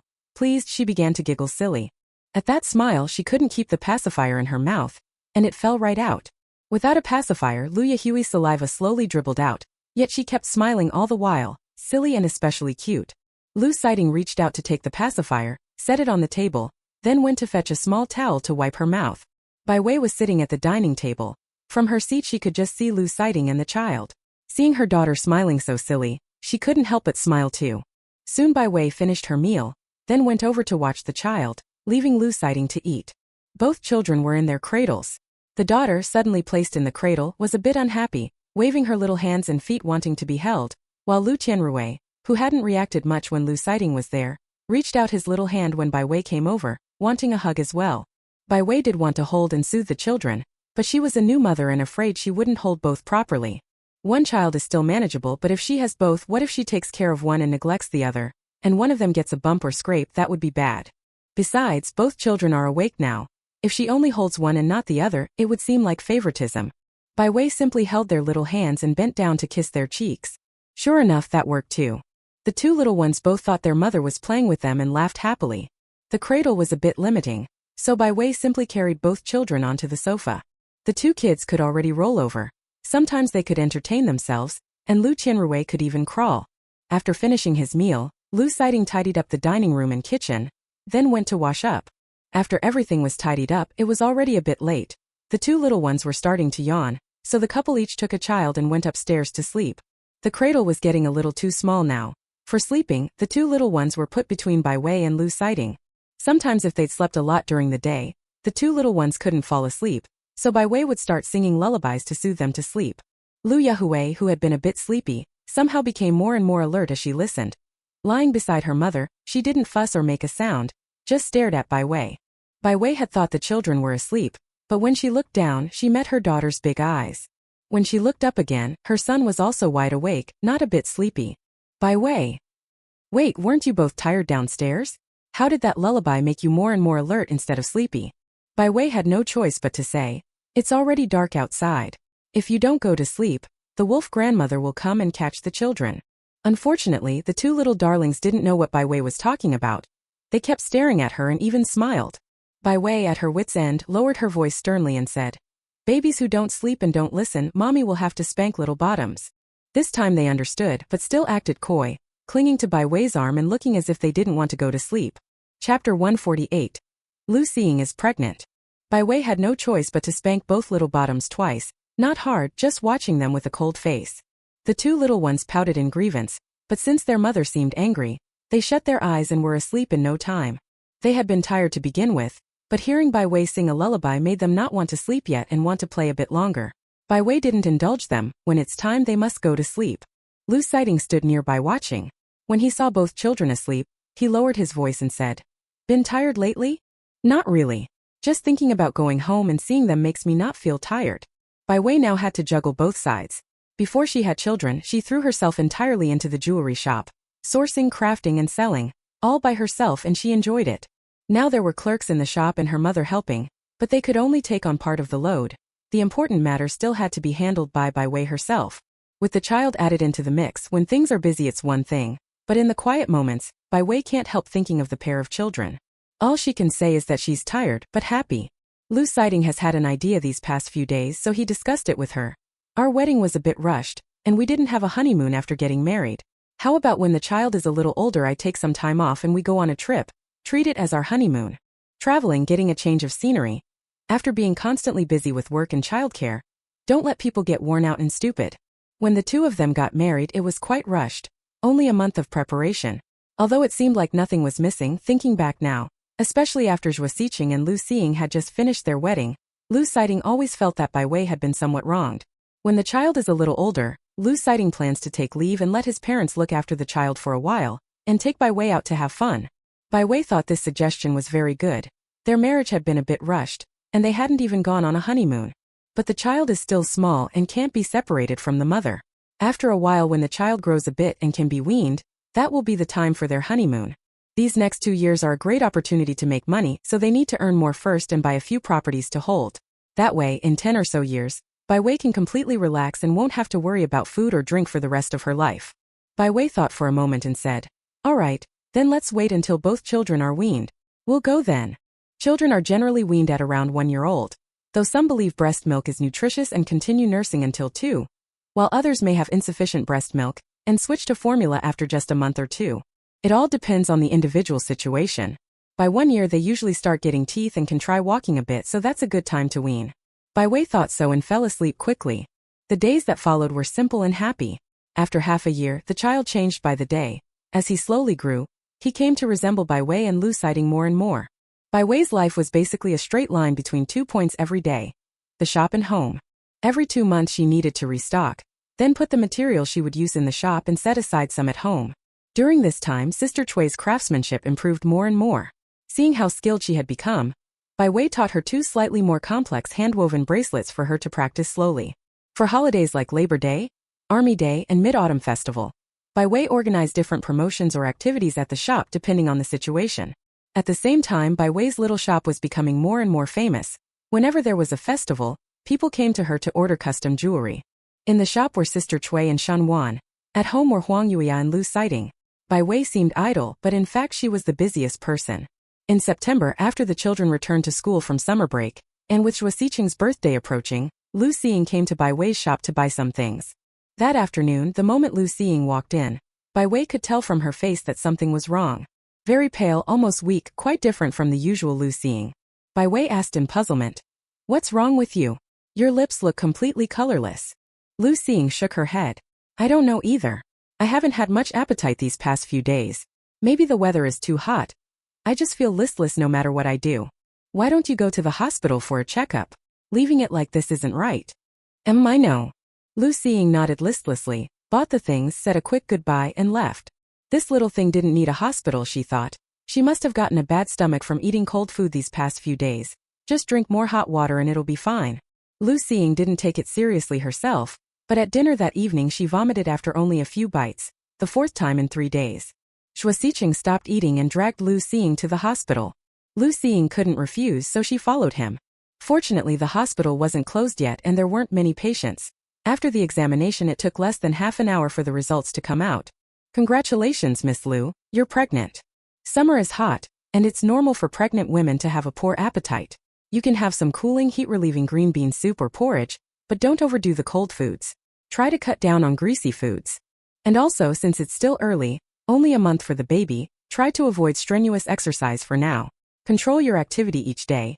Just walking is fine." This was aimed at the inexperienced young couple. The doctor could tell at a glance, so he reminded them of many precautions. Half an hour later, the two of them stumbled out of the hospital in a daze. They looked at each other, as if neither could believe Lu Xiying was pregnant. Zhuo Xiqing carefully glanced at Lu Xiying and asked, "Is there anywhere else that feels uncomfortable? Do you want to call a taxi?" The hospital wasn't far from home. Why take a taxi for such a short distance? Besides, the evening breeze was quite cool, so Lu Xiying planned to walk back. Lu Xiying's pregnancy was a big deal, so after returning home that night she called the Lu family to tell them. Lu Zhenghua thought it over and told his daughter to rest at home for a while, and not to go to the unit for now. "This is my job, besides it's only been a month, it won't delay anything," Lu Xiying said, somewhat displeased. Huang Yuya urged, "Daughter, listen to your father, okay? A woman's pregnancy isn't a small matter. You mustn't overexert yourself. Even if you're healthy and have exercised since you were young, you can't be willful at a time like this. Lu Xing hadn't been able to keep anything down these past few days. She vomited everything up, and Huang Yue already knew. Listening to her mother's gentle nagging, Lu Xing sighed and had to agree. From then on, Lu Xing stayed at home every day. During the day, Zhuo Xiqing went to class, came home at noon to have a meal with Lu Xing, had class again at 2 in the afternoon, and returned home at 6 in the evening. For the first 2 days, Lu Xing stayed at home tidying up the room, watching movies and playing games. Chapter 149. Why, on what grounds are pregnant people not allowed to drink? But after a week, Lu Xing was completely bored, lying on the sofa with nothing to do. When she had been busy in the army, Lu Xing would occasionally think that if she retired one day, she would travel to mountains and rivers and have a good time. What is this now, a semi-retired state? The key is she's too bored right now and has no idea what to do. That afternoon, after Zhuo Xiqing went to school, Lu Xing stood on the balcony for a while, suddenly went back to her room to change clothes and then went out. She went straight to Bai Wei's jewelry shop. Now the whole family knows that Lu Xing is pregnant. Bai Wei also knows and looks a little surprised. I'm so bored staying at home every day. Why don't I come help at your shop? I won't take any pay, Lu Xing said ruefully. When Bai Wei was pregnant, she only helped out at the jewelry shop a bit. It was only later when her belly grew that she stopped going to the store. At least she could still make jewelry at home. Lu Xing was worse off. If Zhuo Xiqing is at work, isn't she left all alone at home? Lu Xing was the kind of person who couldn't stay idle. A week was about her limit. Bai Wei couldn't help smiling. All right, come whenever you want. My shop gets busy, and it's nice to have someone to chat with. Besides physical health, a pregnant woman also needs to pay attention to her mental state. Being alone too often isn't good. Anyway, this is just a small jewelry shop with no heavy work, so having Lu Xing come by is fine. Only then did Lu Xing feel happy. She really had nothing to do, but she wasn't allowed to go to the military, otherwise she wouldn't have come to bother Bai Wei. However, she couldn't make jewelry, not even the simplest pieces, so she had to sit at the counter to take money. Lu Xing didn't want wages, so Bai Wei let her eat lunch in the shop. Lu Xing was pregnant, so in theory she should be strict about what she ate. When Bai Wei bought meals for Lu Xing, she would go to the big restaurant and buy prepared lunches. But because Zhuo Xiqing would come home for lunch, Lu Xing would sometimes go home at noon too. When the shop got busier, Shenwan didn't have to stay there all day. After learning Lu Xing was pregnant, if Lu Xing didn't go home at noon, Shenwan would bring her an extra portion of food. Knowing she had a big appetite, the portions brought were large lunches. Shenwan was very skilled. Every time Lu Xing cleaned her plate, and with a sweet mouth she praised Shenwan's cooking. Lu Xing was pregnant. Zhuo Xiqing and the Lu family, Bai Wei and Shenwan, everyone who knew was quite worried, but she herself seemed to take it lightly. In late September the weather was sultry. Although the shop had 2 fans running, once you stepped out of the fans area it felt very stuffy. At lunch, Lu Xing, without anyone knowing where she got it from, pulled out a bottle of beer and popped the cap off with a snap. Bai Wei was stunned. Seeing that she was about to drink it, she hurriedly shouted, "Wait! Sister, what are you doing? She's pregnant and still wants to drink." Lu Xing must have forgotten she's pregnant. The baby is already 2 months along. Lu Xing was taken aback, wondering why Bai Wei was reacting so strongly. Could it be because she drank without inviting her? Scratching her head, Lu Xing took another can of beer from behind her and said, "Come on, sit down and have one together." Bai Wei clutched her chest and said weakly, "Sister, pregnant women aren't allowed to drink." Lu Xing widened her eyes. Why? Why on earth are pregnant women not allowed to drink? She thought carefully. The last time she went to the hospital the doctor clearly didn't say anything, so pregnant people can definitely drink. It's just that Bai Wei doesn't really drink, which is why she thought pregnant people couldn't drink. Lu Xing took a sip of beer and said casually, "What's the big deal? The doctor didn't say anything anyway, so it must be fine. Just pretend you didn't see it." Unexpectedly, Bai Wei snatched the beer right out of his hand. "No, sister, you really can't drink." Bai Wei was very firm, hiding the beer behind her back and refusing to let anyone drink it. Lu Xing could only reluctantly glance at Bai Wei's hand, then lower his head to eat. Still not entirely obedient, he whispered, "The doctor said I can eat whatever I want, but in smaller amounts. I didn't drink much either. Anyway, the doctor didn't forbid it, so it must be fine." Bai Wei was truly at a loss for words. Lu Xing's reaction was like that of a bratty kid. Once she'd made up her mind, nothing anyone said could change it. Bai Wei couldn't control her, but she knew someone could. Finally at 1:30, after Zhuo Xiqing finished dinner and went to class, he passed by here and always came down to take a look and say a few words. After the young couple finished talking, when Zhuo Xiqing was about to leave, Bai Wei hurried over and told him about today's events. It felt like tattling. Lu Xiying was a little guilty and hardly dared to look at Zhuo Xiqing. Thank you. Zhuo Xiqing smiled. After Bai Wei finished speaking, she slipped inside, then secretly observed them. Actually, I didn't drink much, just a small sip at noon, and Wei Wei took my beer away, Lu Xiying explained. Zhuo Xiqing sighed and said, Xiaoying, even if the doctor didn't say it, pregnant women really shouldn't drink. Drinking can affect the fetus. In severe cases, it can cause problems for the child. Since becoming pregnant, Lu Xiying has gone without a lot of things, including food and fruit, always eating a little less each time, especially fruit, never daring to eat more. As for drinking, Lu Xiying really hadn't known before. The doctor assumed they knew. Huang Yuya and Zhuo Xiqi both thought she knew, but this was Lu Xiying's first pregnancy. How could she know so much? Thinking about these past days, having to avoid certain foods repeatedly and not being able to eat much of what she wanted, Lu Xiying became irritable and said helplessly, I'm only 2 months pregnant, right? And already I have to avoid things. I can't eat this, I can't eat that. But we still have to put up with this for another year. Being pregnant in October and then observing the confinement period.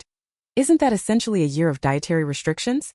She had always been someone who couldn't enjoy herself without alcohol. At gatherings, meals, and holiday get-togethers, wherever there was drinking, she was there. But now, suddenly being told she couldn't drink for a whole year. The thought made Lu Xiying's scalp tingle. A year without alcohol felt like the end of her. At noon there weren't many people outside. Seeing no one around, Zhuo Xiqing hugged Lu Xiying and gave her a kiss on the forehead. Come on, don't be angry. I'll bring you something tasty when I come home tonight. I have to get to work first. The weekend is in a couple of days. We'll go out and play for 2 days. Zhuo Xiqing still had to go to school. After saying goodbye to Lu Xiying, he rode his bike to school. Maybe because he chatted with Zhuo Xiqing, her mood improved a lot, and Lu Xiying no longer thought about the wine.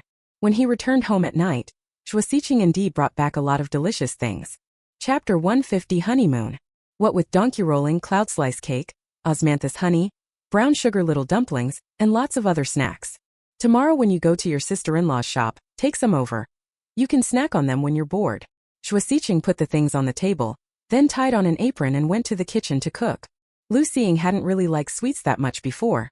But since she became pregnant, she didn't know why she found herself craving something sweet every couple of days. Lu Xiying has been getting hungry easily these past few days, so she snacked a bit, and then went to help in the kitchen. Although everyone says pregnancy can be tough, Lu Xiying only felt the bittersweetness of dietary restrictions. On the weekend, when Zhuo Xiqing had no classes, he took Lu Xiying out to play. The two of them climbed a mountain of moderate size. Lu Xiying used to train in the military, burning a lot of energy every day. Now she spends her days in the jewelry shop with little chance for exercise. It happened that Zhuo Xiqing had been exercising every night lately. He wanted to see how his training was going, so he planned to go hiking. Unfortunately, he started to struggle halfway up. Lu Xiying still felt a bit reluctant to stop, but said nothing. After they rested for a while, the two of them descended the mountain. In the afternoon they went to the cinema to watch a movie, and after eating out again in the evening they finally returned home. They ran around all day. Zhuo Xiqing was out of breath and exhausted, but Lu Xiying was happy. Sweaty from exercising, then a shower and sleep, you couldn't ask for anything more comfortable. During the day Lu Xiying kept helping at the shop, sometimes watching Bai Wei make jewelry. After a while she could clumsily make the simplest wrist cord herself. It just looked a bit sad. It was probably hard to sell. Soon it was National Day on October 1st.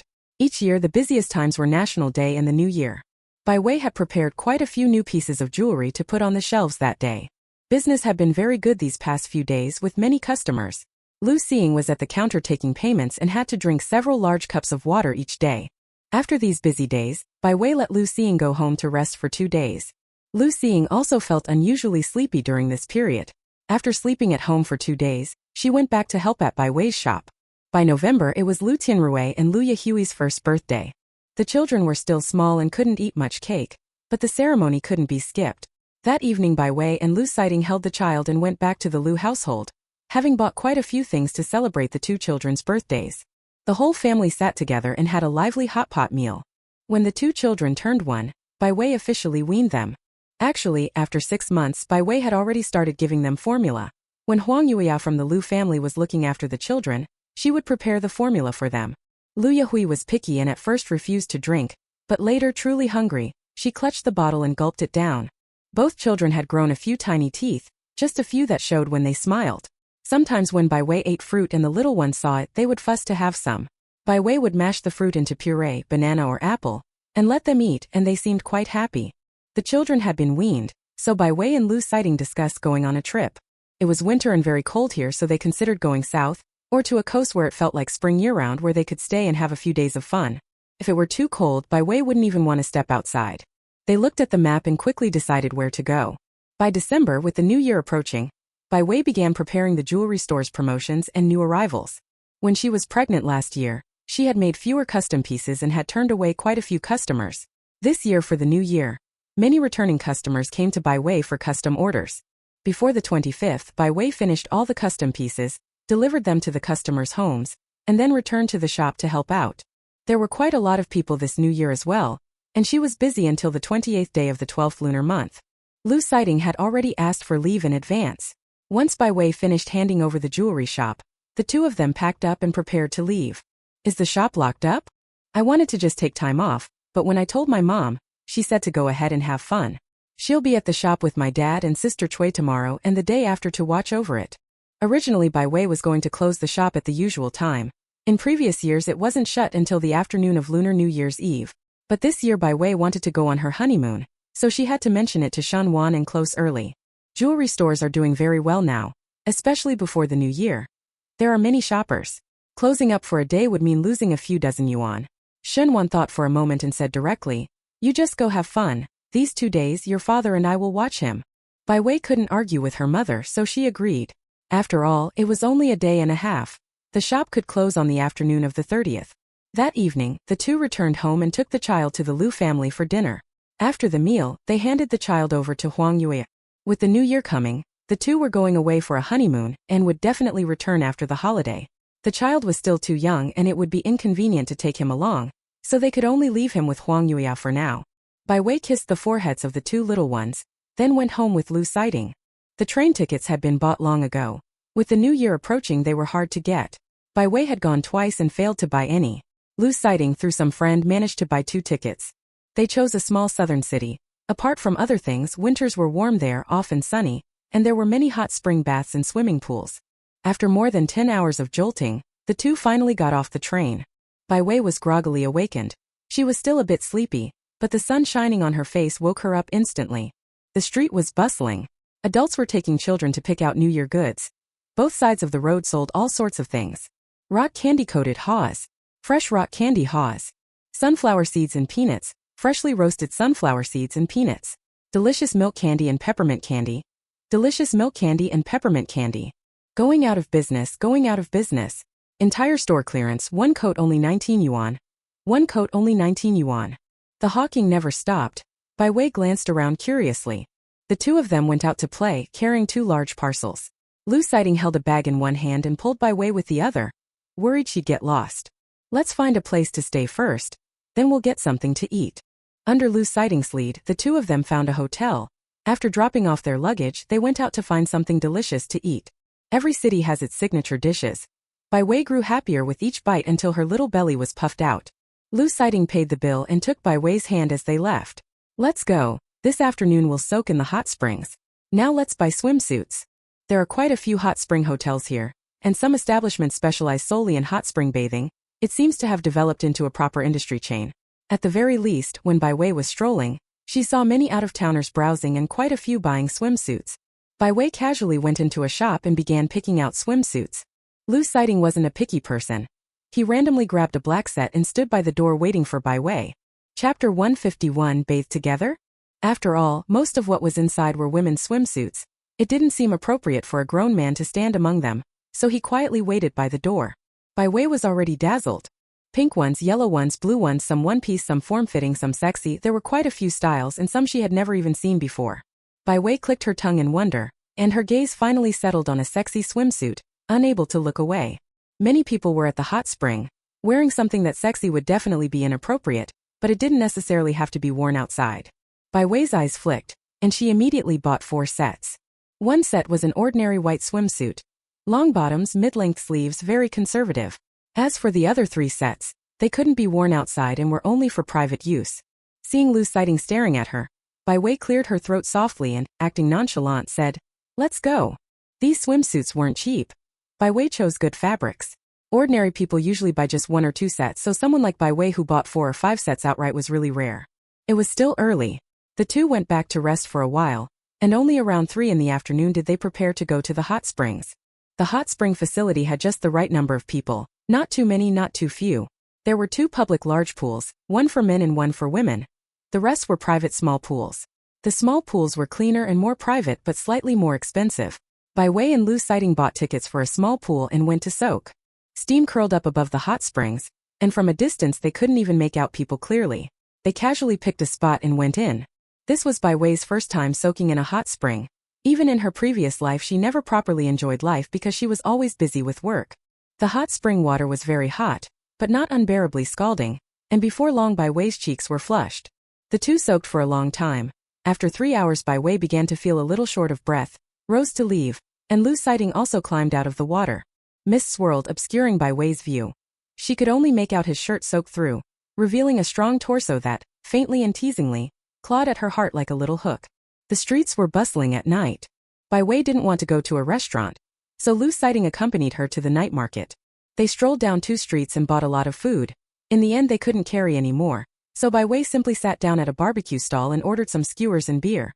She hadn't drunk alcohol in a long time, and after soaking in the hot springs for a long time this afternoon, she felt very, very hot. The coats they had packed in their backpacks weren't worn. The 2 of them came out in just shirts and weren't cold at all. After eating and drinking their fill, the 2 of them walked around outside a bit longer before returning to the hotel. Bai Wei took out the swimsuits she'd bought today, the ones she hadn't worn out during the day. 1 black, 1 smoky pink and 1 sky blue. These 3 swimsuits made Bai Wei blush a little just looking at them, but she had to admit they really looked good on her, especially with her fair, tender skin and the thin straps digging in, making it hard not to want to sneak a peek at the scenery beneath the swimsuits. Lu Sighting had just stepped into the bathroom to take a shower when Bai Wei opened the door and walked in. Shower together? Lu Sighting looked up. His gaze fell on Bai Wei and he suddenly froze. The bathroom was very hot with mist rising. For a moment Lu Sighting couldn't tell whether he was looking at a demon or a fairy. Wearing something like this, Bai Wei was impossible for Lu Sighting to resist. What should have been a half-hour bath lasted 3 hours by the time the 2 of them emerged. Bai Wei's legs were so weak she could barely walk, trembling. Lu Sighting simply carried her out and carefully laid her on the bed. "I'm thirsty. I want to eat watermelon." "Not that one, take the red one." Bai Wei acted like a spoiled brat, bossing Lu Sighting to grab this and that. She was clearly the one who made the first move, but after seducing him she complained that Lu Sighting had too much stamina. Even now her legs were weak, and she found everything about him displeasing. It turned out Bai Wei's plan was to rotate between 3 swimsuits. Since she couldn't wear them out, did that mean Lu Sighting wasn't allowed to look? Such pretty swimsuits would be a shame not to wear after buying them. But now wearing only one and turning out like this, Bai Wei didn't dare take out the other 2. Even if she wanted to wear them, she'd wait 2 days. Outside the sky was full of stars, the floor-to-ceiling window open. Bai Wei leaned on the bed drinking bayberry juice, feeling very content. Lu Sighting smiled at the corner of his mouth, leaned over and asked, "Rested well? The other 2 swimsuits, want me to take them out for you?" Bai Wei said calmly, "What swimsuits? Weren't they just left in the bathroom?" Lu Sighting hadn't forgotten that Bai Wei bought 4 sets that afternoon. He had been puzzled at first, why buy so many, and not just throw them away after wearing once? Now he understood and even thought Bai Wei had bought too few. Bai Wei played dumb, so Lu Sighting walked straight to the wardrobe and took out the swimsuit Bai Wei had tossed in. 1 pink, 1 blue. Watching Lu Sighting walk over step by step, Bai Wei felt her scalp tingle. She leaned back and rested against the pillow. "Looks great. I haven't seen you wear that color before." "Who said that? Didn't I wear that black one?" "Wear this." "I won't, it's too much trouble. I don't want to wear it today." Bai Wei stuck out her neck, refusing to put it on. Lu Sighting gave a light laugh and had no choice but to help her himself. The pinkish smoky swimsuit was put on her without asking. Bai Wei wanted to refuse, but her little strength was no match, and the swimsuit still got worn. However, whoever put the swimsuit on would be the one to take it off in the end. If it was going to be taken off anyway, why put it on in the first place? Half-dazed, Bai Wei thought of a previous time when she had bought sexy sleepwear. Lu Sighting had done the same, insisting she wear it, then taking it off himself afterward. The 2 of them horsed around until dawn before falling asleep. When they woke it was already the next afternoon. No work, no children to take care of. Bai Wei hadn't slept in this late in a very long time. After getting up, they first went looking for a place to eat, then visited a local attraction. Bai Wei made some inquiries and learned that there was a very auspicious temple in Shanghai district. Locals liked to go there to pray during festivals. Behind the temple was a very large lake with especially beautiful scenery. After hearing this, Bai Wei grew interested and asked Lu Sighting to go for a walk. When they went out, there was a photography shop downstairs. The two of them rented a video camera. Now there were no phones, so they couldn't shoot anytime anywhere, but how could you go out and not take pictures? As everyone knows, not taking photos is the same as never having been there. Bai Wei was very excited to go rent a camera. Although Lu Sighting thought the reason was tenuous, it didn't matter. If it made Bai Wei happy, he would accommodate it. After they rented the camera, they listened to the shop owner explain how to use it for more than 10 minutes before heading to catch a ride. The temple was large and bustling with people, those burning incense, donating money, the prayer tree, the wishing pool, and the fortune-telling and interpretation booths. These spots attracted the most visitors. Chapter 152. Baby, do you miss mommy? Bai Wei wanted to take photos of Lu Sighting, and he cooperated readily, lifting his arm when asked, standing wherever she positioned him. It was just that Lu Sighting didn't really like having his picture taken, so most of the time he was the one taking more photos of Bai Wei.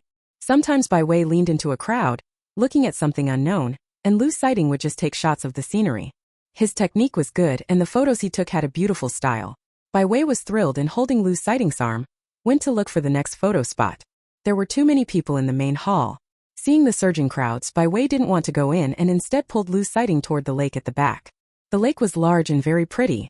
Bai Wei always felt her own photos didn't look as good as the ones Lu Sighting took, so she asked him how to shoot. Lu Sighting patiently explained. They walked and looked around, and before they knew it, they had exited through the back gate. Both of them came out, and they went to find the coach to return. The hot springs here were very comfortable. After soaking for a while, she felt the fatigue wash away, her whole body refreshed. Bai Wei was a bit tired from a day of wandering, and that night she dragged Lu Sighting to soak in the hot springs again. She spent 3 days playing here. Bai Wei heard that the neighboring city held a grand lantern festival every spring festival, so she wanted to go see it. Lu Sighting obliged her. After packing their things, they went to take the train. A few days before the spring festival, train tickets were notoriously hard to get, and after the 15th it would likely be another ticket-grabbing frenzy. But during the holiday itself, hardly anyone traveled. Everyone stayed home and happily celebrated the new year. There really weren't many people traveling at this time. Back at the hotel, after getting the photos developed, the two of them went to the next stop. The 7th day of the first lunar month. Bai Wei and Lu Sighting finished their trip and boarded the train home. The night before they left, Bai Wei sat in the hotel and took out all the developed photos, spreading them across almost the entire bed. They visited 2 cities and many attractions. These were the photos they took as keepsakes, plus lots of beautiful landscape shots. When Bai Wei returned the camera, she still sorted through the photos, discarding those that didn't look good and those that weren't very clear. But the pictures she took of Lu Sighting were all printed out. Although each photo cost money, for Bai Wei, who had now become a small wealthy woman, this amount was nothing.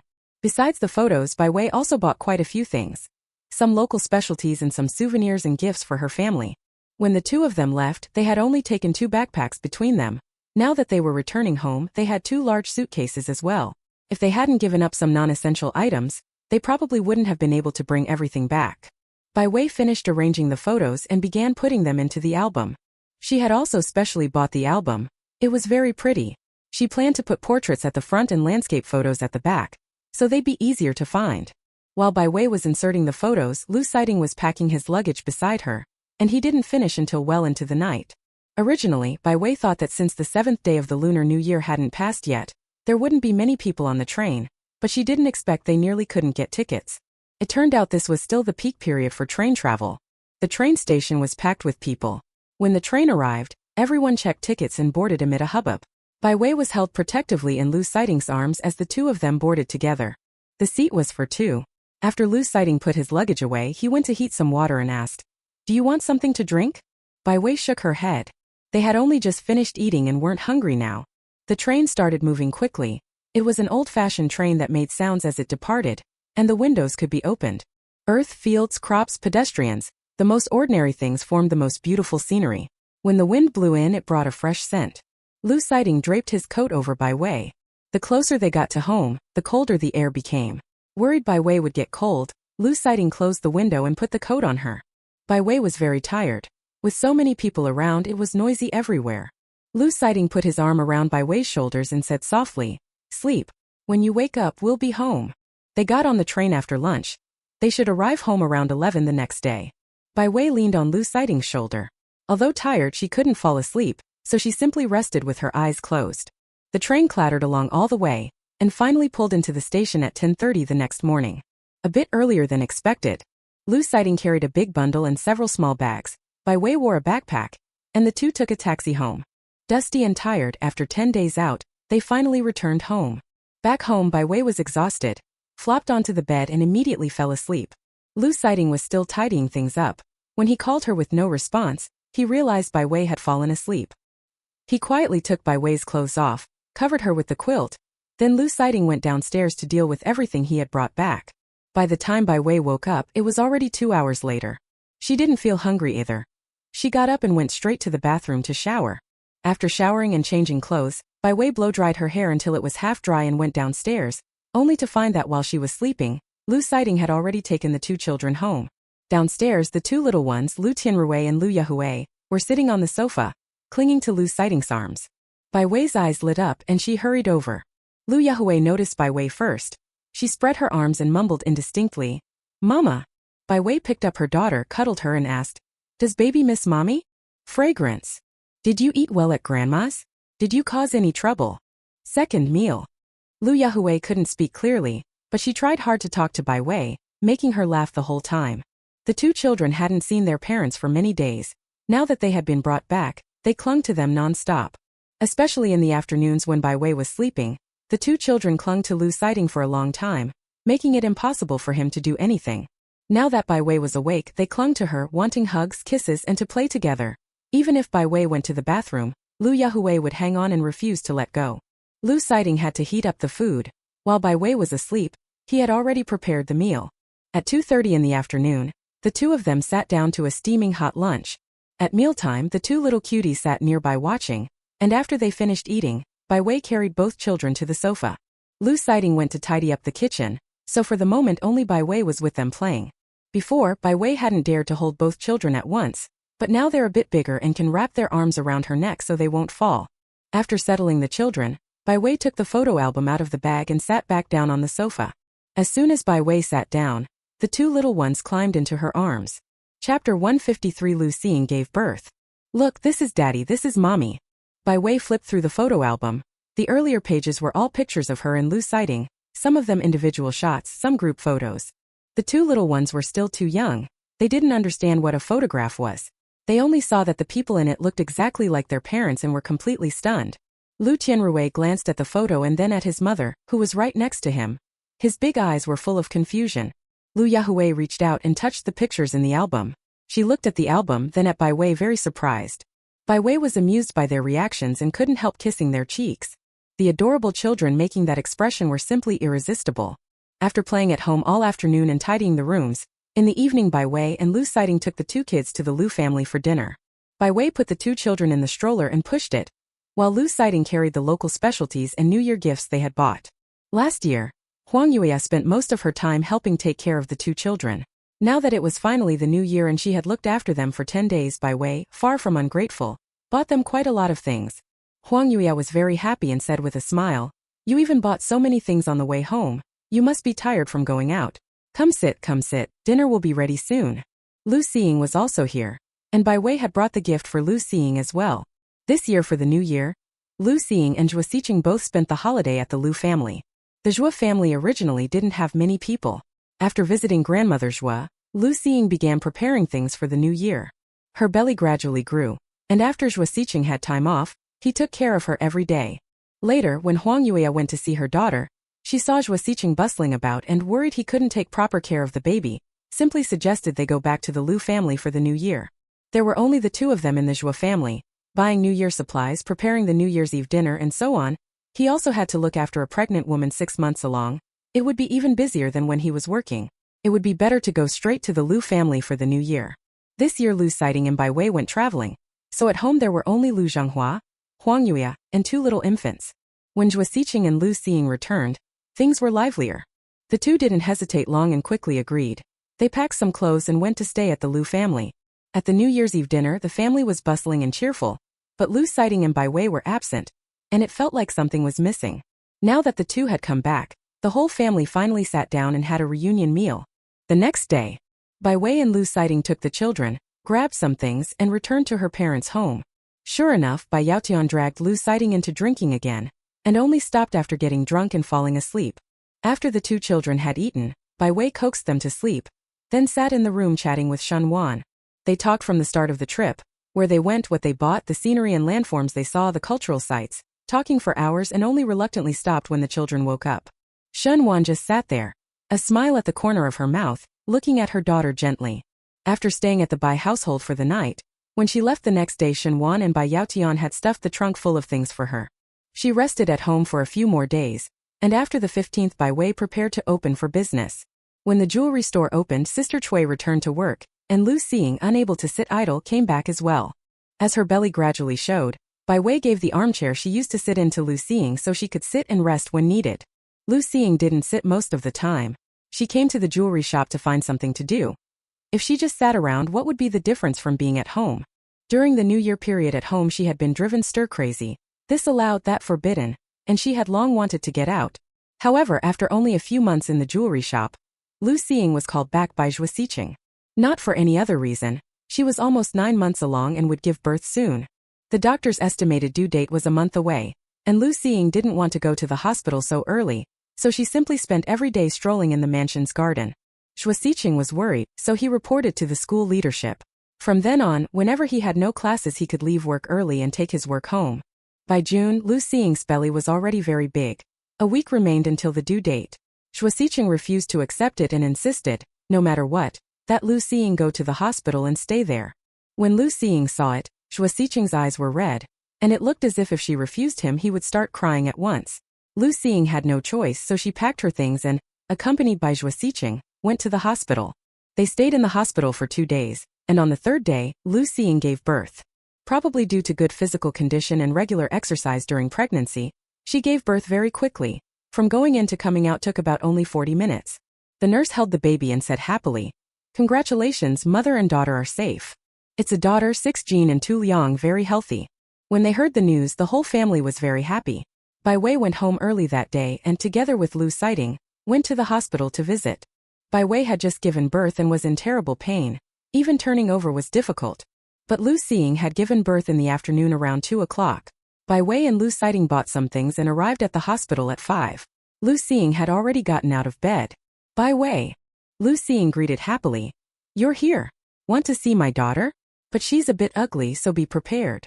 Whether it was because she heard her mother call her ugly or not, the baby in the cradle instantly burst into tears, crying so loudly it gave Lu Xing a headache. Huang Yuya went to fetch some water, and as soon as she returned she heard the crying, hurriedly went in and took the child out to soothe her. Newborns really aren't very pretty. A bit of dislike is normal.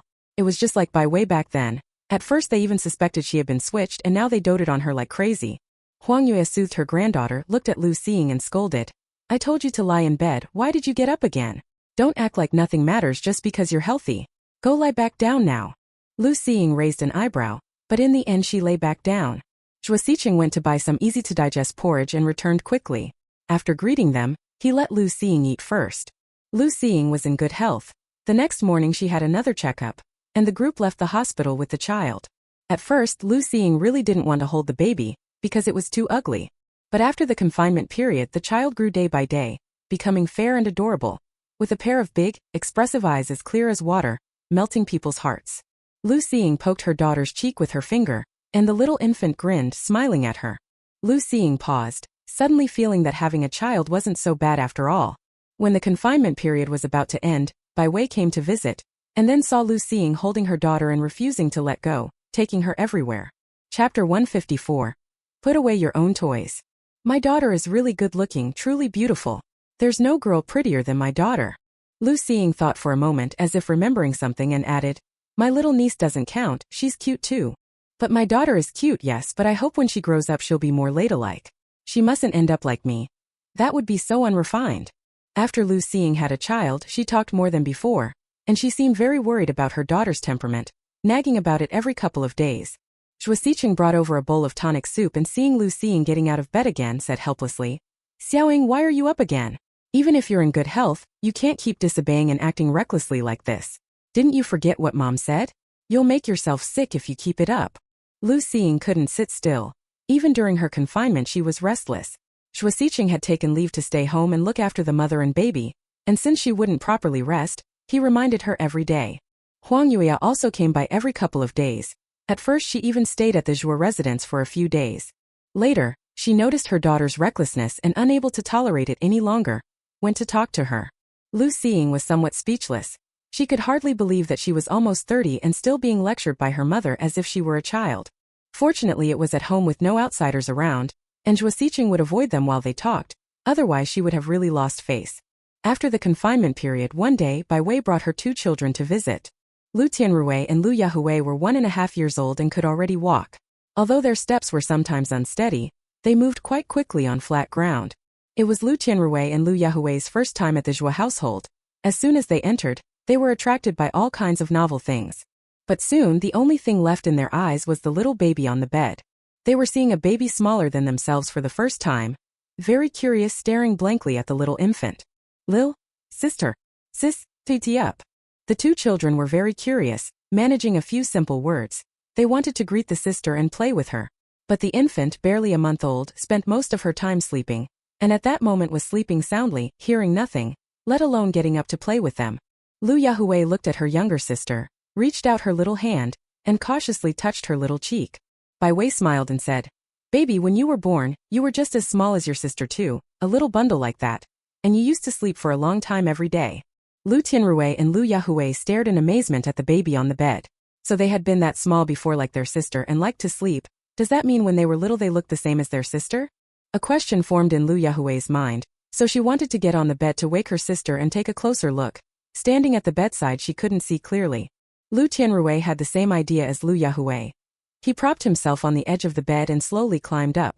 Bai Wei didn't know why they suddenly wanted to get onto the bed, but the 2 kids were too rowdy and would surely disturb the newborn, so she scooped up one child with each arm and immediately took them down. "No, little sister is sleeping, you can't disturb her," Bai Wei reasoned with them, speaking softly. "If you wake little sister she'll cry, and she'll cry really loudly. Do you want to see little sister cry?" Lu Tianrui and Lu Yahui were stunned for a moment and quickly shook their heads. Lu Xiying sat on the other side, watching his daughter's sleeping face. The sleeping baby looked very well behaved, inheriting her parents' good looks, adorable and delicate like a little doll. Seeing his daughter so quiet and well behaved actually made Lu Xiying feel something. Her daughter's temperament might have taken after her father, nothing like when she was little, always noisy and never quiet. There were also quite a few toys in Lu Xiying's room. Bai Wei wouldn't let the 2 little ones bother her sister, so they played with the toys by themselves, huddled together and behaving quietly. Bai Wei chatted with Lu Xiying for a while, and when she saw the baby on the bed starting to stir and make small noises, she got ready to go home. They had only come today to deliver some things and to visit Lu Xiying. Now that mother and daughter seemed fine, there was nothing more to do. Bai Wei took the children downstairs. Lu Xiying and Zhuo Xiqing were drinking tea. They were seated far apart, so Bai Wei couldn't hear what they were saying. It was getting late. Lu Xiying and Bai Wei took the 2 children home. It was windy outside today, so Bai Wei wrapped the children's little heads with scarves, leaving only their eyes exposed. Only then did she and Lu Xiying each carry one child home. By the time they returned to the military district, the news that Lu Xiying had given birth had already spread, and many people, upon seeing Lu Xiying and Bai Wei, had to ask, "I heard the female battalion commander Lu gave birth? Xiao Bai, did your eldest sister-in-law have the baby? Is it a boy or a girl?" Lately Lu Xiying hasn't been appearing much at the military district. Only a few people knew about the childbirth, but somehow someone must have mentioned it, and they all came to confirm. "Yes, she gave birth. It's a lovely little daughter, very pretty," Bai Wei answered with a smile. The person who asked was also pleasantly surprised and offered them congratulations. After returning home, they set the 2 little ones down. The 2 of them quickly ran to their own toy areas and began to play with their toys. Earlier at Lu Xiying's house, because Bai Wei had specifically cautioned them and the toys weren't ones they were familiar with, they hadn't played for long. Now when she got home, the 2 little ones went off to play with their toys. Usually they were fine playing separately, but now that they were doing puzzles and building blocks together, they'd left everything around them in a complete mess. There was no place to start tidying up. They were little demolition experts. Bai Wei sat on the sofa reading, glancing up occasionally but ignoring them and letting them play as they liked. 2 hours later, the 2 little ones seemed tired of playing. Lu Yahui ran over to Bai Wei, clinging to her leg and acting coquettish as she said, "Mom, water." Lu Tianrui cocked his head and imitated her, coming to Bai Wei and saying, "Mom, drink water." Bai Wei stood up, poured warm boiled water into their bottles, and then let them drink. After they finished drinking, Lu Yahui tried to bolt, but Bai Wei simply grabbed her by the collar. Taking the 2 little ones over to the toys, Bai Wei crouched down and said seriously, These are your toys to play with. If you don't want to play with them, you have to tidy them up and put them back yourself. The two little toddlers looked bewildered, glancing at Bai Wei, then at each other.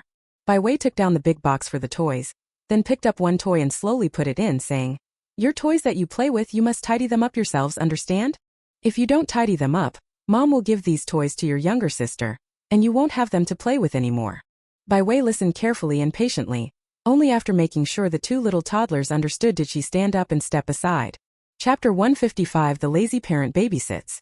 Lu Tianrui and Lu Yahui did understand. This threat carried weight.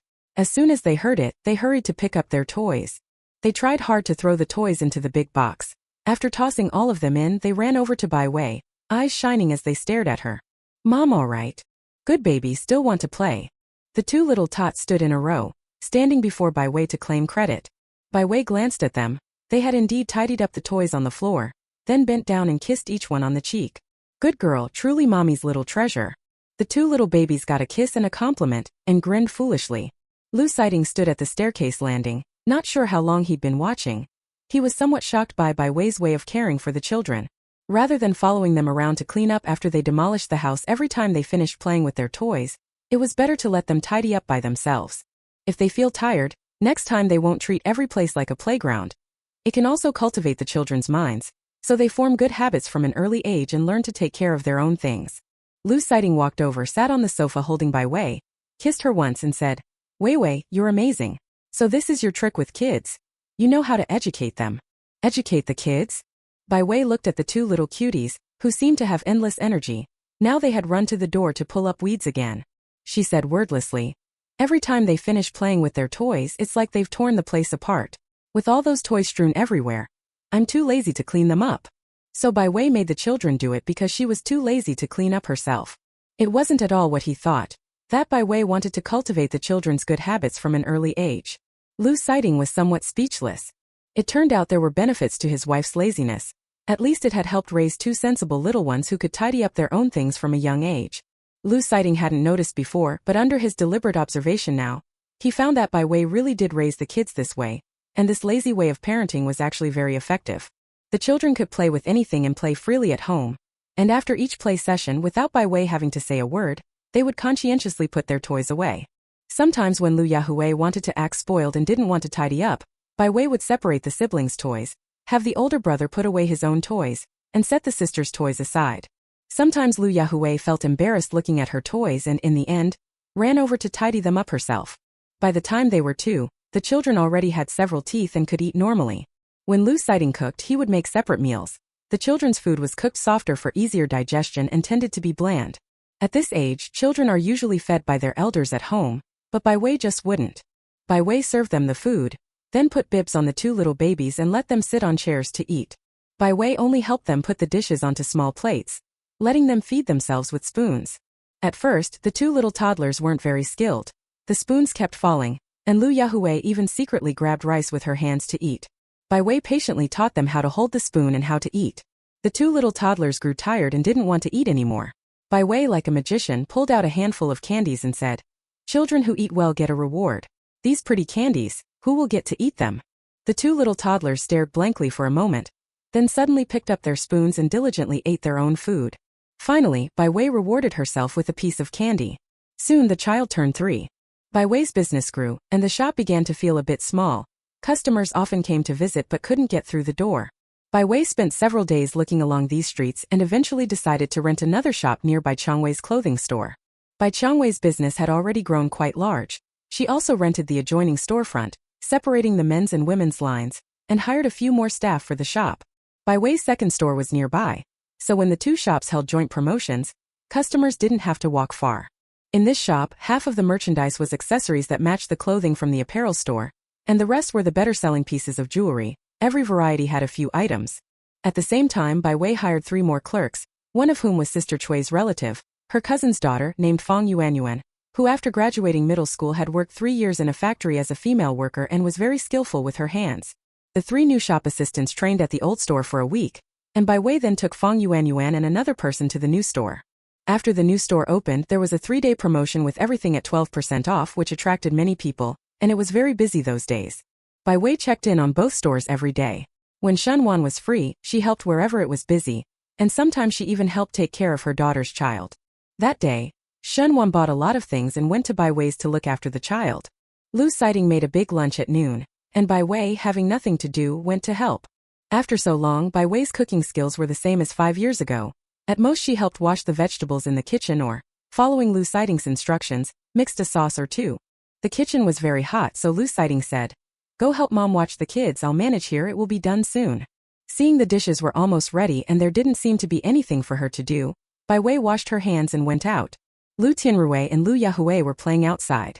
Shunwan held a bottle and was about to go over, intending to give them a drink. Bai Wei had just been about to call the two children in to wash their hands when she saw Lu Yahui somehow fall down. The small body lay sprawled on the ground. She seemed stunned from the fall and didn't react. When she saw Shunwan, she suddenly opened her mouth and burst into loud crying. Bai Wei looked closely. That spot was the patch of freshly planted flowerbed soil, very soft, so her daughter shouldn't have been hurt. Shunwan was startled when she saw it, hurriedly set the baby bottle down, and was about to pick up Lu Yahui. "Mom, wait a moment." Bai Wei stopped Shunwan, then went to her daughter, wiping away her tears. "Baby, don't cry. Where did you fall?" "Mom." Lu Yahui cried louder, but not many tears fell. Bai Wei said gently, "How did Mom teach you before? What should you do when baby falls down? Isn't it to get up by yourself?" "No, I want Mommy to hold me." Lu Yahui pouted in grievance, pearl-sized tears sliding from her eyes, looking very pitiful. Bai Wei came over but didn't pick her daughter up. Instead she spoke to her for a long time. Shunwan watched anxiously and wanted to go ask what was going on. Lu Sighting also came out of the kitchen and said, "Mom, don't go over there. If you go now, that girl we will make a fuss and refuse to get up again." Chapter 156. I also want to go to school with my older brother and sister. You still can't let a child lie on the floor like that. It's so dirty. Shunwan said this, but it also dispelled her intention to go help. Because she saw that Bai Wei had comforted her daughter for a while, wiped her tears, and Lu Yahui really did get up from the floor by herself, even patting her skirt. Lu Siting explained, "Wei Wei has always raised the children like this. If they fall by themselves, they have to get up by themselves. If they cry, Wei Wei will comfort and encourage them, and once their emotions settle, they get up on their own." Shunwan disagreed somewhat. The child is so small and should be cared for carefully. If she falls like that, she should be picked up quickly and checked for any bumps or injuries. Lu Sighting added, "Wei Wei has been cultivating their independence. They must eat their own meals and not have adults feed them. They must put away their toys after playing and not ask adults to help. Also, when you fall, you have to get up from where you fell." When they first started training the two children to eat by themselves, Lu Tianrui couldn't hold the spoon properly and didn't want to eat by himself. One evening when they went to the Lu household for dinner, he insisted that Huang Yuya feed him. Huang Yuya doted on her little grandson and granddaughter and would agree to any request, especially if it was just feeding him. But before he had taken 2 bites, Bai Wei came out of the bathroom after washing her hands and saw her son at a glance. Bai Wei said lightly, "Xiaorui, you eat at grandma's the same way you eat at home." Lu Tianrui didn't want to eat by himself, but he was afraid of making his mother angry, so he brought over his own bowl and chopsticks to eat. The child was small and his hands were small. He didn't hold the bowl and chopsticks properly and they slipped from his grasp, falling to the floor. He seemed frightened. A tear welled up in his eye, but he didn't dare cry out, and it slipped down quietly. Lu Sighting went to clean the floor, and Bai Wei carried her son over, wiped his tears and gently talked to him. Actually, Lu Tianrui wasn't incapable of feeding himself. He just felt a bit ashamed that he always dirted his clothes after meals, so he wanted someone to feed him. Bai Wei talked with her son about eating for a while and encouraged him. Lu Tianrui no longer wanted grandma to feed him. He sat at the table and ate 2 bowls by himself. Both children's bowls were specially bought by Bai Wei. They were only half the size of her palm, making it easier for the kids to eat. Before long, the child was 5.5 years old, ready to start elementary school. On the weekend, Lu Xing and Zhuo Xiqing came to visit with their daughter. Their daughter was named Zhuo Xinlan, a very adorable little girl, 1.5 years younger than Lu Yahui. The two of them walked through the courtyard with their daughter, and along the way many children greeted Zhuo Xinlan when they saw her. Zhuo Xinlan was also very happy and greeted the children. She was like a kid leader. Before long several boys and girls came to play with her. She pretended to be regretful. "I have to go to my grandma's first. I'll play again this afternoon." As they passed Bai Wei's house, Lu Tianrui and Lu Yahui ran out as soon as they saw Zhuo Xinlan. Speaking of which, when she was little, Zhuo Xinlan was a very quiet little lady, gentle and adorable. Lu Xing felt fortunate. The daughter she gave birth to took after her father and didn't make a fuss. This belief lasted until she was 2, when Zhuoxinlan began to walk. Ever since Zhuoxinlan started coming to the military compound every week, it was as if something in her had been unlocked, and she began running wild with the kids in the compound. Especially with Lu Qinrui and Lu Yahui, whenever the three of them got together, it was as if their energy was inexhaustible. Climbing trees, wading rivers, catching fish and chickens, getting into mischief everywhere. Proper little terrors. She was exactly the same as Lu Xing when she was little, like a little female rascal. The three little ones wanted to play together, but Lu Xing had to return to the Lu family first, so she let them go together.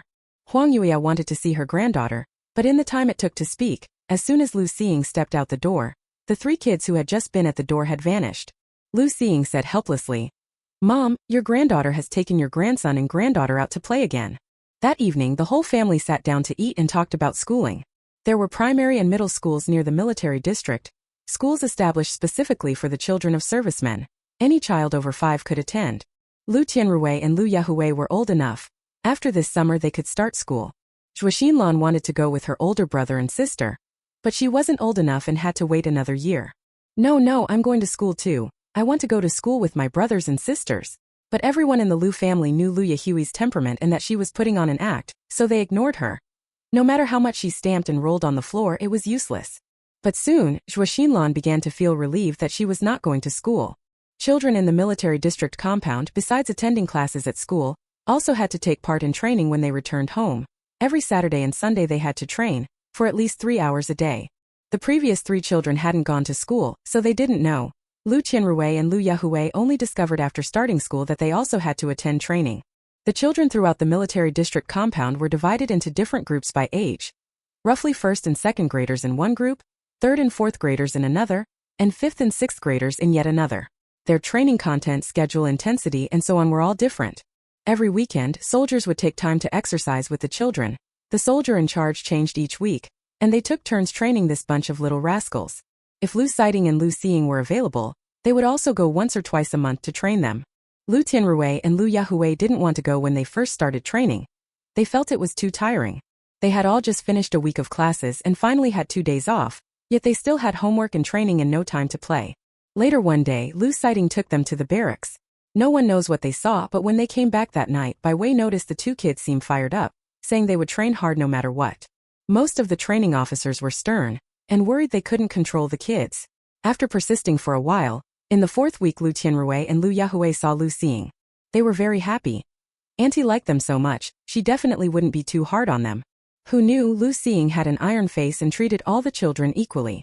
Moreover, her training load was a bit heavier. She trained the kids right up to their limits. When the children returned home, Lu Xing also notified their parents to give the kids a good soak in the bath, apply ice packs, and make sure they did morning runs every day. When Zhuoxinlan went to visit her brother and sister on the weekend and saw them sprawled on their beds, she couldn't help but laugh. Zhuoxinlan knew what her mother was like on the training ground. When she was 3, Lu Xing would wake her up to run together and exercise. At that time, Zhuoxinlan was at the age for play.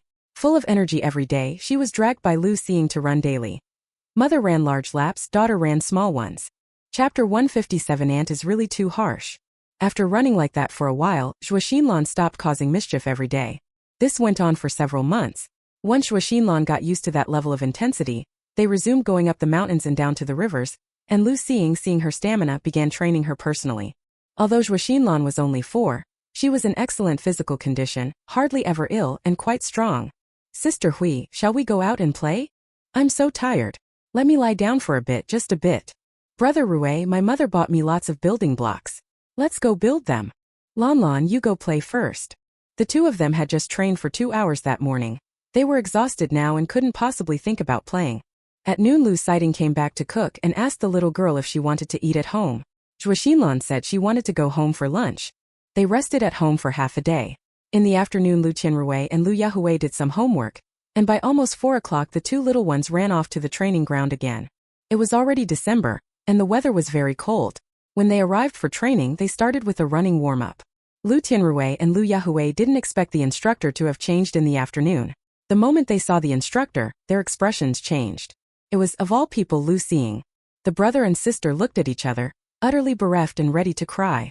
Of all the instructors who had trained them, running into any of them would have been better than encountering Lu Xing. At 6 o'clock, the training ended. Lu Tianrui and Lu Yahui were exhausted, practically dead tired, helping each other home. Lu Sighting had just arrived home, and seeing the two little ones' appearances, he was a bit curious. Auntie is really too cruel. I'm her biological niece. I always feel that Auntie looks at me strangely. Did Dad do something to make her angry, which is why she's training us like this? Lon Lon will start school next year. By then she'll definitely have to train with us. I'm going to soak in the bath for an hour tonight, no 2 hours. The two little cuties each spoke their own minds and didn't disturb one another. They even let their imaginations run wild, thinking Lu Seeing was angry at Lu Sighting, and that's why she acted so harshly. Lu Sighting cleared his throat twice, and only then did the two little cuties notice their dad had returned. They had just been teasing Auntie's two little cuties, but when facing their father they didn't say much. In fact, they knew themselves that everyone had the same training regimen. It was just that Lu Seeing always dared to be harsher than the other instructors. She always pushed people to tap into their potential. Before long, Zhuoxinlan also reached school age and likewise joined the training ranks. Zhuoxinlan, who had been trained by Lu Seeing since childhood, found this intensity far too easy. However, as soon as Lu Seeing began training, she would fall utterly silent. The Lu family were all very busy. Lu Sighting and Lu Seeing each had their own troops, and they usually had plenty to do. After Bai Wei opened a branch, business at the shop grew even livelier, so she simply expanded the first store, making it nearly 20 square meters in size. Sister Cui is diligent at work and eager to learn. Over these years she has picked up most of the jewelry making skills in the shop. Apart from the pieces Bai Wei just started making, which still take some time before she can produce them acceptably, and the custom pieces that she can't handle, she can now take on the shop's main responsibilities completely. Having spent so much time together, Bai Wei also knows Sister Cui's character. Bold yet meticulous, sincere and enthusiastic, and she has contributed a lot to the shop. So Bai Wei simply promoted her to shop manager, put her in charge of both stores. After Bai Wei's jewelry shop took off, people wanted to buy in and open shops together. Bai Wei considered for a moment then declined. She now had quite a bit of savings, and in the past 2 years she bought a house every year. Those property deeds were kept in the small drawer of the wardrobe at home, packed full. Business at the shop was good, and Bai Wei didn't have to worry about the small stuff. Simple things like jewelry making, promotional activities and sales were not her concern, but after all she was the boss, so she still needed to help out at the shop frequently. As for jewelry innovation at the store, sometimes she couldn't find the parts she wanted and had to go to the market herself to pick them out. For custom pieces she planned to create a separate series and design 2 sets to display in the shop. The children are busy with work, so the little ones at home can only be cared for by the elders. Lu Tianrui and Lu Yahui of the Lu family, and Zhuoxinlan of the Zhuo family, after the 3 little ones started school, they spend most of their time playing and eating together. Huang Yuya cooks lunch for the 3 kids every day, and on weekends she lets them play at home. Looking at her 3 lively, adorable grandsons, Huang Yuya felt happy but occasionally had a headache. Zhuoxinlan was very mischievous. At that age when kids annoy everyone, she'd pull at any unusual little weed by the roadside. Lu Tianrui and Lu Yahui had once been like little angels, but ever since they started playing with Zhuoxinlan, their natures seemed unleashed. Whenever they weren't in class or training, they'd run around wildly. Zhuoxinlan was mischievous, but she was very clever and had a great memory. By the 2nd grade she could already recite several classical poems. Lu Seeing was the happiest. Although her daughter had the same temperament as her, mischievous and naughty as a child, disliked by people, at least she had inherited her father's intelligence and was smart in her studies. That was enough. During the May Day holiday the 3 children played together. They felt hot, so they hopped back and forth between various shady spots, and after a while ran to the river, saying they wanted to catch fish. But the fish were too slippery to catch, so the 3 of them went off to pick fruit. Lu Yahui didn't see the path clearly, stepped on a small stone and slipped, scraping her knee against the ground. The skin was broken and there were streaks of blood. She didn't cry either, only furrowed her brow slightly, then got up and found she could still walk. Zhuoxinlan asked, "Sister Hui, can you still walk?" Of course. Lu Yahui didn't take such a minor injury to heart. She had some difficulty walking, so Lu Tianrui supported her, and the 3 of them returned to the Lu household together. There was a medicine box at home. Lu Tianrui, familiar with it, went to fetch the box and then applied medicine to his sister. Both knees had scrapes showing streaks of blood, and there was sand next to the wounds. Lu Tianrui first had to clean the wounds thoroughly. Zhuoxinlan often came to the Lu household and had slept here with Lu Yahui. This was, in a way, her second home. Worried that Lu Yahui was in too much pain, Zhuoxinlan took a bottle of milk from the fridge, hurried to the sofa, and handed it to Lu Yahui for her to drink. The wound hadn't bled much. It just looked a bit frightening. After Lu Tianrui treated it and applied some medicine, the three little ones went to Grandma's house. During the day the adults were out, so after school the three little ones all played at Grandma's. Shuxinlan was still bouncing around. After Lu Yahui had her medicine put on she wouldn't let anyone help her, so Lu Tianrui walked slowly, following behind. Huang Yuya was at home. When she saw the three children return, her eyes immediately fell on Lu Yahui's leg. She hurried over and asked distressed, "What happened? How did her leg end up like this? Shirue, how did your sister get hurt like this?" Chapter 158, the finale. Lu Yahui hurriedly answered, "Grandma, I'm fine. I just accidentally bumped myself. My brother already dressed the wound for me a little while ago. At most tonight it'll be all right." Looking at the three little rascals, Huang Yuya sternly lectured them. "Don't be so naughty from now on. When your parents come to pick you up tonight and see this wound, they'll be even more heartbroken than I am. Girls should be more gentle." "Lan, you still smiling? I'm not only talking about your sister, it's about you too." "Grandma, I'm sorry. I know I was wrong." "Grandma, I will definitely protect my sister from now on." Grandma, I know I will be good." The three little ones lined up and obediently admitted their mistake. Utterly adorable. Huang Yue gave them some snacks and milk, then went to take an afternoon nap. Once you get older it seems like you need a nap every day. Otherwise you feel tired. After confirming Huang Yue had fallen asleep, Shuxinlan hooked her finger, and the three little heads huddled together. Whatever they were plotting, they carefully closed the door and then sneaked out. The three of them knew where to go, but a few hours later when they returned, they were covered in mud from head to toe. While their parents hadn't come back yet, they quickly ran to the bathroom to wash themselves, trying to destroy the evidence. Shuxiqing returned early, so he took Shuxinlan away first. In the evening, Bai Wei and Lu Xiting came to pick up the child. At a glance she saw the wounds on her daughter's leg, clearly caused by a scrape today. A day had passed and the wound already looked much better, but on her fair leg such a mark was still a bit frightening. She wondered if it would leave a scar. Bai Wei had learned what happened from Huang Yuya, and so she said, Hui, does your leg hurt?" Lu Yahui had meant to be stubborn and say it didn't hurt. Looking into her mother's eyes, she finally lowered her head and whispered, "It hurts. Mom isn't forbidding you from playing, but look, you don't care about your own body. This time it's your leg, next time where will it be? Your arm or your back? Do you want to see scars on yourself? Look, you're hurt now. Grandma and your brother are very distressed, and Mom and Dad will be worried too. Do you want to see so many people who care about you fret over you?" Bai Wei's voice was not loud. As she spoke, Lu Yahui bowed her head. She said dejectedly, "Mom, I know I was wrong." She did know she was wrong, but she didn't say it. Only that she wouldn't make the same mistake again. Lu Xiting couldn't bear to see his daughter in that state, so he picked her up. Her leg was injured and it hurt to walk, so he intended to carry her home.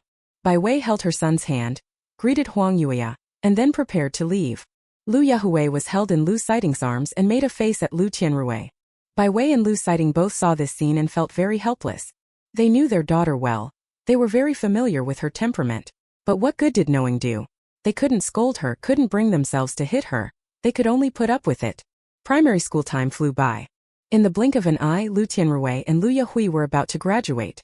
Both of them were top students. Of the class's top 5, 2 spots were theirs. Lu Yahui was somewhat careless. She studied well, but when doing math problems she was always careless and would lose points she shouldn't have. So her ranking fluctuated quite a bit. Sometimes she could be first or second, and other times she would fall to 6th or 7th. Lu Tianrui's grades were more consistent, either first or second. He was very good at science subjects and always got full marks. That day their final exams ended, and the two of them ran home quickly. "Mom, Dad, we're done with our exams." "Mom." As the sound grew closer, 2 children also opened the door. 10-year-old Lu Yahui was very pretty, with bright, delicate features, fair skin, and a well-proportioned figure. She wore a blue and white school uniform and looked youthful and lively. Her black, shiny hair had been plaited into a fishtail braid by Bai Wei. It bobbed up and down as she ran, making her extremely cute. Lu Yahui rushed in, poured herself a glass of water, and drank it in several large gulps. Bai Wei sat on the sofa reading. She glanced at her and said, "Drink more slowly." Lu Yahui ran back onto the sofa again, clutching Bai Wei's arm with total dependence. "Where's your brother? He must be at the back." Unlike Lu Yahui, who had dashed back in a flurry, Lu Tianrui returned much more slowly, composed and unhurried. He finally came back after 2 or 3 minutes. The boy was about 1.6 meters tall, with delicate features and a stern expression, neatly cropped black hair, wearing a simple school uniform, like a finely drawn pretty boy straight out of an anime. Lu Yahui huffed. My brother walks too slowly like a snail. Lu Tianrui replied coolly. That's still better than you like being chased by a dog, gone in the blink of an eye. Nobody knew when this brother and sister started doing it, but every day they had to bicker a few times, otherwise they couldn't settle down. The children graduated from elementary school, and both did well on their exams. Bai Wei took them out for a big meal and spent a whole day at the amusement park with them. Over these past years, Bai Wei and Lu Siding earned a lot of money, which they kept in Bai Wei's accounts. Bai Wei opened 3 branches in total, each larger than the last, spread across several districts. Business was booming and each shop had 2 to 4 employees. Aside from Bai Wei, Sister Cui was the head manager. She was in charge of overseeing the 4 shops every day. Her abilities were evident to all, and except for particularly important matters, she rarely bothered Bai Wei. Because of that, Bai Wei had free time and no longer had to go to the shop often, and Shen Wan no longer had to help out at the shop either. After she had some savings, Bai Wei began buying properties, big and small houses alike, and she even bought a villa. This villa came from a source Lu Xiying gave her. She said it was a realtor she knew who had first-hand information. The owner was emigrating and wanted it sold within 2 days, and insisted on full payment. Bai Wei went to see it with Lu Xiying and liked it quite a bit, so she negotiated with the realtor and haggled the price down before finally buying the villa. When she first bought them, Bai Wei still felt a bit sore about the money, but with the 4 shops bringing in steady daily income, and during that time she was at home with the child and even made a few sets of custom jewelry, within a little over a year the money she originally spent on the villa had come back. Bai Wei calculated the properties she currently owned. If she estimated based on future house prices, she would be a rich woman. Even retiring early now wouldn't be a problem. Moreover, she and Lu Siding had also saved quite a bit of money. That sum alone would be enough for the whole family not to work. There were enough people in the shop, so Bai Wei told Shen Wan she didn't have to help at the store, but if she had nothing to do and wanted to hang out at the shop she could. Shen Wan's status was about the same as Sister Cui's. Since she no longer had to go to the shop every day, Bai Wei felt much more relaxed. Coincidentally, it was the school admission season for the 2 children, so she stayed home with them. Sometimes she even designed new styles and found time to bring them over to Sister Cui. After staying at home for a while, Bai Wei got a bit bored, so when Lu Siding came home in the evening she discussed going on a trip. But to go out, they had to wait until the children were on holiday. They could send them to their grandmother's or maternal grandmother's house to play, and then they could go out openly. During this period, everyone in the family had their own affairs. Bai Wei spent her days eating and drinking, and when she was free she would drop by the shop. Life was unimaginably comfortable. Finally, the 2 kids graduated. After spending a few days with them, Bai Wei and Lu Siding began packing and preparing to book tickets. Seemingly sensing it, Lu Yahui ran into Bai Wei's room and whined, "Mom, you and Dad can't go out and leave us behind." Bai Wei asked in surprise, "Go out? Who said we were going out?" Lu Yahui asked suspiciously, "Aren't you and Dad going out? It's so hot, who would go out to have fun?" Bai Wei looked calm and Lu Yahui left, half convinced and half doubtful. 3 years ago, the whole family once went on a trip together. After that, Bai Wei decided that it's better to travel as a pair. Seeing Lu Yahui leave, Bai Wei resumed packing her luggage. Early the next morning, Huang Yuya came to wake the 2 children to go eat breakfast. Lu Yahui rubbed her eyes and asked, "Where's Mom? Aren't they out?" Lu Yahui didn't even have her shoes on when she ran into Bai Wei's room. The room was already empty and echoing. She shouted angrily, "You lied to me again." On the train, Bai Wei sneezed and leaned against Lu Siding's shoulder, watching the scenery outside the window. The verdant wheat fields and the golden wheat shimmer. The breeze brings with it the scent of spring.